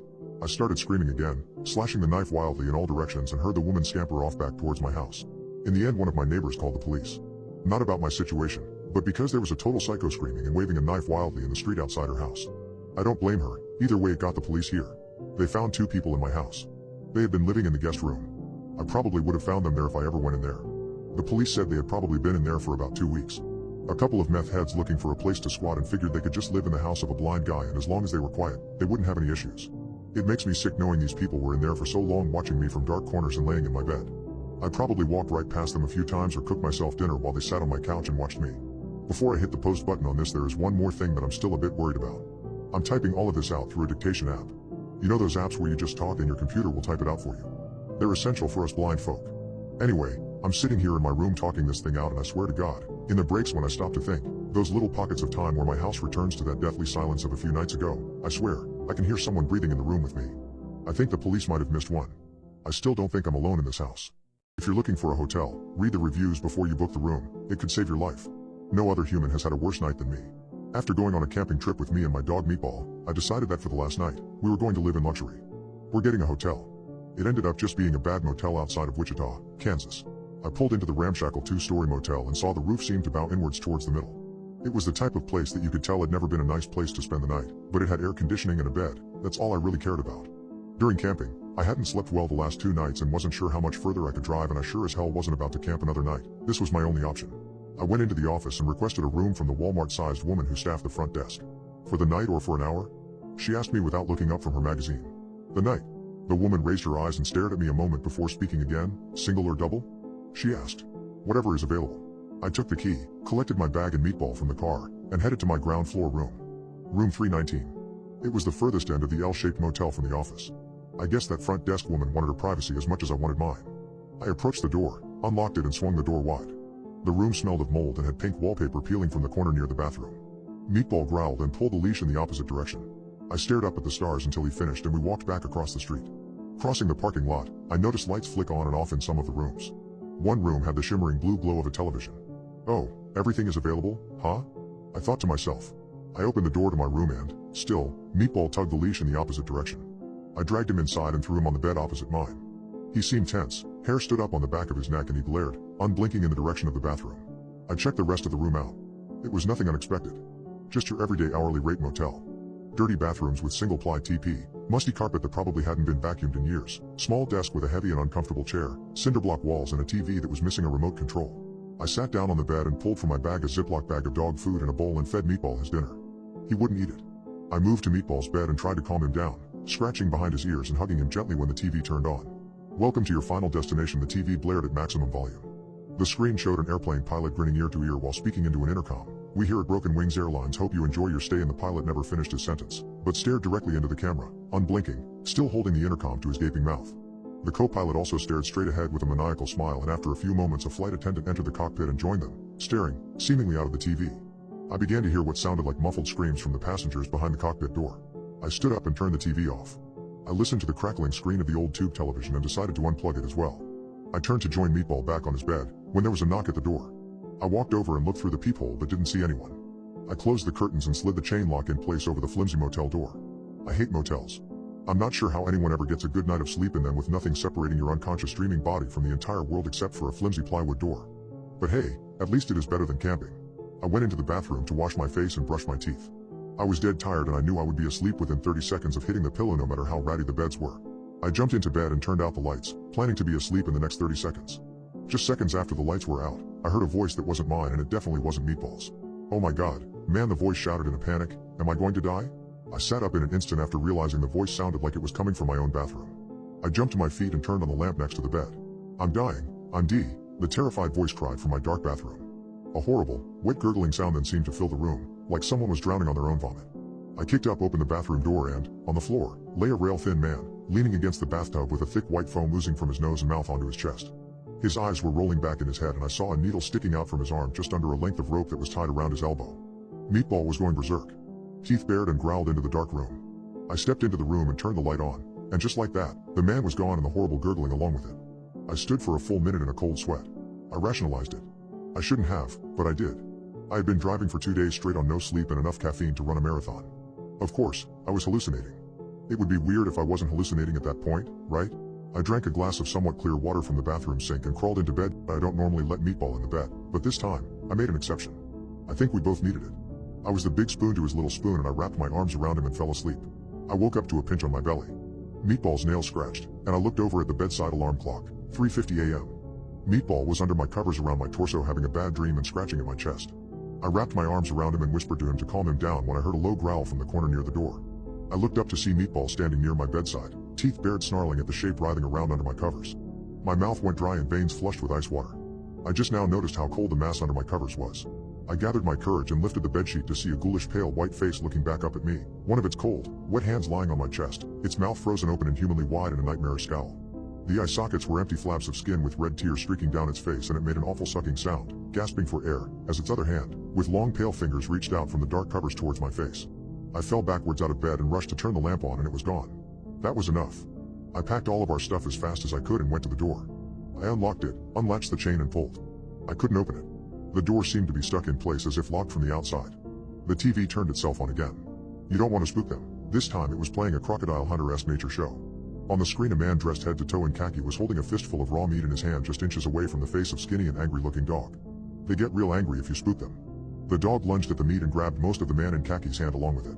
The dog was ragdolling the man's hand, and at least one finger was shown to have dropped to the ground. The man in khaki stayed kneeling next to the dog, smiling into the camera with dead eyes. He was dripping with sweat. The power button on the TV didn't work. It wasn't even plugged in. I'm not sure why I thought the power button would work. The mute button did work. I took the sheet from my bed and placed it over the TV and went back to work on trying to get the door open. The door wouldn't budge. I picked up the desk chair and swung at the door. It didn't even dent. I swung again and again and again, and it didn't show any signs of damage at all. I only stopped when I heard Meatball growling again. I turned around to see the sheet I had placed on top of the TV slowly slide off and into a heap on the floor. Then it slowly rose itself up from its center as if it was a 1950s Halloween ghost costume. Then the two sides of the sheet fanned out to create arms, and it took a step towards me, making that sucking sound the thing in my bed made. I picked up the desk chair and threw it through the motel room window and out into the parking lot. I grabbed Meatball, vaulted over the broken glass, cutting my hand in the process, and got us to my car. I fumbled around with my keys in my bloody hands like those idiots in horror movies, but eventually got the car open, started it and put it in reverse. As I accelerated backwards, I watched every door to every motel room open to reveal black figures standing in the doorways. They watched me silently. I saw the woman from the front desk wave to me as I peeled out of the parking lot. 2 days and 1 night. That's how long the rest of my drive to Atlanta should take.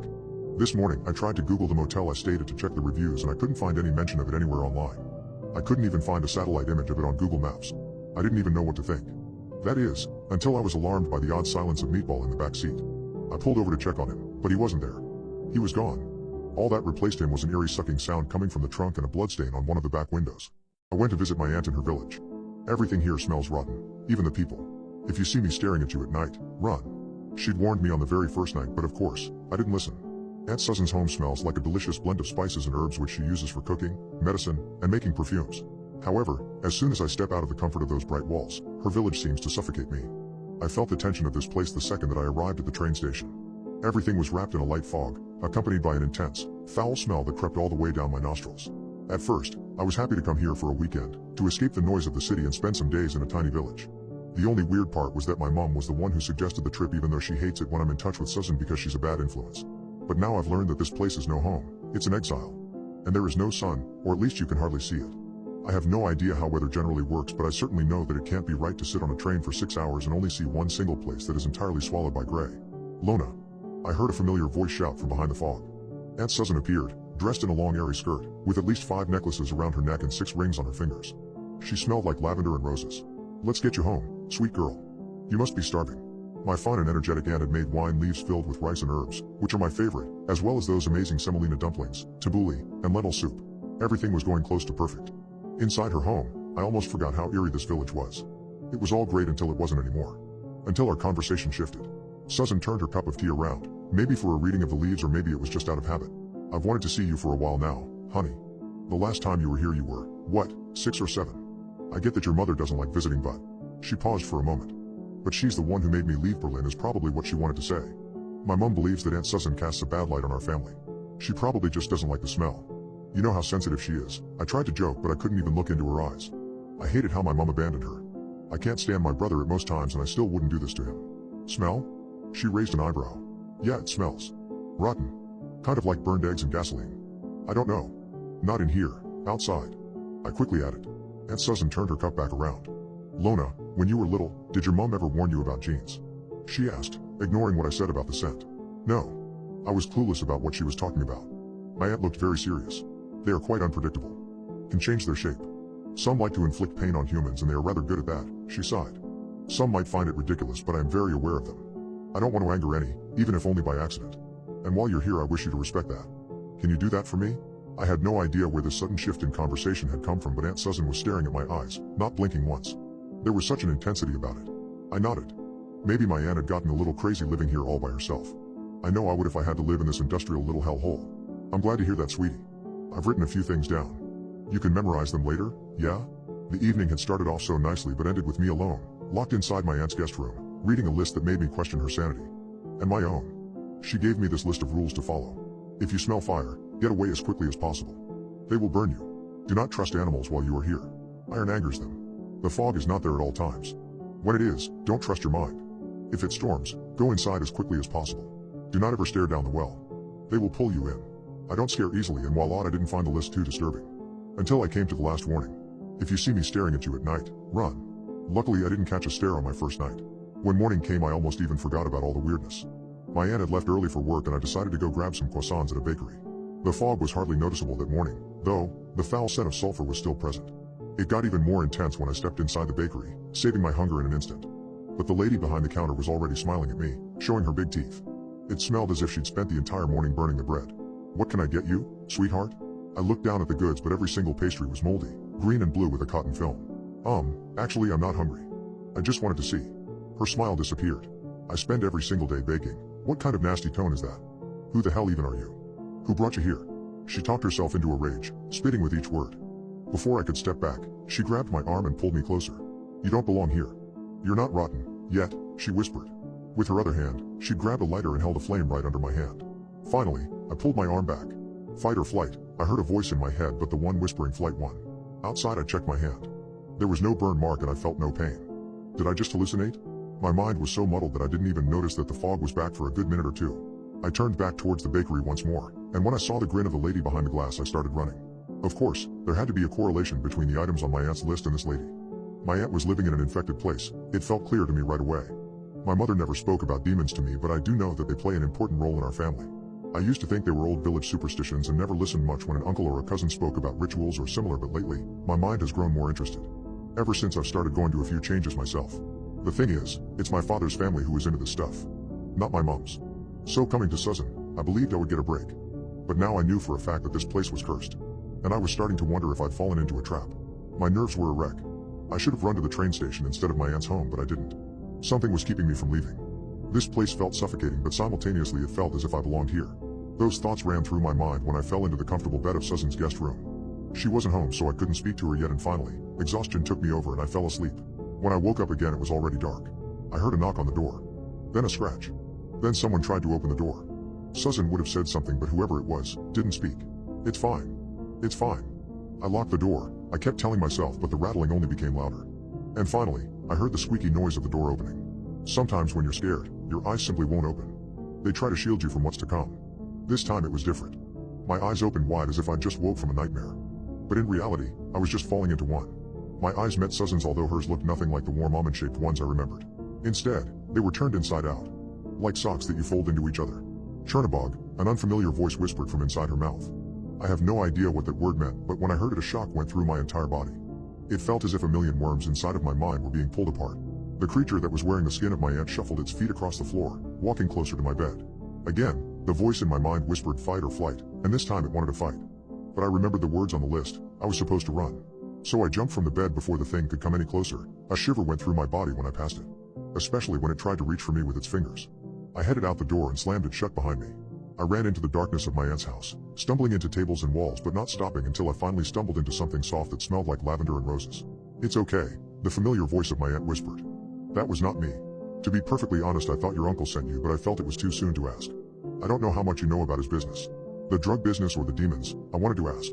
I learned a little while ago that my powerful uncle has access to the underworld in more ways than one. It was one of the reasons I wanted to get away from home. Well, this is where used up hosts come, my aunt continued. And your uncle sometimes sends the ones he can't control. We'd turned on all the lights in the house. Susan made tea and after a while, I slowly calmed down. The thing is, I don't know why I was so afraid. I should have been used to these things by now. I'd learned weeks ago that I myself was possessed by a creature. Not a djinn, but a different type of demon. One that I'd grown accustomed to because it gave me power and confidence. Here somehow it was much weaker though. Used up? I asked.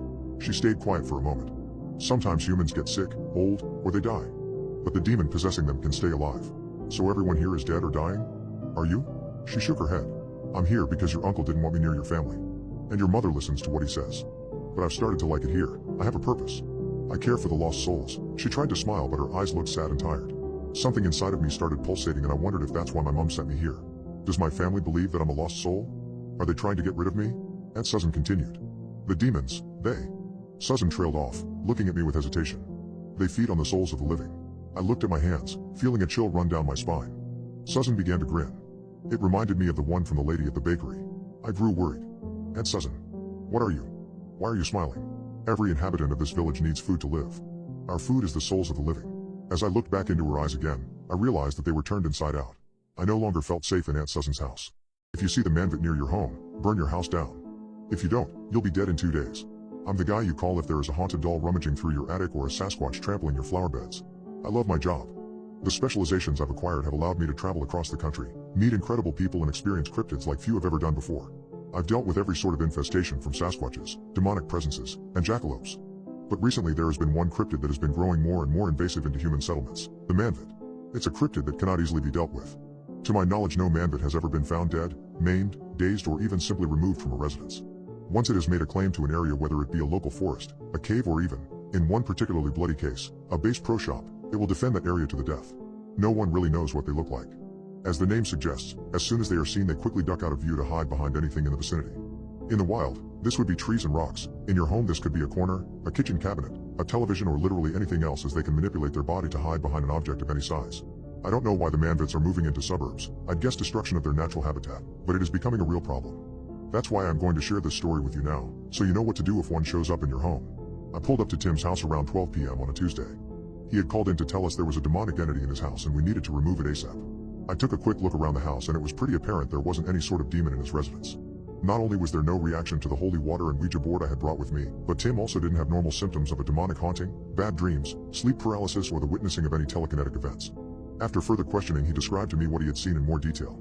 I'm paraphrasing, but this is basically what he told me. First, I was sitting right there on the couch watching television when I got the feeling I was being watched.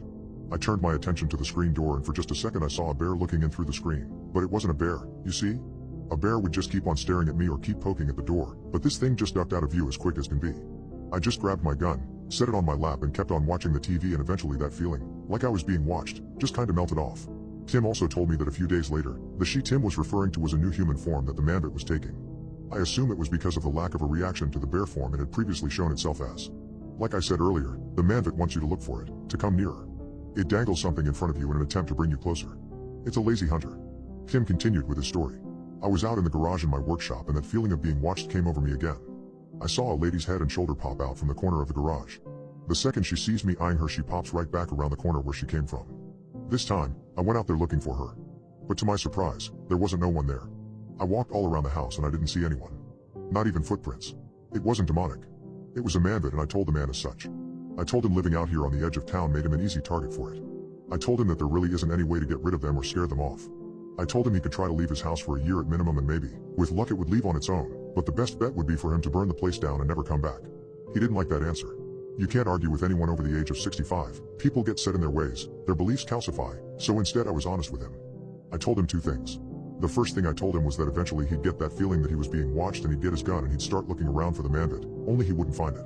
That's what happens in all these cases, because at that point, it found the best hiding spot it can possibly get, the only place you won't be able to lay eyes on it, even if you tried, directly behind you. And at that point, it's too late for you. The second thing I told him was that I'd be back in 2 days and more than likely he'd be dead. And then I left. 2 days later I pulled my van up Tim's driveway to find the screen door open and blowing in the wind. I didn't even need to cross the threshold of his house to find him. He was everywhere. On the floor, the ceiling, the walls. The smell was unbelievable. I poured some gasoline on the front porch and lit it with a match. The house was an inferno within 30 seconds. I got in my van and started to pull out of the driveway and I took one last look at the house. And then beyond it out into the tree line where I saw, for just a split second, a young boy before he quickly pulled back and disappeared behind a thin little tree. I was hundreds of miles away by lunchtime. I say all of this to tell you, if you ever think you might have a manvid in your house or even in the area, leave. Burn the place down if you can, so new people don't move it. These things are like bears. If they know they can get food someplace, they're just going to keep coming back. And if you get the feeling that you're being watched and you can't figure out why, call your loved ones, because it's standing directly behind you. I just had a run-in with the Grim Reaper. Turns out his name is Scott. Everyone has a scary night every once in a while. You'll lay awake in bed staring into the darkness around you, zeroing in on every creak that sounds like a footstep, on every shadow that looks like a man standing in the corner of the room. Eventually you'll muster the courage to close your eyes and turn your back on that shadow, but there was a moment where you thought it might have moved. Not much, just a small flinch, but you could have sworn. I had one of those nights a few weeks ago. Laying in bed, trying to sleep, I heard a bump and turned over in bed to look in its direction. There in the corner of the room was an unfamiliar shadow. It looks almost as if there was someone crouching behind the armchair that rests in the corner of my room. I could almost make out through the darkness a section of shadow that was a little bit lighter than the rest of the darkness around it. I held my breath for a few moments as my mind raced through the 1,000 different things that could be hiding behind my reading chair. A few moments later the horror passed and I rolled back over in bed and tried to get some more sleep. It was probably just a shirt I had thrown onto the chair while unpacking some of the boxes I had left over from the move. I closed my eyes. Another bump. My head flew off the pillow and my arm shot for the light switch. I flipped the light on and whipped my head around towards the chair, halfway bracing myself for whatever was surely barreling its way towards me. There was nothing there. Just a regular ratty armchair. I didn't have a shirt draped over the back of it like I had previously hypothesized. I didn't like that.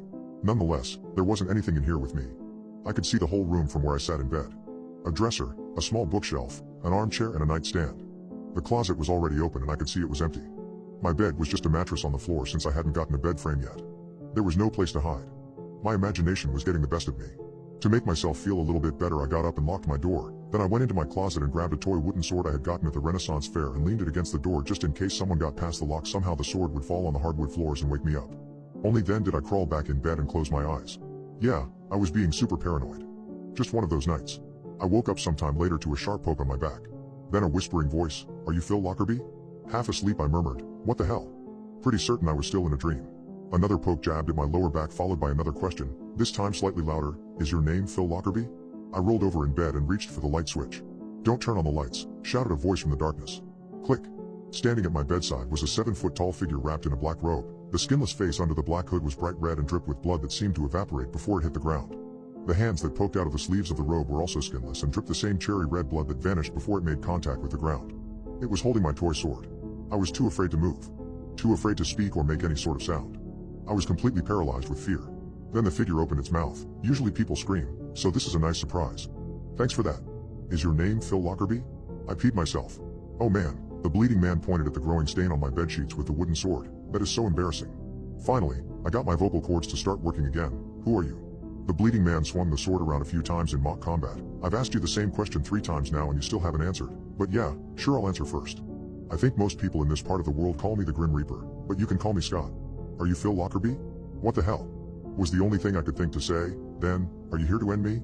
Scott stopped swinging the sword and looked directly at me. His eyes were 2 burning coals in the black shadow beneath his hood. "Is your name Phil Lockerbie?" I shook my head. "No." "Shoot." Scott stamped his foot angrily then turned back to me. "You never saw me."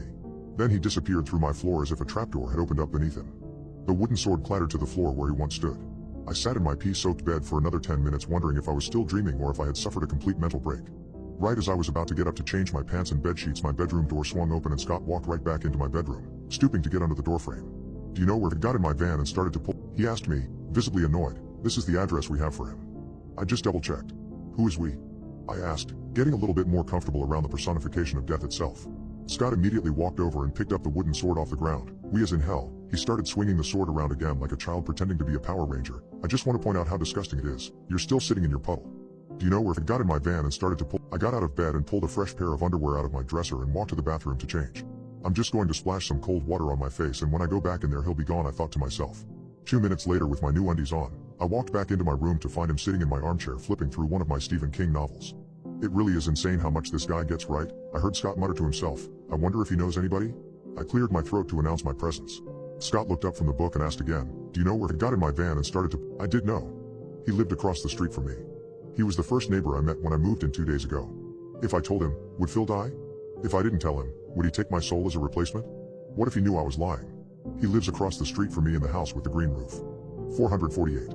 448, Scott said, exasperated. Athelred's 8s always look like 3s. That's my bad. So, what happens now? I asked, feeling all the guilt in the world bubbling up inside me. I wanted to throw up. You change your sheets and I pop over across the street and drag Phil's soul to hell. He stood up from the armchair and picked the sword back up. Can I keep this? Dude, no. I like that sword. Scott pointed the sword in my direction. I am not man, woman, or even human. And in retaliation for you misgendering me so flippantly, I'm taking it. See you in 43 years. Again, he fell directly through my bedroom floor, this time taking my sword with him. I changed my sheets, but I didn't go back to sleep. I sat on the front porch of my house for 5 hours and watched Phil's house across the street. I heard his wife's screams at 7:43. The ambulance arrived at 8:01. Heart attack. I guess I have 43 years left, and right now I don't know what to do with them. I think I need to try to get into contact with Stephen King. People who have been to Chernobyl, what secrets do you know? After exploring Chernobyl, I discovered that the disaster was a cover-up for something even more horrifying. It's nothing like what you see in games or horror movies. There are no ghosts, mutants, or radioactive anomalies, and death isn't waiting for you at every corner. Actually, I think it's one of the most peaceful and prettiest places on Earth. When my friend Alexei decided to go there, he knew who to contact. He wanted to go the extra mile for a school project about nuclear meltdowns, so we made it a trip. The worst trip of my life, to be exact. We were driving on some dirt roads in a forest east of Pripyat when we found it. An old, rusty fence and a chain gate that blocked any further passage. There was a big sign with a radiation hazard symbol and caption, restricted area. Authorized personnel only. There was a pair of massive metal blast doors in the side of an artificially looking hill not far behind the fence, with a large, white O13 painted on it and no entry sprayed on top. What do you think it is? Alex asked. I don't know, looks like some kind of bunker, I replied. The both halves were welded shut in the center. Alex took his samples and readings, but we were too puzzled to leave just yet. We circled the main entrance to try to find other means of entry. The day was already coming to an end and it was slowly getting darker. As we were searching, a thought crossed my mind. Why would they weld the doors? What's so important inside that they went this far to keep people away? Look, there's something there. Alex pulled me away from my thoughts. It was a concrete block a couple of meters large with what looked like vents on the sides. As I looked into the vents, I noticed that they were also sealed with heavy-looking steel hatches and no clear way to open them. However, there was also a somewhat smaller door labeled service tunnel with a large wheel on the outside. At first, the wheel wouldn't turn because of all the rust and dirt, but eventually it budged. The door unlocked. I pulled and it slowly started opening. Behind the door, there was a small platform and a tight vertical tunnel with a ladder. What caught my attention was that there was an identical locking mechanism on the inside. That meant that they could lock the door from both sides. But why? We were lucky, because if they had locked it from the inside too, there would be no way to get in. I stepped inside and shined my phone light down the shaft. It wasn't strong enough to hit the bottom. The air was damp and old and there was something that I couldn't identify. A very faint, chemical-like smell. There was no radiation nor signs of any other hazards. You've got to be kidding me. This is so cool. We have to come back here and check it out later, Alex said. I couldn't agree more. It was almost dark now, so we resealed the door and called it a day. But we promised ourselves to return. I immediately tried to do some research when I got home, unfortunately with no success. I texted my smart friend Pavel about it, and he said he would look into it and ask around. A week later, we packed our gear and went on with it. We brought some rope, heavy flashlights, glow sticks, an oxygen meter and a small emergency scuba tank just in case. We told our relatives and friends about our trip and when we're expecting to return. We closed the door behind us as we descended down the access shaft. We followed the tunnel and reached another door, but this time it was a regular one, not the heavy bunker type. There was a simple map with the layout of the facility floor by floor. We were on floor 0, main entry hall. There were another 4 floors below us. Floor -1, offices, security and recreation. Floor -2, secure laboratories. Floor -3, accelerator, cleanroom decontamination chamber. Floor -4, experiment site. The map was titled Object 13. It wasn't a military bunker. This was a research site. We took a set of stairs, since the elevators were of no use without power. I stepped on another stair step but something rolled away under my foot, lost my balance and fell on my back. My pack luckily absorbed the impact. I looked under my feet to see what caused my fall. Empty bullet casings. This wasn't the sole reason why I felt odd about this place. As soon as we got down to level -1, I noticed that every single door was open. Every single one. There was a canteen and a kitchen right at the beginning of a long rectangular corridor. Various offices surrounded the corridor. Dimitri. Alex called from the canteen on the opposite side of the corridor. What? Was all I could say when I followed him to the canteen. There was food still neatly served on the tables. But it wasn't spoiled. It wasn't fresh either, but it wasn't decaying, as a 30-year-old meal should. How is this possible? I asked. I don't know, maybe it was irradiated or something. But it's not anymore, I checked that. I really don't know, man, he answered, as puzzled as I was. Looking back, this was the perfect time to turn back and leave. There were so many red flags already. Something really wrong happened down there. But I guess we were too excited and curious. We continued and descended down to level -2. The stairwell ended here, and to go deeper, we would have to cross the entire floor to reach another one on the opposite side. There was a security checkpoint and a large blast door that we had to pass through to reach the labs. Again, every door was wide open. However, the things that people left here weren't neatly placed where they should have been. It was a mess everywhere. There were all kinds of rooms with all kinds of equipment that I didn't understand. Occasionally, there were more empty bullet casings on the ground. There still was the one central rectangular corridor as above, but the rooms around it were like a little maze. Almost at the other side of the floor, we found the head scientist's office. As I said, everywhere it was a mess, but I found a logbook on the desk. There was only a handful of pages, the rest torn out. October 5th, today we successfully managed to translocate several atoms without changes in any physical properties. It's going to be a long road until we can transport solid objects, but we're doing some good work here. February 21st, after the animal trials, we translocated our first human today. He is alive and healthy, a brave hero of our nation. We have proven that this technology works now. We still cannot send matter. Only exchange the positions of two equally massive objects. I have proposed a new type of device that could possibly achieve one-way translocation of just a single object, but it would need an immense amount of energy. May 1st, our superiors accepted my proposal. We've now translocated dozens of test subjects. Each one is alive and well, but sometimes they are a little bit, well, different. They sometimes claim that various events in the past happened differently than they really did. Sometimes they claim to know people who don't exist, or more alarming, they know people who they are not supposed to know. The following was written below with a pencil by hand. Test subject 28 was speaking an unknown language and couldn't understand any real language after the experiment. There were a lot of missing pages afterwards. August 13th, we are going to try to change our approach. We are going to try to access the conduit reality instead. Even though Unit 2, the one we built in the power plant, is still new, we are going to use it for this experiment. Who knows what wonders are waiting for us on the other side. There was one last page in the logbook. On it, it was just a single phrase, written again and again. We let them in. Alex, I think we should go, I called. Come take a look at this, he answered. I stepped out of the lab and back into the hallway. There were clothes all over the corridor. Well, what was left of them? They were torn to shreds. No bodies, no blood, just strips of cloth and an occasional shoe or a watch. I looked up and stared down the dark corridor in front of us. I just stood there for a while. It was, I don't know, as if something tore all these people to shreds, and then cleaned it all up. Except the clothes and other non-organic material. A wave of pure, instinctive dread washed over me. I couldn't move. I didn't even breathe. Let's just get out of here, Alex said. We turned around and walked away. Slowly at first, but we quickened our pace. Our footsteps echoed across the underground structure. I just want to be out of here, man. We shouldn't have done this, Alex said. I didn't tell him about the logbook, but my thoughts were cut short after a sudden realization. His voice didn't echo. It was just our footsteps. I think he realized too, because we both stopped and listened. Nothing. Just silence. I stepped forward. Clack. I took another step. Clack. There was this door just in front of us and I forced myself to try something. I closed it behind us as we passed it and placed a glass beaker that I found on the ground on top. I took a step forward. There was silence. It was just echo after all, I thought. We walked away, carefully at first, but then we once again quickened our pace. We turned around a corner, and then it happened. Crash. The glass shattered. Someone. Or something. Just opened the door. We dropped all our gear except our lights and ran as fast as we could. I didn't even know I could run this fast. I always tried to be a tough guy, but I was never so scared in my life. Our footsteps didn't echo anymore. Or better said, they weren't in sync with ours anymore. Something was running after us. Each second it was getting closer. And closer.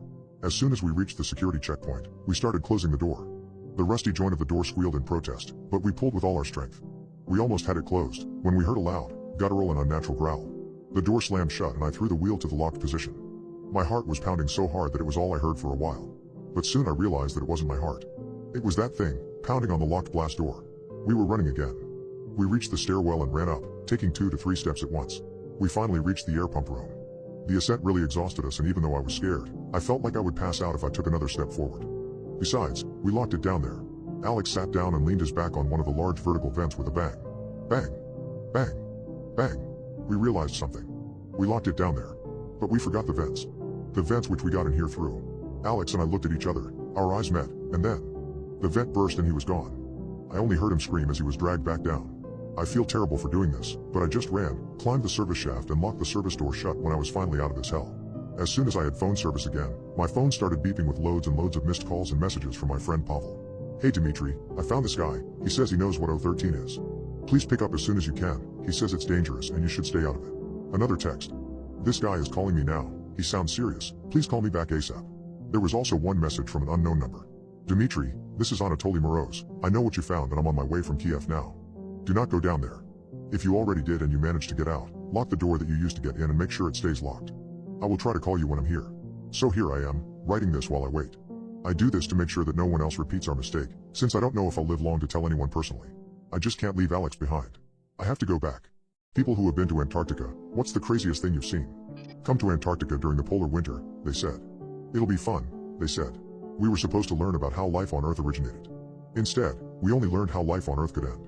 Anyway, our mission here was to drill out the oldest ice sample ever collected. You can see the whole of Earth's history in the Antarctic ice. A few meters deep, it's just regular ice.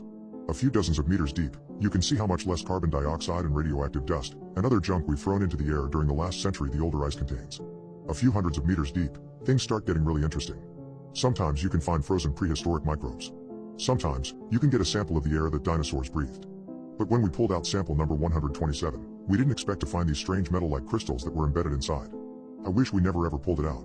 I don't know what it is or how it got there. I think Dr. Crane called it a primordial cocktail once, but I don't care anymore. Dr. Crane got himself dead by studying it. The crystals thawed at room temperature into a repulsive brownish yellow fluid. The last few days, he was obsessed with it.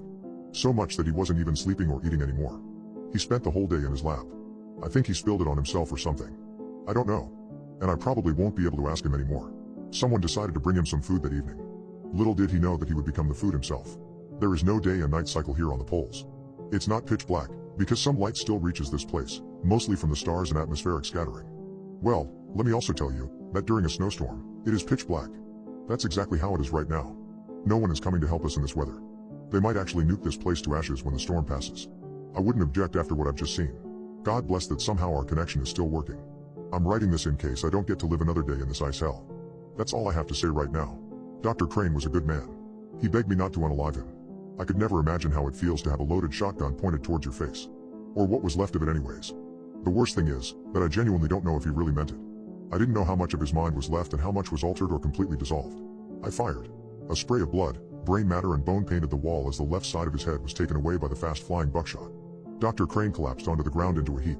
What could I have possibly done so wrong, that I know I deserve to be here and experience this? I felt sick. Not because I've just unalived someone. No. Compared to what I was seeing, taking someone out of this world was nothing. This was wrong on so many levels, that it's literally hard for me to find words to describe it. Even after losing half of his brain, Dr. Crane was still attempting to talk, but ended up only uttering absolute nonsense as his body twitched and rolled on the ground and kept spilling this brown fluid everywhere across the lab from the tumor-like growths all over his body. It looked like most of his body mass was used up to create those tumors. In few places where there were none, his skin was pulled tight around his bones. His face was the worst. It almost looked like a bare skull. After a few moments he stabilized himself with his back facing the ground and started shambling towards me using his left arm and leg. The right side of his body went limp. I started slowly walking backwards. I was almost at the door now. Is something broken? Something. Dr. Crane announced just before I heard a loud crack. I thought I stepped on something, but then I realized that it was Dr. Crane's kneecap that cracked. He twisted in an unnatural way and jumped right at me. Another shot stopped the monstrosity in midair and another 3 ensured that it wouldn't try it again. He was still moving a little bit as I made my way out of the lab and locked the door shut. What a mess. Blake, what are we supposed to do with Stevens? Jamie brought me back to my senses. What's up with him? I asked. He ate his guts out. Omar responded half yelling. Oh right. Crane ate Stevens' damn guts out. How did I miss that? I wasn't thinking straight anymore. Few people would have after what just happened. Throw him outside and burn him. Blake, but I think he's still alive. Jamie argued. You heard what I said. And please, put some gloves on. Don't let his blood get on you. Just in case. And clean up the blood afterwards. I added as I noticed a crimson trail left on the floor as they dragged him away. We were supposed to learn about how life on Earth originated. Instead, we only learned how life on Earth could end. The unsteady beeping of the communication panel drew me out of my spiraling thoughts. It was a recorded message from HQ.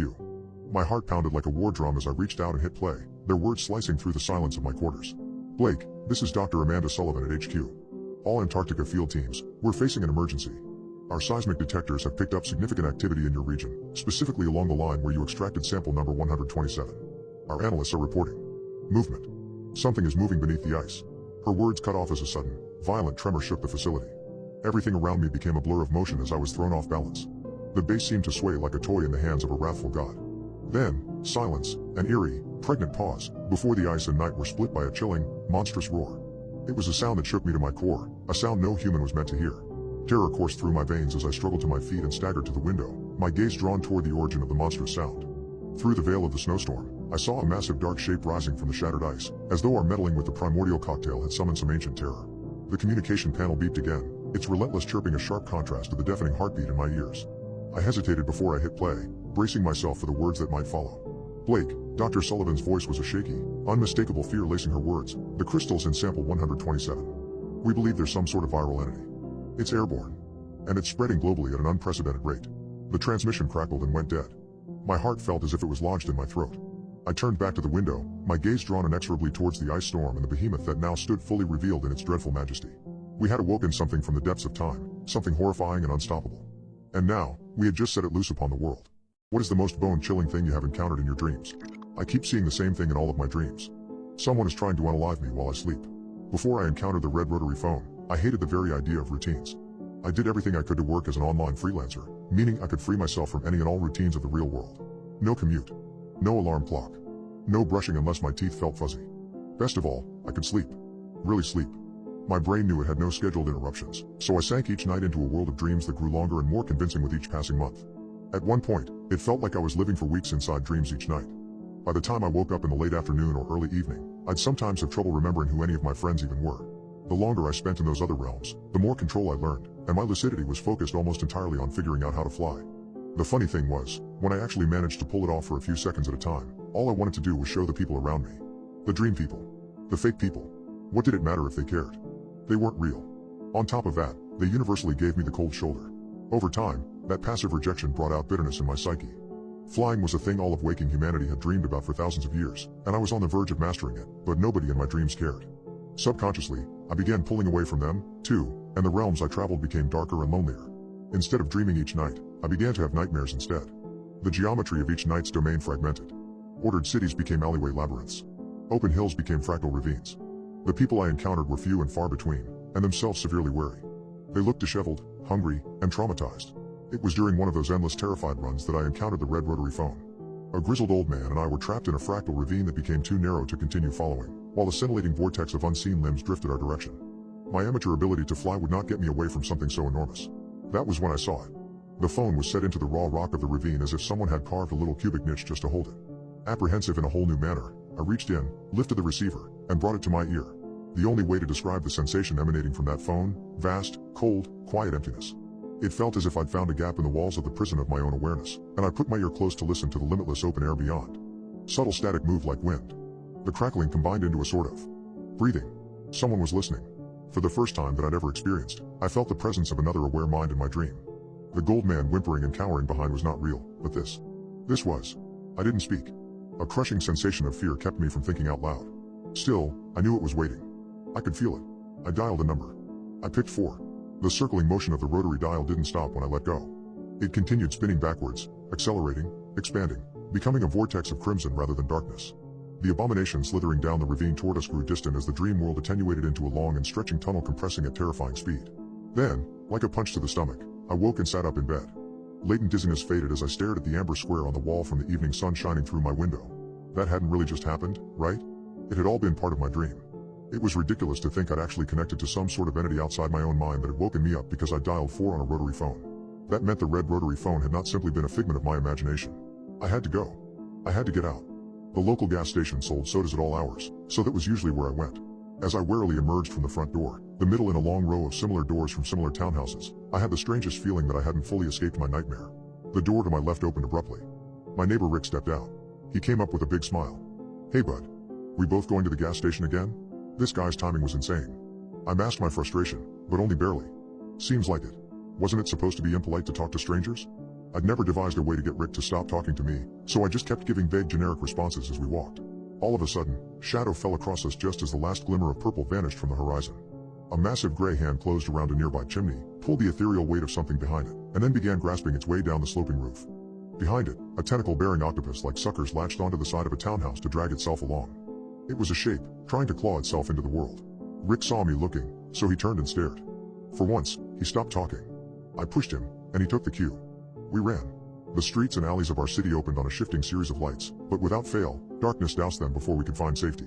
We fled down a trash-filled alley, only barely ahead of the grasping limbs above, and then we pushed into a space between buildings so narrow that the bricks grated away at both sides of us as we forced ourselves along. Halfway through, Rick couldn't push any further. The wall's vice-like grip held him fast. I looked past Rick at the mindless gray fingers trying to push their way into our narrow space all along the edges of the buildings above. Then, I turned my head the other way to evaluate my escape. I could do it. I could reach the other side and squeeze out into the open air. I could get away.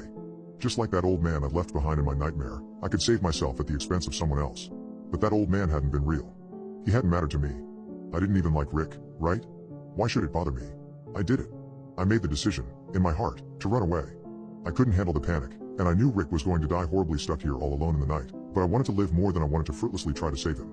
Directly in front of my face, the brick wall was inset with a red rotary phone. That couldn't be here. It wasn't possible. Tears in his eyes, Rick begged me to do something. Above, gray tentacles pushed their way past the hands and fingers, growing closer. I didn't help him. This wasn't real, right? That had to be what the existence of this red rotary phone here meant. I reached out and picked up the receiver. That vast expanse of barely audible static waited. I dialed 4. This time, I was prepared for the crimson vortex, the rushing sensation, and the punch to the gut. I was out. I was safe. The first thing I noticed was that I was overweight. My hair was brown, scraggly, and long. The skin on my hands and arms was dry. Older, but not too old. Also, I was a woman. What the hell? I found myself in the kitchen. There were pictures on the fridge of a 40-something postal worker named Deborah, who I vaguely recalled was me. Staggering outside into the blinding sun, I peered around at the neighborhood. There was a car on fire at the intersection. The driver was just a cinder-coated skeleton. The nearest yard had 2 kids in it, both lying down near a soccer ball. I limped over and checked. They were asleep. Their mom was snoozing on the porch. Through the steamed-up window, I saw that their father had fallen face-first into a pot of boiling water on the stove. Now that I knew what to look for, I spotted many more neighbors and strangers asleep. Some in their cars, some on the sidewalk. There was Deborah's daughter sleeping on a tricycle in the driveway. Everyone on the planet had fallen asleep, and it had only happened recently. Deborah knew what was happening to the world. She felt the pull on our mind. It was a network. Cell phones, the internet, the power grid, our very dreams. And yet, I'd escaped it. I'd pulled myself away from other people so hard that I'd actually managed to extricate myself from the web of minds. I was awake, and everyone else was asleep. I could stay here. I was safe from the shape now, and from any other nightmare. In fact, even better, I was safe from other people here. The entire rest of the human race was asleep. It was just me. I sat on the steps to my house, idly studying Deborah's daughter as she lay bent over the handlebars of her tricycle. But it was only a single notion that tilted the scales. Sitting and watching my sleeping daughter, I understood. Going back into Deborah's house, my house, I lay in bed and closed my eyes. Falling asleep felt like diving into a pool of warm black oil. I dove down, holding my breath, but without lungs.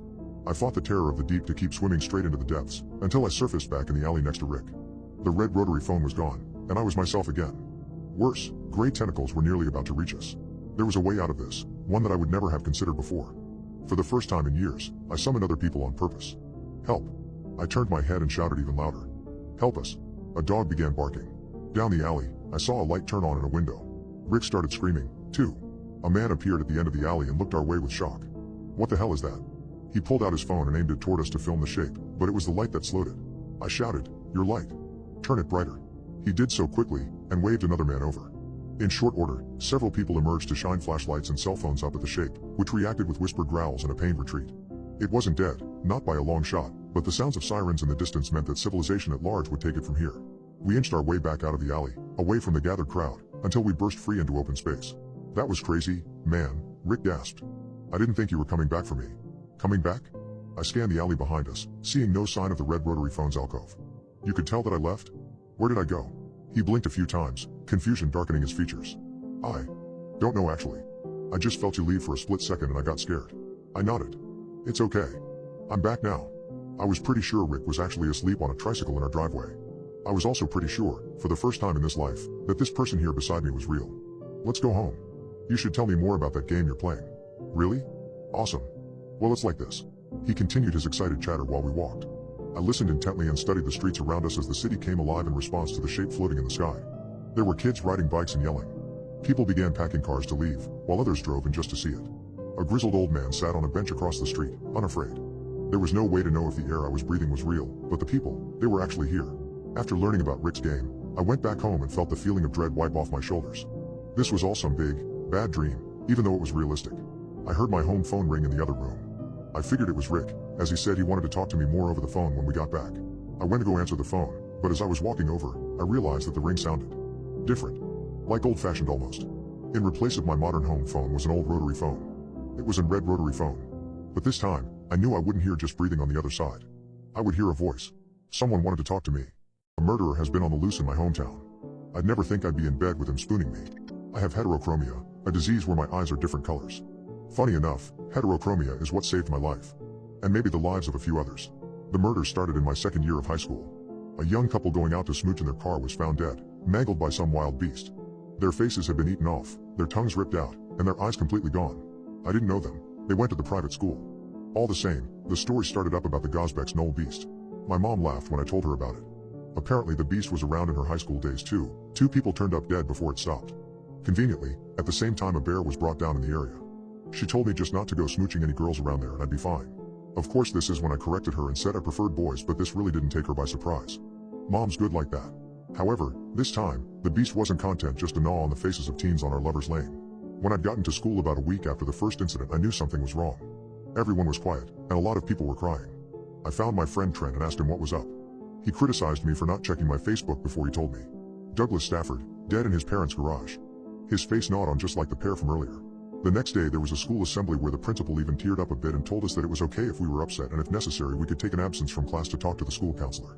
Doug's girlfriend Kathy was in the front row bawling. They dated since their little freshman years, and it was pretty obvious they would have one day gotten a house with a white picket fence and a dog. Kathy was the last casualty of the school year. A few months later she was found dead in the forest. The beast hadn't been the one to get her though. She'd unalived herself with a rope, and apparently the beast helped himself to the free food, at least according to the rumors. During the summer everything went quiet, and soon the talks of dead teens faded into the background. I think Doug's parents started up a fund for depressed youth. But this is when the murders really picked up the pace. The first victim of junior year was Camille Dunn. She'd missed her bus home and decided to walk. The next morning a dog walker found her stretched out on the sidewalk. Eyes gone and face eaten off. The beast was back. Clearly there was some madman or wild animal on the loose and everyone put up their guard. But now I think this is when the beast got really cocky. He realized he could get away with this. The next victims were in their damn house. An elderly couple. They lived across the street from me. When I woke up the next morning to sirens, my heart sank. I thought Beatrice's heart finally gave out on her. It was the same thing, ate the faces and the eyes. It got into the house through the back window, judging by the bloody prints. Kids whispered about how supposedly the prints looked like a human's but clawed. Sightings of the beast grew in number. A freak that had fangs and glowing eyes, his only desire being to hunt and murder. Of course my mom immediately kicked in a curfew and kept the house secure. At night I'd hear her wake up and walk around, as if to make sure we were safe. I believed in the beast when she saw it too. I woke up to hear her scream and I ran to the source. My mom was white as a ghost, her hand on her heart as she stared out the now empty window. It was there. I don't know what it was, but call the police right now. Cops showed up surprisingly fast and Mom told them what happened while her eyes still darted to the window on occasion. She'd gone down because she couldn't sleep and it was at the window. Its shape was vaguely humanoid, but its eyes did in fact glow. That's when she screamed. It must have not expected her to see it as it took off running. And sure enough, when I went into the backyard the next morning, its feet were indeed clawed. I didn't bother collecting evidence as I'm sure everyone would have thought I faked it, but I knew the beast was real. 2 days later I got kidnapped by my so-called friend. I was walking home from school when Trent ran up behind me, acting all buddy-buddy until he got close. Then I felt a switchblade press against my side. Trent was still smiling, but it was cold, dark. Start walking, you queer. I didn't try to be the hero and get the knife. Trent was bigger than me and I didn't have a prayer. We walked until we got to his car, where he pushed me into the backseat and he duct taped my hands and feet together. He drove us out of town to this abandoned old shed. 2 other guys I didn't know were waiting there, and I saw more knives. I was close to pissing myself while still being neck deep in denial. Surely this had to be a joke though. Just a prank to scare me. Trent dragged me inside and slammed the door. It was dark and I couldn't see anything. I got whacked in the stomach and the air whooshed out of my lungs. How many times did you touch me when I slept over, huh? I could hear the sneer in Trent's voice. I groaned as I was shoved to my knees. Never, Trent. You're not exactly my type, I said as I struggled against the tape. I got kicked across the face and I hit the floor. I felt one of my teeth come loose and blood start to pool in my gums. Trent squatted down next to me. I could barely make out his silhouette in the cracks in the shed. Damn liar. You're a freak. And now you're gonna be another victim of the Gosbeck's Knoll beast, old buddy. I felt the blade press right beneath my blue eye. Hope your mommy doesn't miss your creepy ass eyes. I wanted to shut my eyes. Hope that he'd drive the knife right into my brain so I didn't have to feel it. Instead I felt my eyes stay wide open as the blade glinted, and I suddenly made out Trent and his 3 goonies. Yeah. 3 goonies. There were only 2 outside the shed. Guess the beast really doesn't care for copycats. I heard the scream before the tallest of the figures slammed the other two heads together. When standing straight up, he almost reached the ceiling. Trent whipped around and the blade nicked below my eye. What the hell? Another whack and Trent was on the ground. I heard him choking and realized I smelled blood. The figure moved onto me and he hoisted me up to his level. I felt claws tear my shirt. I was certain I'd be dead. Then I felt the monster pause. Eyes? I passed out. When I came to, it was now dark outside, and we were no longer in the shed. Now we were in a cabin, lit by a lantern. And I saw the beast in his entirety. He looked vaguely human, wearing what looked like a loincloth, had pale skin and black stringy hair that hung down his back. His skin was occasionally broken up by patches of scales, and his fingers looked like a tiny blade stuck out of each. His spine was lined with thin bristles that would rise and fall with each breath. Trent was hung up in the corner by a hook, awake and filled with terror. I could smell more blood. The beast examined Trent's face thoughtfully before his middle finger carved through his cheek. I shut my eyes tight when I heard Trent scream. The beast made almost no sound at all, other than a soft hum as he worked on carving off Trent's face. When I took a peek, I saw the gleaming white of Trent's cheekbones. My eyes shut again. Finally, when the screams went quiet, I heard footsteps approach. Felt his huge presence kneel over me. His hair smelled like pond weeds. Open. Open your eyes. I did, although I'm not sure why. His face was kinda human. Had a strong nose and gaunt features. But it was his eyes that caught me. They glowed all right. But the left one was yellow, and the right eye was violet. The beast inhaled sharply before his hand reached up to my face. I flinched and tilted my head away, but he only hushed me as he lightly caressed my cheek. His claws didn't even break skin. Eyes. They don't match. I swallowed. And neither do yours, I pointed out. The beast grinned, his crooked teeth flecked with blood. No, they don't, he said, almost if he was trying not to laugh. I don't know what possessed me to do this, but I reached up to touch his face too. His skin was oily, it almost reminded me of a fish. They, look good though? I offered. This comment struck him, he looked shocked. Then he pulled me into the most uncomfortable hug of my life. Only one. Thought I was the only one, he sobbed. I felt his greasy tears hit the top of my head. Really not sure of how to handle this, I patted his back, careful to avoid the spines. God knew they were probably poisonous. Thankfully, the beast seemed to appreciate this. I'm really not sure how I fell asleep with a giant stinky monster practically spooning me, but when I woke up, the police were there. According to them, someone called 911 from my phone and told them where to find me. Trent's body was found strung up in the other room with the other two guys. They'd been almost entirely butchered. It was a miracle I was alive, according to the police. I attended Trent's funeral. I don't know why, but I did. His sister apologized for all the BS he did to me. I saved her the knowledge of the fact he was going to murder me and make it look like the beast did it. When I got home late that night, I found mussel shells on my windowsill. I took them inside and let them rest on my dresser. Top of my dresser's covered with little gifts now, from snake skins to smooth rocks to glass beads. I haven't seen him since that night, but sometimes I catch a glimpse of those mismatched eyes, glowing from my backyard. People who have been stalked, what's your story? My stalker sends me a birthday card every year. He just told me that someone is trying to murder me. Here's a few examples. Happy birthday, Chloe. I hope someone gets you the new phone I saw you looking at last week. Love X. Another year already. It seems like only yesterday I watched your mom dropping you off for high school. It's been such a pleasure watching you grow up. Love X. They might sound creepy to you, but you have to understand that I've been getting these cards every year for as long as I can remember. My mom made a big fuss about them for a while, but we never got the slightest clue where they were coming from and nothing bad ever came from it. Over the years it just became a fact of life. I even looked forward to the mysterious messages. We all had our theories, of course. Mom thought it was some socially handicapped secret admirer with a lifelong obsession.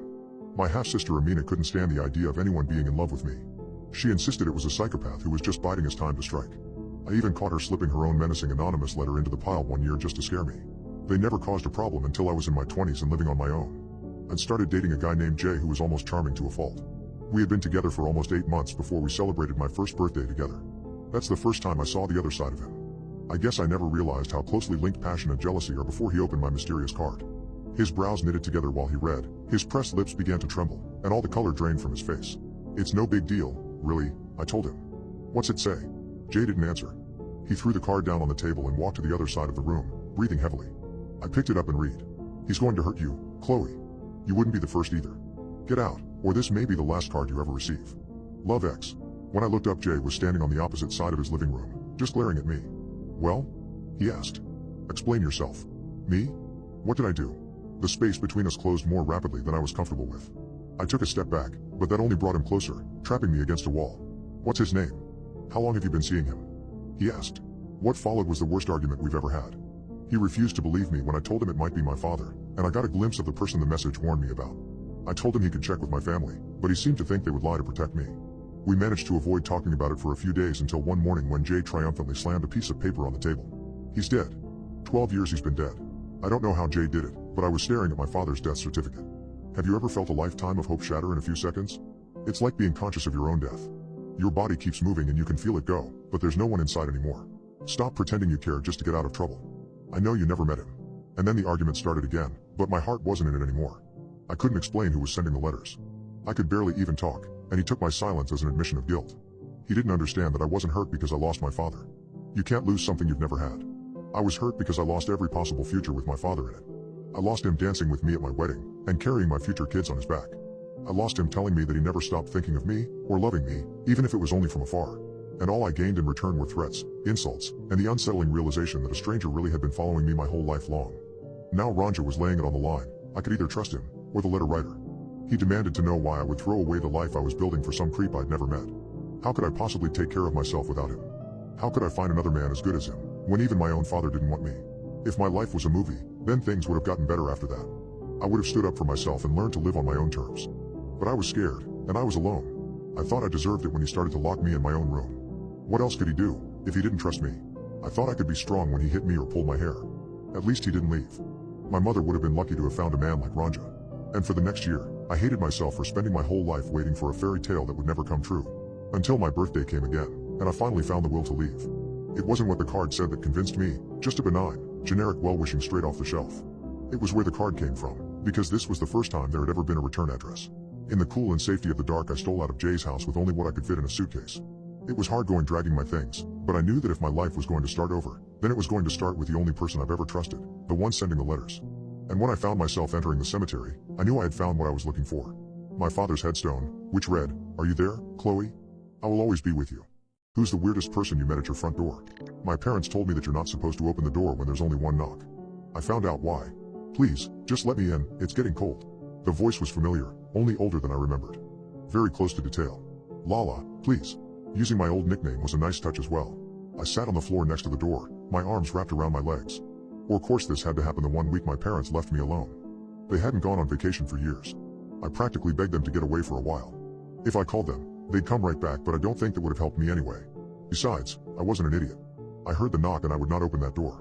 When someone comes to your house, they will ring the bell or knock a few times. Most people like to play safe and simply use the bell. And then you open the door as you normally would. But never, absolutely never, should you open the door when there's only one knock. It was the very first thing we were told when we moved to this neighborhood all those years ago. There are a bunch of rumors of people disappearing or suddenly dying after opening their doors, though they all supposedly happened before we even lived here. I never believed in it, not even when I was little. This town was simply insane. Most people here were a little eccentric and unusual. Well, that's what I believed until I heard my lost sister call for me, after the one loud knock on our front door. "Please, go away," I whispered. Even after all those years, I recognized her voice. And when I heard it, I jumped right up, ready to open that door wide. But I knew it wasn't her. I looked through the window. There was nobody in front of our door. I don't know how much time had passed before I finally grabbed my phone and called Max, who's not only our neighbor but one of my closest friends. "She's here," I said. I knew I wasn't making much sense. I didn't know how to word my thoughts. "Who? Where?" He answered. "Ruby." There was silence on the line. That was enough information for him. "You didn't open, did you?" I shook my head, which of course he couldn't see. "I'm coming over now, okay?"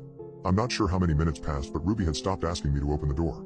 "Hey, Lainey, I don't think the bell is working," I heard Max. "Maybe they screwed with it." I swallowed. "You could knock." There was silence for a little while, followed by one loud thud. When I didn't open the door, the sound of Max started shouting loudly. "Open the damn door." His voice became louder and louder until it hit a frequency that almost made my eardrums explode. I didn't move, I didn't speak, and finally, the doorbell rang and the voice became silent. Slowly I got up from the door to look outside. This time it was really him. Once I let him in, Max was asking lots of questions about Ruby. I'd never told Max about the fight. In fact, nobody but my parents knew about it. The entire thing was all over a stupid pumpkin stuffed animal. I named it Jack. I decided to tell him. I loved that damn thing. Won it at the Halloween carnival. When Ruby saw it, she begged me to give it to her. She cried for hours because she hadn't won it. And even when my parents said they'd buy her another toy, she wouldn't stop. She wanted mine. Well, she wanted to be just like you. It's sweet. I nodded. Ruby was a year younger than me, but she used to act as if we were twins. She wore my clothes, played the same sports, and always wanted to hang out with me and my friends. When I think about it now, I think it was adorable. Of course back then I found it insufferable. I sighed. For days I took Jack everywhere with me, even to the bathroom. It was probably just out of pettiness, but that toy became everything to me. So when I came home from school one afternoon and saw that Ruby had cut it in half, I screamed at her like never before. She only looked at me with big teary eyes. Max put his hand on my shoulder. "Come on, Lainey, siblings fight, it's normal. I saw you with her though, and you were a damn good big sister." I nodded. Of course, I knew it was just some stupid fight between kids, but if I could turn back time, I'd give her every stupid toy I owned. This happened 5 years ago. Ruby would be 16 now. My parents have tried everything for years to find her. I believe the only reason we still live here is that they never entirely gave up the hope that she'd come back home one day. Maybe now she was. Just in a different way. Max and I used to make fun of the superstition. When we were younger, before Ruby disappeared, we once played Ding Dong Ditch. After a few houses, Max decided to knock once at the door of our neighbor Mrs. Telsky. Someone saw us though, and Max got the biggest lecture of his life from his grandpa. Like it was a really big deal. My parents weren't happy either, but Max was grounded for 2 months, during which his grandpa told him all sorts of horror stories from this town. Max offered to stay the night and I immediately said yes. We got the air mattress and watched movies until I started to hear him snoring. The good thing about Max was, I never felt awkward around him. He regularly stayed over since we were little. Especially often after Ruby was gone. Having him here really helped against the silence. My mind became easier, and my body heavier. Real thoughts started to mix with dreams. I was beginning to fall asleep. And then there was another knock. It came from the front door downstairs, but I heard it loud and clearly. My heart started racing just like it did this afternoon. Max, did you hear that? I whispered, but he didn't answer. Lala, it's dark. Please come and get me, Ruby's new voice cried from outside. Max, please tell me you hear this. I looked over at him, but he didn't move. Finally, I collected the courage to get up and turn on the lights. Ma. The eyes of my friend were wide open, but he didn't speak. He didn't move. I ran over to him and tried to shake him, but his whole body was stiff. Only his eyes moved. Let me in. The voice from downstairs screamed. I didn't know what to do anymore. Max was clearly awake, but it seemed as if something was holding him back. Almost like he was having sleep paralysis, but with his eyes open. They're pulling me away. Lala, please help me. I don't know what happened then, but I immediately jumped up and ran downstairs. Some kind of instinct kicked in. Maybe it was her. Maybe I could pull her back inside. But if this was really Ruby, was she also the one doing this to Max? My hands touched the cold door handle, moving almost as if I was in a trance. I have Jack. They fixed him, Lala. We don't need to fight anymore. Those words pierced through my body and woke something up inside of me. I stepped away from the door and walked back upstairs, passing my room where Max was still lying still. But I didn't stop. I walked to the next room. Ruby's old bedroom. Everything there looked just the way it did when she was still here. My parents could never change it. Everything was still the same. And Jack was still placed on her bed where I put it 5 years ago after I'd sewn it back together. As I approached Jack, an overwhelming sense of dread washed over me. It wasn't just a stuffed toy, it was a reminder of my failure, of my guilt. Ruby, please, just wait, I pleaded, hoping the thing beyond the door would hear me. I picked up Jack, the stitches that held him together a stark reminder of what we had lost. Jack wasn't just a toy anymore, he was a symbol. A symbol of the sisterly bond that had been irrevocably broken. Lala, Ruby's voice echoed through the house again. You promised to fix him. Please let me in. The pressure to open the door was mounting. I could feel my resolve weakening. A part of me wanted to believe that it was Ruby out there, lost and scared, just needing her big sister. But another part of me knew it couldn't be. I had watched them put Ruby in the ground. This wasn't her. But what about Max? What about the voice? What about the knocking? My mind was a whirl of conflicting emotions. Fear, guilt, sorrow, hope. I was caught in a tempest, and the storm was only getting stronger. I'm sorry, Ruby, I whispered into the silence, clutching Jack tightly to my chest. I'm so sorry. Then, in the mirror that stood facing Ruby's bed, I saw it. Not just my own reflection, but another. Ruby, or something that looked like her, was standing behind me. She was reaching out to me, her hand translucent and wavering like a mirage. I could see her mouth moving, but I couldn't hear her words. But her eyes were clear. And they were full of terror. As if she was seeing something horrendous, something utterly horrifying. Something that I could not see or comprehend. She was looking past me, through the mirror, and into the hallway. She was looking at the front door. And then, there was another knock. One loud, echoing thud that sent shivers down my spine. Only this time, it wasn't coming from the front door. It was coming from inside the house. If you get a song stuck in your head, ask yourself where it came from. This is a warning. We fell in love over music. Cassie always said you could figure out someone's personality solely by listening to their playlists. In a way, I guess she was right. Maybe her love for music is what inspired the earworm. Cassie worked at a tech company. I remember when she told me about earworm for the first time. Her eyes were shining so bright. Earworm is basically a little device that you plant inside your ear. You get them in a set of 2.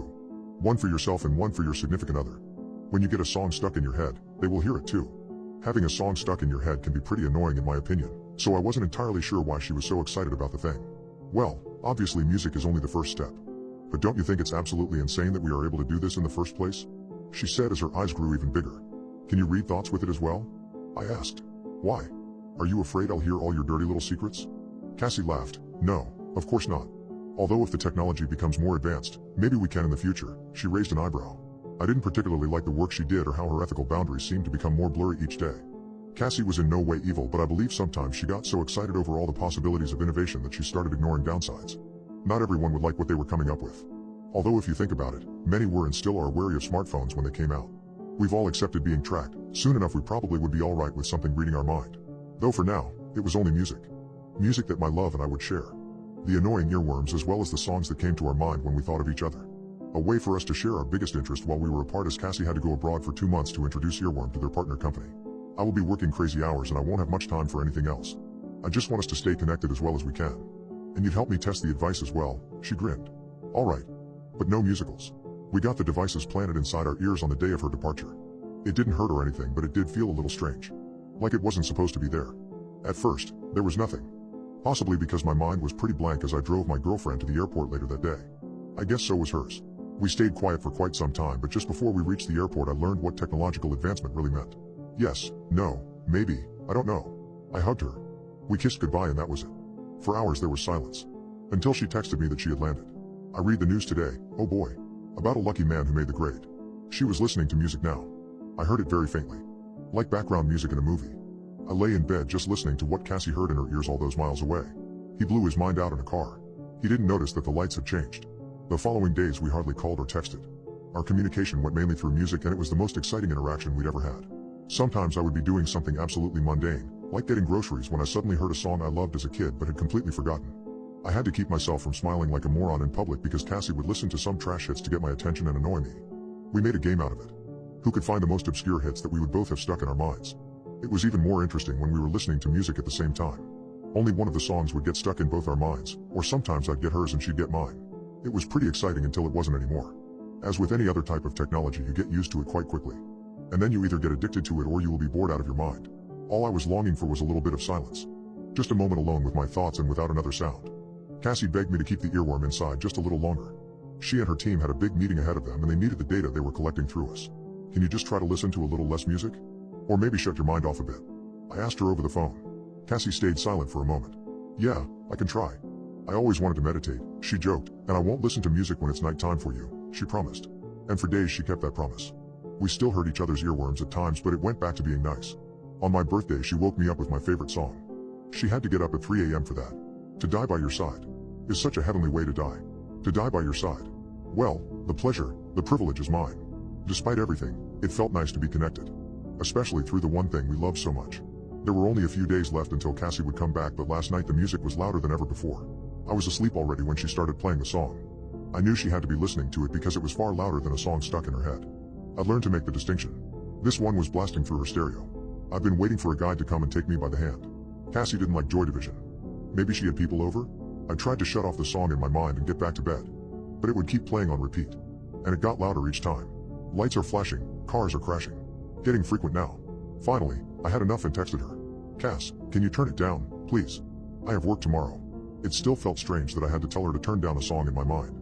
No idea if that was something I could ever get used to. She didn't respond to my text. Instead, the song started playing again. I'm watching you, I'm watching. Oh, I'll take no pity from your friends. My ears were almost bleeding. I was entirely fed up with her. I started thinking that she was pissed at me. Maybe I'd forgotten something important or hell knows what and she wanted to punish me. I felt a migraine settling in. It really drove me nuts. I was so close to just ripping that implant out of my ear. But then all of a sudden I heard something else. Joy Division was still playing, but it was mixed with a different tune now. So when you're near me, darling, can't you hear me, SOS.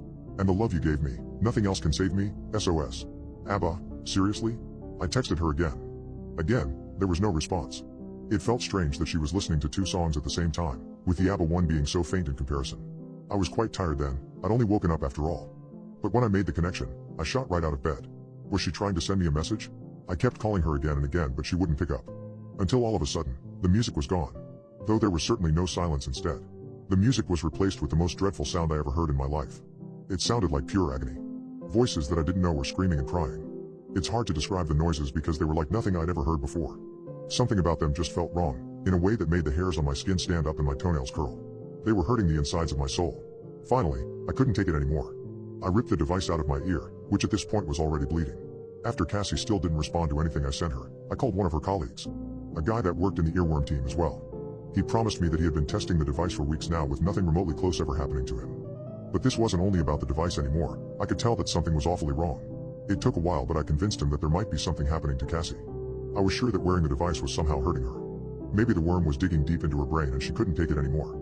He called the rest of the team but nobody knew what was going on. At that point, it was the middle of the night over there and people were getting worried.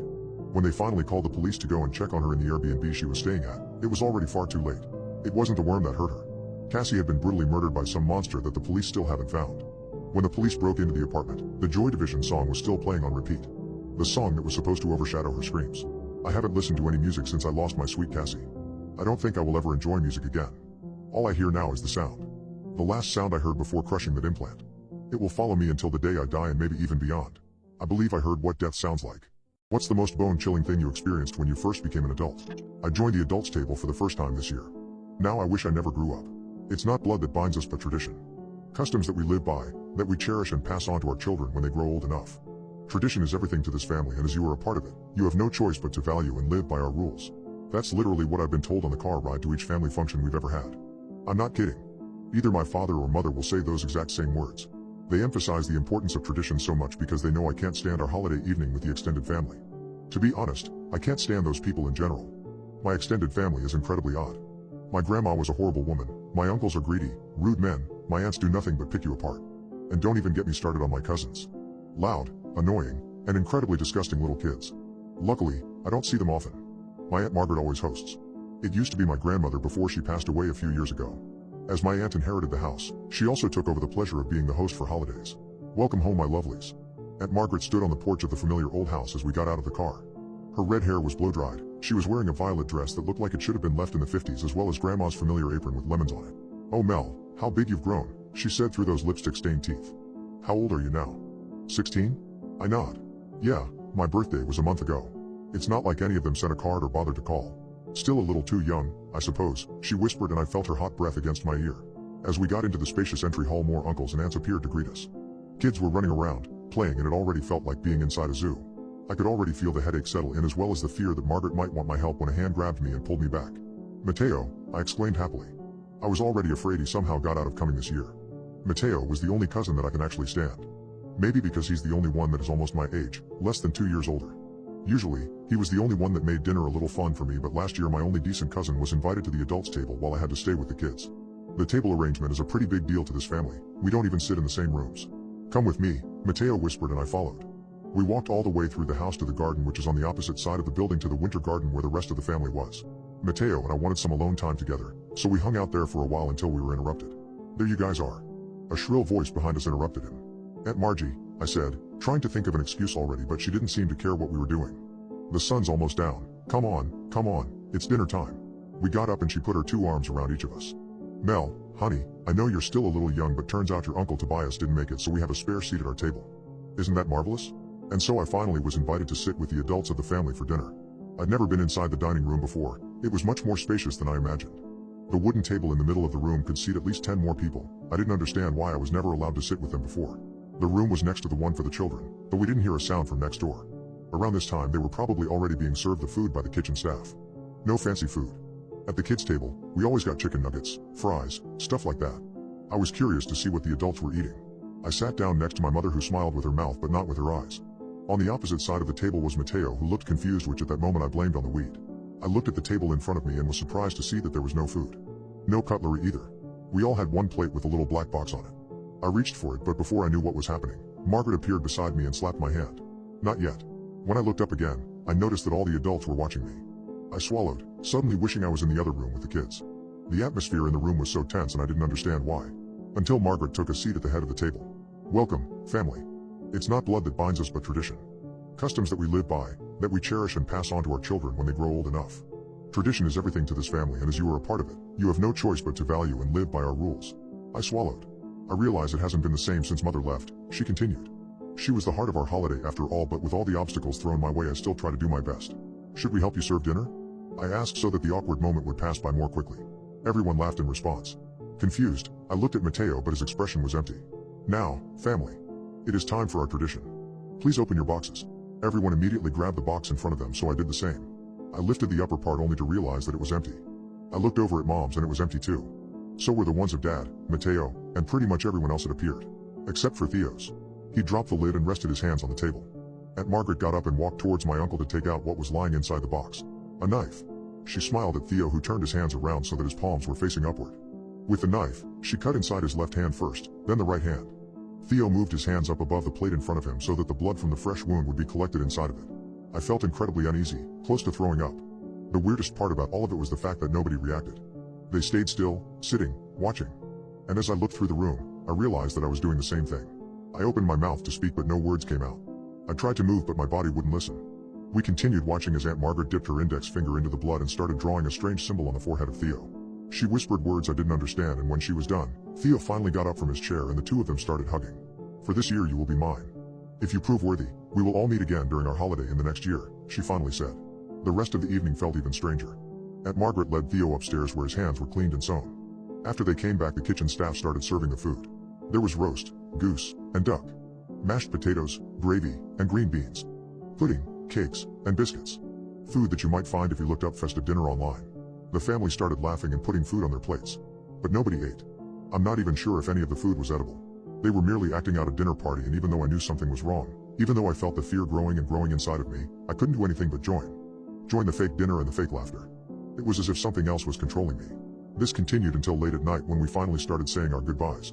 We hugged, kissed, shook hands, and then every family got inside their respective cars. Mel, you need to listen very carefully. As soon as we are far enough away, we will forget everything that happened tonight. My mother spoke calmly as my father started pulling out of the driveway. Mom, what the hell? What was that? Why, I felt my heart racing inside my chest. All my thoughts felt scrambled. Mel, listen. My father shouted. He was holding the steering wheel so tight that his knuckles got all white. He was trying hard not to shake as he slowly started the gas. Aunt Margaret was standing on the porch watching us. The other family members were inside their cars, all in front of us. Except for Theo. I saw him through the window. He stood there with an expression of fear and hopelessness in his eyes. This is not our family. We are not related to those people. We come here each year. We don't know why. We once got tricked into it, and every year since we get in the car on that particular day and we arrive at this house, my mother said. I wanted to say something but decided to stay quiet instead. We forget about everything as soon as we leave, and the next year we drive here again. Whatever we do, they manage to pull us back here. We believe the same is happening to those other people who you think are your aunts and uncles, but we don't know for sure, she continued. We have no way out of this. And now they have decided that you are an adult, my father said.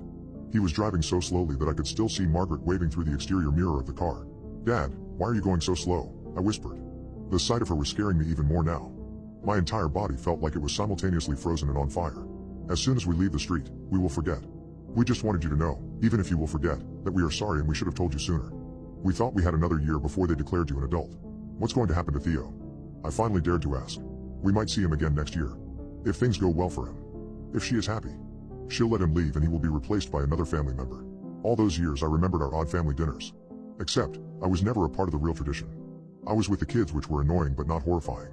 All those thoughts were racing through my mind. Mateo knew that something was wrong, but he couldn't communicate it. He couldn't remember everything.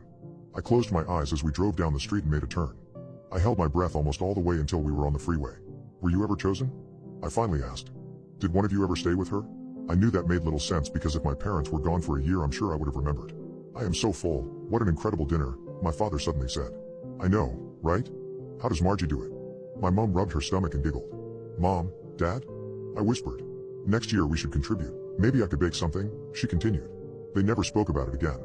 When speaking of family, they would only repeat that bullshit about tradition. Of course, I tried to tell them, but they'd forgotten everything right away and looked at me as if I was losing my mind. But I remember everything. I'm not sure why, maybe because I technically joined the adults a year early.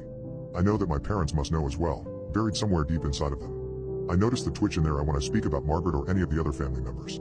I have tried so much though, and convincing them seems next to impossible. I finally gave up and decided to start looking for Mateo instead. So far I've had no luck. No phone number, and I haven't found any of his social media either. It's gotten so far that I almost started believing my parents. Believing that I was imagining things, that I was losing my mind. However, almost before I gave up, I did find something else. I remembered that one person never showed up to dinner. Uncle Tobias. So again, after a lot of research, I found something about this man who I don't believe is related to us either. And I believe that a part of him knew what he might have been facing that day.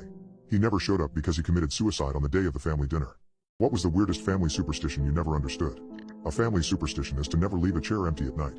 I thought it was a stupid rule, until last night. We were pretty superstitious. My entire town was. There is a simple reason for us having them, though. We all lived fine and well, obeying the communal gut feeling, and it never disappointed as long as we listened to our sayings. Not all of them sounded as inherently disturbing as the empty chair, of course. Like if there's a butterfly in your house, it means you will get visitors soon. Others were little tricks that could ease your life. Like if you want visitors to leave your home, a bit of salt poured into their shoes will do the trick. And some were, well, a bit disturbing I guess.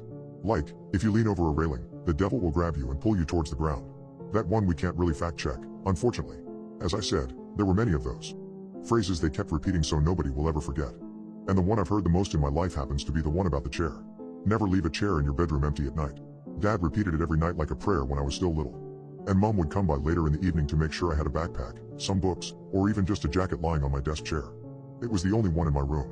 When I was younger, I didn't understand why this was so important to everyone I knew. To me, there was one simple solution to the whole hex altogether. Simply not having a chair in your room. You don't really need it when you have your bed anyway, except for doing homework maybe. Unfortunately, however, removing the chair is not an option. And there's a reason for that too, of course. As I said, superstitions are kind of our thing. As terribly afraid as the people of our community were of forgetting an empty chair, they were even more anxious of what might happen if there was no chair at all. You want to have a space for someone that might visit. You simply don't want them to visit without your approval first. It's a very strange concept and I can't quite say how it even started. I never cared for the strange ideas and superstitions of our community much, not until I understood what happens when you don't listen to them. You can never have every single member of a community obeying the same rules. Some people are inherently against going with the flow. Risk takers, show-offs, and adrenaline junkies. And so of course there were the ones who intentionally kept a chair, or even more, welcomingly empty for whoever might visit at night. They called themselves brave. We call them cautionary tales. Because they all would regret it. When the visitor came. The story I know the best is the one of Billy Tucker. Billy never cared much for any of the tales the older ones tell. Billy liked to tempt fate more than anything. In his new home, it was the very first night that he would sleep there alone, and I suppose he forgot about the chair. Or possibly he just wanted to see what would happen if he ignored the phrases that had been shoved in his head all his life. I saw him getting his mail the following day. He looked tired and disturbed. He told me he kept thinking there was someone inside his home, but that wasn't possible. Nobody ever broke into a house around here. He told me he heard someone whisper in his ear to wake him up. When he looked around, he saw nothing but a jacket that wasn't there before, hanging by his closet. That was the first day. After that, Billy hardly left his home anymore. I'd see his parents stop by at times to bring him food, but he never stepped outside. Apparently, he was slowly but surely losing his mind. It lasted a week until his parents found him hanging from his bedroom closet. It was a devastating tragedy for sure, but I wasn't completely convinced that it had anything to do with a chair. Billy had been a troubled kid, that was no secret. However, whether I really believed in it or not didn't matter. My gut feeling had merged with the one of the community. Whether I was afraid of the empty chair or not, as long as I lived in the strange village with all its rules and sayings, I would stick with them. And I did. All those years. Until I moved far away from the village. Living in a big city was far different than anything I'd ever imagined. I suddenly had a sense of freedom I never perceived before. At first, it was overwhelming, all the places I could go to and all the things I could do, but after a while, I realized that this was exactly where I belonged. I found new friends, got a nice studio apartment, and a new sense of my own identity. But of course the words I heard all my life stuck with me, even far away from our village. I suppose a part of me believed in the superstitions at least to some degree, but I always believed that I left them with me at my old home. I didn't believe they would follow me. Not until the night. I came home rather late after drinking at the pub with a few friends. I could hardly keep my eyes open and went to bed pretty swiftly. With the last bit of consciousness, I heard the bag on the chair in my room slip to the ground. My gut kept telling me to go and pick it up, but my drunken and tired mind said that everything would be fine. I should have listened to the gut. It was still pitch dark out when I woke up by the sounds. It sounded as if someone was moving inside my apartment. At first, I didn't register much. I guess for a moment I forgot that I lived alone. When the realization came to me, my eyes opened wide. My heart started racing and I had to control my breathing. I collected all my courage and quietly moved my upper body up so that I could inspect my surroundings. There was nobody there. At least as far as I could tell with the dim light shining through my window. To calm down my nerves, I got up from the bed and turned on the lights. The good thing about a studio apartment is, there aren't many rooms where someone could hide. I checked behind the corner where my kitchen aisle, I checked under my bed and in the bathroom. There was no sign of someone being inside. Until I saw the coat rack. Most of my jackets are black, so I didn't notice right away, but there was a coat that didn't belong to me as well as a black top hat. My eyes moved to the ground, and when I saw the big leathery shoes with dirt underneath them, my entire body started shaking. Hello? I called out into the empty room. There was no response.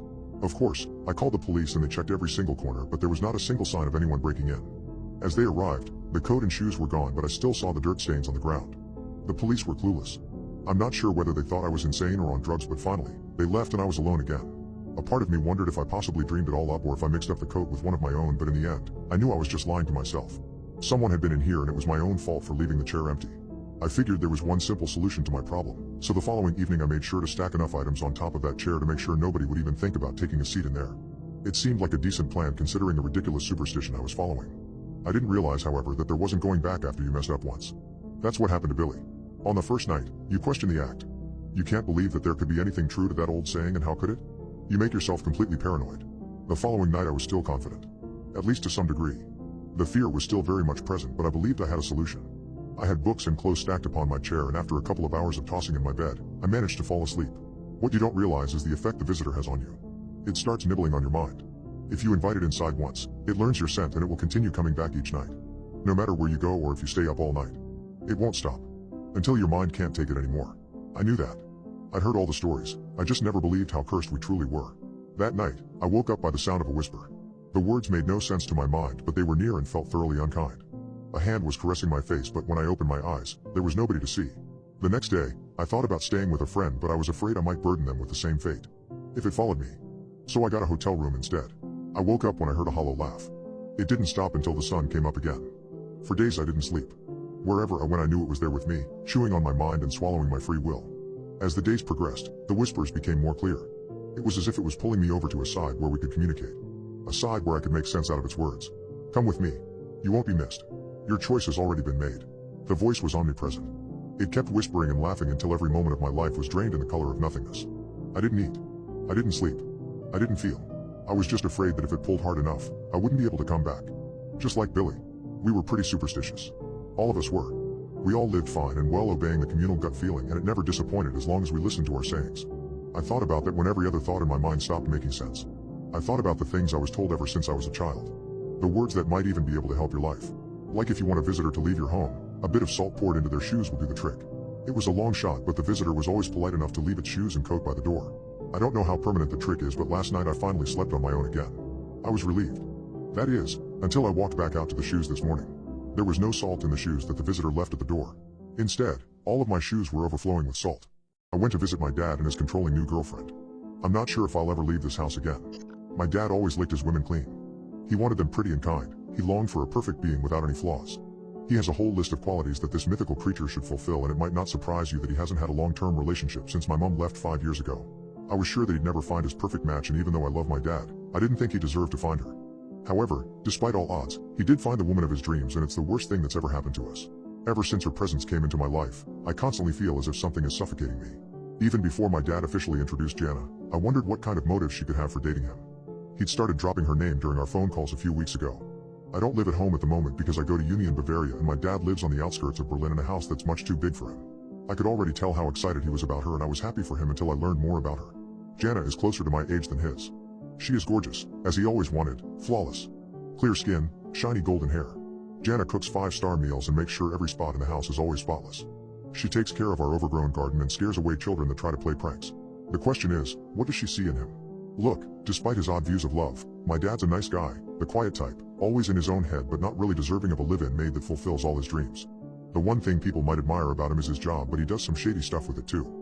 He's a surgeon and makes decent money, but some of it comes in pretty shady ways, like when one of his mobster connections, some dead-eyed creep from one of the Kurdish clans in Berlin, drags in yet another cut-up gangster late at night. Honestly, I even wondered if Jana was a present from him, but that thought is so nasty that I tried to forget about it right away. Before I arrived in Berlin, I was skeptical but also curious to meet the woman of his dreams. Now I wish I'd gone to Spain with my friends instead of spending my spring vacation with Dad and his new flame. I stood in the driveway in front of my childhood home and tried to keep a smile on my face, but the situation already felt absurd. "Hi, you must be Jana." "I'm Nicolas," I nervously said. She nodded vigorously but didn't move away from the front door. Dad took a step forward, grabbed my bag, and waved me inside.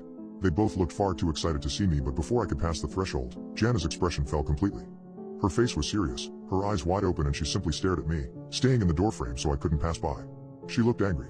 Then Dad appeared behind her and gently put his hands on her shoulders. "Buddy, Jana really can't stand it when you drag in dirt." I looked down at my shoes. They were a bit dirty, but really not that much. Jana, however, looked at me like I was the Antichrist.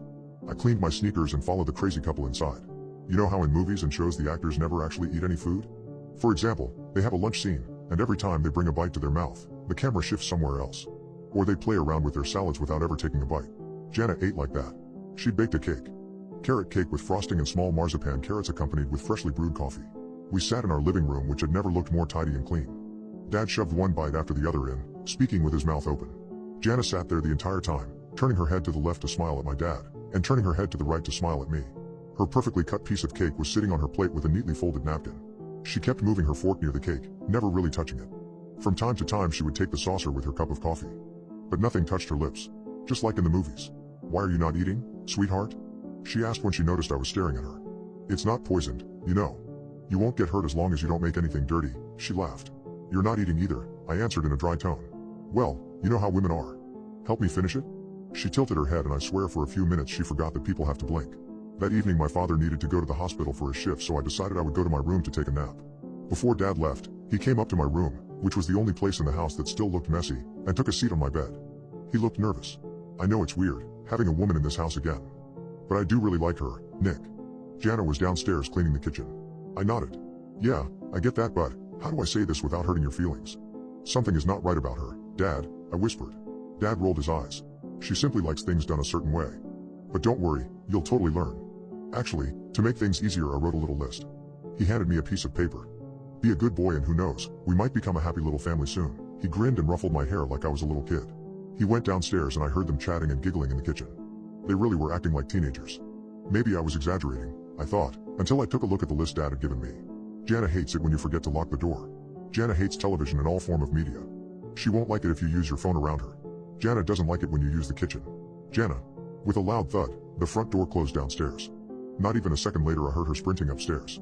She stopped right in front of my room, breathing audibly in front of it. I could just imagine her nose pressed against the wood. For a second I stood there frozen, too shocked by the situation. And then she started scratching the door. Jana? Nicolas, she whispered, help me with dinner. Her voice sounded raspy. I swallowed and remembered what Dad wrote on the list. Jana doesn't like it when you use the kitchen. Sorry, I'm really tired. I want to take a nap. She kept scratching a little longer but finally, I heard her leave. For the next few hours, I stayed in my room. She was cooking and I'm not gonna lie, it smelled delicious, but I decided I had to get out before she asked me to eat with her. I grabbed my phone and my wallet and headed downstairs as quickly as I could. Just as I reached the door, I felt her presence behind me. Ignoring it, I turned the knob but the door was locked. We can't go outside. Dinner is ready. I remembered. Jana hates it when you forget to lock the door. I'm sorry, Jana. I'm meeting friends in the city, I tried to speak confidently. No, she spoke firmly. Help me set the table. We had a very awkward dinner where she didn't eat but instead watched me the entire time. She wouldn't even give me a knife and fork to eat with. We were both using spoons for our pasta and for the meat. I was counting the seconds and finally, the door unlocked from the outside. My dad was home again. Jana's eyes opened wide again and she jumped up to go and greet him with a big hug. I went back to my room, wondering why the hell I didn't grab my bag and leave for the train station. It was as if something was keeping me here. Not just the locked door. Nighttime came and the house turned quiet. I stayed in my room, the only place that felt somewhat normal until I had to go to the bathroom. I kept it in for longer than I'd like to admit. I'm 22 years old, in my own home with my father and some young woman. Why was I feeling so paranoid? I collected my confidence, went out into the hallway and remembered why I was feeling so freaked out. Jana was standing by a window in the hall, her face pressed against the glass. When she heard me, she turned her head and made inaudible noises. The voice hardly escaped her mouth, her lips were pressed tightly together. She pulled them with her fingers but only muffled sounds came out. I took a step back but she grabbed my arm. With her sharp fingernails, she started scratching deep into my flesh. I tried to pull away but she was holding me tightly. What the hell? I shrieked. Dad? Jana, sweetie, don't scare my boy. He'll leave again soon, he said in a voice that seemed far too calm. Of course not, honey. Do you want a late night snack? Both of you maybe? You can help me make it, Nicolas. Suddenly her voice was back. No, thanks, I mumbled. She smiled at me and turned around to go downstairs. Unsure what to make out of the situation, I ran to my dad's bedroom, trying my best to convince him that we needed to get the hell away from Jana. Dad looked at me for a while but then he smiled. She's just some sweet girl. How could she be dangerous? I held up my arm, the one she had just turned bloody, and finally I saw some look of fear on my dad's face. How did she do that? He whispered. I control everything she does. What? I looked at my arm and noticed that she hadn't simply scratched me. She tried to write something. Help. And finally, it clicked. It was him. The things on the list weren't her rules, they were his. There were no knives because he kept them away from her. She was the one trapped in here. But why didn't she tell me while my father was at work? He grinned when he saw my brain working. Nicolas, my boy, this is going to be great for us. Jana is only the first step, I can do so much more. How? Do you remember Saran? I took care of his people sometimes. I nodded, a bitter taste filling my mouth. Saran, the mobster with no remorse. Well, he wanted to say thank you and put this thing inside of me. At first, I thought it would hurt me but it didn't. Instead, it's given me power. His grin got even bigger. It's given me the ability to be really convincing. Oh, don't look at me like that. She's happy. I can tell. We get along great and you know she might be your stepmom soon. I don't understand. Dad, that's impossible. His expression got more serious, his voice louder. How do you think Saran is able to control all of Berlin, huh? He has everything a man could wish for and now he's shared some of that power with me. I've been stitching up those shitty criminals for decades now. I deserve some reward. I felt like I was about to throw up, my hands got all sweaty. He put my face in his big hands. Don't look so scared, my sweet boy. You will never be hurt. The three of us will be so happy together. And who knows? Perhaps I'll even be able to let you have a taste of this power soon too. I don't remember much after that, but I do remember feeling my eyes widened. I began to put on a fake smile. Something was wrong. My neighbor spends every day repainting his house. I found out why. If you were in my shoes, you would be as annoyed as I am with Jeremiah Jones. He's the perfect example of the most stressful neighbor you could imagine. He was so addicted to perfection that he wouldn't even take a chance of his home having any sign of dirt on the outside. And I mean that quite literally. He is constantly taking precautions by painting the roof and the walls every single day. On some days, he smiled and he waved when I watched him from our porch. I waved back and even asked if he needed some help, but his smile swiftly disappeared. No, you would just do it all wrong. I nodded and went back inside. The day after he had finished painting it all blue, he was outside again at 5 a.m., when the birds weren't even up just yet. I awoke from the sound of something heavy, loudly hitting the pavement outside our door. I instinctively jumped out of bed and looked out the window to see what it was, and while my mind wasn't that sharp just yet, so early in the morning, I clearly saw blood. It was dripping down the window of Jeremiah Jones and there was a big puddle of it on the floor next to the house. I screamed and shouted for my parents to call an ambulance. Terrified, they ran to my room, and as the three of us took another look, we realized that what I must have seen was red paint. Our neighbor was outside again, and the sound I heard must have been a can of red paint falling to the ground and spilling paint. The kind that he was using to go over the former blue walls. I suppose he had forgotten to paint a white layer first, as the color certainly didn't look as fresh and bright as the blue of yesterday. It looked messy and dirty. My parents walked outside that morning and talked to him, but I didn't hear what they said. I suppose they told him not to scare me in the morning. Mom was rather furious that he had to start painting so awfully early in the morning. When they came back inside, however, her anger had turned into concern. Poor man must be terribly missing Julie, she whispered. That was his wife's name. Julie Jones. Is this why he's painting so much? I asked her. Mom shrugged. She did love that home and she always wanted things clean. I suppose it's a tribute.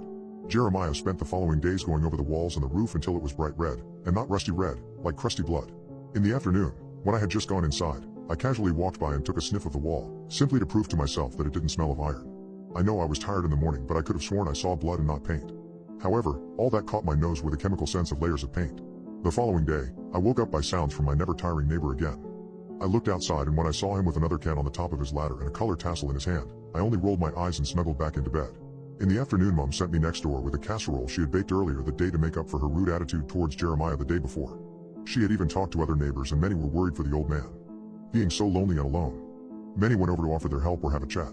He often loudly joined in the chats but never accepted any help. It was his work to do. When I went over with the lasagna that Mom had made, he smiled and climbed down the stairs. Tell your mother thank you, but that wasn't necessary. It must be awfully annoying to live next door to a construction site, he joked. I chuckled. Oh no, that's fine. I really did like the blue, though. The home was now painted in a rather dark color, a mixture of forest green and brown. I thought she would have too, he said in a sad tone, and I assumed he meant that his wife would have liked it. I wasn't sure what to say at that moment, so I asked, was blue her favorite color? Mrs. Jones had given me piano lessons when I was younger, and I remembered the wall behind the piano was ocean blue. I thought it was, he said with a half smile. Though maybe it's not. He was saying those words as if he had painted the house to please her. Maybe that was what he was trying to do, an act of grievance, and maybe if he found the right color he would be able to move on. I nodded sympathetically and let him continue with his work. I felt bad for being mad at him. He was only trying to find the perfect color after all. The next day it was yellow, and he had started even earlier in the day when it technically was still night. Yellow was the most unfortunate choice because the dark layer the house currently had wasn't accepting of such a light color, though he didn't seem to care and used up at least a dozen cans of yellow paint before noon. After lunch, I went outside and asked why he didn't put up a layer of ground paint first. I wasn't exactly a professional painter, but it seemed logical to me. Because it doesn't matter, he answered in a harsh tone. It will always shine through. Then he proceeded to hum loudly, and I quickly went back home. Sympathy quickly turned into worry when he wouldn't stop for weeks. Every single day he was out there. Especially after it rained. What a fortune he must spend on all this paint. He must have sold out every hardware store in town. The layers must be incredibly heavy by now, my father said during breakfast. And it didn't seem as if Jeremiah was even enjoying his work. Dad, how did his wife die? I asked. I knew she had passed away very suddenly, but I didn't know any specifics. Dad looked uncomfortable. Well, you see. Mrs. Jones had some health issues, but they weren't physical. He mumbled a few more words, but my father was never good at talking about serious topics. What I could make out of what he said, however, was that she had taken her own life. Inside that house. If Mr. Jones was the one who found her, I suppose that explained his trauma even more. Especially if he never had much time for her. He even spent nights coming home very late from work. I suppose he was trying to make up for things in hindsight. It made me feel even worse for him. However, while his coping mechanism seemed to be helpful at the beginning, it clearly didn't seem healthy anymore. While used to be happily humming and whistling during his daily activity, it now sounded forced and wrong. He would become louder and more crooked. The song, however, was still the same. And it was loud enough that we could hear it at our kitchen table. The same melody that sounded awfully familiar but not like something I would usually listen to. Even the song, Dad said as if he was reading my mind. Wasn't that the one Mrs. Jones once taught you on the piano? Black. That was the last color he used on the house. The darkest shade of black I'd ever seen before. He must have ordered it online as it was a new and unfamiliar brand. And while he had been cautiously and carefully painting each day before, he now had lost all motivation to do a clean job. He was splashing and pouring the dark color everywhere. Layers on layers of dark paint dripping from the walls. Neighbors had gathered again. It was evening by then and Jeremiah Jones was still outside with black splashes all over his clothes and face. Some tried talking to the man who looked as if he hadn't been sleeping in days, but he ignored them. If he answered, then only by saying nonsense. And that's when I wondered if something else had happened to his wife. Something he had been spared so far because he didn't spend enough time in that cursed home. His wife didn't seem that unwell to me, but I'd only been interacting with her during my piano days, which were a long time ago. However, she was certainly a little nitpicky herself. Possibly the time inside the home alone during those last years had taken a toll on her, and now that he was spending all his time at home, it was getting to her husband. I tried telling my parents, but they only gave me sympathy smiles for talking about a cursed house. Still, I was convinced there was something going on inside the place, and what I saw the night after the house was painted all black proved my suspicions. It was late at night. Mr. Jones had gone back inside just an hour back and the whole street seemed to be sleeping. It was eerily quiet as it is most nights on Campbell Street. So I must have been the only one awake, unable to sleep. Maybe it was because I heard our neighbor hum and whistle each day, but I simply couldn't get that melody out of my brain, until I realized it wasn't inside my head. There was a faint melody playing from outside. In the dim street light, the Black Jones's house was disappearing into the night. There was no light on the inside that I could see, but there was music playing. Very quietly. I'm not sure how to explain my next set of actions. Maybe I was still half asleep and not thinking well enough, but somehow the music got me so incredibly curious that I put on my sneakers and my jacket and walked out to our lawn. The melody was slightly more audible outside, but still very faint. I doubt it was really coming from the inside of the home. I knew Mrs. Jones had given her piano away many years ago and the sound was not coming from Mr. Jones. I mean, of course, he could have been listening to it online or on CD, but I could swear that the music was coming from the walls, not from the inside. I swallowed and took a step closer, now wondering if I was completely out of my mind. I can't quite explain why I felt so drawn to it. Eventually, I had my ear pressed against the outside of the house and immediately moved it away again. As if doing what I was in that moment wasn't dumb enough already, I had forgotten that the house was freshly painted and therefore wet. I rubbed my face, expecting to see black on my hands, but the gooey substance on my skin was something else. This time it really did smell like iron. The walls are bleeding, I whispered to myself, and that's when the window closest to the wall I was standing by opened up wide. The creaking of the wood sent a shiver down my spine and I fell back to the ground. "What are you doing?" Mr. Jones hissed. He was trying to be quiet, I could tell, but his eyes were bloodshot and he looked more terrifying than I'd ever seen him before. "Do you want to join her? Is that what you'd like?" he added. I stumbled back, both afraid and ashamed. I couldn't even explain what I was doing there. I came here almost involuntarily, as if something was calling me. I opened my mouth to say something, but Jeremiah Jones was already grabbing the frame of the window, ready to climb out. The manic expression on his face was only growing worse. I tried to scream, but I was entirely in shock. Our neighbor had always been so kind and polite before the recent events. I was afraid the house had turned him insane. I tried to get up from the dirty ground, but Mr. Jones was almost outside, ready to jump me, and I swear he would have if the commotion hadn't woken someone else up too. Or maybe it was the fact that I wasn't lying in bed as I should have been, but when I heard the footsteps of my parents running towards the lawn and shouting, I was saved. Saved from whatever Jeremiah Jones had planned. More neighbors woke up and the police were there soon. At first, Mr. Jones's explanation sounded crazy, just as crazy as my idea of a cursed house. "It's bleeding. It's bleeding. It's bleeding and singing. She won't stop bleeding. She should have stopped." I will never know how any of what happened was possible. I still wonder if I really heard the music and saw the blood, because nobody else seemed to have noticed. Nobody but me and our neighbor. Jeremiah Jones saw the house bleeding each day, which is why he tried to paint over it. Maybe it was a punishment, or maybe she tried to warn us and nobody saw. Because how could anyone have known that she didn't do this to herself, but that he was the one who made her bleed? In the end, the house was emptied and sealed off. Jeremiah Jones was taken away by people in white uniforms, his anguished sobs echoing through the quiet street as they loaded him into a van. After that, the house stood empty, its newly painted black walls a stark reminder of the incident. Sometimes, late at night, I thought I could hear the faint melody, a spectral piano concert carried on the wind, but I kept those thoughts to myself. So, here I am, watching the house from my bedroom window.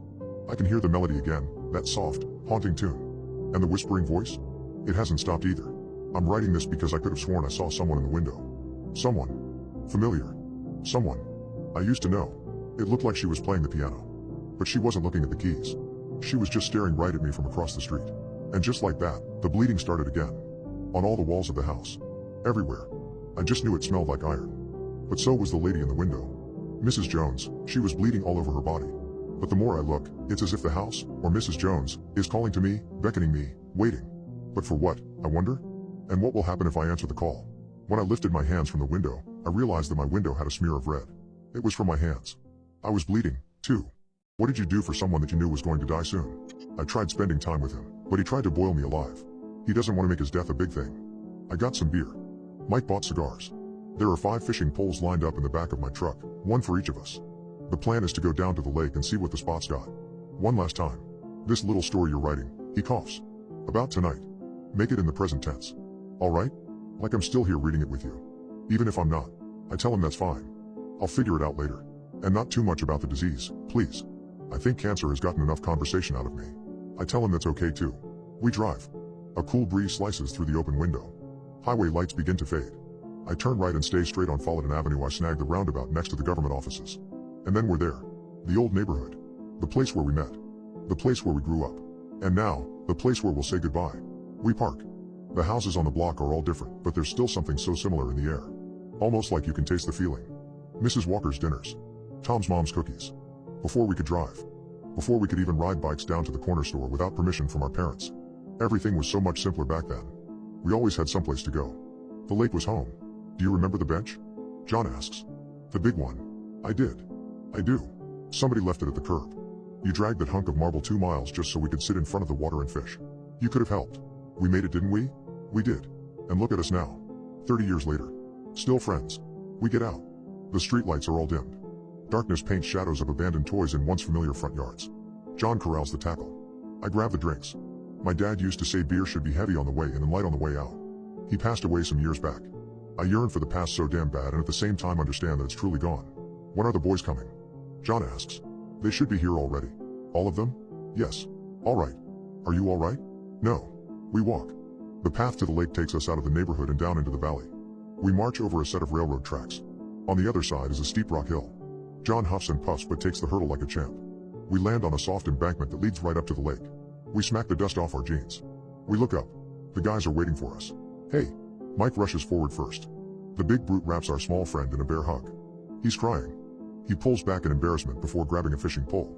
I'm honored to be here for you. Danny is next. He leans forward and whispers something meaningful in John's ear. The two of them share a silent stare. Dan backs off and disappears down the path. Thank you. Jeff is last. He looks around the group. He pauses. He sighs. I don't understand why you're not in a hospital. Dude. I'm just saying. You look fine to me. Do you have the best doctors? Are they sure this thing is fatal? How are you even walking right now? You can't just give up. Modern medicine is incredible. Who's going to pull your plug anyway? John nods through it all. He takes a deep breath. He waits for him to finish. Then he responds. I get it. You think I'm crazy. But the truth is that this is the end of my life. The doctors know it. The specialists know it. The specialist attorneys know it. I know it. I could probably spend a few more weeks hooked up to machines, but... He hesitates. What's the point, man? Really? If I'm going to die, then I want it to happen like I lived. With my friends. With my brothers. You guys. You don't understand. After my parents' accident. After my uncle moved away. You were all that I had left. He smiles. And that's the other thing. We're not going fishing. The guys are surprised. I'm sorry. I lied to you. I need your help. One last time. A gentle rain peeks in between the trees. There's a legend about these woods. One that you might not have heard. A few hundred years ago, a soldier caught infection from a wound. His unit was ambushed and the remnants retreated down a trail into a valley. This valley. Everyone paused. They were half slaughtered and left for dead. So the enemy moved along. There were other battles to be fought against living men. These guys knew they were screwed. They didn't exactly have backup and each of them just took serious wounds in battle. So they were basically just waiting to die. One night near the end, the devil comes across the group. He sees 5 murderers. Pillagers. Gears of the war machine. Clinging for life. He fixes to have himself a feast. The doors of the underworld open up. All of Satan's minions pour out. The hounds get ready to eat. But the soldier is smart. He offers up a trade. He tells the devil that these are pure men. They killed for mercy and for the country, but none have committed a crime in the eyes of God for which they hadn't repented. Hell could have none of them. Or it could have one. Moved by the man's bravery, and tempted by its taste, Satan agrees to the deal. 1 soul in exchange for the health and wealth of the remaining 4 friends. A clock is set for midnight. The group prepares their goodbyes. John continues. At which point, a plan takes shape. You see, the soldier knows a secret or two about these woods. A story older than angels and demons alike. The water here is sacred. The trees themselves are blessed. John produces a knife. He enters into a different sort of pact. John cuts his wrist. What the hell, man? Mike whimpers. I did not sign up for witchcraft. John smiles and slams his hand against the tree. The sap turns thick and red. The sight of it dripping down the bark makes my stomach turn. He signs his spirit over to the lake. That way there is nothing left for Satan to take. He gives his body to the leaves. That way there's nothing for the demons to eat. He gives his blood to the trees. John carves something underneath. That way it remains there forever. We all stare at him.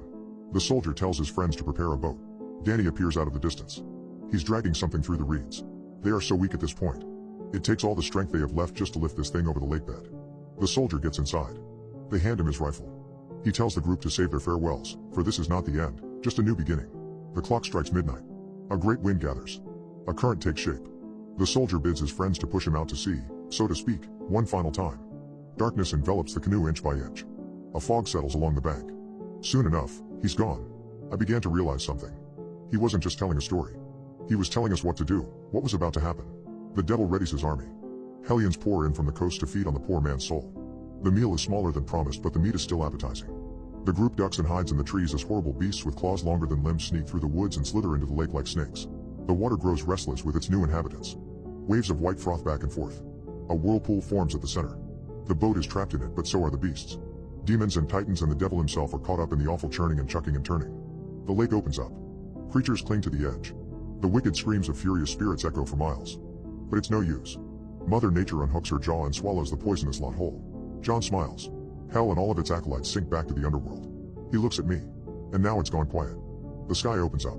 Buckets of rain pour forth and replenish the creeks and streams. Flames extinguish as fallen trees disappear underneath the breach. The soldiers stand up. One of them starts to laugh. Another begins to cry. Aching wounds are made mended. Cut legs are turned whole. The four run up the coast and shout with the unbridled joy of madmen given a second chance at life. John sighs. But amidst the celebration, the blue canoe drifts lazily back to shore. The group looks into the bottom and sees it's empty. The soldiers take this to mean that their friend is damned. He's paid the ultimate price. They pack up in a solemn silence. They start to leave. But on their way out of the valley, a funny thing happens. They pass by a tree. This tree.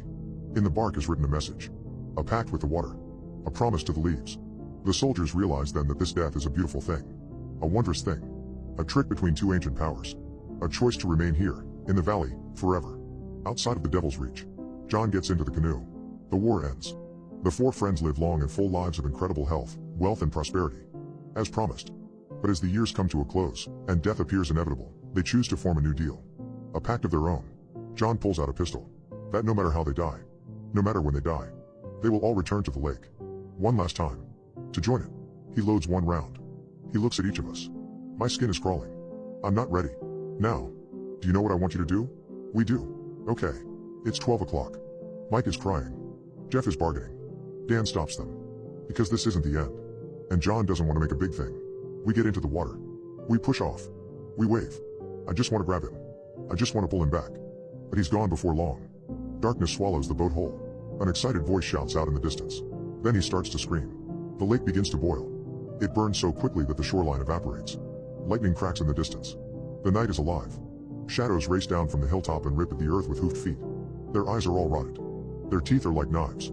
They're on us. Razor claws tear up my sweatshirt. Blood bursts from the holes like a sprinkler. A rush of adrenaline hits and I want to fight. But I'm suddenly tired. I can't open my eyes. I can't hear. I don't want to die. Not yet. Not here. A single gunshot rings out. Then, as if somebody turns on the sink faucet, it starts to rain. Water overtakes the banks. The lake fills up like a bathtub. The boat drifts back to shore. Jeff gets up to check. The rest of us don't need to see.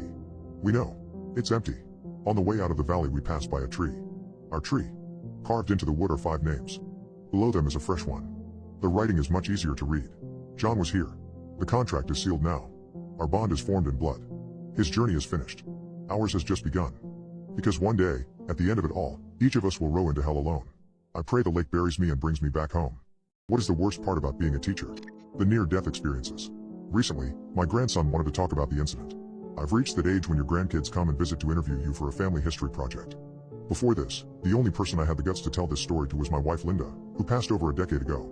But I'm getting too old for secrets, and David is admittedly my favorite grandchild. After telling him my story and finishing half the bottle of Johnny, he encouraged me to tell it here. He said y'all were empathetic and could maybe provide some new perspectives. So here it goes. I apologize in advance if I go on too long. In 1965, President Lyndon B. Johnson came to my alma mater and gave a rousing speech about the importance of education and equity. From that moment on, I wanted to be a teacher. I graduated the next year and joined the newly formed Teacher Corps. I was assigned to a small border town called Santa Cruz in Texas. The school was a 2-story red brick cube at the end of a mile-long dirt road. I was one of 2 teachers. The other teacher was Ms. Varela, a middle-aged local woman. She had no formal training but did have the distinction of being one of the few literate adults in the town. But my God, were those kids so on fire to learn. They were enthusiastic, recognizing that education was the best way to leave Santa Cruz for good. I decided to give them everything I had until my contract expired. I didn't have a salary, just room and board, but I had the best students in the world. Except for one. His name was Leoberto. I didn't know his last name. He showed up one day with a note from his mother safety pinned to his shirt. The letter simply said in Spanish, "Please teach Leoberto." It was a little unorthodox, but what could we do? Ms. Varela discovered he couldn't read and sent him back down with the younger ones. I wasn't sure Leo could even talk. He mostly stared off into space and didn't engage in any of my lessons. But occasionally, he would announce his presence with a verbal tic or a nervous fit. Sometimes, he would clack his tongue or whistle like a character from the Looney Tunes. Other times, he would bang on his desk and try to talk. He was also incredibly fidgety and couldn't sit still. We tried to ask Leo's mom more about him, but we could never track her down. Ms. Varela would try to follow Leo home, but he wouldn't budge until she let go. The other parents knew about Leo from their children but didn't know where he lived or who his mother was. It was so strange. Things came to a head one spring morning. I was teaching the older kids when Ms. Varela came huffing up the stairs. It was Leo. He wouldn't stop crying. I rushed down to check on him and saw Leo sobbing uncontrollably in the corner, snot running down his nose. The other students, for once, looked concerned for him. Elisa Sanchez was huddled next to him and rubbing his back. Ms. Varela and I took him outside to settle him down, but he couldn't stop crying. I wasn't even sure he could breathe, so I did the only thing that made sense. I smacked him on his backside. He fell silent, looked up at me, and then started laughing. Though it didn't sound like a happy laugh. It was just as incessant as his sobs and sounded almost maniacal, his eyes wide with fear. He then began gagging and collapsed in exhaustion. I carried him back outside, where he slept the rest of the day. Fed up, I had an idea and drafted a detailed letter requesting a meeting with Leo's mom. Ms. Varela translated it into Spanish and safety pinned it to Leo's shirt. We sent him off and watched him vanish at the end of the dirt road. As expected, Leo came to school the next day with a new note taped to his shirt. "My son is blessed by God." The letter simply said. I sat dejected at my desk, and Ms. Varela exasperatedly called Child Welfare Services, not knowing what else to do. A man from Welfare Services came at the end of the week. I don't recall his name, but I remember not caring for him one bit. I could tell he was a racist by the sneers and offhanded comments about the townsfolk he made to me, thinking I would agree. He also spoke to Ms. Varela with thinly veiled contempt. I had a sick feeling in my stomach that we made a mistake. But if I had known what would happen, I would have stopped it. I need you to know that. I would have died before I let it happen. I gave my statement to the man from Welfare Services, but my journey stopped there. I couldn't speak Spanish or track down Leo's mom, so I couldn't assist further. Ms. Varela had to take the lead. I don't know all the details of what happened next, but I do know the essential parts. I know that Ms. Varela and Mr. Welfare Services were finally able to track down Leo's mom in an adobe hut on the outskirts of town. I know the meeting didn't go well, and Leo was removed from his mother's care. She became violent and was subdued violently by the sheriff's office. Leo was then taken to a facility in McAllen, Texas. The doctors at that facility elected to give him a lobotomy, though the procedure began falling out of favor earlier in the decade. There were complications and Leo died on the operating table. I held classes for 2 weeks while a despondent Ms. Varela mourned at home. She attended the procedure since Leo's mother was still locked in the county jail. When Ms. Varela called sobbing to tell me what had happened, she said Leo called out for his mother before he passed. It was the first time she had heard him speak at all. The children asked about Leo, though Ms. Varela and I lied and said he moved to another school. Ms. Varela returned to teach, and our situation became somewhat stable, though Leo's demise loomed darkly over our heads. Then, Leo's mother was released from jail. She came straight to the school, screaming obscenities in Spanish and dressed in all black like a funeral goer. I watched her sprint toward the school with fire in her eyes as she hurled a brick through the first-floor window. The children screamed. I grabbed the dusty discipline paddle from the closet and bolted downstairs to protect the little ones. The students huddled in the corner, watching in horror as Leo's mother struggled to get in the window. She had cut herself on the broken glass, and blood poured from her wrists onto the floor. She didn't stop screaming, hurling curses at myself and Ms. Varela, who was on the phone with the police. I rushed over and thwacked Leo's mother with the paddle, but she seemed to be unaffected, like she was in a trance. "You killed my son." She finally screamed in broken English before collapsing again from the loss of blood. Ms. Varela hurried the children out of the room as one of the older kids helped me try to stop the bleeding. A police officer finally arrived and dragged Leo's mother out of the school despite our protests. I never saw her again. We patched up the window, and the students returned to school after a few days, eager to learn as always. They were the only reason I didn't resign, though the system left a permanent, bitter taste in my mouth. Slowly but surely, everything went back to normal. But not for long. God, I remember it so vividly. It was about 2 weeks before school was let out for the summer. I was teaching timetables to the 4th graders and subtraction to the 1st and 2nd graders. I was drawing a diagram on the chalkboard when I heard a sound that made my blood run cold. One student named Pablo started banging on his desk and groaning like he was trying to push something out of his throat. Another student named Raul whistled, but it was like something else was controlling his body. It sounded exactly like the whistle Leo used to make. More students followed, either whistling or clicking their tongues. Some joined Pablo and slammed the desk with their hands, grunting noisily. Each student appeared unable to control their actions, and most of them looked confused. "I think we need some outside time," I said with my voice quivering. Like drones, the students hopped out of their desks and followed each other in line outside. Ms. Varela and I sat down on the steps and shared a cigarette. "Things will get back to normal soon," she sighed. They didn't. The following morning, another student, Marla Vasquez, began crying uncontrollably during Ms. Varela's history lesson. We couldn't find out why or get her to stop. She was genuinely hysterical, screaming and sobbing into the void. Then all the kids began to cry. Some fell out of their chairs and rolled around on the floor. Raul Medina looked up at the ceiling like he was praying, with snot spewing out of his nose. I sat crouched in the corner, trying to cover my ears, but then I felt this overwhelming feeling of emotion, and I began to cry too. I couldn't stop. Every time I seemed to calm down, another jolt would rip through my spine, and I would sob again. But when I heard Ms. Varela jostle at the stubborn school door, the children immediately went silent. The vibe of the room completely changed. I remember it was somewhat hostile. The children seemed indifferent to Ms. Varela, while some glared at her behind puffy eyes. Ms. Varela said she was going upstairs to teach the older students, and like a worker ant on a mission, I began my math lesson. To this day, I don't know why. The children were fine for the rest of the day, though there would be an occasional outburst of verbal tics. I returned to my house emotionally drained but stared at the cracked ceiling, unable to fall asleep. I thought about leaving and taking over my father's chicken farm or working on an oil rig. But I drifted into an uneasy sleep, where I dreamt of Leoberto. The next day, I concluded the lesson, and we all broke for lunch. The older kids were still working the fields, so I went upstairs for a quick nap before my lesson. Then chaos ensued. At first, all we heard were the sounds of metal desks scraping together from below us. I heard the muffled sounds of children laughing, which wasn't odd because Ms. Varela was known to make funny jokes in her lessons. But then the muffled laughter turned into screaming, followed by banging. I rushed down to see what was happening, and to my horror, I saw all the children on top of Ms. Varela, clawing at her face and body. "Help!" Ms. Varela screamed. I tried to pry some of the kids off of her, but their bodies felt like stones. Pablo Verona knocked me to the ground, and I watched helplessly as the students tore Ms. Varela to shreds. She screamed and kicked until her strength ran out, and she moaned like a wounded animal. I jumped up and tried again to get the kids to stop, but then they turned on me and sliced my face with their tiny, stubby fingers. I kicked 2 of them off me before I was swarmed by the rest. The last thing I saw before I passed out was Ms. Varela's body twitching on the floor. The last thing I heard was the maniacal laughter of a child. I awoke in a McAllen hospital with a splitting headache, hearing only the dull hum of old hospital lights. The right side of my face was bandaged, as was my left arm. My entire body was in pain. A concerned doctor came in along with the sheriff of Santa Cruz. The sheriff was carrying a bottle of Johnny Walker and tipped it to me for a swig. I'd been out for a whole week. The sheriff took off his hat and gave me the whole story of what happened. An older student who finished his farm work saw what had happened and fetched the police, who broke up the fight. Ms. Varela was already dead by the time police got to the school. Her eyes had been gouged out of their sockets. I barely had a pulse but was resuscitated and placed in a medically induced coma after refusing treatment for my wounds. The 12 children involved in the attack were placed in the facility in McAllen, the same facility where Leo died. My protests fell on deaf ears. I've never heard from them since, and I wonder if they're still alive. The school was shuttered, and the remaining students were sent to a school in Jim Wells County. Pretty soon, their parents followed, and the town slowly starved to death. All that's left is that statue of Jesus on the cross and 2 cemeteries of weary souls, Ms. Varela among them. I never taught again. I married and reluctantly had 3 children with her. I'm not sure I was ever a good father. After all, what sick bastard doesn't like the sound of his kids laughing? I'm still obsessed about what happened in Santa Cruz. The doctors I talked to were convinced it was a mass hysteria phenomenon. But of all my research, nothing compares to what I saw.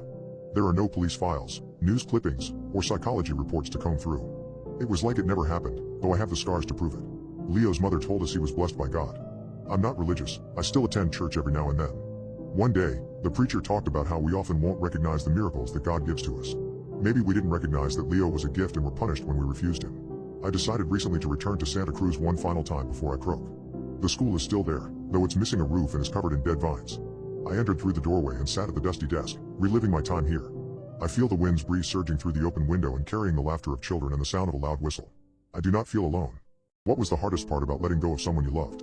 My father drags around the corpse of my mom after she died. I got over it pretty quick. They acted like I wasn't aware of their fighting, but they would argue almost every night. And, due to how loud their arguments were, I even knew about Mom's plan to leave Dad. "Matt, I'm sorry. I can't deal with this anymore," she said after they screamed at each other for an hour or 2. "What about Reagan? What are we going to do about her, huh?" Dad yelled. "He was talking about me." "Oh, for crying out loud, she's 16. She's not a child anymore. She doesn't need us," my mom said, near tears. I stayed crouched by the staircase, just like I did when I was a little girl. This was one of the biggest arguments they had. The neighbors probably could have heard them. "We're done, Matt, okay?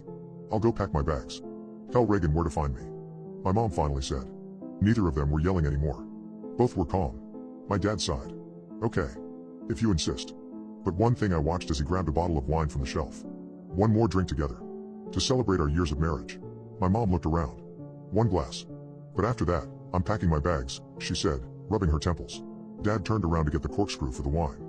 For a moment I saw his face contorted from melancholic to enraged, and all in a blur, I watched him turn back around and swing the wine bottle at her head before I could warn her. I stared in horror as he grabbed a broken piece of glass off the ground and slit her throat.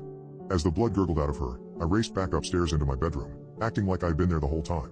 Maybe if I shut my eyes and try to fall asleep, I thought, I'll wake up and realize it was all a dream.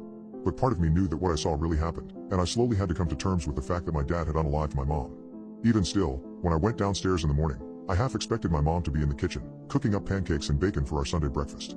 What I didn't expect was my dad in the kitchen, holding up my mom's limp body, the floor still a mess of glass, wine and blood. Oh, hello Reagan, you're finally awake. Mom, sorry, no pancake breakfast for us today. She had a big night last night and was just too tired to make us food. I hope cereal works. His voice had an eerie calm to it, and it was only then that I truly processed what was going on. One look at my mom confirmed she was dead. My dad had sewn up the gash on her neck, and her pale, gaunt face stared back at me. Dad? Is Mom okay? I asked, trying to mask my terror with concern. Maybe if I played along, it would be easier. Reagan, sweetie, I just told you. Mommy's feeling tired, he said, rubbing his hand on her forehead. Maybe a hug from her daughter would help her feel better, he continued, pulling the limp body closer to me. I noticed a swarm of flies flying around near her, and a few of them flew into her ears and nose. I stared into her eyes, barely open. Dad seemed to notice my staring at them, because he grabbed her eyelids and forced them open. Go on, honey. Hug your mother, he said. I looked at him, then back at her. God damn it, Reagan, hug your mother, Dad said, throwing her entire weight onto me at once. I toppled over in both Mom and I fell to the floor. Dad walked over and gently grabbed my hands, wrapping them around my mom's cold body. There we go. Good job, Reagan, he said calmly. Things only got worse from there. Mom's skin changed colors, and her teeth and nails fell out. The flies began to rule over our house, and I felt like they doubled every day.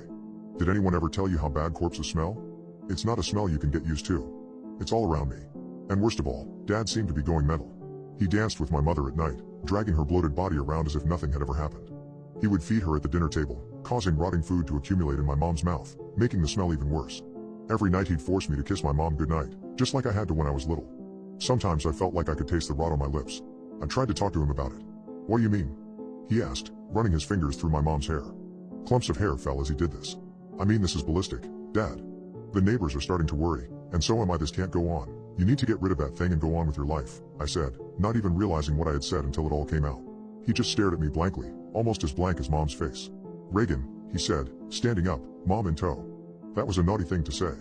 I'm afraid Mom and I are going to have to punish you. He started towards me as I backed away. You have to sleep in Mom's bed tonight. She'll keep an eye on you to keep you from getting into more trouble. Dad grabbed me by my collar with such force that it hurt. He dragged Mom and I upstairs and into their bedroom, where it seemed the flies had their base. He threw me onto the bed, and shoved Mom on after. Good night, Reagan. Good night, Mommy. I stayed frozen in terror. Reagan, Dad said, his voice growing impatient. Say good night to Mommy. Gee, good night, Mommy. Very good. Night night. He left and locked the door. I fought the urge to vomit as Mom's smell became overbearing. Flies swarmed around her, and a few tried to crawl into my ear. I saw as Mom's mouth started to move, and for a second I feared that my father had brought upon the zombie apocalypse, but then I realized she might be talking to me. Mom? What is it? Please Mom, please help me, Dad is scaring me. I begged, beginning to cry. But she didn't talk to me. I was stupid to think so. Instead, I watched in horror as maggots came out of her mouth and into my face, crawling around as one got in my mouth. That was it for me. I jumped out of bed, gagging. Crawling out of the bedroom window, I tried to escape. But Dad had already guessed my plan. He was waiting at the ground below me as I hoisted myself down from the second story. Running away, are you? Naughty, naughty. He waved his finger at me, and I saw he was hiding something behind his back. I backed away. Mom and I tried to give you a good home. But I guess you were too ungrateful for that, were you? I can't have my only other family member leave me. That would be such a shame, he said, and it was at that moment I started fearing for my life. My suspicions turned out to be true. Dad unveiled what he had been hiding behind his back, the same glass shard he used to kill Mom, still stained with her blood. My instincts kicked in there. I began circles around the house. The only plan I had at that point was to tire him out. But then I had an idea. As I heard him rounding the corner, I opened and slammed the front door as hard as I could, then ran over to the backyard. He fell for it, as I heard him walk into the house not a minute later. I scanned the backyard, searching for a weapon. Eventually I found something, an old baseball bat Dad and I used to play with all the time. I hid behind a tree, hoping he wouldn't find me. I guess he had figured out I wasn't in the house quite quickly, because I heard the backyard door swing open. Reagan. He taunted. Come out. I can't lose you, too. I silently cried as he neared the tree. I saw his fingers wrap around the bark. Peekaboo, he whispered, giggling to himself. I didn't waste any time. I swung the bat directly at his head, and he immediately fell. He aimlessly swung his glass shard around, slicing my arm open. I didn't stop. I beat him over the head multiple times, splattering myself with blood. It wasn't until later I fell out of my rage. I remembered how he taught me how to hit a baseball with this very bat, and all the good times came flooding back to me. I touched his face. He twitched in pain. "Oh, Dad," I cried. "I'm so sorry, Daddy." I pulled him into a hug, and I felt him quivering weakly. "I'll go get you cleaned up," I said. From that day on, Dad and I were a lot closer. I finally understood why he kept Mom around this long. He was just a lonely guy who needed some love, and when the only person who loved him left, he couldn't let go. Sometimes you just need to show a little empathy. Our relationship grew, which made me think that Mom was what was holding us back all these years. I'd make him dinner, and he never complained. He complained about Mom's cooking all the time. Every night we'd watch a movie together. Dad would always pick the same movie to watch, and it became our favorite movie. Weekend at Bernie's. Nighttime was the best. I'd take him upstairs, and we'd read books together before I kissed him goodnight and fell asleep in his arms. "Good night, Daddy," I said as the flies swarmed around both of us. As I kissed him goodnight, a maggot crawled out of his mouth and onto my skin. I wasn't disgusted by it anymore. In fact, I liked it. It was like he was kissing me goodnight, too. I tucked my dad into his bed, right next to Mom. I hadn't touched Mom in weeks. She stayed in her bed, never to leave it. I liked it better that way. Night-night. Sleep tight. Don't let the bedbugs bite. Dad, say goodnight to me, too. I waited for a while, but he didn't respond. Dad? I went to a weird movie theater. When people leave before the credits, they die. I'm not a movie buff. But my friend Kelsey is. Normally we see a bunch of movies together. But recently, Kels has been in a pretty dark place with her dad in hospice care after a long battle with cancer. She'll occasionally shoot me the odd text asking to set up plans, but it's been hard. That was until recently. I got a text from her for something that I knew she'd commit to. There was a movie coming out that was doing a really short theatrical run, but it wasn't playing in any of the popular local theaters. We had to do a little research to find the closest indie theater near us. One was a 40-minute drive from us, called the Daydream Theater. I looked up the venue prior to the event. It had no ratings. Kind of weird, but I didn't overthink it. When we got there, the theater looked old and run down. It was situated in the part of town you'd usually avoid at night. We went in, and to both of our surprises, there was actually a small crowd of roughly 20 other people standing around the lobby and lining up for the movie, likely due to the movie's limited theater run. A haggard-looking older man was helming the ticket desk. He eyed the small group that had come in for the showing. "Bit of a crowd," he said, to no one really, his eyebrow slightly raised. He charged us for the tickets. He then mumbled the following. "This theater's got a bit of a legacy that's out of my hands. Pretty likely your movie will play, but a small chance it won't. No refunds." Kelsey and I were already well on our way to the auditorium when he muttered that. Any part of me that wanted to ask the old man for clarification was quelled by Kelsey's excitement of just being there. As we made our way, I could hear the man repeating the same mumbled line to the others who were buying their tickets. "Likely your movie will play, but a small chance it won't. No refunds." We entered the dark room and found some perfect seats right in the middle of the auditorium. Slowly, others spilled into the room and settled into their seats as well. I noticed the gaunt-looking man who was working the booth slowly walk in and take a seat at the very front. There was a basic presentation on the screen for rules. Please remember to identify the exits in case of emergency or audience participation. Keep talking to a minimum. Cell phones are optional. That was it. Thanks for coming. And just like that, the movie started. Old-timey music filled the room. On the screen was a credits list of the main cast of the movie. I didn't recognize a single name. Kels turned to me with a raised eyebrow. Next on the screen was the title card of the movie, overlaid on a black and white image of a detective's office. The title of the movie was nothing. Seriously. The title was 2 quotation marks with a big empty space in between. No actual name. In the movie, everything looked and sounded dated. The score, the filming style, the actual set, the way the characters were dressed, and heck, even just the way they looked. Just as we were all taking in the scene, the haggard ticket counter guy sitting in the front got up, turned around, and looked back at everyone else in the small crowd. "Alright, looks like it's playing something else. If this film ain't your speed, I strongly suggest you pack up and leave. You've got 2 minutes." Everyone looked at each other confusedly. I whispered to Kelsey. "This isn't your movie, right?" "No, Colin Farrell's supposed to be in this," she said back. From the crowd of roughly 20 in attendance, I saw a couple of people slowly get up and leave. Some were muttering and complaining to themselves about the bait and switch. One was spiteful enough to go up to the old man to mutter a few unkind words. The old man was unfazed. I turned to Kels. "You want to stay, still?" Kels shrugged. "Could be interesting. Anything for my girl," I thought. I turned my focus back to the film. On screen, it was still just the 2 fellas in the diner, sipping coffee from their mugs and taking slow drags of their cigarettes. The old man at the front of the theater spoke again. "You've got 30 seconds. I mean it, if this ain't your speed, you leave now. I'm dead serious." Kels and I looked at each other with a slight giggle. It felt like we were both telepathically sharing the same thought. Some theaters take this stuff way too seriously. The seconds passed. No one else left. "Alright, you're here for the long haul now," The old man continued. There's only one rule for the evening. You can't leave until the credits roll. Take that rule seriously. Enjoy the film. I could hear a few people snicker in the audience. The man turned and gave everyone a look, shook his head to himself, and then turned back to watch the movie. As I'd suspected, the movie was definitely from the 40s or 50s. The way the characters conducted themselves, their mannerisms, their communication styles, all of it was reflective of a bygone area. It took me a bit to hammer down what the genre was, but slowly it became clear. This was a detective story. The movie continued. I was trying my best to pay attention, but I was a bit groggy at this point. After a few minutes of zoning out, I noticed, through the darkness, another small group getting up to leave the theater. It was a mom, a dad, and what looked to be their young teenage son. They quickly made their way down the aisles. Kels didn't notice, she was still mesmerized by the movie. I, on the other hand, welcomed the distraction. The haggard man noticed the family as they approached the exit. He got up and yelled out to them, "Don't leave. You can't do that. The movie ain't over yet, you gotta stay." "Don't." He watched them disappear around the corner and leave the room. His shouting had gotten everyone's attention. He sighed, and went back to his seat. He held his head in his hands for a bit. "What an odd duck." Kels turned to me again with a grin. "This is super serious business," she said through her hushed giggles. I smirked back at her. But, I was a bit curious. Why did it feel like there was a genuine hint of panic in the old man's voice? I shook it off. Back to the movie. It was a scene of the lead detective lying in bed, ruminating. Then, an immediate cut to a crime scene. Chalk outlines of 3 bodies on the ground. I swallowed a lump in my throat. Weird timing. But, just a crazy coincidence is all. I mean, I was watching a movie about detectives looking for a serial killer for Pete's sake. "What's the story?" asked the lead detective. It sounded like this was his catchphrase. An officer at the scene, who looked damn near identical to the cop at the first crime scene, responded. "A wife, a husband, and their young son." "Same killer, you think?" chimed in the second detective. The officer nodded. "Whoever did this, they ravaged them. Tore them apart." The small knot in my stomach tightened. At this point, I felt a very strong urge to leave the theater.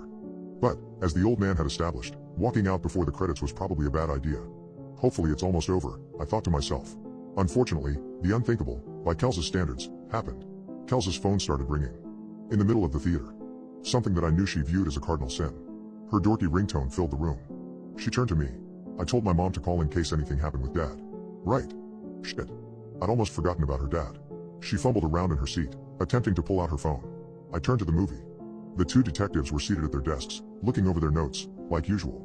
It was a quiet scene. A boring scene. Then, immediately, the phone at one of the detectives' desks started ringing. "Huh?" I looked back at Kelsey. She'd finally pulled her phone out of her pocket. Her dorky vintage flip phone with a heart keychain on it. Where can you even buy a flip phone nowadays? The on-screen action continued. "Who do you think is calling?" asked the main detective. "I don't know, but I have a feeling this is a call of a lifetime," responded his partner. Strange dialogue, I thought to myself. Kels finally answered her phone. I tried not to eavesdrop, but it was pretty hard to ignore the conversation. It sounded like bad news. Her dad's condition was worsening rapidly. This looked like it could be it. She hung up the phone. "I gotta go." It sounded stupid, but I had to say it. "Kels, stay until the end. I think the movie's almost over anyways." Kels was emotional. "Dad's gonna die and I need to be there with him. I'm sorry, but I have to run. I'll pay you back for your cab ride home." She got up from her seat and started running out. I was frozen in fear for a moment. I got up from my seat and chased after her. She was at the bottom of the aisles and briskly making her way to the exit. I attempted to close the distance. "Kels. Wait, I think there's..." She rounded the corner to leave. I was right behind her. "Kels. I felt a hand pull me back before I could catch her. It was the old man. He was glaring. Angry. "Back to your seat," he said. "There was nothing you could do about that one. Understood?" I was shocked. But, I gathered myself and walked up the stairs to my seat. I could hear him mutter sorry under his breath. "I'm just being crazy," I thought to myself. I kept repeating that in my head. "I'm being crazy. All of this is fine. I'm overthinking things." Back to watching the film, with my heart thumping like crazy. The detectives had wrapped up their phone call. "What was it?" asked the partner. The lead detective responded. "They found the killer. He's holed up in an apartment. He's surrounded. But, he's got a hostage. A girl." An immediate cut to the next scene, which showed the main detective kicking down the door to an apartment. Standing in the middle of the room was a tall man with blood smeared all over his face. His hands were already above his head. Plastered on his face was the widest grin I'd ever seen. The officers apprehended him, pinning him down and putting him in cuffs. The villain complied, smiling all the way. Next shot was a close-up. On the hardwood ground beside the apprehended suspect was Kels's vintage flip phone adorned with her heart keychain. I closed my eyes. I wanted to scream, but I couldn't. I heard the audio of the film. "Look at what he's done to her." I squinted. From the little that I saw, her body had been completely torn open and butchered. You could see her bones. Her face was destroyed beyond all recognition. A mess of what used to be Kelsey in a thick pool of blood. This disgusting monster deserves the death penalty. No two ways about it. They draped a sheet over her. At least the madness is finally over now. I continued squinting through my choking tears and my panic. The end credits of the movie started rolling over a scene of the detectives and officers standing beside the handcuffed criminal and his never-dissipating grin. A hopeful orchestral score played in the background. As the credits of the cast and crew wrapped up, the title of the movie showed up on the screen. There was now something between the quotation marks. Thank you for coming. And it was over. The rest is a blur. I don't remember exactly when I felt comfortable getting up and leaving the theater. I looked for any of the other attendees. They'd all left at this point. No one was manning the ticket booth. The old man was gone. I went to the table and saw a note he'd left on it. I don't have any power in this. I'm sorry. I had to call a cab home. It took me a few hours before I had the guts to call Kelsey. I prayed and prayed that she'd answer, but every call went straight to voicemail. Over and over. I tried not to think about the fact that her voicemail was just the instrumentals to "Let's all go to the lobby." This couldn't be real. It was just a sick prank. It had to be. I called her mom. She answered immediately. I asked her if Kels was able to catch her dad in time. Her dad was still here. His condition was the same. He was still on death's door and in hospice care, but there'd been no major changes otherwise since this morning. I asked if she had called Kels at any point today, but she said they hadn't. Everyone's looking for her now. I don't have the heart to tell them that I don't think they'll find her. I visited the Daydream Theater every day for the last week. It's been closed. No showings whatsoever. But I'll be there when it opens again. Guarding the aisles. Telling everyone to ignore the pre-movie PSA. Cell phones off. And no one's leaving until the credits roll. I thought Stella was crazy until I saw what tore her throat out. I believe her now.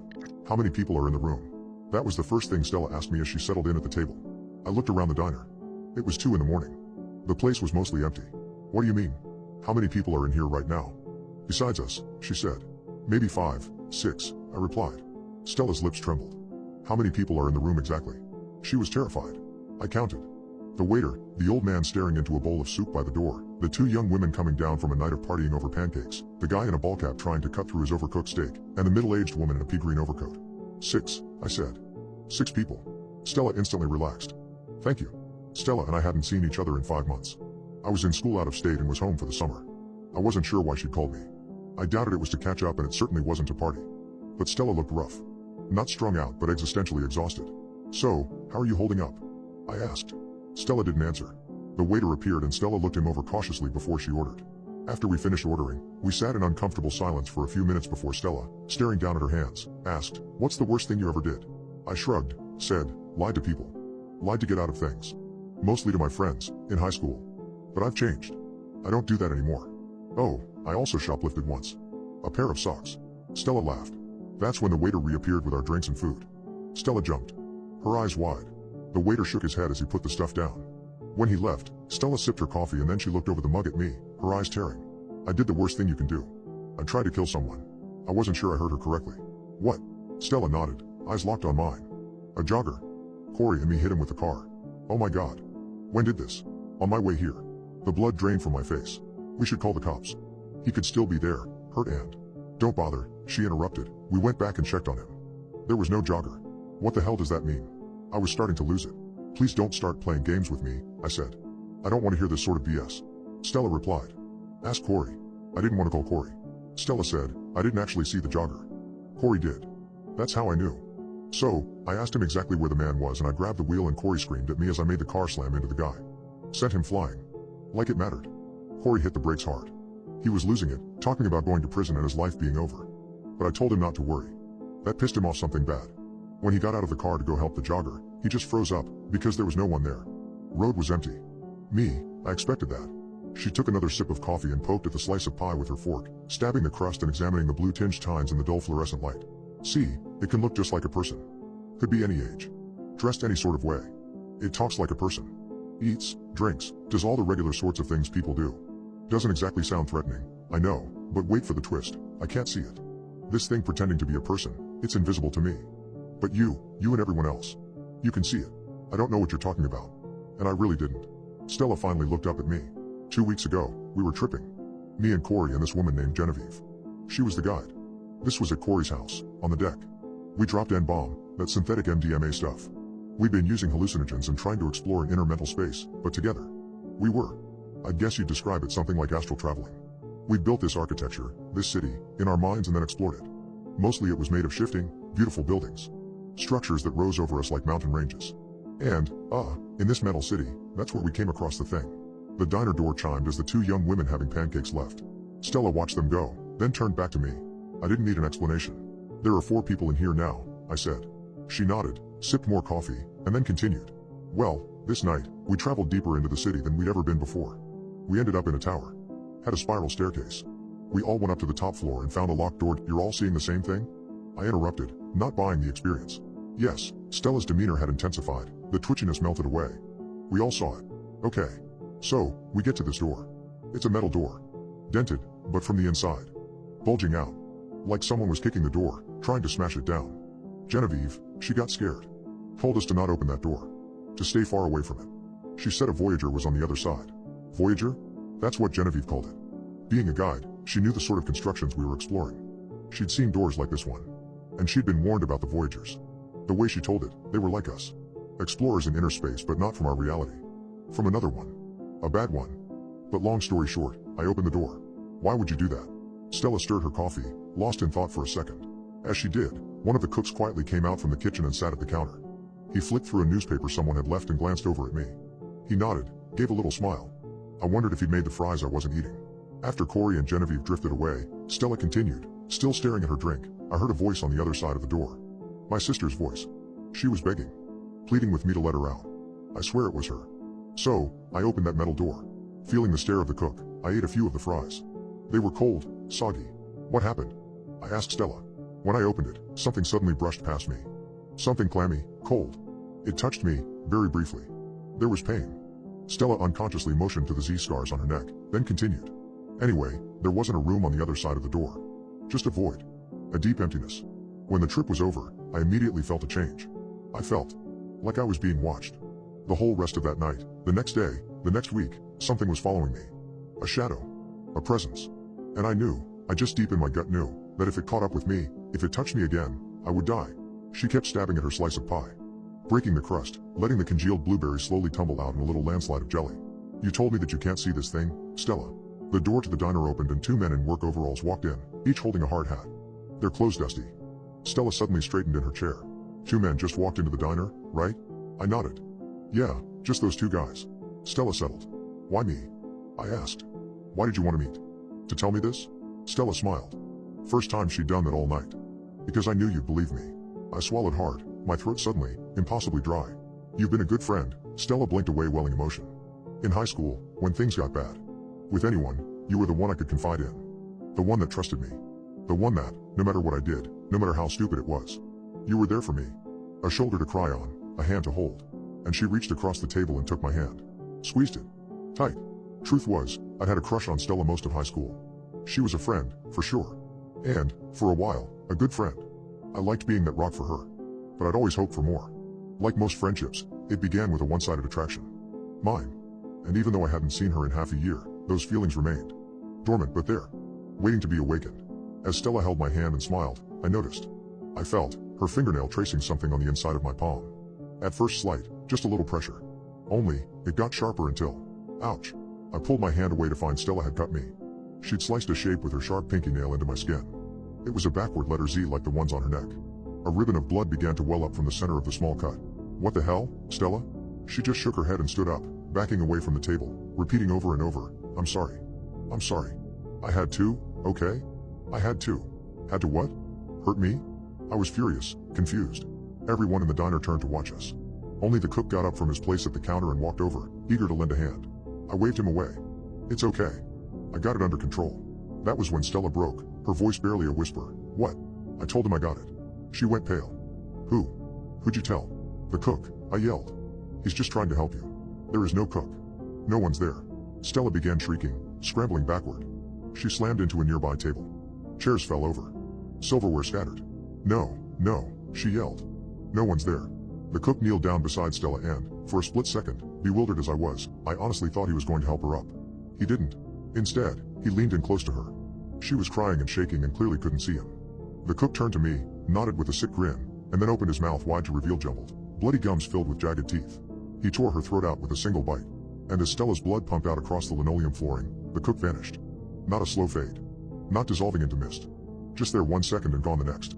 Someone screamed. I think it was the woman in the pea green overcoat. Afterward, when the cops came, a story emerged. All the other people in the diner that night, they said Stella cut her own throat with a knife. Where she got the knife from and where it went, they didn't know. They also said that the cook had tried to help her, that he attempted to close the wound and save her life. The cops couldn't find him after the EMTs got there. When I went back to the diner the next day to ask about what happened, the waiter claimed they didn't even have a cook who resembled the man I described. The man I saw. It was as if, after Stella's death, all the details of her demise began to unravel. Like the universe was erasing her from existence entirely. And now, the Voyager, whatever it is, has come for me. It's been 5 days since Stella died in that diner. 5 days I've been haunted and hunted. I tracked down Corey and he led me to Genevieve. She told me what fate awaited me. According to her, Voyagers use the symbol, the backward Z's that were on Stella's neck, the one she scratched into my flesh, to track their victims down. Stella, I guess she thought she could trick the Voyager into taking me instead of her. It didn't work. And now she's doomed me. It's just a matter of time before there's an extra person, a person I can't see, sitting across from me on a bus or walking behind me on the street. Right now, I'm in my bedroom at my parents' house. I haven't left in 48 hours and they're getting worried about me. They'd heard I lost a friend, though they can't seem to recall anyone named Stella going to high school with me, and so they're being compassionate and letting me stay cooped up. But they've told me I've had visitors. Folks stopping by unannounced. Folks who, when I crane my neck out my window to catch a glimpse of them standing on the porch, aren't there at all. Just my parents talking, gesturing, into empty space. I'm going to have to leave this room eventually. That or my parents will get worried enough that they'll have me helped out, likely to the mental hospital. And when I get there, I'll be asking the same question Stella did.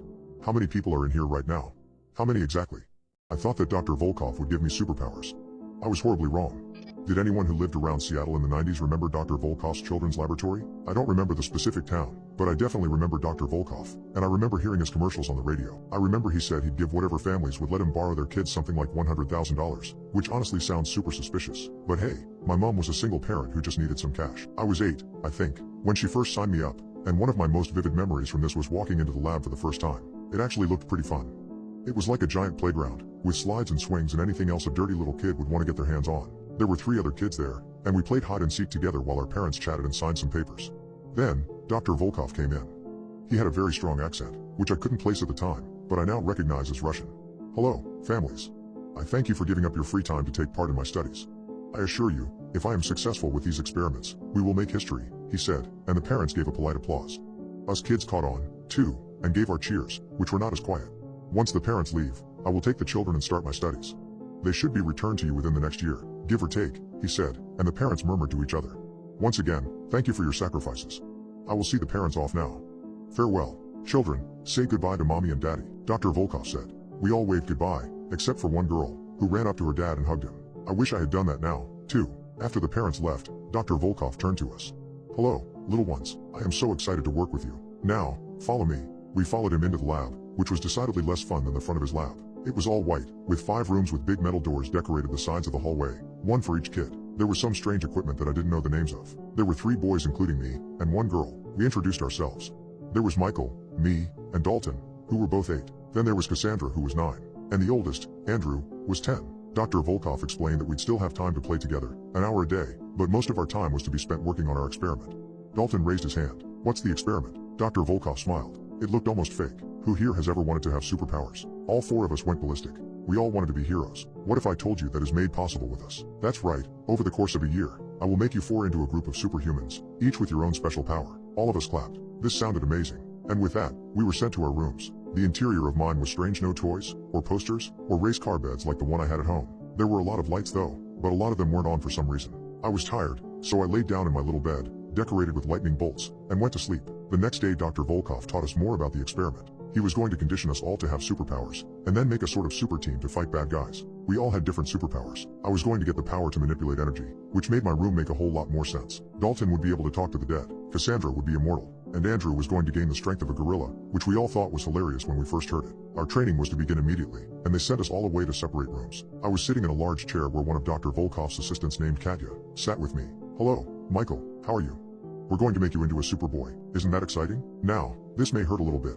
Without warning, she pulled a lever, and the chair I was sitting on suddenly lit up. I had been shocked by an electric chair, and began to cry. Do not worry, little boy, you will not die from this, but it will make you strong. Don't you want electricity powers? I thought about it, and even though it hurt, electricity powers started to sound really cool. I nodded, and she shocked me again. I cried, and that was my life for the next while, getting shocked, crying, and getting shocked again. Until one day, maybe 2 or so months later, when they tried something different. Here, hold this, Michael, Katya said, handing me a metal rod. This will hopefully conduct enough electricity to go through you and power that light bulb. Put your hand on the light bulb, Michael. I obliged. Now, ready? 3, 2, 1. She then shocked the rod, which sent electricity through me and into the light bulb. It hurt, but not as much as it should have. Katya smiled and called Dr. Volkov into my laboratory. He was elated. It worked, child. See, all the days of training you to be resistant to electricity worked. Now we can continue our experiment. You earned your free time for the day. Go play.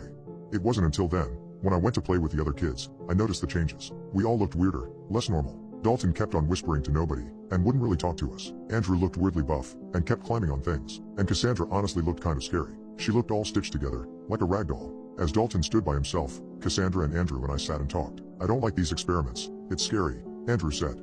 They keep on giving me shots, and then I have to lift weights. It hurts my arms. I later learned that the shots they were giving him were injecting him with gorilla DNA, which is terrifying to me. I'm scared, too. They keep on hurting me.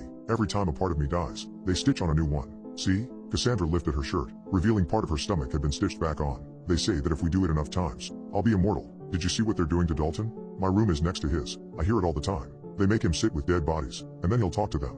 It scares him a lot, Andrew said. I looked over to Dalton. He had big circles around his eyes, and looked pale and gaunt. I wondered if he had secretly been replaced by one of the dead bodies. That night, something weird happened. I was awoken by a bunch of red flashing lights and alarms. Something was wrong in the laboratory.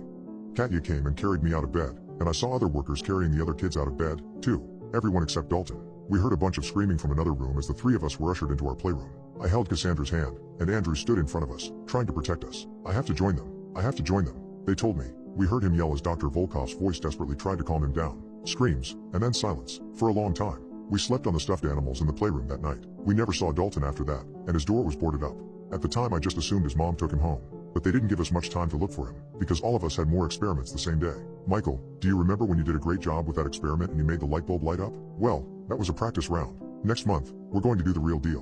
We're going to put metal plates in your hands to make it so that you can conduct energy even without holding the metal rod. Doesn't that sound great? Katya said. I squirmed in my seat. Why yeah, I lied. And we did more training. I will say, the shots hurt so much less than the first time. It was getting easier. As time went on, things got even more weird. Cassandra and I's rooms were right next to each other, so we would see each other a lot. She kept on getting more and more stitched up. One time, while we were playing in the playroom, we noticed Andrew wasn't there, which worried us. I heard Dr. Volkov and Andrew's worker, Alexei, talking. They said that he's acting strange, like a monkey. He's climbing everywhere, and attacks them if they get too close. He doesn't even talk anymore, Cassandra said, adjusting a stitched piece of skin on her face. Oh, how's your experiment going? I asked. Not very good. They say I'm making progress, and that the stuff they're giving me in shots is working. They say it's a chemical that makes people's endurance better. I think that's the word they used, but they still have to stitch me up sometimes. I don't know if it's really working, though. All they've been doing is hitting me with things and cutting me with things. Not even actually killing me, she said. I looked at her arm. To my surprise, it had been completely sewn back on. That sucks. Mine's not going too good, either. I don't even have electric powers yet. I thought I would, I said. This place is getting boring. I'm sick of the playroom. Let's go exploring, Cassandra said, pulling me up from my seat as a stitch fell loose on her arm. I tried to resist, but she was strong. She dragged me through the halls, which were empty. I guess the workers were on their breaks. It was like a maze in there. When we went past the children's ward, aka our ward, we saw a bunch of medical stuff that looked weird. It looked fancy and official. There was a door at the end of the hallway, which Cassandra pulled me into. Inside we found a bunch of documents. We picked them up and started reading them. The Volkov experiment. She read out loud. Conducted to test the limits of the human body and mind, mentally and physically. Subjects, Dalton McDermott, Michael Porter, Cassandra Colombo, and Andrew Scott. That's us. Keep reading, I insisted. Subjects will be repeatedly tortured, under the rouse of being trained for greatness. They will be injected with placebo shots, beaten, electrocuted, forced to endure heavy physical activities, and locked in rooms with dead bodies. This experiment will test the theory formed by Dr. Dmitry Volkov, that if children are subjected to torture while under the assumption the result will be positive, along with being given positive reinforcement from mentors, they will experience less or different traumatic responses to said torture. We looked at each other. So you mean, we're not superheroes? I asked. Tears formed in Cassandra's eyes, and we heard footsteps somewhere in the hallway. We'd better get going, she said, grabbing my hand as more stitches fell loose in her arms. We raced down the hall and back into the playroom just as Katya walked in. Bedtime, children, she said, and she took us to our rooms where she tucked me into bed. I didn't sleep that night, at all. The next day is when all hell broke loose. During free time, Cassandra and I decided to check on Andrew, who hadn't left his rooms in days. Andrew, hello? We said, opening the unlocked door. What I saw in there will haunt me for the rest of my life. He was climbing on the walls of his room. His eyes were glazed, like he had no idea what was going on. He wasn't even talking, just grunting and screaming. We ran to get an attendant. Katya, Andrew's crazy. The gorilla DNA you put it in was working, I said, and Katya ran to hide us in the playroom. Andrew had escaped his room. Cassandra and I pressed our ears to the door, trying to listen in. Subject 4 is reacting poorly to the gorilla DNA, Dr. Volkov, Katya reported, as they tried to track down Andrew. No, impossible, Dr. Volkov said. We didn't give him any gorilla DNA. It was a placebo, he said, and even though at that age I didn't know what a placebo was, Cassandra and I still looked at each other in shock. That's fascinating. Let me write this down. We heard him say. No, Dr. Volkov, there's no time. There is a breach in his room. He is somewhere in the building, Katya said, panicked. No, let me. Dr. Volkov, subjects 2 and 3 are in danger, and so are we. There is no time. It won't take. Dr. Volkov. Suddenly, we heard screaming, and running, and chaos. I guess Andrew had found them. When everything was quiet, Cassandra carefully opened the door to the playroom. Dr. Volkov and Katya, or at least what remained of them, were lying on the floor, in a mess of blood. Andrew in the corner, hyperventilating. He turned around, and rushed towards us. Cassandra screamed, but he stopped in front of us. Hey Andrew, I said shakily, not even expecting him to say anything. Go. You're free, he hissed, and Cassandra and I stood there in shock. Are you stupid? They're coming. Go. Before they get you, he said, and only then did we notice the men in biohazard suits running towards us. Cassandra and I ran, until we found the exit into the playground at the front of the building. We heard gunshots behind us, and Andrew screams. But we didn't care. All we could do was run out the door, out of the hellhole we had been in for months. We waited outside the door for a while, waiting for Andrew to come out after us. But he never did. That was the last I saw of the Volkov experiment. No documents were ever published, no police reports, nothing. Cassandra and I went our separate ways, back to our families, and soon Mom and I moved towns. Sometimes I wonder if I dreamt the whole thing.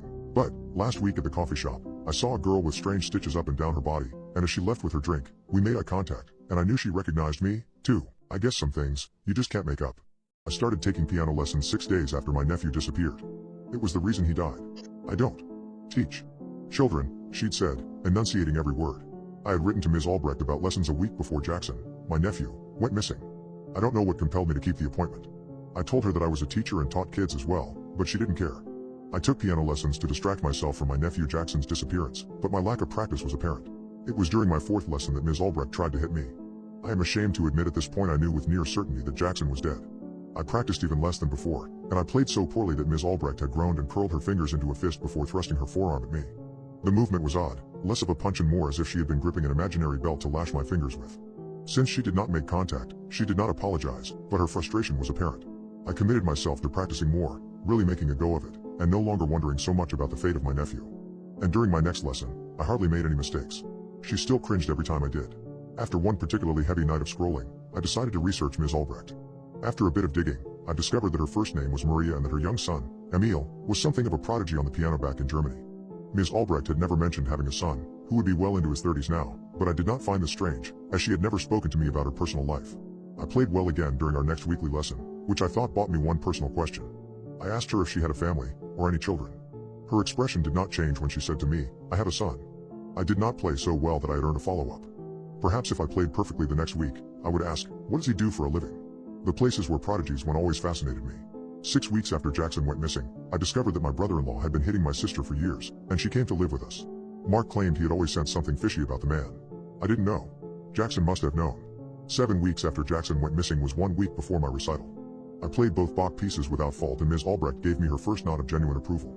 You will play this way at the recital. I'll try my best. No, you will not try. You will play this way at the recital. I didn't ask what her son did for a living. Jackson didn't get found, but I changed my mind about the recital. After hours of sunlight spent researching, seeking updates from the police, and going out for long drives together, my sister would lay on the couch with a cool rag on her head and listen to me hammer away on the keyboard. She wanted to come to the recital. Support me. I didn't say no. The recital was held at the old Revival Church 2 minutes off a dusty stretch of highway. Gary had gathered his family and friends and they sat on one side of the pew, while my sister sat alone on the other, 2 rows in front of the church janitor and a friendly mailman who had been delivering to Ms. Albrecht for years and had grown enraptured by the music he heard emanating from her pearly white walls. Ms. Albrecht stood tense in the wings while Gary played his pieces, letting out a heavy sigh of relief when he finished without making a single mistake, though I knew he wouldn't. His family and friends stood and applauded. But Ms. Albrecht just shifted her expectant gaze to me. I played my first piece to perfection, despite the burn of Ms. Albrecht's eyes boring into the side of my neck. Gary's family was kind enough to stay and watch me too. While playing the second piece, the weight of my husband's absence in the audience began to press down on my shoulders. The heavy sensation wormed itself down through my body, sinking my heart and slowing my fingers. Still, I only made one mistake. Just one. A miracle. Since when I accidentally brushed over C sharp, Ms. Albrecht let out an audible groan. I finished the rest of the piece without incident. Applause. My sister. Gary's friends and family. The friendly mailman. Everyone. But not Ms. Albrecht. She simply walked out of the church. And I never saw her again. 10 weeks after Jackson went missing, the police found Ms. Albrecht hanging by her neck from the staircase banister.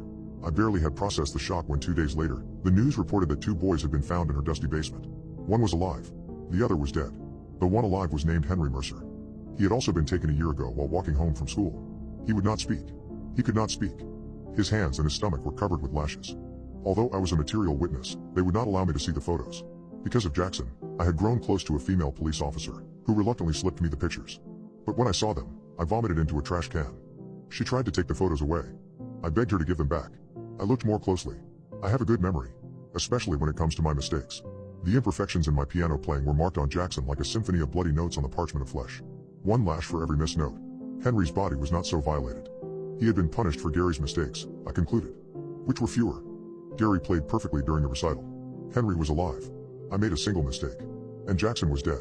I wanted to yank Ms. Albrecht's corpse out of the morgue, resurrect her and hang her again.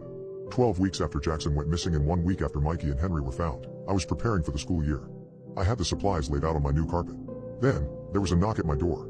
It was the friendly mailman. The man who had come to my recital. He told me that Ms. Albrecht had given him a letter to deliver to me on this date exactly. I invited him inside. Asked him if he wanted coffee. He didn't. He asked me if I wanted privacy to read the letter. I told him, no. My husband was at work. I wanted someone to be there. I opened the letter. A short message. I was the only one who deserved to be punished. Not them. Not you. I didn't understand. Until I looked at the mailman. The big smile on his face. Ear to ear, unblinking. Waiting for my reaction with giddy anticipation. My eyes instinctually traveled down to his hands. The scars had faded over the years. But they were there. The markings. The lashings his mother had given him. Play something for me, he said calmly. He had a German accent. He turned his head to look at my keyboard in the den. You've improved so much from when you first started. I choked back a sob. Shook my head. It was hard to hear you in the basement. Play for me.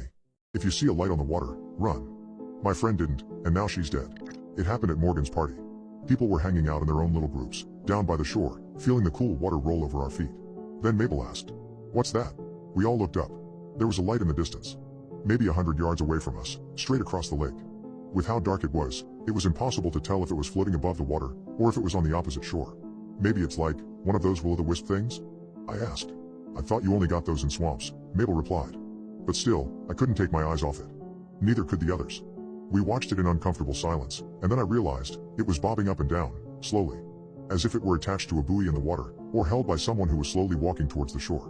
Maybe someone's on the other side of the lake? With their phone flashlight on, or something? Arun asked, squinting in the darkness. Maybe we woke them up? Yeah, but then, wouldn't the house be lit up? I asked. The way it bobbed up and down was calming, almost hypnotic. It made me think there was no way it was a person. It was too perfect. Must be some sort of lantern or something. But it hadn't been on before. Something must have triggered it. Maybe it was a lamppost on the shore with a motion trigger. But then, that didn't explain the bobbing. So weird, Mabel said, shaking her head. There's no way they can see us, right? Arun asked, tapping nervously on the mojito glass in his hands.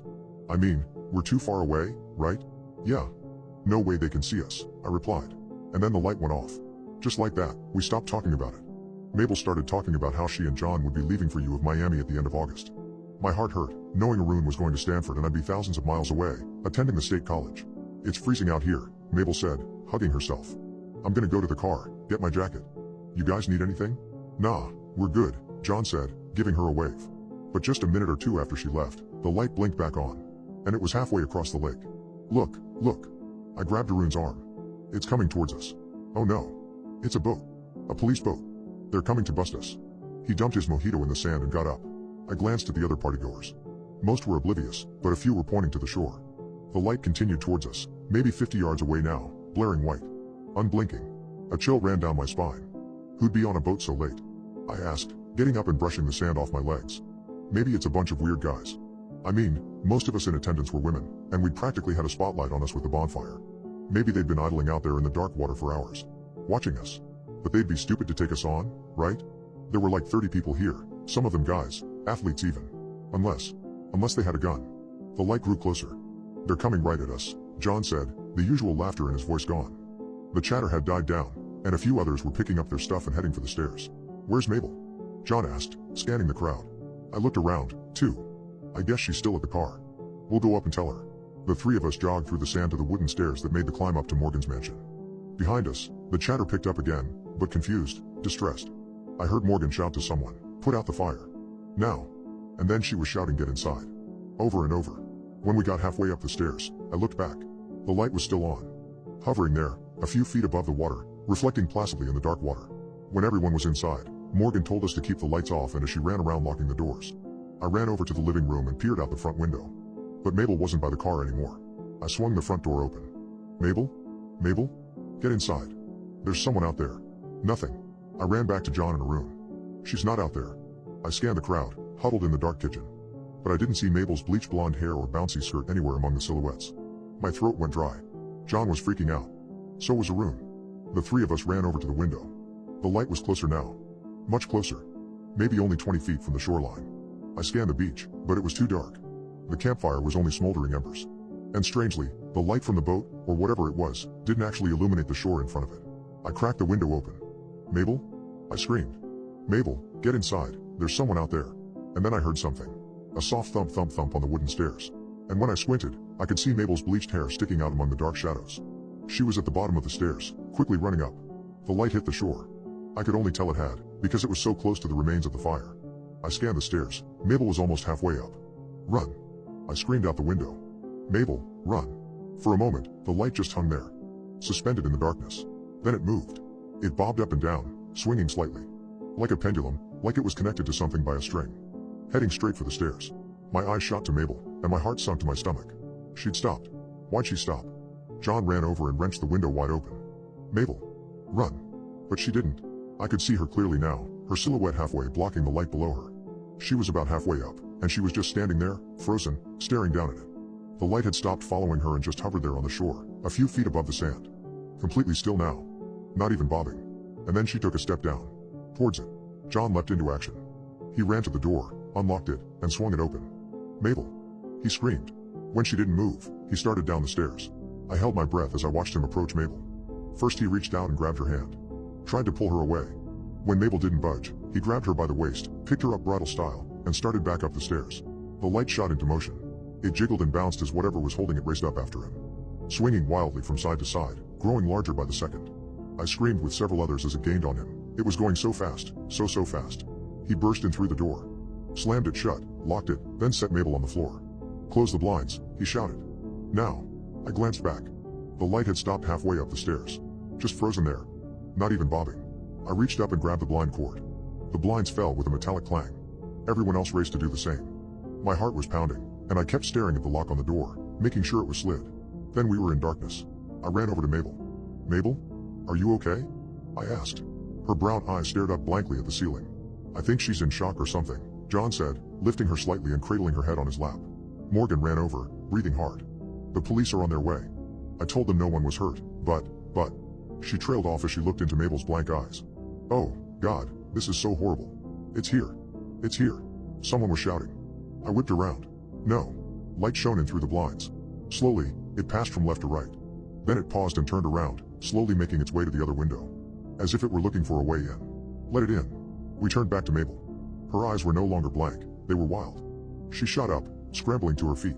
Let it in. She repeated, her voice a hoarse growl. Let it in. Let it in. Let it in. She darted for the window. John, Arun, and I all darted after her. I got there first, wrapping my arm around her waist, trying to tug her back. But it was too late. With a metallic sleeting, she pulled up the blinds. The light shone in. Bright. Unwavering. Staring into my soul. I couldn't move, couldn't blink. All I could do was just stand there, frozen, with my arms around Mabel's waist. Hypnotized. And then I felt warmth in my heart. Exhilaration. Staring into the light filled my soul. It made me feel complete. Happy. At peace. It was the same warm feeling I got when I imagined Arun and I together forever. When I closed my eyes and just enjoyed being in his arms. It was beautiful, wonderful. Everything was right with the world. But then, something caught my eye. A shape. Something floating in the darkness behind the light. It took me a second to recognize it, but then with heart-stopping horror, I did. Teeth. Rows and rows of pointed teeth, twisted into a grin. A Cheshire cat smile, floating in the darkness. The jaws of an anglerfish, floating in the deep ocean. What a fish sees seconds before its demise. Then I heard it. Someone lowered the blinds. I blinked, rubbed my eyes, and looked confusingly around at the others. For many minutes, no one spoke. When I finally looked back at the window, the light was gone. Mabel was never the same after that. A few weeks into the summer, she went away to a mental institution. She didn't start at U of Miami in the fall. John went alone, and I recently saw photos of him with his new girlfriend on Facebook. Arun and I broke up as well, and I can't say I've enjoyed my first year of college without him. But that's not the only wrong thing in my life. You see, last night, just before I went to bed, I looked out the window. And I saw a white light, deep in the forest, shining back. My son drew a picture of the monster that visits him. I thought it was his imagination until I slept with him. Daddy, look at the picture I drew. I put on my best appraising my son's artwork face and looked down at the picture he had drawn. I recoiled a little when I saw it, not really sure what to make of it. It was a baby head, like a baby doll, but no body was attached to it. The hair was gone, nothing but dots on the scalp, and the eyes were missing and staring openly. A big silver loop like a smile ran through the head, and the bottom was covered with little metal legs like spider legs. I looked at it for a minute, wondering what this horrible thing was, but suddenly it came to me, and I felt silly for being anxious. Good job, buddy. Is it the spider baby from Toy Story? Handing it back to him. No, Daddy. It's the monster that comes to my window at night. I sighed audibly. The monster had become a point of contention in our house as of late. Every night for the past 3 weeks, my son had woken up screaming because there was a monster outside his window. Ever since we had moved into our new house, it had been a regular nightly event, and I had almost started waking up before the screaming. It never mattered how fast I ran, though. There was never anything there when I arrived. He was always sitting up in his bed, pointing out the window and crying about a monster looking in at him. When we got home, he grabbed his tablet and began watching Mickey Mouse Clubhouse, as he wanted to do after school. I made sure he was comfortable on the couch and not likely to run out the front door and started washing dishes.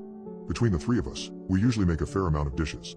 I was just finishing up when my wife came home, grimacing at the picture on the fridge as she came in. That's an interesting piece of work, she said, kissing me on the cheek. Apparently, that's the monster that been waking him up every night, I said, making her frown as she sat at the table. Ugh, the monster again? This has got to stop. We have to do something. I shrugged, tossing the drying rag into the sink. I wish I knew what. What if you spent the night in there tonight? I looked dubiously at her. What? Like on the floor or something? No, you could sleep on the other bed in there. I always forgot there were 2 beds in my son's room. They were bunk beds, one on the ground level and one on top. One was supposed to be for guests, playmates, or cousins who wanted to spend the night, and the other was for him. In reality, though, it was more of an excuse for my son to pick a bed to sleep in every night. Okay, I guess I will. Promise you'll reward me in the morning? I teased. She said she would and giggled when I kissed her on the ear. That reward would never come, though. As I picked up the book and directed my son to the loft bed, though, he grabbed my arm and shook his head. I thought he would argue about bedtime then. He wasn't a big one for bedtime. Instead, he just shook his head and pointed to the bottom bunk. Can I sleep there? He asked, pointing to the bottom bunk. I sighed and looked up at the top bunk, wondering how I would get up that tiny little staircase. One look at my son showed me something serious was going on. He looked scared, too scared for a kid his age, and I was suddenly kind of scared myself. What was so scary about this bed? This wasn't the first time he balked at the idea of sleeping in the loft bed, and I was kind of hesitant to climb in it. I got over this quickly and told him he could sleep in the bottom bed if he wanted. So we read our Clifford book, and I turned off the lights, swinging up onto the top bunk as I snuggled down to sleep. For a few hours, I slept fitfully. I was awakened in the dark of the night by a light scratching at the window. It wasn't a loud scrapping. It was soft, like something rubbing lightly against the glass as it attempted to get my attention. Maybe a fingernail, maybe a knife tip, but it was consistent in its efforts as it rubbed. After the picture earlier, my tired mind conjured an image of a baby head with metal spider legs, scrabbling at the glass. In my dream, it dug perfect grooves into the glass, like a jewel thief's tool in a movie, and it was making progress through the window. The baby's head had a mouth full of metal teeth to go along with its legs.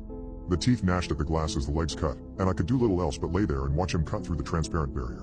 I woke up as he scuttled in and leapt at my face, its twisted metal teeth twinkling. When I woke up, I thought the dream hadn't quite ended. The scraping continued, that soft, whispery sound, and I opened my eyes and glanced at the window. I was covered, a pillow over my head, and my eyes peeked from beneath a corner of the blanket. I was still half asleep, and as the crust broke away from my eyes, I thought I might still be dreaming. I saw the baby head, metal legs still scrabbling, pressing against the window. I lay still, watching the little creature bounce off the glass. Its scalp was a stubbly patch of yanked out hair. Its blue eye looked straight ahead, placidly, while the other yawned vacantly. The metal legs were bumping and rubbing, making scratchy sounds against the glass. They didn't seem as dexterous as they were in my dream. The monstrous thing seemed like a Halloween decoration, something blown by the wind as it swung from a post, and as I watched it shake and spasm, I noticed the ring. The ring from the picture, a thick metal loop, ran through the head and connected it to a thick chain. I looked, following the chain, and the outline of a person began to come into view. He was framed perfectly against the privacy bushes in front of my windows, his clothes blending seamlessly. He was tall, 6 feet at least, and his body was large and looked strong beneath his sweater. His face was doughy and pockmarked as it pressed against the window glass, his tongue wet and forming bubbles as it slid over the filthy glass. His flesh was pressed to the window as he looked into the shadowy room, and his eyes searched for something. Thankfully, my son probably never saw him and had only ever seen the strange baby head necklace. If he had seen this strange face pressed against the window, he would have likely never slept in his bed again. The man's eyes found mine suddenly, his crazed look sobering a little as he realized I was not my son. I don't think he liked that. We stared at each other for a count of 5 before he broke and ran off into the night. The police just left, taking a complete statement and checking the bushes for evidence. My son is asleep in my bed, my wife having wrapped him in her protective arms, and I'm sitting on the edge and setting this to words. Tomorrow I'm going to the hardware store. I'll be coming back with wood to board up the window. I don't care if this weirdo ever comes back or not. Before I let my son spend the night in that room again, I will make sure no one can ever peek through that window again. As I was going back to bed, I was nearly in my son's room when I heard it. A soft tapping on glass. The same sound I'd heard in my son's room. I froze, every instinct screaming at me to run. But I couldn't. I had to know. Swallowing hard, I pushed open the door to my son's room. The sound was louder now, a rhythmic tap-tap-tapping against the window. The room was dark, the only light coming from the dim glow of a street lamp outside the window.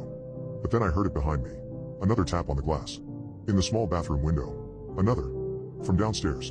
Another from my wife's bedroom, where my son and her were sleeping. The tapping was everywhere. I took a step forward, then another, my heart pounding in my ears. My hand reached for the light switch, but before I could flip it, the tapping stopped abruptly. A cold dread filled me, and I stood frozen in place, the silence ringing in my ears. I felt like I heard the tapping directly behind me, so I swiftly turned around. I saw the silhouette of my son at the end of the hallway. It could have been the dimly lit hallway, but I swear my son had no eyes. "Daddy, the monster is here. And this time, there's no one at the window." If I had opened the camera movement notifications, my family would still be alive. Movement detected in living room. I swiped it off and went back to work. The cameras have been a pain in the ass since I installed them. My wife and I put them in to keep an eye on our youngest, who likes to sleepwalk, and our oldest, who likes to slip out after curfew. But when I say that my youngest sleepwalks, what I mean is that he plays hide and seek in his sleep. My wife and I have woken up in the morning to find his bed empty. Sometimes he's in the living room on the couch, sometimes he's in the storage shed by the pool. 2 weeks ago, he was in the front yard, asleep in his playset. The officer who found him was not amused since we had called them after tearing up the house and being unable to find him. That was when my wife ordered the cameras. We'd gotten 3, one for the living room, one for his bedroom, and one for our bedroom, where he sometimes sleeps. Blip. I looked down at the phone and silenced the notification again. At night, I checked the notifications to make sure my youngest wasn't sleepwalking. Last week, I checked the notifications religiously. I wanted to see where he was going so I could call my wife and warn her that he was out of bed. I kind of wanted to catch my oldest sneaking out, too, just so I could scare him by yelling through the speakers. Blip blip. 2 new notifications. I looked down and silenced them again. That close together, it was always the cats playing in the living room. The first night, I got 10 notifications within about 3 hours. I checked everyone, checking to see what had set the camera off. The first notification proved to be nothing. The camera moved to the movement's position, but no one was there. The second, one of the cats had jumped onto the couch. By the third, I was sure that this would be the one where something happened. I pulled it up and nearly gave my coworker a heart attack. There was a face staring right at the camera, staring back at me through the lens. I dropped the phone and jumped back a little, nearly upsetting my chair. When I went to look at it again, though, I had to laugh as I realized my mistake. It was my cat. Blip blip. Notification movement detected in master bedroom. Notification movement detected in son's room. I looked at the notification, finger floating over the button that would show me what was going on, but I ignored it instead. My son had likely left his room and gone to my bedroom. He did that sometimes, and it would have certainly set the cameras off. I went back to work, trying to put it out of my mind. The most recent nights had been the most infuriating. The cats had zoomed around the living room, fighting and playing. The camera pinged my phone every few minutes, roving from side to side as it tried to follow their antics. That was the first night that I ignored the notifications. It was just the cats, after all, and I had work to do. Blip. Notification movement detected in living room. I had barely even reached to silence the phone when another came over. Blip. Notification movement detected in living room. I made a disgusted sound and silenced my phone. I had work to do, and I didn't have time to watch cats play. I heard the phone vibrating for the next hour, telling me about how there was motion detected in the living room, motion detected in the bedrooms, and then back in the living room again. Clearly, my son had left the bedroom doors open, and the cats had extended their play to the bedrooms. They were probably driving my wife nuts, but if she had enough of it, I guess she would get up and close the doors. Blip, blip, blip, blip. I was quickly getting tired of this. The constant reminders were driving me crazy, and I was falling behind on my coding. It had to be the cats again. Maybe if I yelled at them through the speaker, they would move off or settle down. I brought up the camera menu and found the display that was connected to the living room. The hourglass spun as it loaded, and finally, I could see my living room in a soupy translucence of the night vision camera. In the dim glow, I saw the source of the movement. Their hand fiddling with the knob cover that we keep on the hinder my youngest was near the door, was someone in a dark hoodie, their back to the camera. I felt a flash of anger. So it hadn't been the cats after all. My teenage son was attempting to leave in the middle of the night to do God knew what. I couldn't believe it. How many times had we had this discussion? How many times had we told him that curfews were for a reason? Well, I'd put a scare in him. "Get your ass back to bed, and don't you dare let me catch you up again," I shouted as loud as I could. When the figure didn't immediately act terrified and have a minor heart attack, I knew something was wrong. My son fancies himself a bit of badass, but he'd easily startled when it comes to loud noises. The figure didn't act surprised in the least bit. They just stood by the door, still as a statue, and I could almost believe that the camera had frozen. I stared at them through the camera for what felt like hours before they turned and began to walk towards the fireplace where I had set up the housing for the device. They were wearing a mask, something like a rubber animal mask that was difficult to see with the hood pulled up. As they got closer, walking slowly as they tried to get a better look at the camera, I could see the long snout of a pig as it looked from the wide black mouth of the hoodie. He came right up to the camera, the eye holes blocking some of his ability to see, I supposed, and just stared into the little glass eye. He was still long enough for me to think I had lost signal again, and when he swung whatever was in his hand at the camera, I jumped back in surprise. The feed went dead, and I was on my phone to the police before the notification dinged across. Notification: living room camera disabled. I'm in a little room now, one that they usually assign for people under interrogation. I don't honestly know what to do. The police have gone to my house, but I already know what they're going to find. I reviewed the alerts I received, the screen grabs telling a tale that makes my blood run cold. If I had taken them seriously, everything could have gone very differently. If I had just checked the cameras, I could have warned them. The intruder came in about 11:30, just as the first notification came through.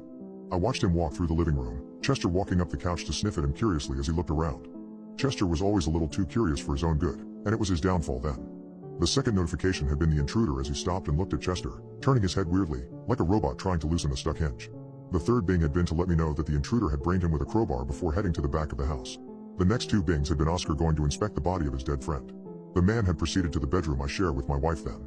At first, he just stood there, watching her sleep, cocking his head in that odd way that I was beginning to think of as a tic. This was when my youngest, probably after hearing some noise, left his room and headed to our bedroom. The next notification was a 20-second shot of the man standing over my wife. He had triggered the camera when he swung the crowbar down onto her face, bludgeoning her death with a dozen sharp strikes. I could see, even in the dim light, how the pillow she sleeps with over her head turned red as he turned her skull into pulp. I could also see, in the corner of the room, my son standing in the doorway, watching all this go down. My heart leapt when I saw him. Was I about to watch him die as well? I couldn't imagine how scared he must be. He was 4 years old, watching his mother being brutally murdered by a man in a pig mask who had seemingly stepped out of a nightmare. I expected him to cry out, to scream in terror. For some reason, though, all he did was move as quietly as he could into the living room. That had been the notification after that. The very next one had been the intruder sticking his head into my son's room, tilting his head as he looked for him. Then he had triggered the camera again when he moved into the living room too. That was the second most nerve-wracking time. I could clearly see my son crouching behind the couch, knees to his chest, as tears ran down his face. I was crying by then myself. He must have been so scared. As the intruder came into the living room, I knew that this would be when I watched him die too. The intruder should have been able to see the top of his head.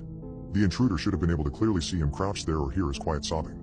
Oscar's body could still be seen across the back of the couch, but the other was nowhere to be seen. It was just the intruder and my son, alone. When he stopped behind the couch, looking around as the crowbar dripped messily, I held my breath. But then he turned and left instead. The next notification had been to show me the intruder leaving to return to the back of the house. The one after that, the most heartbreaking, was my 4-year-old son dragging himself by sheer will to the cabinet under the sink and closing himself in. 2 of the next 3 reminders had been Oscar, probably running to hide, too, as he zoomed towards the laundry room. If my son was making noise under the sink, I didn't hear it on the camera. If the intruder had gotten my oldest son, I wouldn't know until the cops told me. The next notification had been when I was aware of the intruder when I had screamed at him to get his ass back to bed. The last notification was when he had destroyed the camera. I say last because when I started writing this down, hoping that writing it down would help me keep it clear in my head, it was the last notification. I got another notification about 30 seconds ago, a notification that I don't know what to do with. The cops had been there, of course. They called and told me that they searched the house and found my wife and oldest son dead in their beds. Of my youngest, there was no sign, but they didn't find the intruder either. They believed this meant he had left, the front door had been open, and they believed they may have taken my son. They were going to start a search immediately, but I don't know what good it will do. We'll leave a few cops outside to watch the residence, but we want to get people on this as soon as possible. I got a notification from the camera in my bedroom just after hanging up the phone. Notification: motion detected in master bedroom. I pulled it up and couldn't breathe for a few seconds. He was holding a sign in one hand and the limp body of my youngest in the other. The dark eyes of his pig mask stared across the miles and saw me as I sat here in this uncomfortable plastic chair. My son didn't look harmed, but he wasn't moving, and he is always moving. I had already lost so much already, and I was truly afraid of losing him too. The sign read, "Tell the cops to leave if you ever want to see your son alive again." I was held hostage by my doctor. He formed a cult of people that began to worship me. It went as far as people wanting me to have their kids. Dr. McAllister had been recommended by a friend of mine. He said that he was very good and explained how he put you under and put you in touch with your real self. Desperate to fix my insomnia, I made an appointment, and 2 weeks later, I was lying on his couch listening to Dr. McAllister count down from 10 as he put me in a suggestive trance. It was very sudden, like blinking, but everything changed after that trance. When I came out just as suddenly, Dr. McAllister looked strange, and I asked if something had happened. But he looked somehow enraptured, enlightened, utterly worshipful. You spoke to me about things that you couldn't possibly have known. You talked to me about my childhood. You helped me get over the death of my mother. You helped me more in this hour-long session than I've ever helped anyone. I wasn't sure what he was talking about, but when he gripped my hand, his eyes shone with the light of a zealot. I need more. Please let me put you back under so I can discover more. I pulled away from him and took a huge step back. What the hell was he talking about? I had come here for help, but suddenly he wanted me to help him. I had to get out of here. I had to leave now. I thought that this would maybe help with my insomnia, but I was just creeped out. McAllister tried to stop me, but I was out the door before he could say much more than stop. I didn't sleep well that night either, and it became a real problem. Sometimes I would lay in my bed and swear I heard whispers, but I put it off as auditory hallucinations. I hadn't slept well for the past 3 weeks, and I knew it was starting to catch up to me. When I would force myself out of the house for work or to run errands, I could swear I felt someone watching me. What's more, I could swear I'd catch glimpses of someone out of the corner of my eye, but they would always be gone when I turned to look at them. It never happened in my house, always when I was out and about, and the paranoia on top of the sleep deprivation was slowly eroding my sanity. So when I heard someone open a window in my living room one night, I rolled over and just thought it was me having paranoid hallucinations. Turns out it hadn't been hallucinations. When I heard someone open my bedroom door, I rolled over and found Dr. McAllister standing there watching me. He looked like he hadn't been sleeping well either, and his eyes looked crazed as we stood looking at each other. I wasn't sure if he was real or not, but when he lunged at me, I curled into a ball and cried out for him to stop. He didn't attack me though, and didn't hurt me at all. Instead, he just slipped a needle into my arm, and as I watched his thumb push down the plunger, I felt waves of warm and inviting sleep roll through me. I woke up in a finished basement, the lights turned down low, strapped to a chair as Dr. McAllister made sure my bindings were comfortable. I struggled, my limbs heavy and uncoordinated, but he held up a fresh needle and told me that if I didn't calm down, he was going to put me out again. I made myself as still as I could, not sure what to expect here. This didn't seem to be an intimate thing. I was fully dressed, and the way he was tending to me almost felt worshipful. I didn't want it to come to this, but I can't live without the knowledge you possess. I know you don't believe what I'm saying, but while you were unconscious you told me about things that may very well change my life. You spoke to me of things that opened my eyes, ideas I had never even conceived of, and the longer I went without hearing your voice again, the more I felt my newfound serenity crumbling. I'm sorry, I'm not usually like this, but I had to possess you, to have your knowledge, and to understand your words. I can promise you that while you remain with me you will want for nothing. You are, to me, as a captured god that I wish to understand. We talked a lot that night, though I mostly yelled at him to let me go, but, in the end, he just injected me with something to knock me out and I drifted off into a peaceful unconsciousness. And that was how I became Dr. McAllister's captive god. I will say that, while I was with him, I never wanted for restful sleep. This was due in part to the fact that I spend most of my time in a near catatonic state. Dr. McAllister kept me restrained in a large underground area that I always thought of as the basement.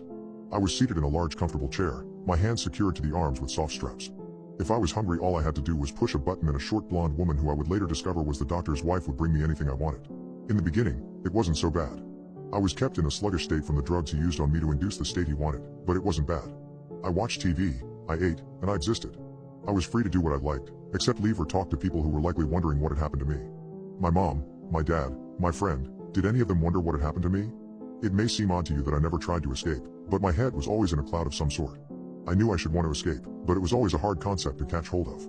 Those days were the good days, back when Dr. McAllister was still operating his practice. That was when McAllister was still pretending to have a normal life. He started bringing people down to see me. At first, it was his wife, the blonde woman who had been feeding me. She looked skeptical as she approached, content to keep her husband's secrets but unsure of joining him in this new experiment. I knew from our talks that he was afraid she would leave him, but enjoyed the financial stability of their marriage. He stuck me with the needle as she sat a few feet away, and when I came to she was bowing and crying and she thanked me for helping her see the truth. My husband was right. You are truly a god. I was wrong to ever doubt him, or you. After that, it was friends and colleagues. They all seemed confused when he introduced them to me, calling me his god of knowledge, and some of them laughed, thinking it was a joke. They would sit and talk to me, listening to my answers and looking at McAllister as if to ask if this were some elaborate prank. In the end, though, when I came back from the little naps he would subject me to, it was always the same. Their smirk of disbelief or scowl of confusion was replaced with rapturous awe and they would pledge their undying fealty to me. No matter how many of them I begged to release me, the outcome was always the same. Over time, a religion of sorts began to form. Over time, McAllister drew in his cult. It was only a few at first, 5 or 10, but it began to grow into a sizable flock. The followers began to take care of me, washing and feeding and seeing to my every whim except the most important. Even better, McAllister showed me the money he had made, earned from stock and selling property, and the cult thrived. That was when things began to get bad. When he began to bring people to see me, I had hoped that someone would fail to see me as he did and get me out of here. They would take me away from him, they would call the police, and I would be saved from my captivity.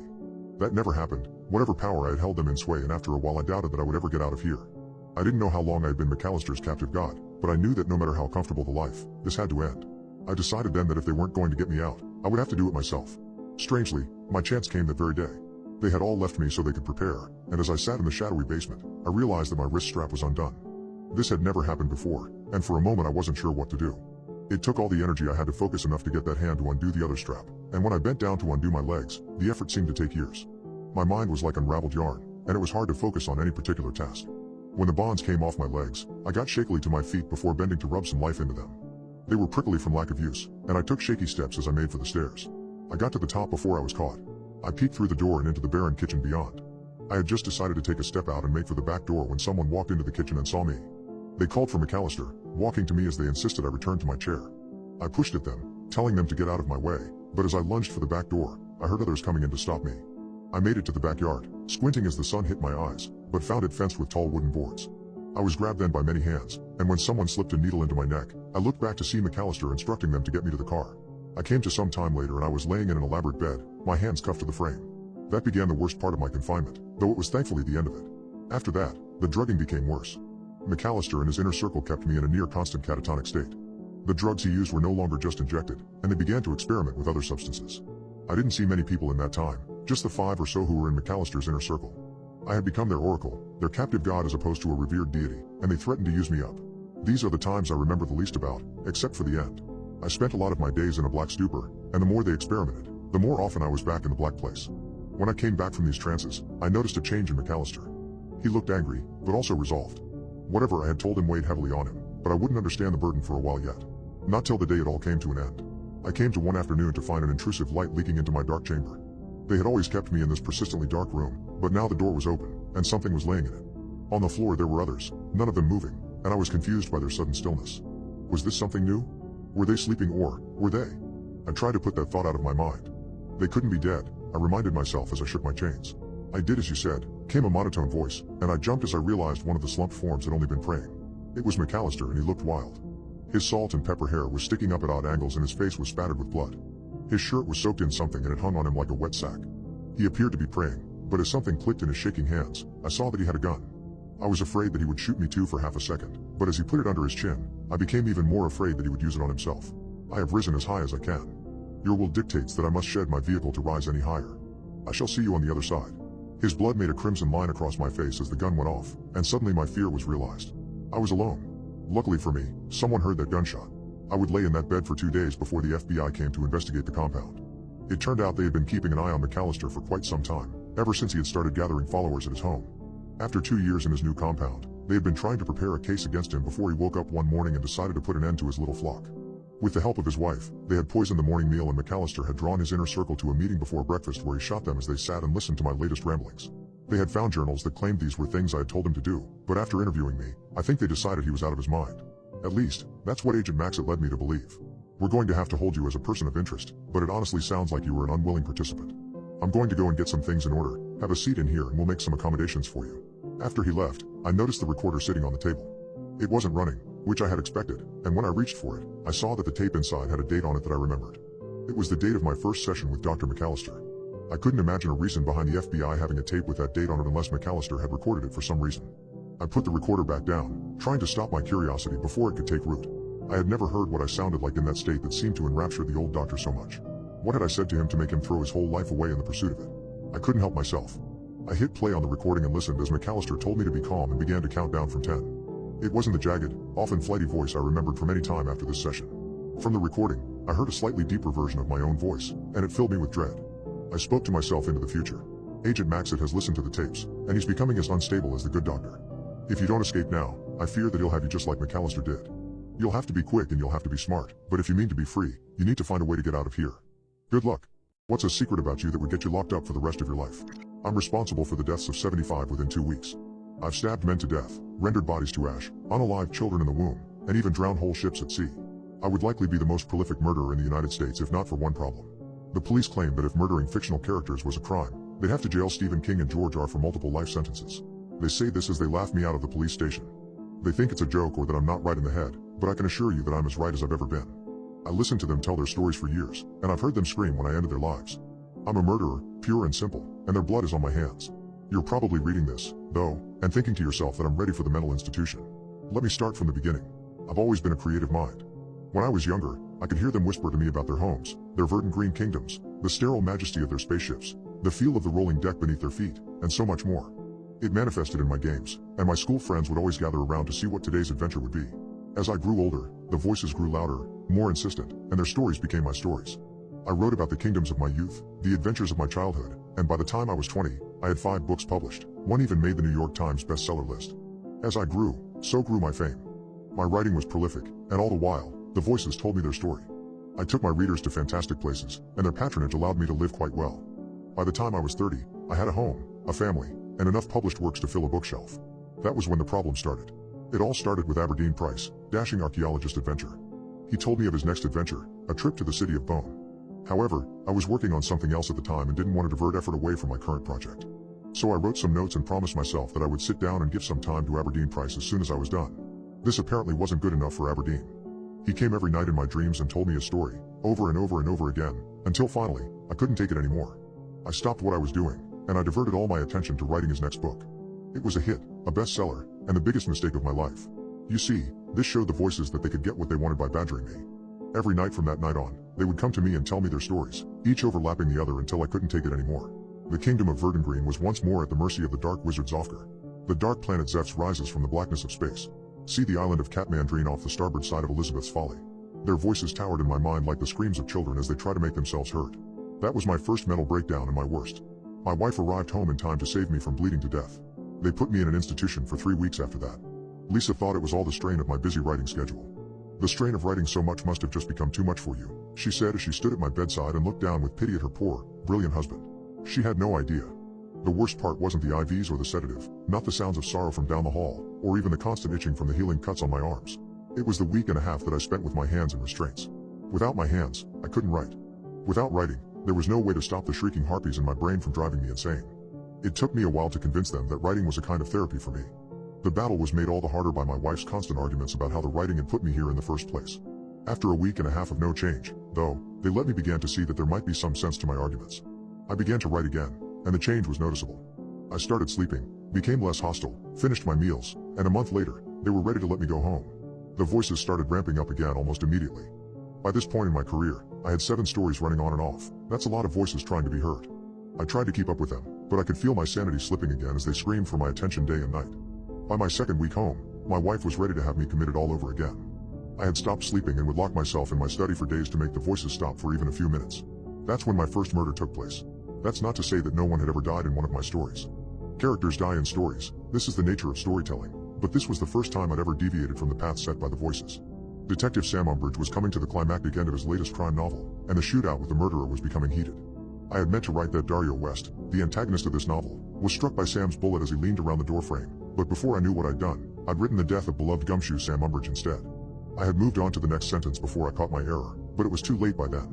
He died in my head with a gut-wrenching scream, and just like that, his voice was mercifully silent. For a moment, all the voices were silent. It was as though they had all seen what I had done in my manic state. I cleaned up the draft a little before sending it off. Sam and Dario had unalived each other in the shootout, and Sam had died victoriously. Fans hated that Detective Umbridge would never make another appearance on their shelves, but they accepted it. The end was widely praised by fans and critics alike, an all-around success. My agent even called to congratulate me on the climax of such a love series and to ask if everything was going all right for me. Last time we talked, you sounded as though you were a little shell-shocked. I guess I was in shock, now that I think about it. The process really made me think. Why not get rid of what was driving me crazy?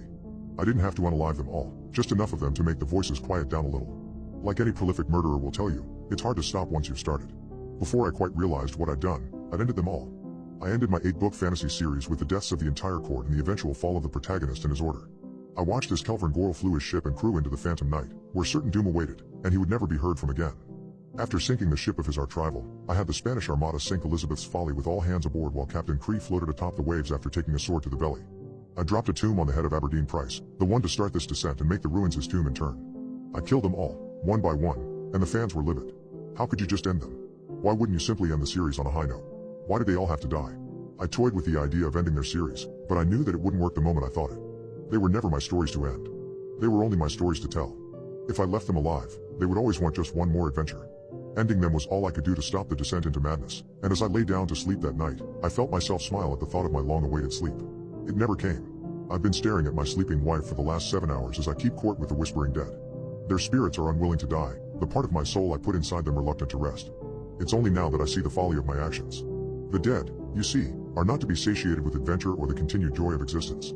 They moan, and wail, and bemoan their lives and loves that were taken too soon. At first, it was only for me that I wept.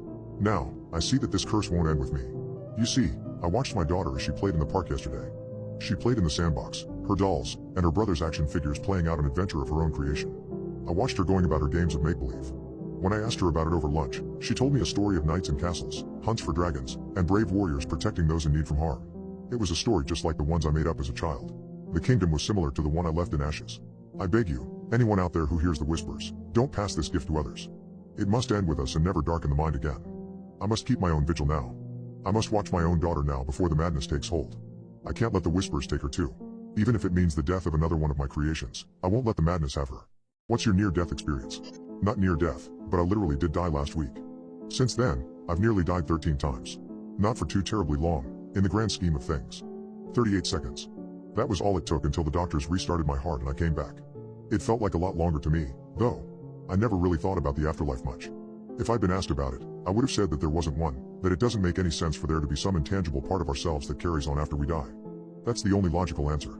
Turns out death isn't logical. What I experienced while my heart was stopped convinced me of that.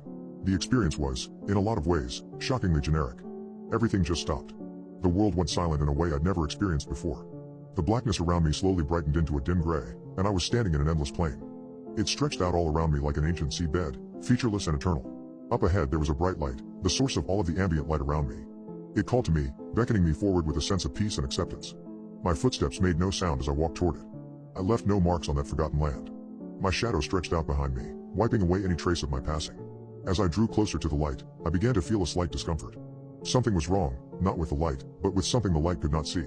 My feet continued to carry me forward. They were moving automatically, and I don't think I could have stopped if I'd wanted to. But I began to look around, trying to find the source of this unpleasant sensation. There was nothing to my left, nothing to my right. The plain faded out into the darkness on both sides. There was no place for anything to hide. There was nothing at all. Behind me there was only my shadow, moving as I moved. And yet, was it mine? It was here that I felt the discomfort most keenly, craning my neck back to watch the dark, distorted version of myself dragging along the ground behind me. There was something concealed within the shadow, something disguised and disgusting. It was following me, using me to get close to the light. It would use me to get inside. I tried to stop walking, but the pull of the light was too powerful. I looked desperately around for something to grab onto to stop myself, but there was nothing. I drew closer and closer to the light. I could feel its warmth and radiance on my face, but at the same time I felt the coldness and anticipation of the thing behind me like iron nails on my back. I knew it should not be allowed into the light. I knew it was a thing of destruction. I simply had no way to stop it. Its claws dug into my back in preparation. I could feel it coiling to spring free. I flailed my arms behind me, trying to grab it, but touched nothing but air. The light was in front of me, almost touching me. I took the penultimate step. Abruptly I was awake and in pain again. Medical personnel leaned over me, shining lights into my eyes. I was back in the world, where things were loud and complicated and beautiful. I didn't tell anyone about my experience. Why would I? Near-death experiences are so common in hospitals that they're just another acronym, NDEs. It's just something dying people go through, the final spasms of a brain refusing to admit that it is on its way out. A psychologist would probably have a lot to say about what I thought I'd seen, but the medical doctors wouldn't even make a note on my chart. They discharged me from the hospital 2 days later. I was fine when I went home. I nearly sideswiped a car getting onto the interstate, but I was fine. For all that it could have ended badly, it was a minor mistake. The other driver had been more attentive and all it really meant was that I should not have been driving myself. I slowed down, focused my attention and made it home safely. It felt odd, almost as if part of me wanted to hit that car. I tripped going up the brick staircase of my house, nearly braining myself on the baluster of the railing. I flung my hands out and caught myself in time, though I threw my keys into the bushes in the process. As I hunted for them, I berated myself for my clumsiness and swore I would get some rest as soon as I made it inside. It felt odd, almost as if part of me wanted to fall. I reached my bed without further incident, and settled gratefully into its soft and non-dangerous embrace. I tossed my clothes to the side and let the glow of the television lull me to sleep. Dreams of being buried alive plagued my sleep. I woke to find the sheet wrapped around my head, stifling my breathing. It was twisted tightly enough that at first, I could not find my way free. Adrenaline spiked in my system as I clawed at my face, finally finding the loose end of the blanket to free myself. It felt odd, almost as if part of me wanted to suffocate. It was too early to be awake, but going back to sleep was not in the cards, so I made my way blearily to the kitchen and poured myself a bowl of cereal. I was at the table, spoon halfway to my mouth before it finally registered that I had never opened the refrigerator. Whatever I'd poured on my cereal had not been milk. The chemical smell rising from the bowl suddenly hit me. I looked down in horror at the spoonful of corn flakes and Drano that I had been about to eat. Somehow I had opened the cupboard under the sink instead of the refrigerator. I had not noticed as I poured toxic chemicals onto my food. I had almost eaten it, but it was almost as if part of me wanted to. I called the hospital. They told me that I had had a traumatic experience, and mild confusion was nothing to be worried about. They said I could come back in if I was worried. I remembered the car I had almost hit on the way home, the one I had totally failed to see, and told them I'd think about it. There were far too many cars on the road for me to even consider driving myself in this state. I considered calling for a ride share, but put the phone down with the app unopened for some reason. I wasn't sure why. I knew going back to the hospital would be a good idea. I just couldn't seem to muster up the energy to do anything about it. Not that I was lethargic, mind you. Despite the early hour, I could not stop thinking about all of the things that needed to get done around the house. Minor chores, like sharpening the knives, cleaning the bathroom and clearing the gutters. Or, to put it another way, playing around with sharp objects, dangerous chemicals and high spaces. I firmly put myself back to bed. I couldn't sleep. I was antsy. I kept thinking about that light. I wanted to get back to it. My motivation disturbed me, though. When I had been caught up in the light, it had felt pure and natural. Stepping into it would have been a gentle, inescapable act. What I felt for it now was eagerness laced with greed. It was a perversion, tainting the memory. It made me feel unclean. I took a shower to wash off the sensation. I was careful in the bathroom, checking the water several times to make sure I had not turned it to a scalding hot level, ensuring that I had not somehow replaced my shampoo with a bottle of bleach. Everything was fine, so I stepped into the shower and let the water wash me clean. As I reached for the soap, my shadow slid across the shower wall. I stared at the path it had taken and slowly waved my hand again, disbelieving what I had seen. The shadow moved back, repeating what I had noticed. Droplets of water were dislodged in its wake. I tried it several more times. Each time, the result was the same. My shadow had a small but undeniable physical presence. I could not feel it on my skin, but I could see its effects. Something was hiding within. I spent the rest of the day trying to make my house safer. I tied shut the cabinets with the cleaning chemicals. I locked up the contents of the medicine cabinet. I disconnected the garbage disposal. Over and over again, I thought about calling for help. I could never quite make myself do it, though. It bothered me less than it should have, which was itself a concerning sign. I am not alone in my own self. I'm glad the doctors brought me back. I don't know what manner of creature has attached itself to me, what sort of thing could exist on that vast, unmarked plane at the end of life. I know that it should not be allowed into that light, though. It's far too gleeful at the prospect. It has to be kept out. My mind is wandering more and more. I found myself absent-mindedly pressing the tines of a fork into my skin yesterday. I wake up in the middle of every night with the sheets wrapped around my head. Today, I felt my own hands holding the knot in place. It has to be kept from that light. I just don't know how much longer I'll be able to do it. I was abducted at a young age. I was terrified, until I realized that the kidnapper was me. It was only for an hour. I know that's an odd statement, but trust me when I say it gets weirder. A man abducted me right off the street. I was walking to school with my Power Rangers book bag swinging on my shoulders, thinking of nothing more pressing than the math test I hadn't studied for the night before. Suddenly, a white van rolled close enough to ruffle my hair with their side mirror when a hand caught the handle at the top of my book bag. I struggled as the meaty hand lifted me into the passenger seat, but he pulled me up with little effort. He reached over to shut the door, his arm crossing right in front of my face, and this was the opportunity I needed to bite or kick or fight in some way before he got the van rolling again. I found myself unable to react, though, frozen by the ease with which I had been lifted from the street. As we moved away from the curb, I glanced at my abductor as he sat behind the wheel. The man sitting next to me was large, gray, and scary looking. I became terrified that I would never see my parents again, that I would never see my toys again, and that my parents wouldn't have anything to remember me by except the school pictures I brought home last week. It's funny sometimes the things a child worries about. Don't worry, Mark, I'm not going to hurt you. The guy said in a gravelly voice full of mucus. I stiffened in my seat. How do you know my name? That was a stupid question. The man had probably been stalking me for weeks before making his move. He knew my name, knew my parents' names, knew my address, knew the kids I played with at recess, everything. He had stalked me like a hunter stalks a deer, and now it was time for him to move in for the death. Because I am you. That took me by surprise. I had expected many things. I had thought maybe he'd say he was in love with me. To scream that he wanted to unalive me so I'd be scared so he could get off on my fear. Maybe even that he would keep me forever or be my new dad, and I would be his son. I hadn't expected him to say that he was me. What do you mean? I asked, visibly confused. He stared straight ahead, seemingly unable to begin. I thought again about how he was probably going to hurt me and leave me in the woods somewhere after he'd unalive me.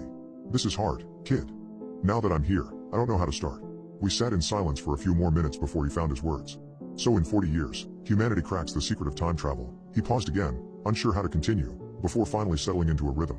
By the time they do, you will have spent 20 years of your mandatory 2 life sentences in prison. I turned to look at him, unable to comprehend what he was saying. Prison? Why am I in prison? He sighed, fishing a cigarette out of the cup holder where he had several sitting loose. He pressed the lighter on the dashboard and put the cigarette in his mouth as he waited for it to pop out again. We've done some things we aren't proud of, Mark. We acted in haste, and now we must contemplate at leisure. Let's just say that you took the easy way a few too many times, and finally, it came back to bite you. The old neighborhood claims us all eventually, Mark. The lighter popped, making me jump, and he yanked it out and pressed the tip to his cigarette. He inhaled and turned back to look at me. We don't have much longer. Someone noticed me take you off the street, at least they did last time, and the cops are going to pull me over in about 10 minutes. You have to stop this from happening. You can't let the old neighborhood claim you like it always does. There are bad people there, people that will be responsible for our downfall. You have to get as far away as you can. You have to get away and never look back. If you stay, you will be forever damned. Get out, Mark, get out and live. The cigarette jittered in his lips. He was shaking me as the red lights started flashing. He stopped then, turning to look at the lights, and reached into his pocket to pull out a glimmering piece of steel. It was a gun, a big gun, and when he stepped out of the car and leveled it at the policemen, they seemed afraid. They weren't afraid when they shot him, though. They yelled at me as I climbed out of the driver's door, but I didn't care. I held his hand as he lay dying. His face turned to look at me, and I could see that half his cheek was missing. His sweater was turning the color of autumn leaves, and when he spoke, it was gurgly and wet. Get out, Mark. Get out, before it's too. By the time they got there, he was dead. My parents arrived shortly after I got to the police station. Mom hugged me, crying, and Dad wrapped himself clumsily around me as well. It was the first time in months that I could remember seeing them together. As they folded me into their embrace, I remembered thinking that everything was going to be okay. I could avoid the scary man's prophecy and prevent the terrible fate he was trying to warn me about. How naive I was then. That night, Mom and Dad had a terrible fight. Mom wanted to leave the neighborhood. She wanted us to stay with Grandma and Grandpa for a while until we could find a different place. She didn't feel safe here, not in a place where people just got picked up off the street and nearly kidnapped in broad daylight. Dad wouldn't hear of it. He had lived here all his life, and this was where his work was. She was crazy, maybe she could just go get another job anywhere, but he wasn't about to throw away 10 years on the job because she was scared. As I lay in my bed, I realized that everything wasn't just going to be okay. I clutched my stuffed Ninja Turtle tightly as they continued to rage at each other in the living room. The next day, Mom came to talk to me. It was decided that Mom and I would stay with my grandparents for a while. It was also decided that Dad would stay at the apartment.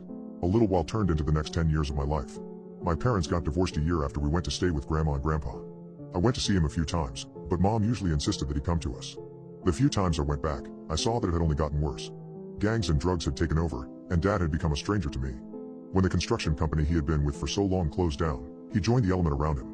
Mom wouldn't tell me what he was doing, but I'm sure he was making drugs now. The last time I saw him, he looked like a zombie from a horror movie. He told me to stay in school and make something of myself. He told me not to end up like him. Whether he knew it or not, he spoke the words that the strange man had said to me when he told me never to come back to the old neighborhood. It's a trap, son. The only thing it can do is ruin you. When his apartment burnt down a few months later, Mom wouldn't even take me to his funeral. I was 15 by then, just starting high school and ready for the rest of my life. My grandparents had money that I now understand that my mother wanted. They gave both of us the best life they could. With my grandfather's influence, I got into private school after private school.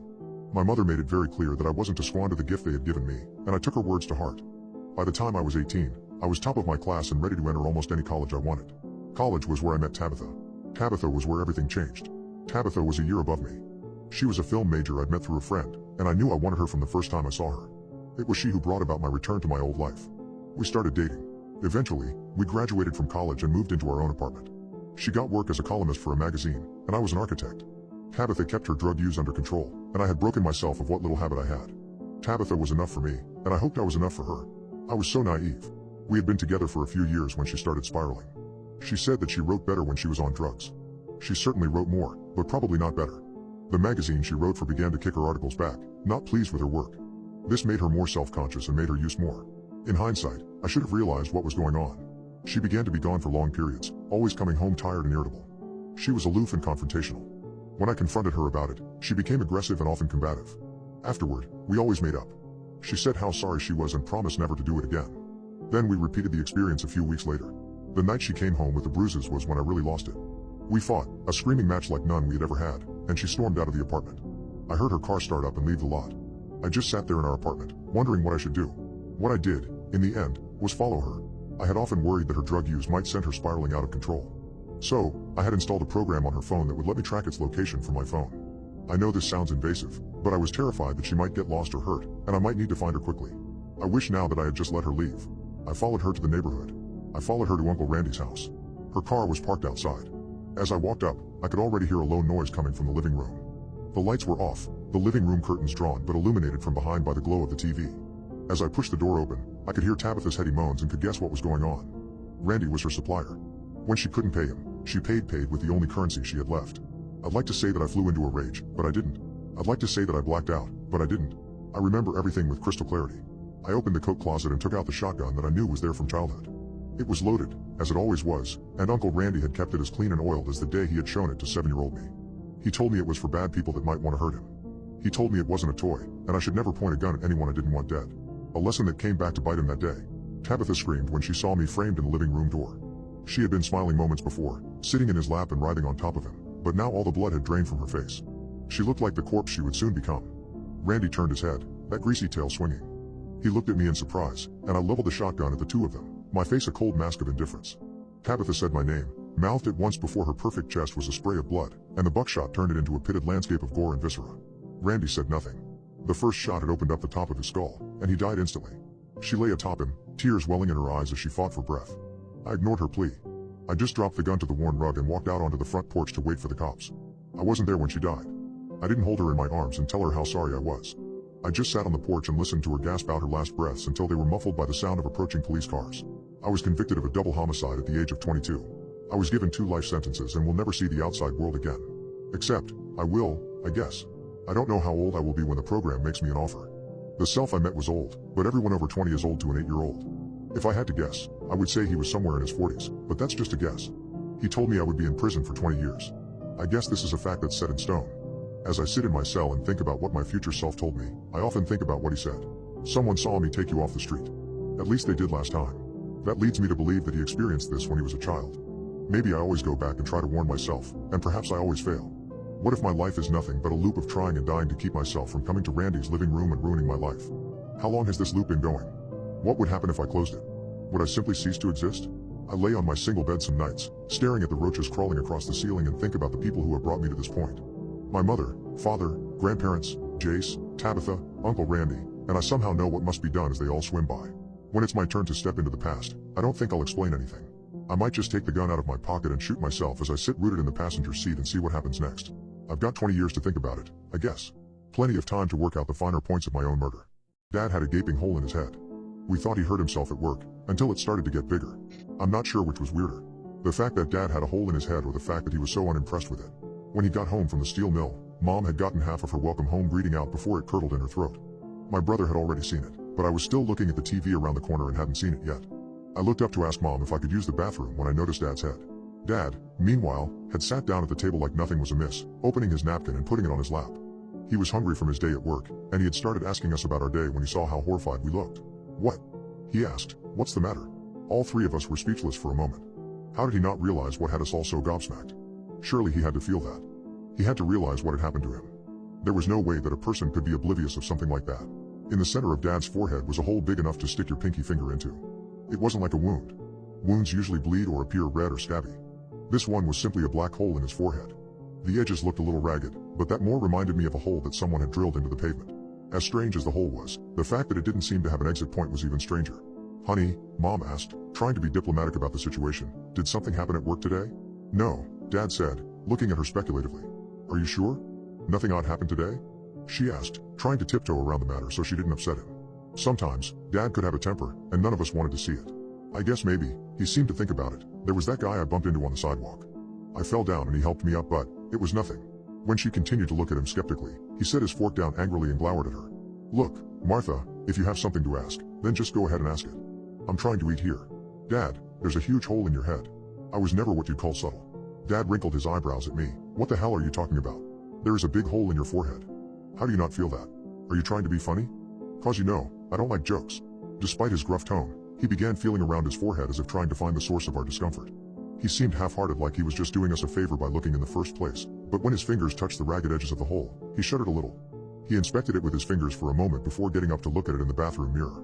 After a few minutes of poking and prodding at it, he finally turned away and walked past us, leaving us just standing in the hallway. We found him at the kitchen table, eating his dinner like any other night.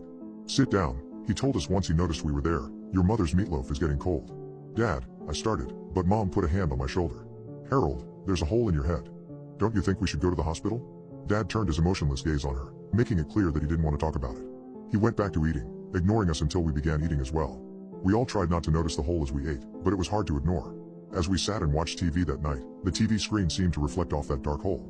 Dad was enjoying the show tonight, but my mind was still firmly fastened on the hole. As I watched it, I almost fancied that I could see it expand and retract as though it were breathing. It was like a ragged mouth, pulling in and pushing out air. It was subtle, like my father's moods, and the longer I watched, the more apparent it became.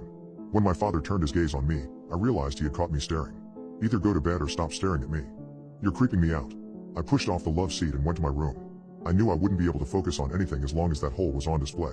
The next few days were uneventful, but I noticed that Dad started wearing a hat when he went out somewhere. It looked like it was getting bigger too, but if it pained Dad, he didn't say anything about it. He mostly ignored it, his only exception to ignorance being the hat he wore outside. Dad was a sensible person who liked to keep attention off himself. But over the next 10 days, the hole got noticeably bigger. When we'd first seen it, I could have maybe put a finger inside it. Now I could have easily put several in there, and still, he refused to go to the hospital. Mom tried to coax him, but he said it wasn't worth bothering a doctor over. If it was bad, it would hurt, and it doesn't. If it's meant to go away, then it'll do it on its own. He went to work, came home, watched TV, and all the time, that hole continued to grow. I found myself looking at my father more and more often, that gaping chasm seeming to look at me even through his hat when he wore it. I started dreaming about that hole, and in my dreams, it oozed and bled, and a single eyeball rolled around and looked at me. No matter what Dad was doing in the dream, that I stared at me until I came awake gasping. Then, one day, he came to breakfast, and the hole had taken in his eyebrows. It wasn't a hole now. It was more like a pit, a crater, that just so happened to sit in the middle of my father's head. Mom was left with an egg halfway to her mouth as she stared into that gaping void. We could all see it breathing now, the push and pull of its respirations as it drew in its terrible breath. Dad sat, eating his own eggs and grits, pretending that nothing was wrong, but it was clear that he felt it too.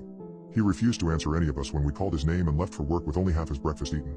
I noticed that when he came home from work that day, there was a different hard hat on the table in the entryway. The hard hat had a slant to it and would better cover the hole. Dad may act like nothing was wrong, but I couldn't. I started avoiding him. I would come down for breakfast after I knew he had gone to work. I did a number of other things to avoid being in the house, but it hardly seemed to matter. I had begun to hear some kind of whispering as I lay in bed at night, and it permeated my dreams as the eye inside began to whisper words I couldn't understand. The words were alien, harsh, and unwantable, but I felt I knew their meaning. My sleep became as ragged as my father's moods, and if I hadn't been barely into my senior year of high school, I think I'd have moved out. Then, about a month and a half after the spot appeared, Dad didn't come down for breakfast. Mom told us that Dad wasn't feeling well. She said he must have gotten sick in the night, but the way her eyes looked told me something beyond sickness was at play. He didn't go to work that day, and, unknown to us, he would never go back to work again. Mom moved into the guest bedroom, and I wouldn't find out till later that it was because Dad locked the door and wouldn't let her in. We could hear him in there as he bumped around. Mom would leave his food in the hallway, but we never saw him take it. This went on until one morning when I forgot my notebook upstairs. I had been heading to school, leafing through my bag, when I realized I had forgotten my biology notebook. I was halfway up the stairs when I heard the door to my parents' bedroom open. I stopped halfway up, not sure whether I should continue or not. None of us had seen Dad since he went into hiding, and my brother and I had been very curious about what had happened with the hole. I could see my dad's back, clad in a robe and knee socks, as he bent over the day's breakfast tray that Mom had left for him. He seemed to be having trouble grabbing it, and his hands threatened to knock over the juice that sat beside the bowl of oatmeal. Then he stood, and I had to put a hand over my mouth as his head came into view. The top of his head looked like nothing so much as one of those cartoon holes that they used to trap each other. It was a swirling black vortex that looked a mile deep, and as he turned to go back into the room, I could see the hole was like some kind of optical illusion. It was exactly as deep on the other side as I was on the back. He turned and took the tray back into the bedroom, but when he bumped the tray on the corner of the door, I realized why we had heard him banging around so much the last few days. In my dreams, the hole always had an eye, but in reality, it had stolen my father's sight. The dreams became different after that. Every night, I dreamed that my family was eating around the breakfast table. My brother sat to my left, and Mom sat to my right. Dad sat across from me, bent over his breakfast as usual. They all sat eating food from a massive pile. I seemed to be the only one paying attention to the strange creature wearing my father's clothes, and the food he ate was pushed into the circling hole atop his head. As I watched, the eye emerged again, but it wasn't alone this time. The eye was in a face, and the face was long and terrible. The skin was tan and leathery, like a hide left in the sun too long. The hair was white and fine like a corpse's. Its teeth were jagged and yellow, its eyes the cataract threads of the chronically blind, and when his face rolled around to look at me, I would shake as its lips rose into an almost comical grin. As everyone ate, the mouth opened, and a low whispering began to assault my ears. Every night that whisper became a little louder, and over time I came to understand the words. Shally shally may ray. Fori fori may gra. La roly grey ga. Su roly dre ma. As the dreams continued, I began humming or reciting the words it spoke to myself during my day. I would catch myself making little rhymes out of them, and they were never far from my mind. It was almost soothing to speak those words, a balm to the terrible dreams and the terrible fear that wormed its way through my mind. I knew what it wanted me to do, and one night, I did my part. I needed to use the bathroom in the middle of the night, my bladder full to bursting. I was leaving the bathroom when I noticed that the door to my parents' room was open for the first time in a while. There was a noise coming from inside, and it sounded pained. I thought maybe one of the dogs had gotten in there and gotten hurt, but I think even then, I knew what I would find. Dad was on the ground, his swirling head practically hyperventilating as it pulled in and out. The swirls had taken in Dad's shoulders and the top of his chest, and he was lying on the floor and flopping around as his arms protruded from the vortex. I reached down and helped him sit with his back to the bed. He couldn't talk, probably couldn't even see, but he seemed to understand that I was here to help him. As I looked at the swirling mass, though, I felt the words come to my lips. I don't know if they were intentional, but I know they were the words that needed to be said. Shally shally may ray. Fori fori may gra. La roly grey ga. Su roly dre ma. As the words fell from me, I saw something swirling in the mass of shadows. I was worried it would be a huge eye like the one I'd seen in my dreams, but I was even more afraid that it would be the ancient face that I often saw amidst the vortex. As it swirled and thrummed, I could see the white hair beginning to sprout from the depths. The head was coming on fast, and as those eyes emerged from the depths, I could see the corners cast up in a smile. My shaky legs took me away from him with small stuttery steps. His face came free of the murk, but it wasn't done yet. As his head slid free, a withered form emerged beneath it. He was naked, looking like some kind of wizened mummy as his leathery skin slid out of that dark pool. Below the black pit that was my father's head, his body began to shrivel up like a 4th of July firework, becoming blackened embers before my eyes. The more of that evil thing that came free, the less of him there was, and when his withered feet touched down onto the soft carpet of my parents' bedroom, what remained of my father simply blew away. The old man reached down for the grubby bathrobe that Dad had been wearing and tittered as he pulled it around himself. Took you long enough, but I guess I can't be too upset. You and your father have served me well, though you never realized you were doing it. Your reward is not sharing in his fate. Your punishment is knowing you are responsible for my return to this world. What you do with these gifts is up to you. He left then, just walked out of our house and into the night. As the sun comes up over Mom's kitchen, I realize I've been writing this since I managed to get back to my feet and walk shakily down the stairs. I've been trying to write down as much of my experience as possible, so I won't forget any of it, but it's so weird that it's hard to put it all in words. What the hell was that thing that ultimately took my father? Did it make the hole in his head? Why him? As I sit staring at the small hole in the middle of my forehead, I realize I may never know. I was taught to never stop the train on track 54. I found out why. Driving a train sounds like pretty exciting work, right? Not really. It's not fun when your shift is from 6 p.m. to 6 a.m. The train rolls on while I sit at the controls, and Roger takes over every few hours so I can stand out on the platform and have a smoke or eat something out of the fridge we keep in the back. After tonight, I guess I won't even have Roger. I'm pretty new at this, Roger only having worked a few months longer than I had, and I had no idea about track 54. All the tracks have mile markers. Track 54 is one of them. It runs through a deep stretch of wood, and the track is the only thing that's not trees and dirt for about 20 miles. It's a lonely stretch, and it gets a little creepy out there sometimes. Roger says it's BS, but I could swear you can see things in the woods watching the train as it goes by. The good thing about the woods is that they're only 10 miles from the depot we use to drop off cargo, so once you're there, you're almost half done with your shift. Tonight, though, was a little different. I was sitting in the passenger seat, browsing Reddit on my phone when I heard Roger swear and cut the brakes on. I braced and looked out the glass, sucking in breath when I realized why he had stopped. It's not uncommon to get stuff on the tracks, trees, or animals sometimes, but this was definitely something we would need to call in. There was a body on the tracks. Roger keyed up the mic and called it in. Engine 13 here on track 54. He glanced at the metrics on the screen. 0.5, reporting a body on the tracks. The line went dead for a few seconds before someone came back from dispatch. Engine 13, come back. Did you say a body on the tracks? 10-4, said Roger, a human body on the tracks. More static before someone came back over, a different someone than the young woman who had answered before. Is it a living person or a dead body? Roger squinted at it for a moment. Does it matter? There's a body on the tracks. It's the difference between calling the police and calling an ambulance. So yes, it matters. Roger sighed, glancing left and right at the woods before handing me the radio. Keep them numbnuts updated while I go check what kind of body this is. Then he climbed out of the train and moved to the front. I could hear him calling to the person on the tracks and getting no response. The body appeared to be sleeping there, looking like a man wearing jeans and a t-shirt. The arms and legs were splayed out over the ballasts, but I couldn't tell if they were breathing or not from the cab. Roger didn't seem to want to leave the train side and investigate, probably wondering if this were a robbery of some kind. It's not uncommon for people to block a track and rob a train, but our cars are mostly cement powder and cinder blocks, maybe some quarried stone, and various other things like AC units or unrefined oil, not really something a train robber could get away with easily. The handpiece crackled back to life as the older voice asked if we were still there.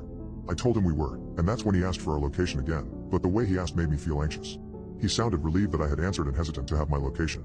Track 54.5, I told him, eyes still on Roger as he walked closer to the body on the tracks. Silence for a good 10 seconds as I watched Roger near the man. My eyes cut to the woods for half a second, thinking I had seen movement in the trees. Was it an optical illusion? The only light was the big headlight, and it did make things in the peripheral look weird sometimes. Roger was nearing the track now, and the mic cutting back in made me jump. Drive over it. I stared at the handpiece in surprise. What? Drive over it and get the hell out of there. No one is supposed to leave the cabin after track 50. Did no one tell you that? I looked back up to Roger, now poking the body with his foot, before turning back towards the train. No, I've only been a driver for a few months. Roger and I. But as I watched Roger coming back, I saw something long and white come galloping out of the woods and snatch him up. It was like nothing I had ever seen before, like a collection of white pipe cleaners formed into some kind of weird animal and left in a backpack for a few days. It snapped up Roger in its mouth and was over the tracks and into the woods before I could get a good look at it. Roger was there 1 minute and gone the next. Engine 13? Engine 13 respond. Something got Roger, I yelled into the mic. He went out to check the body and get that train in motion, now, yelled the man on the other end of the radio. I pushed buttons and threw levers, and the train started moving again. I heard the wheels tear through the body on the tracks, a wet and meaty sound, and soon had it up to 40 miles an hour again. I felt my breath coming in hitching gasps as the forest careened around me, but the creature never made another appearance. I could still see that thing as it cantered across the tracks. I could still see Roger's face creased in terror as it grabbed him and took him into the woods. I suddenly doubted they would ever find Roger, ever find the body I had chopped up beneath my wheels, and I knew there would be no sign of the creature at all. When I pulled into the depot an hour later, there were people there waiting for me. People in suits from the Department of Transportation. They told me I had done the right thing. They told me I had been very brave and had saved my company millions of dollars in assets. They made me sign a lot of things and told me to take some time off before coming back to work if I still wanted to work.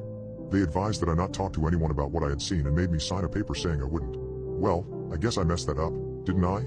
It's been a week, and I still see that thing when I close my eyes. I researched that stretch of track, and the woods that surround it have seen a good many disappearances and more than a few stories about a strange creature that lives there.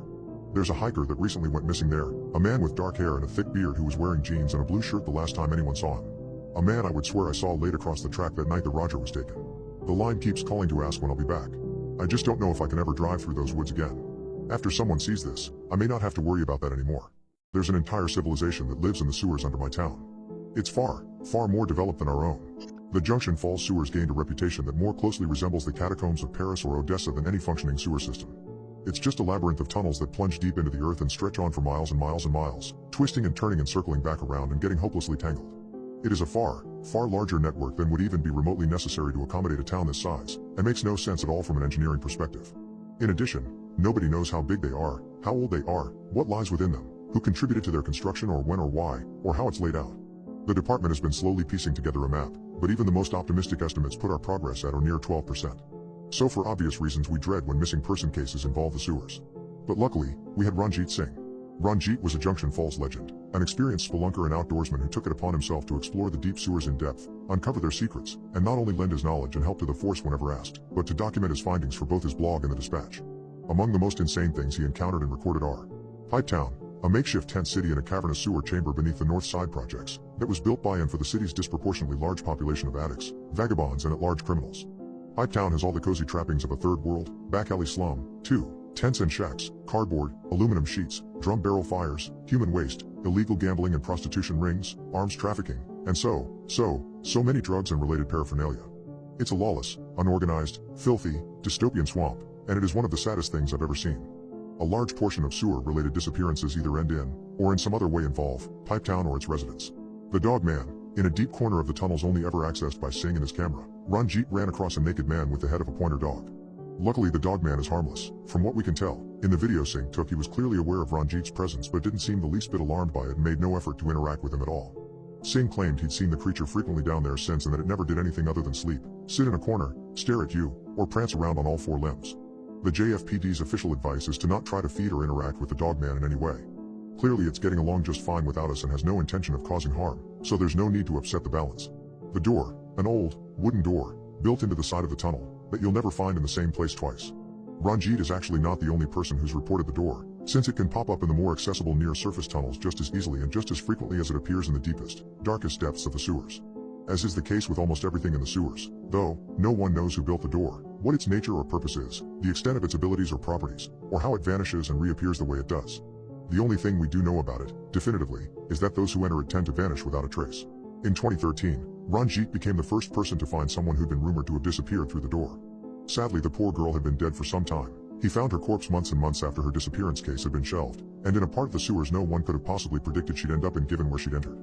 Far as we can tell from the photos, she entered the door, and an indeterminate amount of time later, found herself in a forgotten tunnel where she starved to death, lost and alone. Horrible way to go. The clock room, literally just a room full of clocks and other timekeeping devices. Cuckoo clocks. Standard wall clocks. Wristwatches. Digital alarm clocks. You'll even find some egg timers there, as well as hourglasses and a gorgeous grandfather clock in the back corner. Singh recorded it all. The room is too far from the nearest sewer access point to be easily explained as where some above-ground clock enthusiast stashed his or her collection, either. Still have no idea what to make of this one. The stalker's stash, this one we actually did have to respond to, and luckily it was close enough to the surface that it didn't take a lot of effort to reach. But the reason it was that easy to access is because the stash wasn't paranormal or alien or otherworldly in nature at all. It was just a small little closet-like room not far from Pipetown, filled and covered with pictures of an underage local girl named Emily Fisher. She was 12 at the time, although some of the pictures there were of her when she was even younger than that. All of the photos were clearly taken from bushes, trees, cars, or other places where she wouldn't spot the photographer, and therefore were taken without her knowledge or consent. Some were of her in class. Others were of her on the way to and from school. Others were of her on the bus, through her bedroom window, across the restaurant, at the pool, at friends' houses, and countless others. There were several of her in various states of undress that I will not go into here or anywhere else, and others still where she was happy and in the company of loved ones at what appeared to be a big party or a family reunion. Those were some of the most disturbing, not only because they were what appeared to be the most recent shots, but because if the photographer was now bold enough to take pictures of her when she was right next to family and friends, he was probably bold enough to make a physical move against her in the very near future. So we called in our findings and got some units dispatched to the Fisher house to explain the situation and protect Emily. Meanwhile, my partner and I hid around the corner and waited until the photographer arrived. Turns out he was none other than a serial, violent sex offender named Davis T.S. James, who we were not aware had been released on bail while he awaited trial on another charge, and who had come to Junction Falls to do his business. Needless to say, we arrested him on the spot. Easily one of the most nauseating and disturbing things I've ever witnessed, and one of the main reasons the police force loves Ranjit Singh so much. Who knows what would have happened if he hadn't stumbled across the stash when he did. Anyway, he has countless more stories if anyone's interested, but the point is, Ranjit was our go-to guy for sewer-related cases, and he never complained when we asked him for help. One day recently, though, it became our turn to help him. His girlfriend came to us in hysterics. She said he'd gone into the sewers in search of something called the presence 4 days ago, even though he said he'd only be gone half that amount of time. Luckily, Ranjit liked to mark his paths with glow sticks and flares, so we were able to track him down to a chamber about 2 or 3 miles down in the sewers. Now obviously the sewer network was dark and suffocating, but this particular room was even more so. It was so dark and so suffocating that it can only be described as harboring a presence, just like he'd said, a faceless, invisible, silent entity that felt malicious in an ancient way. I felt like I was being watched by something that just wanted me to suffer. Even standing right next to my partners did almost nothing to combat the power this presence had over us all to divide and isolate. And the further in we went in search of Ranjit, the stronger it got. Before long I could barely see my partners, and after a while I couldn't see them at all. The darkness was so thick in there that even a powerful source of direct light couldn't avoid being overwhelmed. And when one of us would shout for the others, it sounded distant or obstructed. The presence muffled the sound, and then muted it fully, just like the light. And when it had me, isolated and alone, it began to communicate terrible things, without words or sounds or images. I entered in that place a blank slate, and suddenly I just knew things, awesome and terrible, the essence of infinity and nothingness, the spirit of death. I felt like a child, or an insect trying to make sense of man. In a panic I turned and ran back the way I came. It felt like it took hours or days. In fact, it was as if time had no power or meaning in that place at all. Luckily all the officers made it out, too, and every last one of us was in the same state, terrified in an existential way, unable to explain that thing, that presence, in any capacity whatsoever. All we know is that it is the manifestation of some kind of evil stuck out of time. Sadly, we never did find Ranjit. The official story is that he died while trying to navigate a particularly treacherous part of the tunnels, which is true, but we didn't go into any detail beyond we weren't able to extract the body. For good measure, we also did not disclose what part of the sewer we lost him in order to prevent anyone else from accessing it on one of the search for Ranjit parties that are popping up on local social media groups and message boards all the time now. But the one thing I can't get out of my head when I'm lying awake at night is this: time didn't exist within the presence. None. Past, present, future, it felt like it all got rolled into some kind of alien, amorphous bubble of the fourth dimension. Which means that even to this day, all these years later, Ranjit might still be alive, sitting up against that wall, basking in and beholding the presence, lost forever in the deep. Rain almost killed my entire family. He's got the screen door open, standing on the porch, and he's leaning against the railing overlooking the front yard. He grunts as he stands up straight and takes a deep breath in through his nose. "It's going to rain," he says, in a low gruff voice. I hate the rain. I look down at my phone and pull up the weather app. The Weather Channel says it's going to be sunny the rest of the week. Pops. I don't care what the goddamn Weather Channel says, Brian. My leg hurts and I can smell it. Rain is coming, mark my words. He never told anybody why he was limp in one leg. "I'll tell you when you need to know," is all he said. But that next morning, just like Pops had said, it started raining. In fact, it's been raining for 3 weeks. It hasn't let up in the slightest, and it seems that every passing day, Pops gets more and more apprehensive. Me and June were sitting on the couch watching the weather advisory when Pops came in and turned off the television. "You boys know why you can smell the rain?" Me and June looked at each other and back to Pops. We both shrugged. "I can Google it for you if you want, Pops." He shook his head and stared at us, more serious than I've ever seen him before. "Google ain't gonna tell you what I'm about to tell you." He began. "What you're smelling isn't actually the rain. You're smelling a mix of ozone and petrichor." I scoffed. "Okay, why do we need to know this?" I looked at him a bit confused and his look stayed serious. He sighed. "There are creatures buried deep in the soil whose bodies secrete this thin layer of mucus to keep their bodies safe while they sleep. That since their bodies are always secreting this mucus, it dehydrates them and keeps them dormant. Once the rain penetrates deep enough into the soil, their bodies are rehydrated, and they make their way out to feed." A smile started to creep over my face and I started laughing. "If you told me that, then I'd tell you that you needed help, Pops." I looked back at my grandmother to see if she was laughing with me, and when my eyes met her she looked grave, and she looked down at the floor. "Wait," I said. "Pops, are you serious?" He had his elbows on his knees with his fist in his hand. "I told you that I'd tell you boys how I got this limp when you needed to know. I believe you need to, now." Pop stared off for a few seconds before he began explaining. This is what he told us, so bear with me. I was around 9 years old. I settled into bed and closed my eyes when he heard a loud ticking coming from outside. It sounded like someone trying to call their dog inside by clicking their tongue off the roof of their mouth. I laid there confused for a moment as I kept hearing the sound. Finally, I got up and made my way over to the window. The lightning flashed and I saw something. When the lightning flashed, I saw a head sticking out of the muck. I stared hard out into the darkness at the spot where I saw the head and strained as hard as I could to see, and then another flash came. This time I saw the body. When the lightning flashed a second time, I knew what I had seen. A head and a torso, hands in the muck, wiggling to set itself free. From what I saw, the upper part of the body was about 2 feet long, grayish-green skin stretched tight over a bony frame, no lips, and jagged teeth protruding from the gums. I fell backwards away from the window and screamed. My mom and dad came in a few seconds later. I was on the ground, on my butt pointing at the window. My dad made his way over and pulled the curtain aside. My father saw nothing, but he offered to patrol the porch with his shotgun to reassure him. Once he got out there, we all heard the clicking noise again. My father had the shotgun stocked to his shoulder, eyes forward, and the barrel lightly following something that was just beyond his field of vision. All of a sudden, there was a blast shot through the night air, and that's when I heard it. The sound of claws, hitting the roof and side of the house. My dad backed up against the siding and I couldn't see anything outside the glow of the porch light. I still had the shotgun raised looking for anything out of place in the night. Then I saw it. It jumped down from what seemed to be the roof of the porch or the siding above. It landed with a plop into the mud and light illuminated the creature. It was on all fours with a thin frame. It looked like someone took gray, slimy skin and pulled it taut over a skeleton.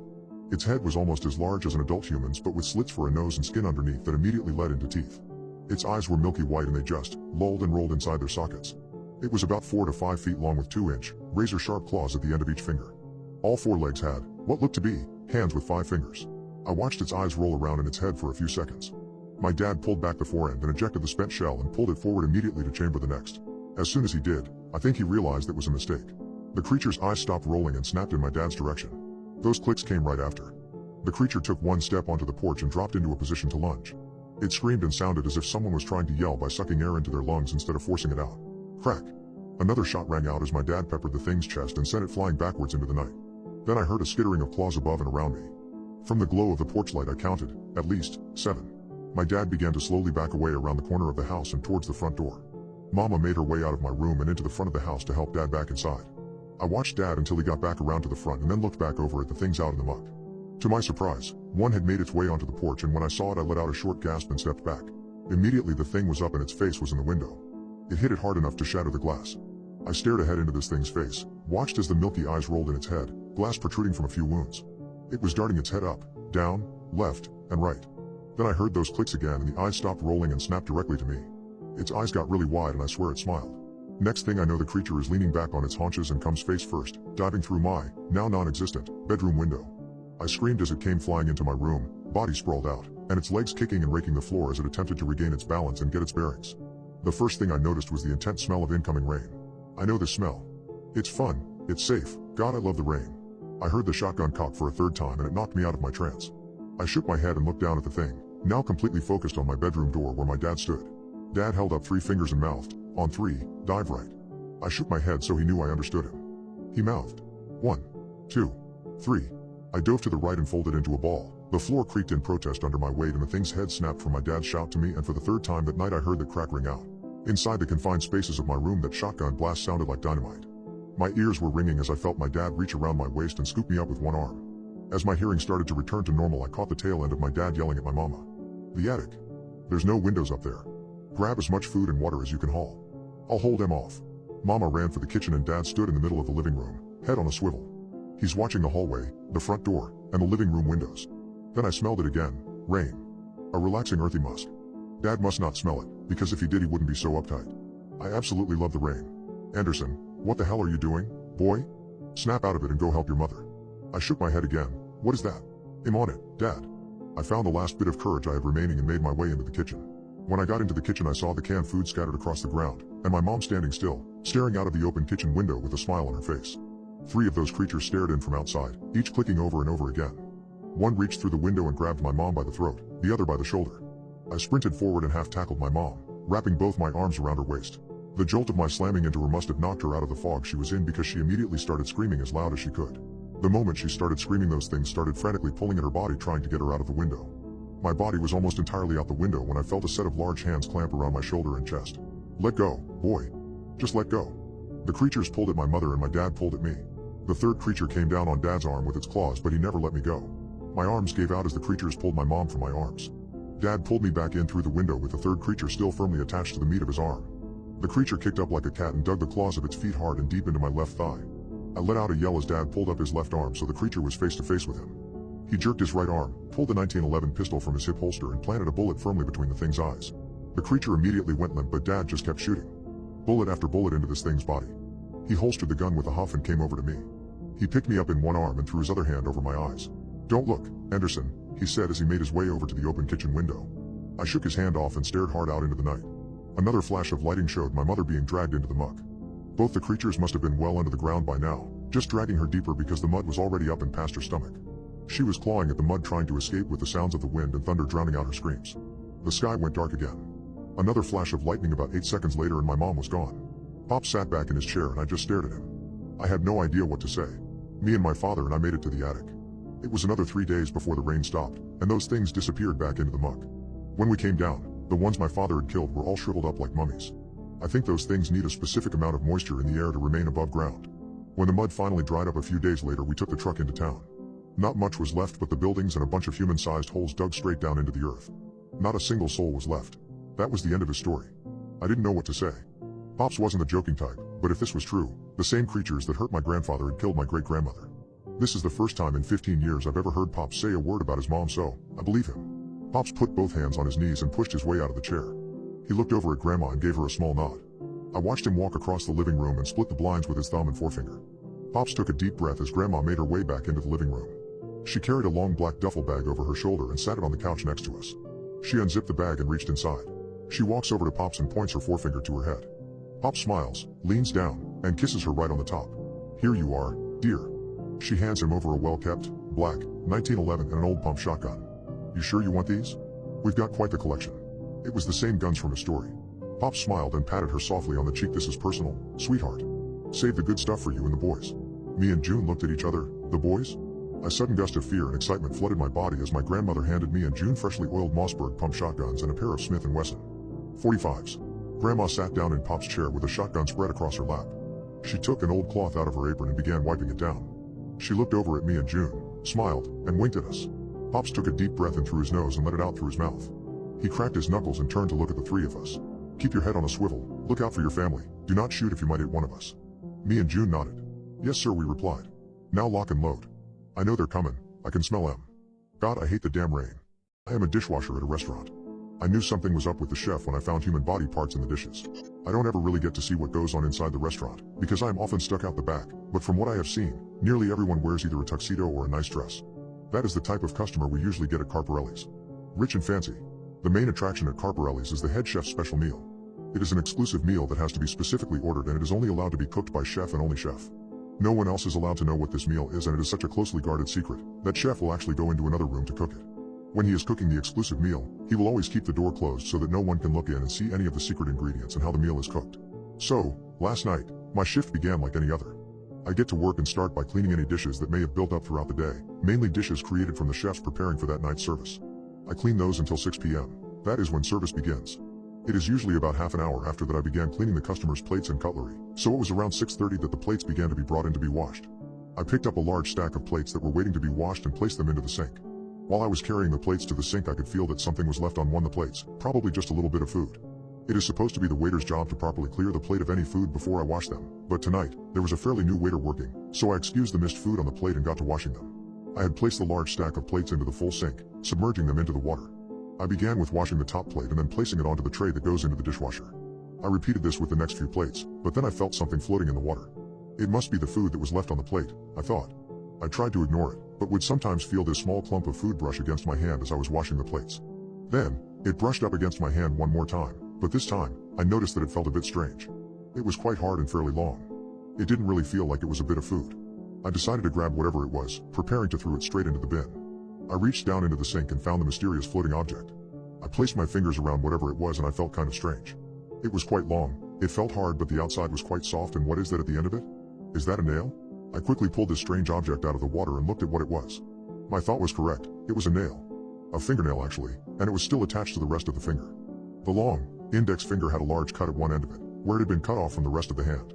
There was still a bit of blood coming out the end of it, but it was also, because it had been submerged, it was beginning to wrinkle. As soon as I saw what it was, I let out a loud scream and dropped the finger back into the sink. My scream must have been quite loud because within a few seconds, the head chef was standing behind me, wanting to know what I was screaming about. "What the hell are you screaming about?" I heard Chef's voice say from behind me. "There is something in the sink." "It's a finger." "It's someone's finger," I replied. Even I could hear the fear and disgust in my own voice, and Chef must have heard it too, because he quickly tried to reassure me that it couldn't have been a finger that I had seen. "There is no way that it is a human finger in the sink," he said, trying his best to sound comforting. "Here, let me look at it for you." Before I could say anything, Chef plunged his hand into the sink, felt around for a second and then pulled his hand back out. He had the finger grasped in his hand. I saw him take a look at it and his face changed. He realized that I was correct. There was most definitely a human finger in the sink. He looked at it for a moment and then he just said on sentence before he walked away, still holding onto the finger. "Oh," he said, quite casually, "that's not supposed to be in there." As he walked away, all I could think was, no, it's not. It's still supposed to be attached to a human hand. I was a bit taken aback by how casually Chef had just picked up the finger, and I wasn't quite sure what he meant by "it's not supposed to be in there." Where was it supposed to be then? Was he expecting it to be somewhere else? I saw the head chef carrying the finger through the kitchen, but it looked like he was trying to hide it from other workers as he walked through. I watched him until he disappeared around a corner, and I knew that he was heading to the room where he usually prepares his secret meal. He reappeared only moments later and he seemed to just get back to work, unfazed by the fact that a human finger had been found in the sink. I didn't know what to do. This seemed like it was a police matter, but Chef was just acting like it hadn't happened. Or that this was normal. I knew that the finger had been bought in on one of the dirty plates, and so I guessed that the finger probably belonged to a customer. So, why wasn't Chef reacting with horror or fear? I think Chef saw me staring at him, because he looked over in my direction and then began to walk towards me. As he approached me, I managed to ask him, "Is the person who lost the finger all right? Shouldn't we call the police? Or an ambulance? Or anybody?" Chef then just calmly replied, "Don't worry, it is being taken care of. The customer is okay and the matter is being dealt with. But, if wish, you can go and sit down for a while. I can understand that it might be a bit traumatic to find what you did. So, take a bit of time off to recover." I was beginning to feel quite sick, so I took him up on his offer and I went to sit down in the small, staff lounge area. It was good to sit down, but something was still not right. Why was everyone so calm about this situation? Why were the police not here? Surely, I should be getting questioned about what I had found. But I wasn't. Instead, all that was happening to me was that I got to sit down for a bit, but it seemed like Chef still expected me to work after this. This was clearly not right, so I decided to go and see the head chef and tell him that I was going to go home. There was no way I could finish my shift and I really just needed to get out of the restaurant. I got up off of one of the staff lounges and began to walk back down the kitchen. I was just about to enter the kitchen when I heard some voices. They were coming from inside the room that Chef uses to prepare his secret meal. The voices were muffled, but when I got close to the closed door, I could make out what they were saying. "Please, it was a mistake. I didn't mean to leave it sitting on the plate. I'm not sure how it happened, but I promise it will not happen again," one voice was saying. It was hard to make out who the voice belonged to, but I was pretty sure it was the voice of the waiter. The one who was still fairly new. "No, you're right, it won't happen again," another voice said. It didn't take long to figure out that this voice was Chef's. He continued speaking. "But that doesn't solve the dilemma we are facing. Someone has paid for the chef's special and you know the rules. One man's payment becomes another man's meal. I needed that finger for the customer that ordered my special. Do you really think I can serve that, after it has been sitting in a sink?" "No, I know you can't serve it now," the waiter replied. I could sense the fear in his voice. He knew he had made a huge mistake and he was very fearful of what that mistake would cost him. "No, I can't. But the customer has already paid, and we can't make him pay again. So, I will have to get the ingredient from another source," I heard Chef say, with anger in his voice. "No. Please. I will find you another. Please, anything but this," the waiter yelled out. It sounded like he was begging. He was desperate. I then heard screams come from the other side of the door. It was a scream of pure pain. The sound was muffled by the door, but because I was standing with my ear to the door, I heard it quite clearly. I then felt the fear rise throughout my body. My heart rate got faster and I felt the urge to run away. I hadn't quite processed what had happened on the other side of the door, but I knew that I wasn't supposed to hear what I just had. I felt my legs suddenly moving and before I knew it, I was running through the kitchen. My flight response had kicked in. I kept on running through the kitchen and out one of the side doors that lead outside. Before I got out of the kitchen though, I ran past the small window that looked out into the dining area. The first thing I noticed when I glanced out the window was a fairly large group of people sitting at a table, all dressed in suits. What was strange about this group of people though, was that all of them were missing most of their fingers on one of their hands. I found a picture of my mother in a 300-year-old book. I'm now certain that I'll be dead by tomorrow. "This is a 300-year-old book," she told me. "Please don't damage it in any way, otherwise I will be in all sorts of trouble. I will be back in half an hour to collect it. I hope you find what you need." I looked down at the book and saw that, written in green ink, were the words "Creatures and Beasts." The title was in the center of the cover and underneath the words was a small image of what looked like a red dragon. I admired the artwork for a moment before carefully opening the book. I carefully lifted each page and placed it down gently, not wanting to damage it and getting Mrs. Poole in trouble. I looked through the many pages of the book, each one with a different painting of a creature, which underneath had a paragraph explaining what the creature was and where it could be found. I looked through the pages, trying to find the three that I wanted to write about.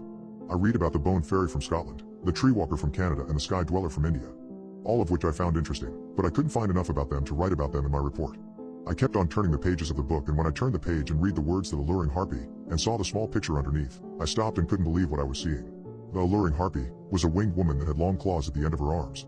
She was wearing a light purple dress, with her wings sprouting out the back of it. She had a seductive smile and eyes that looked inviting. It looked like the sort of creature you would find in a book about ancient mythical creatures, and normally I wouldn't think anything of it, but there was something about this picture. The face of the harpy was the face of my mother.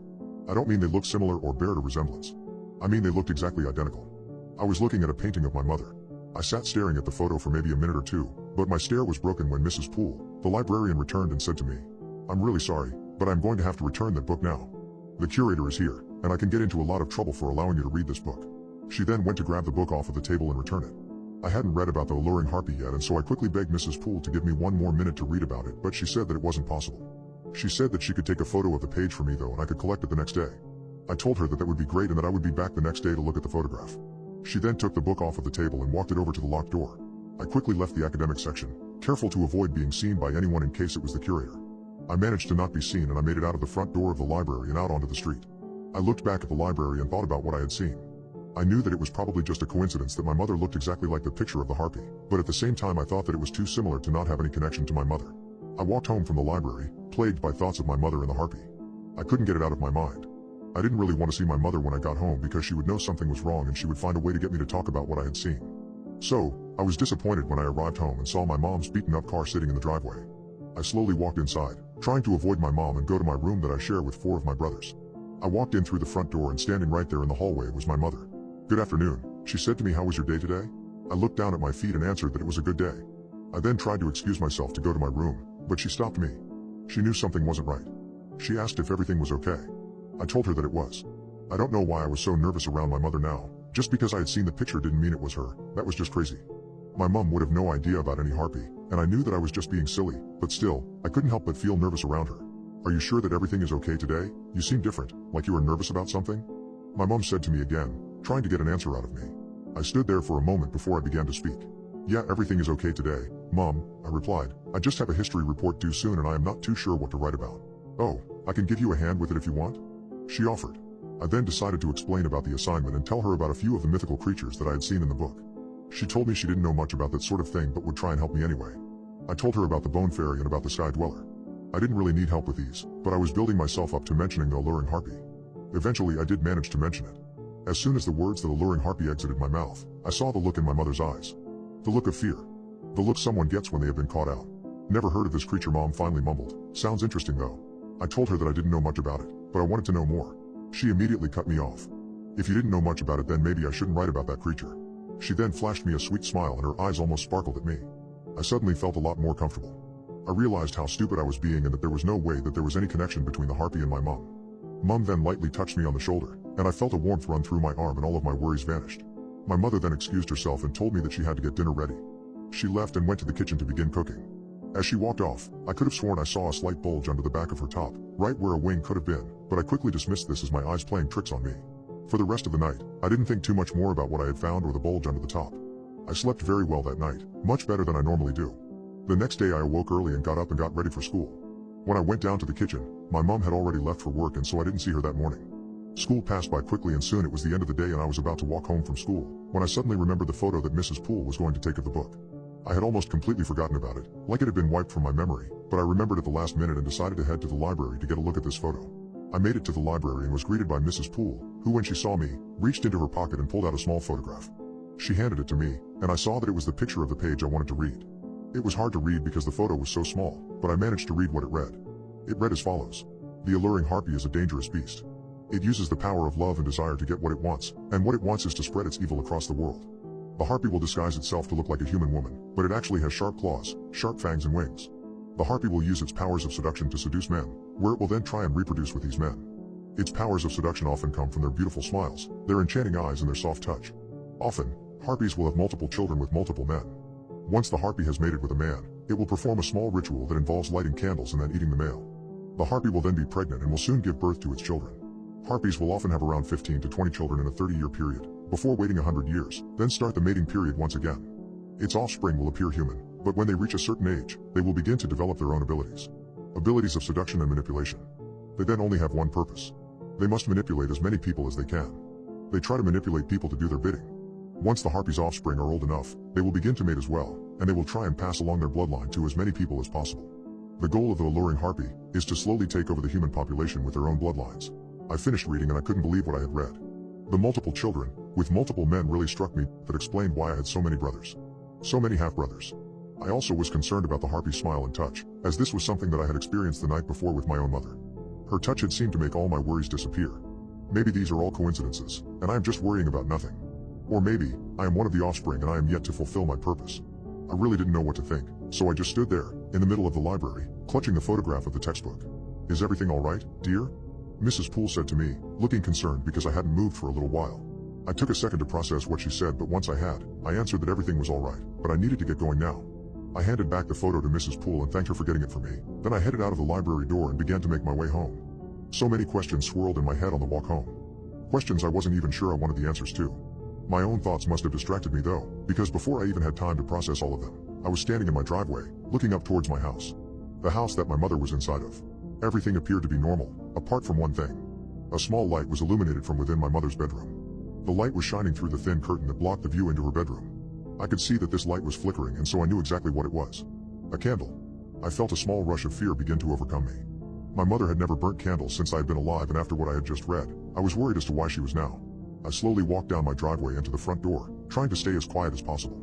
I knew that it was all ridiculous. My mother couldn't be some creature that seduces and eats men. It sounded so stupid when I thought of it like that, but there was something, some feeling deep inside, that made me believe that it was true. Once I reached the front door, I pulled out my keyring, found the front door key and slowly inserted it into the lock. I slowly turned the key and pushed the door open. I couldn't see or hear any of my other siblings. The house was eerily quiet, apart from a small crunching sound coming from the room down the hallway. My mom's bedroom. I slowly began to walk down the hallway, taking one small step at a time. As I walked closer and closer to my mother's bedroom door, the crunching sound grew louder and louder. I remembered what the book said. Once the harpy has mated with a man, it will perform a small ritual that involves lighting candles and then eating the male. This line that I read in the old book kept on repeating itself in my mind. What if that is what is happening right now? I was now standing close to the bedroom door. Sweat was now running down my face and my heart was racing. I could still hear it. The crunching sound from beyond the door. It sounded like something was scraping and crunching down on bone. I really didn't want to think about what the sound really was. I placed my hand on the door handle. Was I really about to enter this room? I tried to slow down my breathing and relax and tried to think of a rational explanation for all of this, but I couldn't think of one. I slowly began to turn the door handle. I don't know what it was. Maybe it was fear. Maybe it was the loud snapping sound that I heard as soon as I began to turn the handle, but something made me stop and let go of the door handle. I left the door closed and began to walk away. I think I just didn't want to know what was happening on the other side of that door. I went to my room and put in some headphones to try and block out any noise that may be coming from my mom's bedroom. I didn't really sleep that night, only a few minutes here and there. The thoughts of my mother and the harpy occupied my mind. Eventually though, it was morning, and I must have dozed off because I was awoken by my mom entering the room.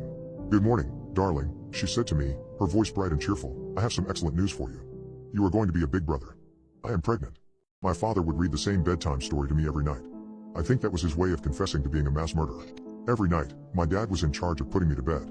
He would help me brush my teeth and then would tuck me into my nice, warm bed. Then he would tell me a story.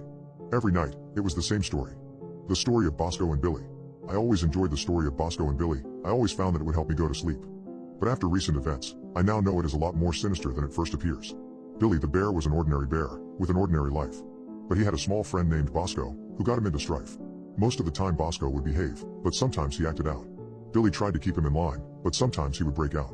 Like, one time Bosco was hungry and decided he would steal food.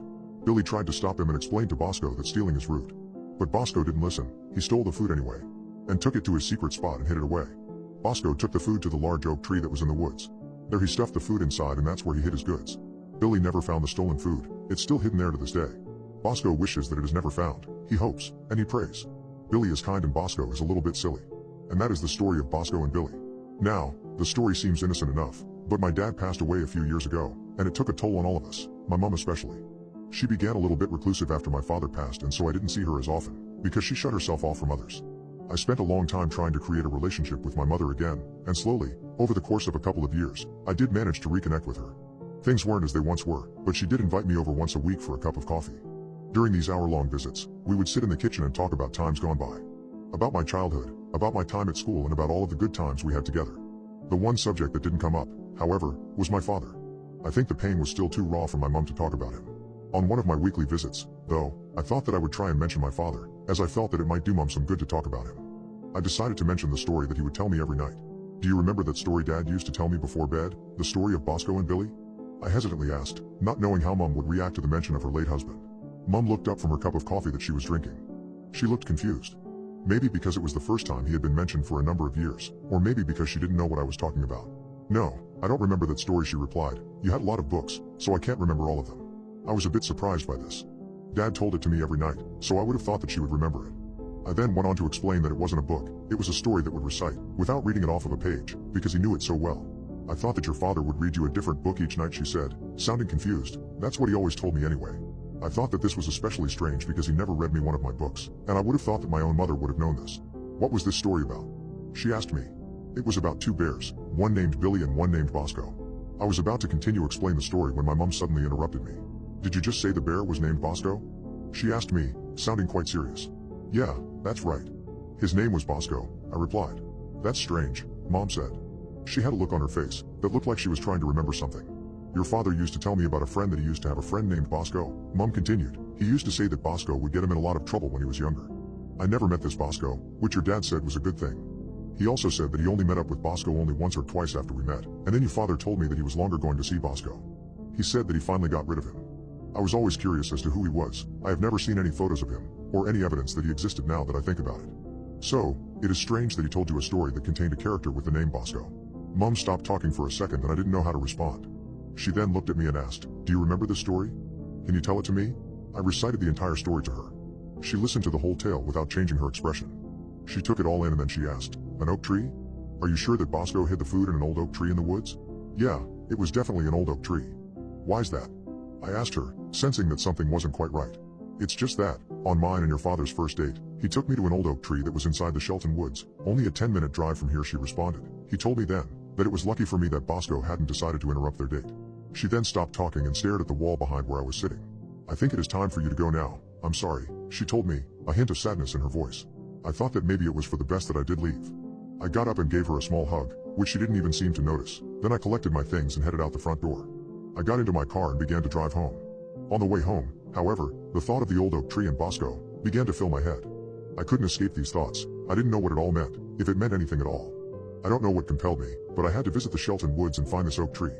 I turned my car around and headed in the direction of the woods. 15 minutes later, I found myself standing at the edge of the woods. I took a step forward and entered them. I didn't know exactly where this oak tree was, but I was determined to find it. I explored the woods for around 10 minutes before I saw it. Standing in front of me was a huge oak tree, its branches extending high up into the sky. I walked over to the base of the tree. A sense of fear started to overcome me. Something didn't feel right. It felt like something terrible had happened here. I looked down at the ground, at the base of the tree, and I saw that the dirt there looked slightly different than the rest of the dirt in the woods. I don't know why I did this, but I bent down and began to dig in this dirt. The police say that if I hadn't started digging, then they probably never would have found them. There were 4 bodies in total. All young women around the age of 24. All of them had been dead for over 30 years. It was undeniable. They were all murdered and buried under this tree. The DNA testing was also clear. My father was responsible for the murders. Somehow, he managed to keep all of this hidden for many years. He never told anyone. The only clues that he gave were through my bedtime story, which I think was his way of confessing. The only thing I am not sure of now is, who is Bosco?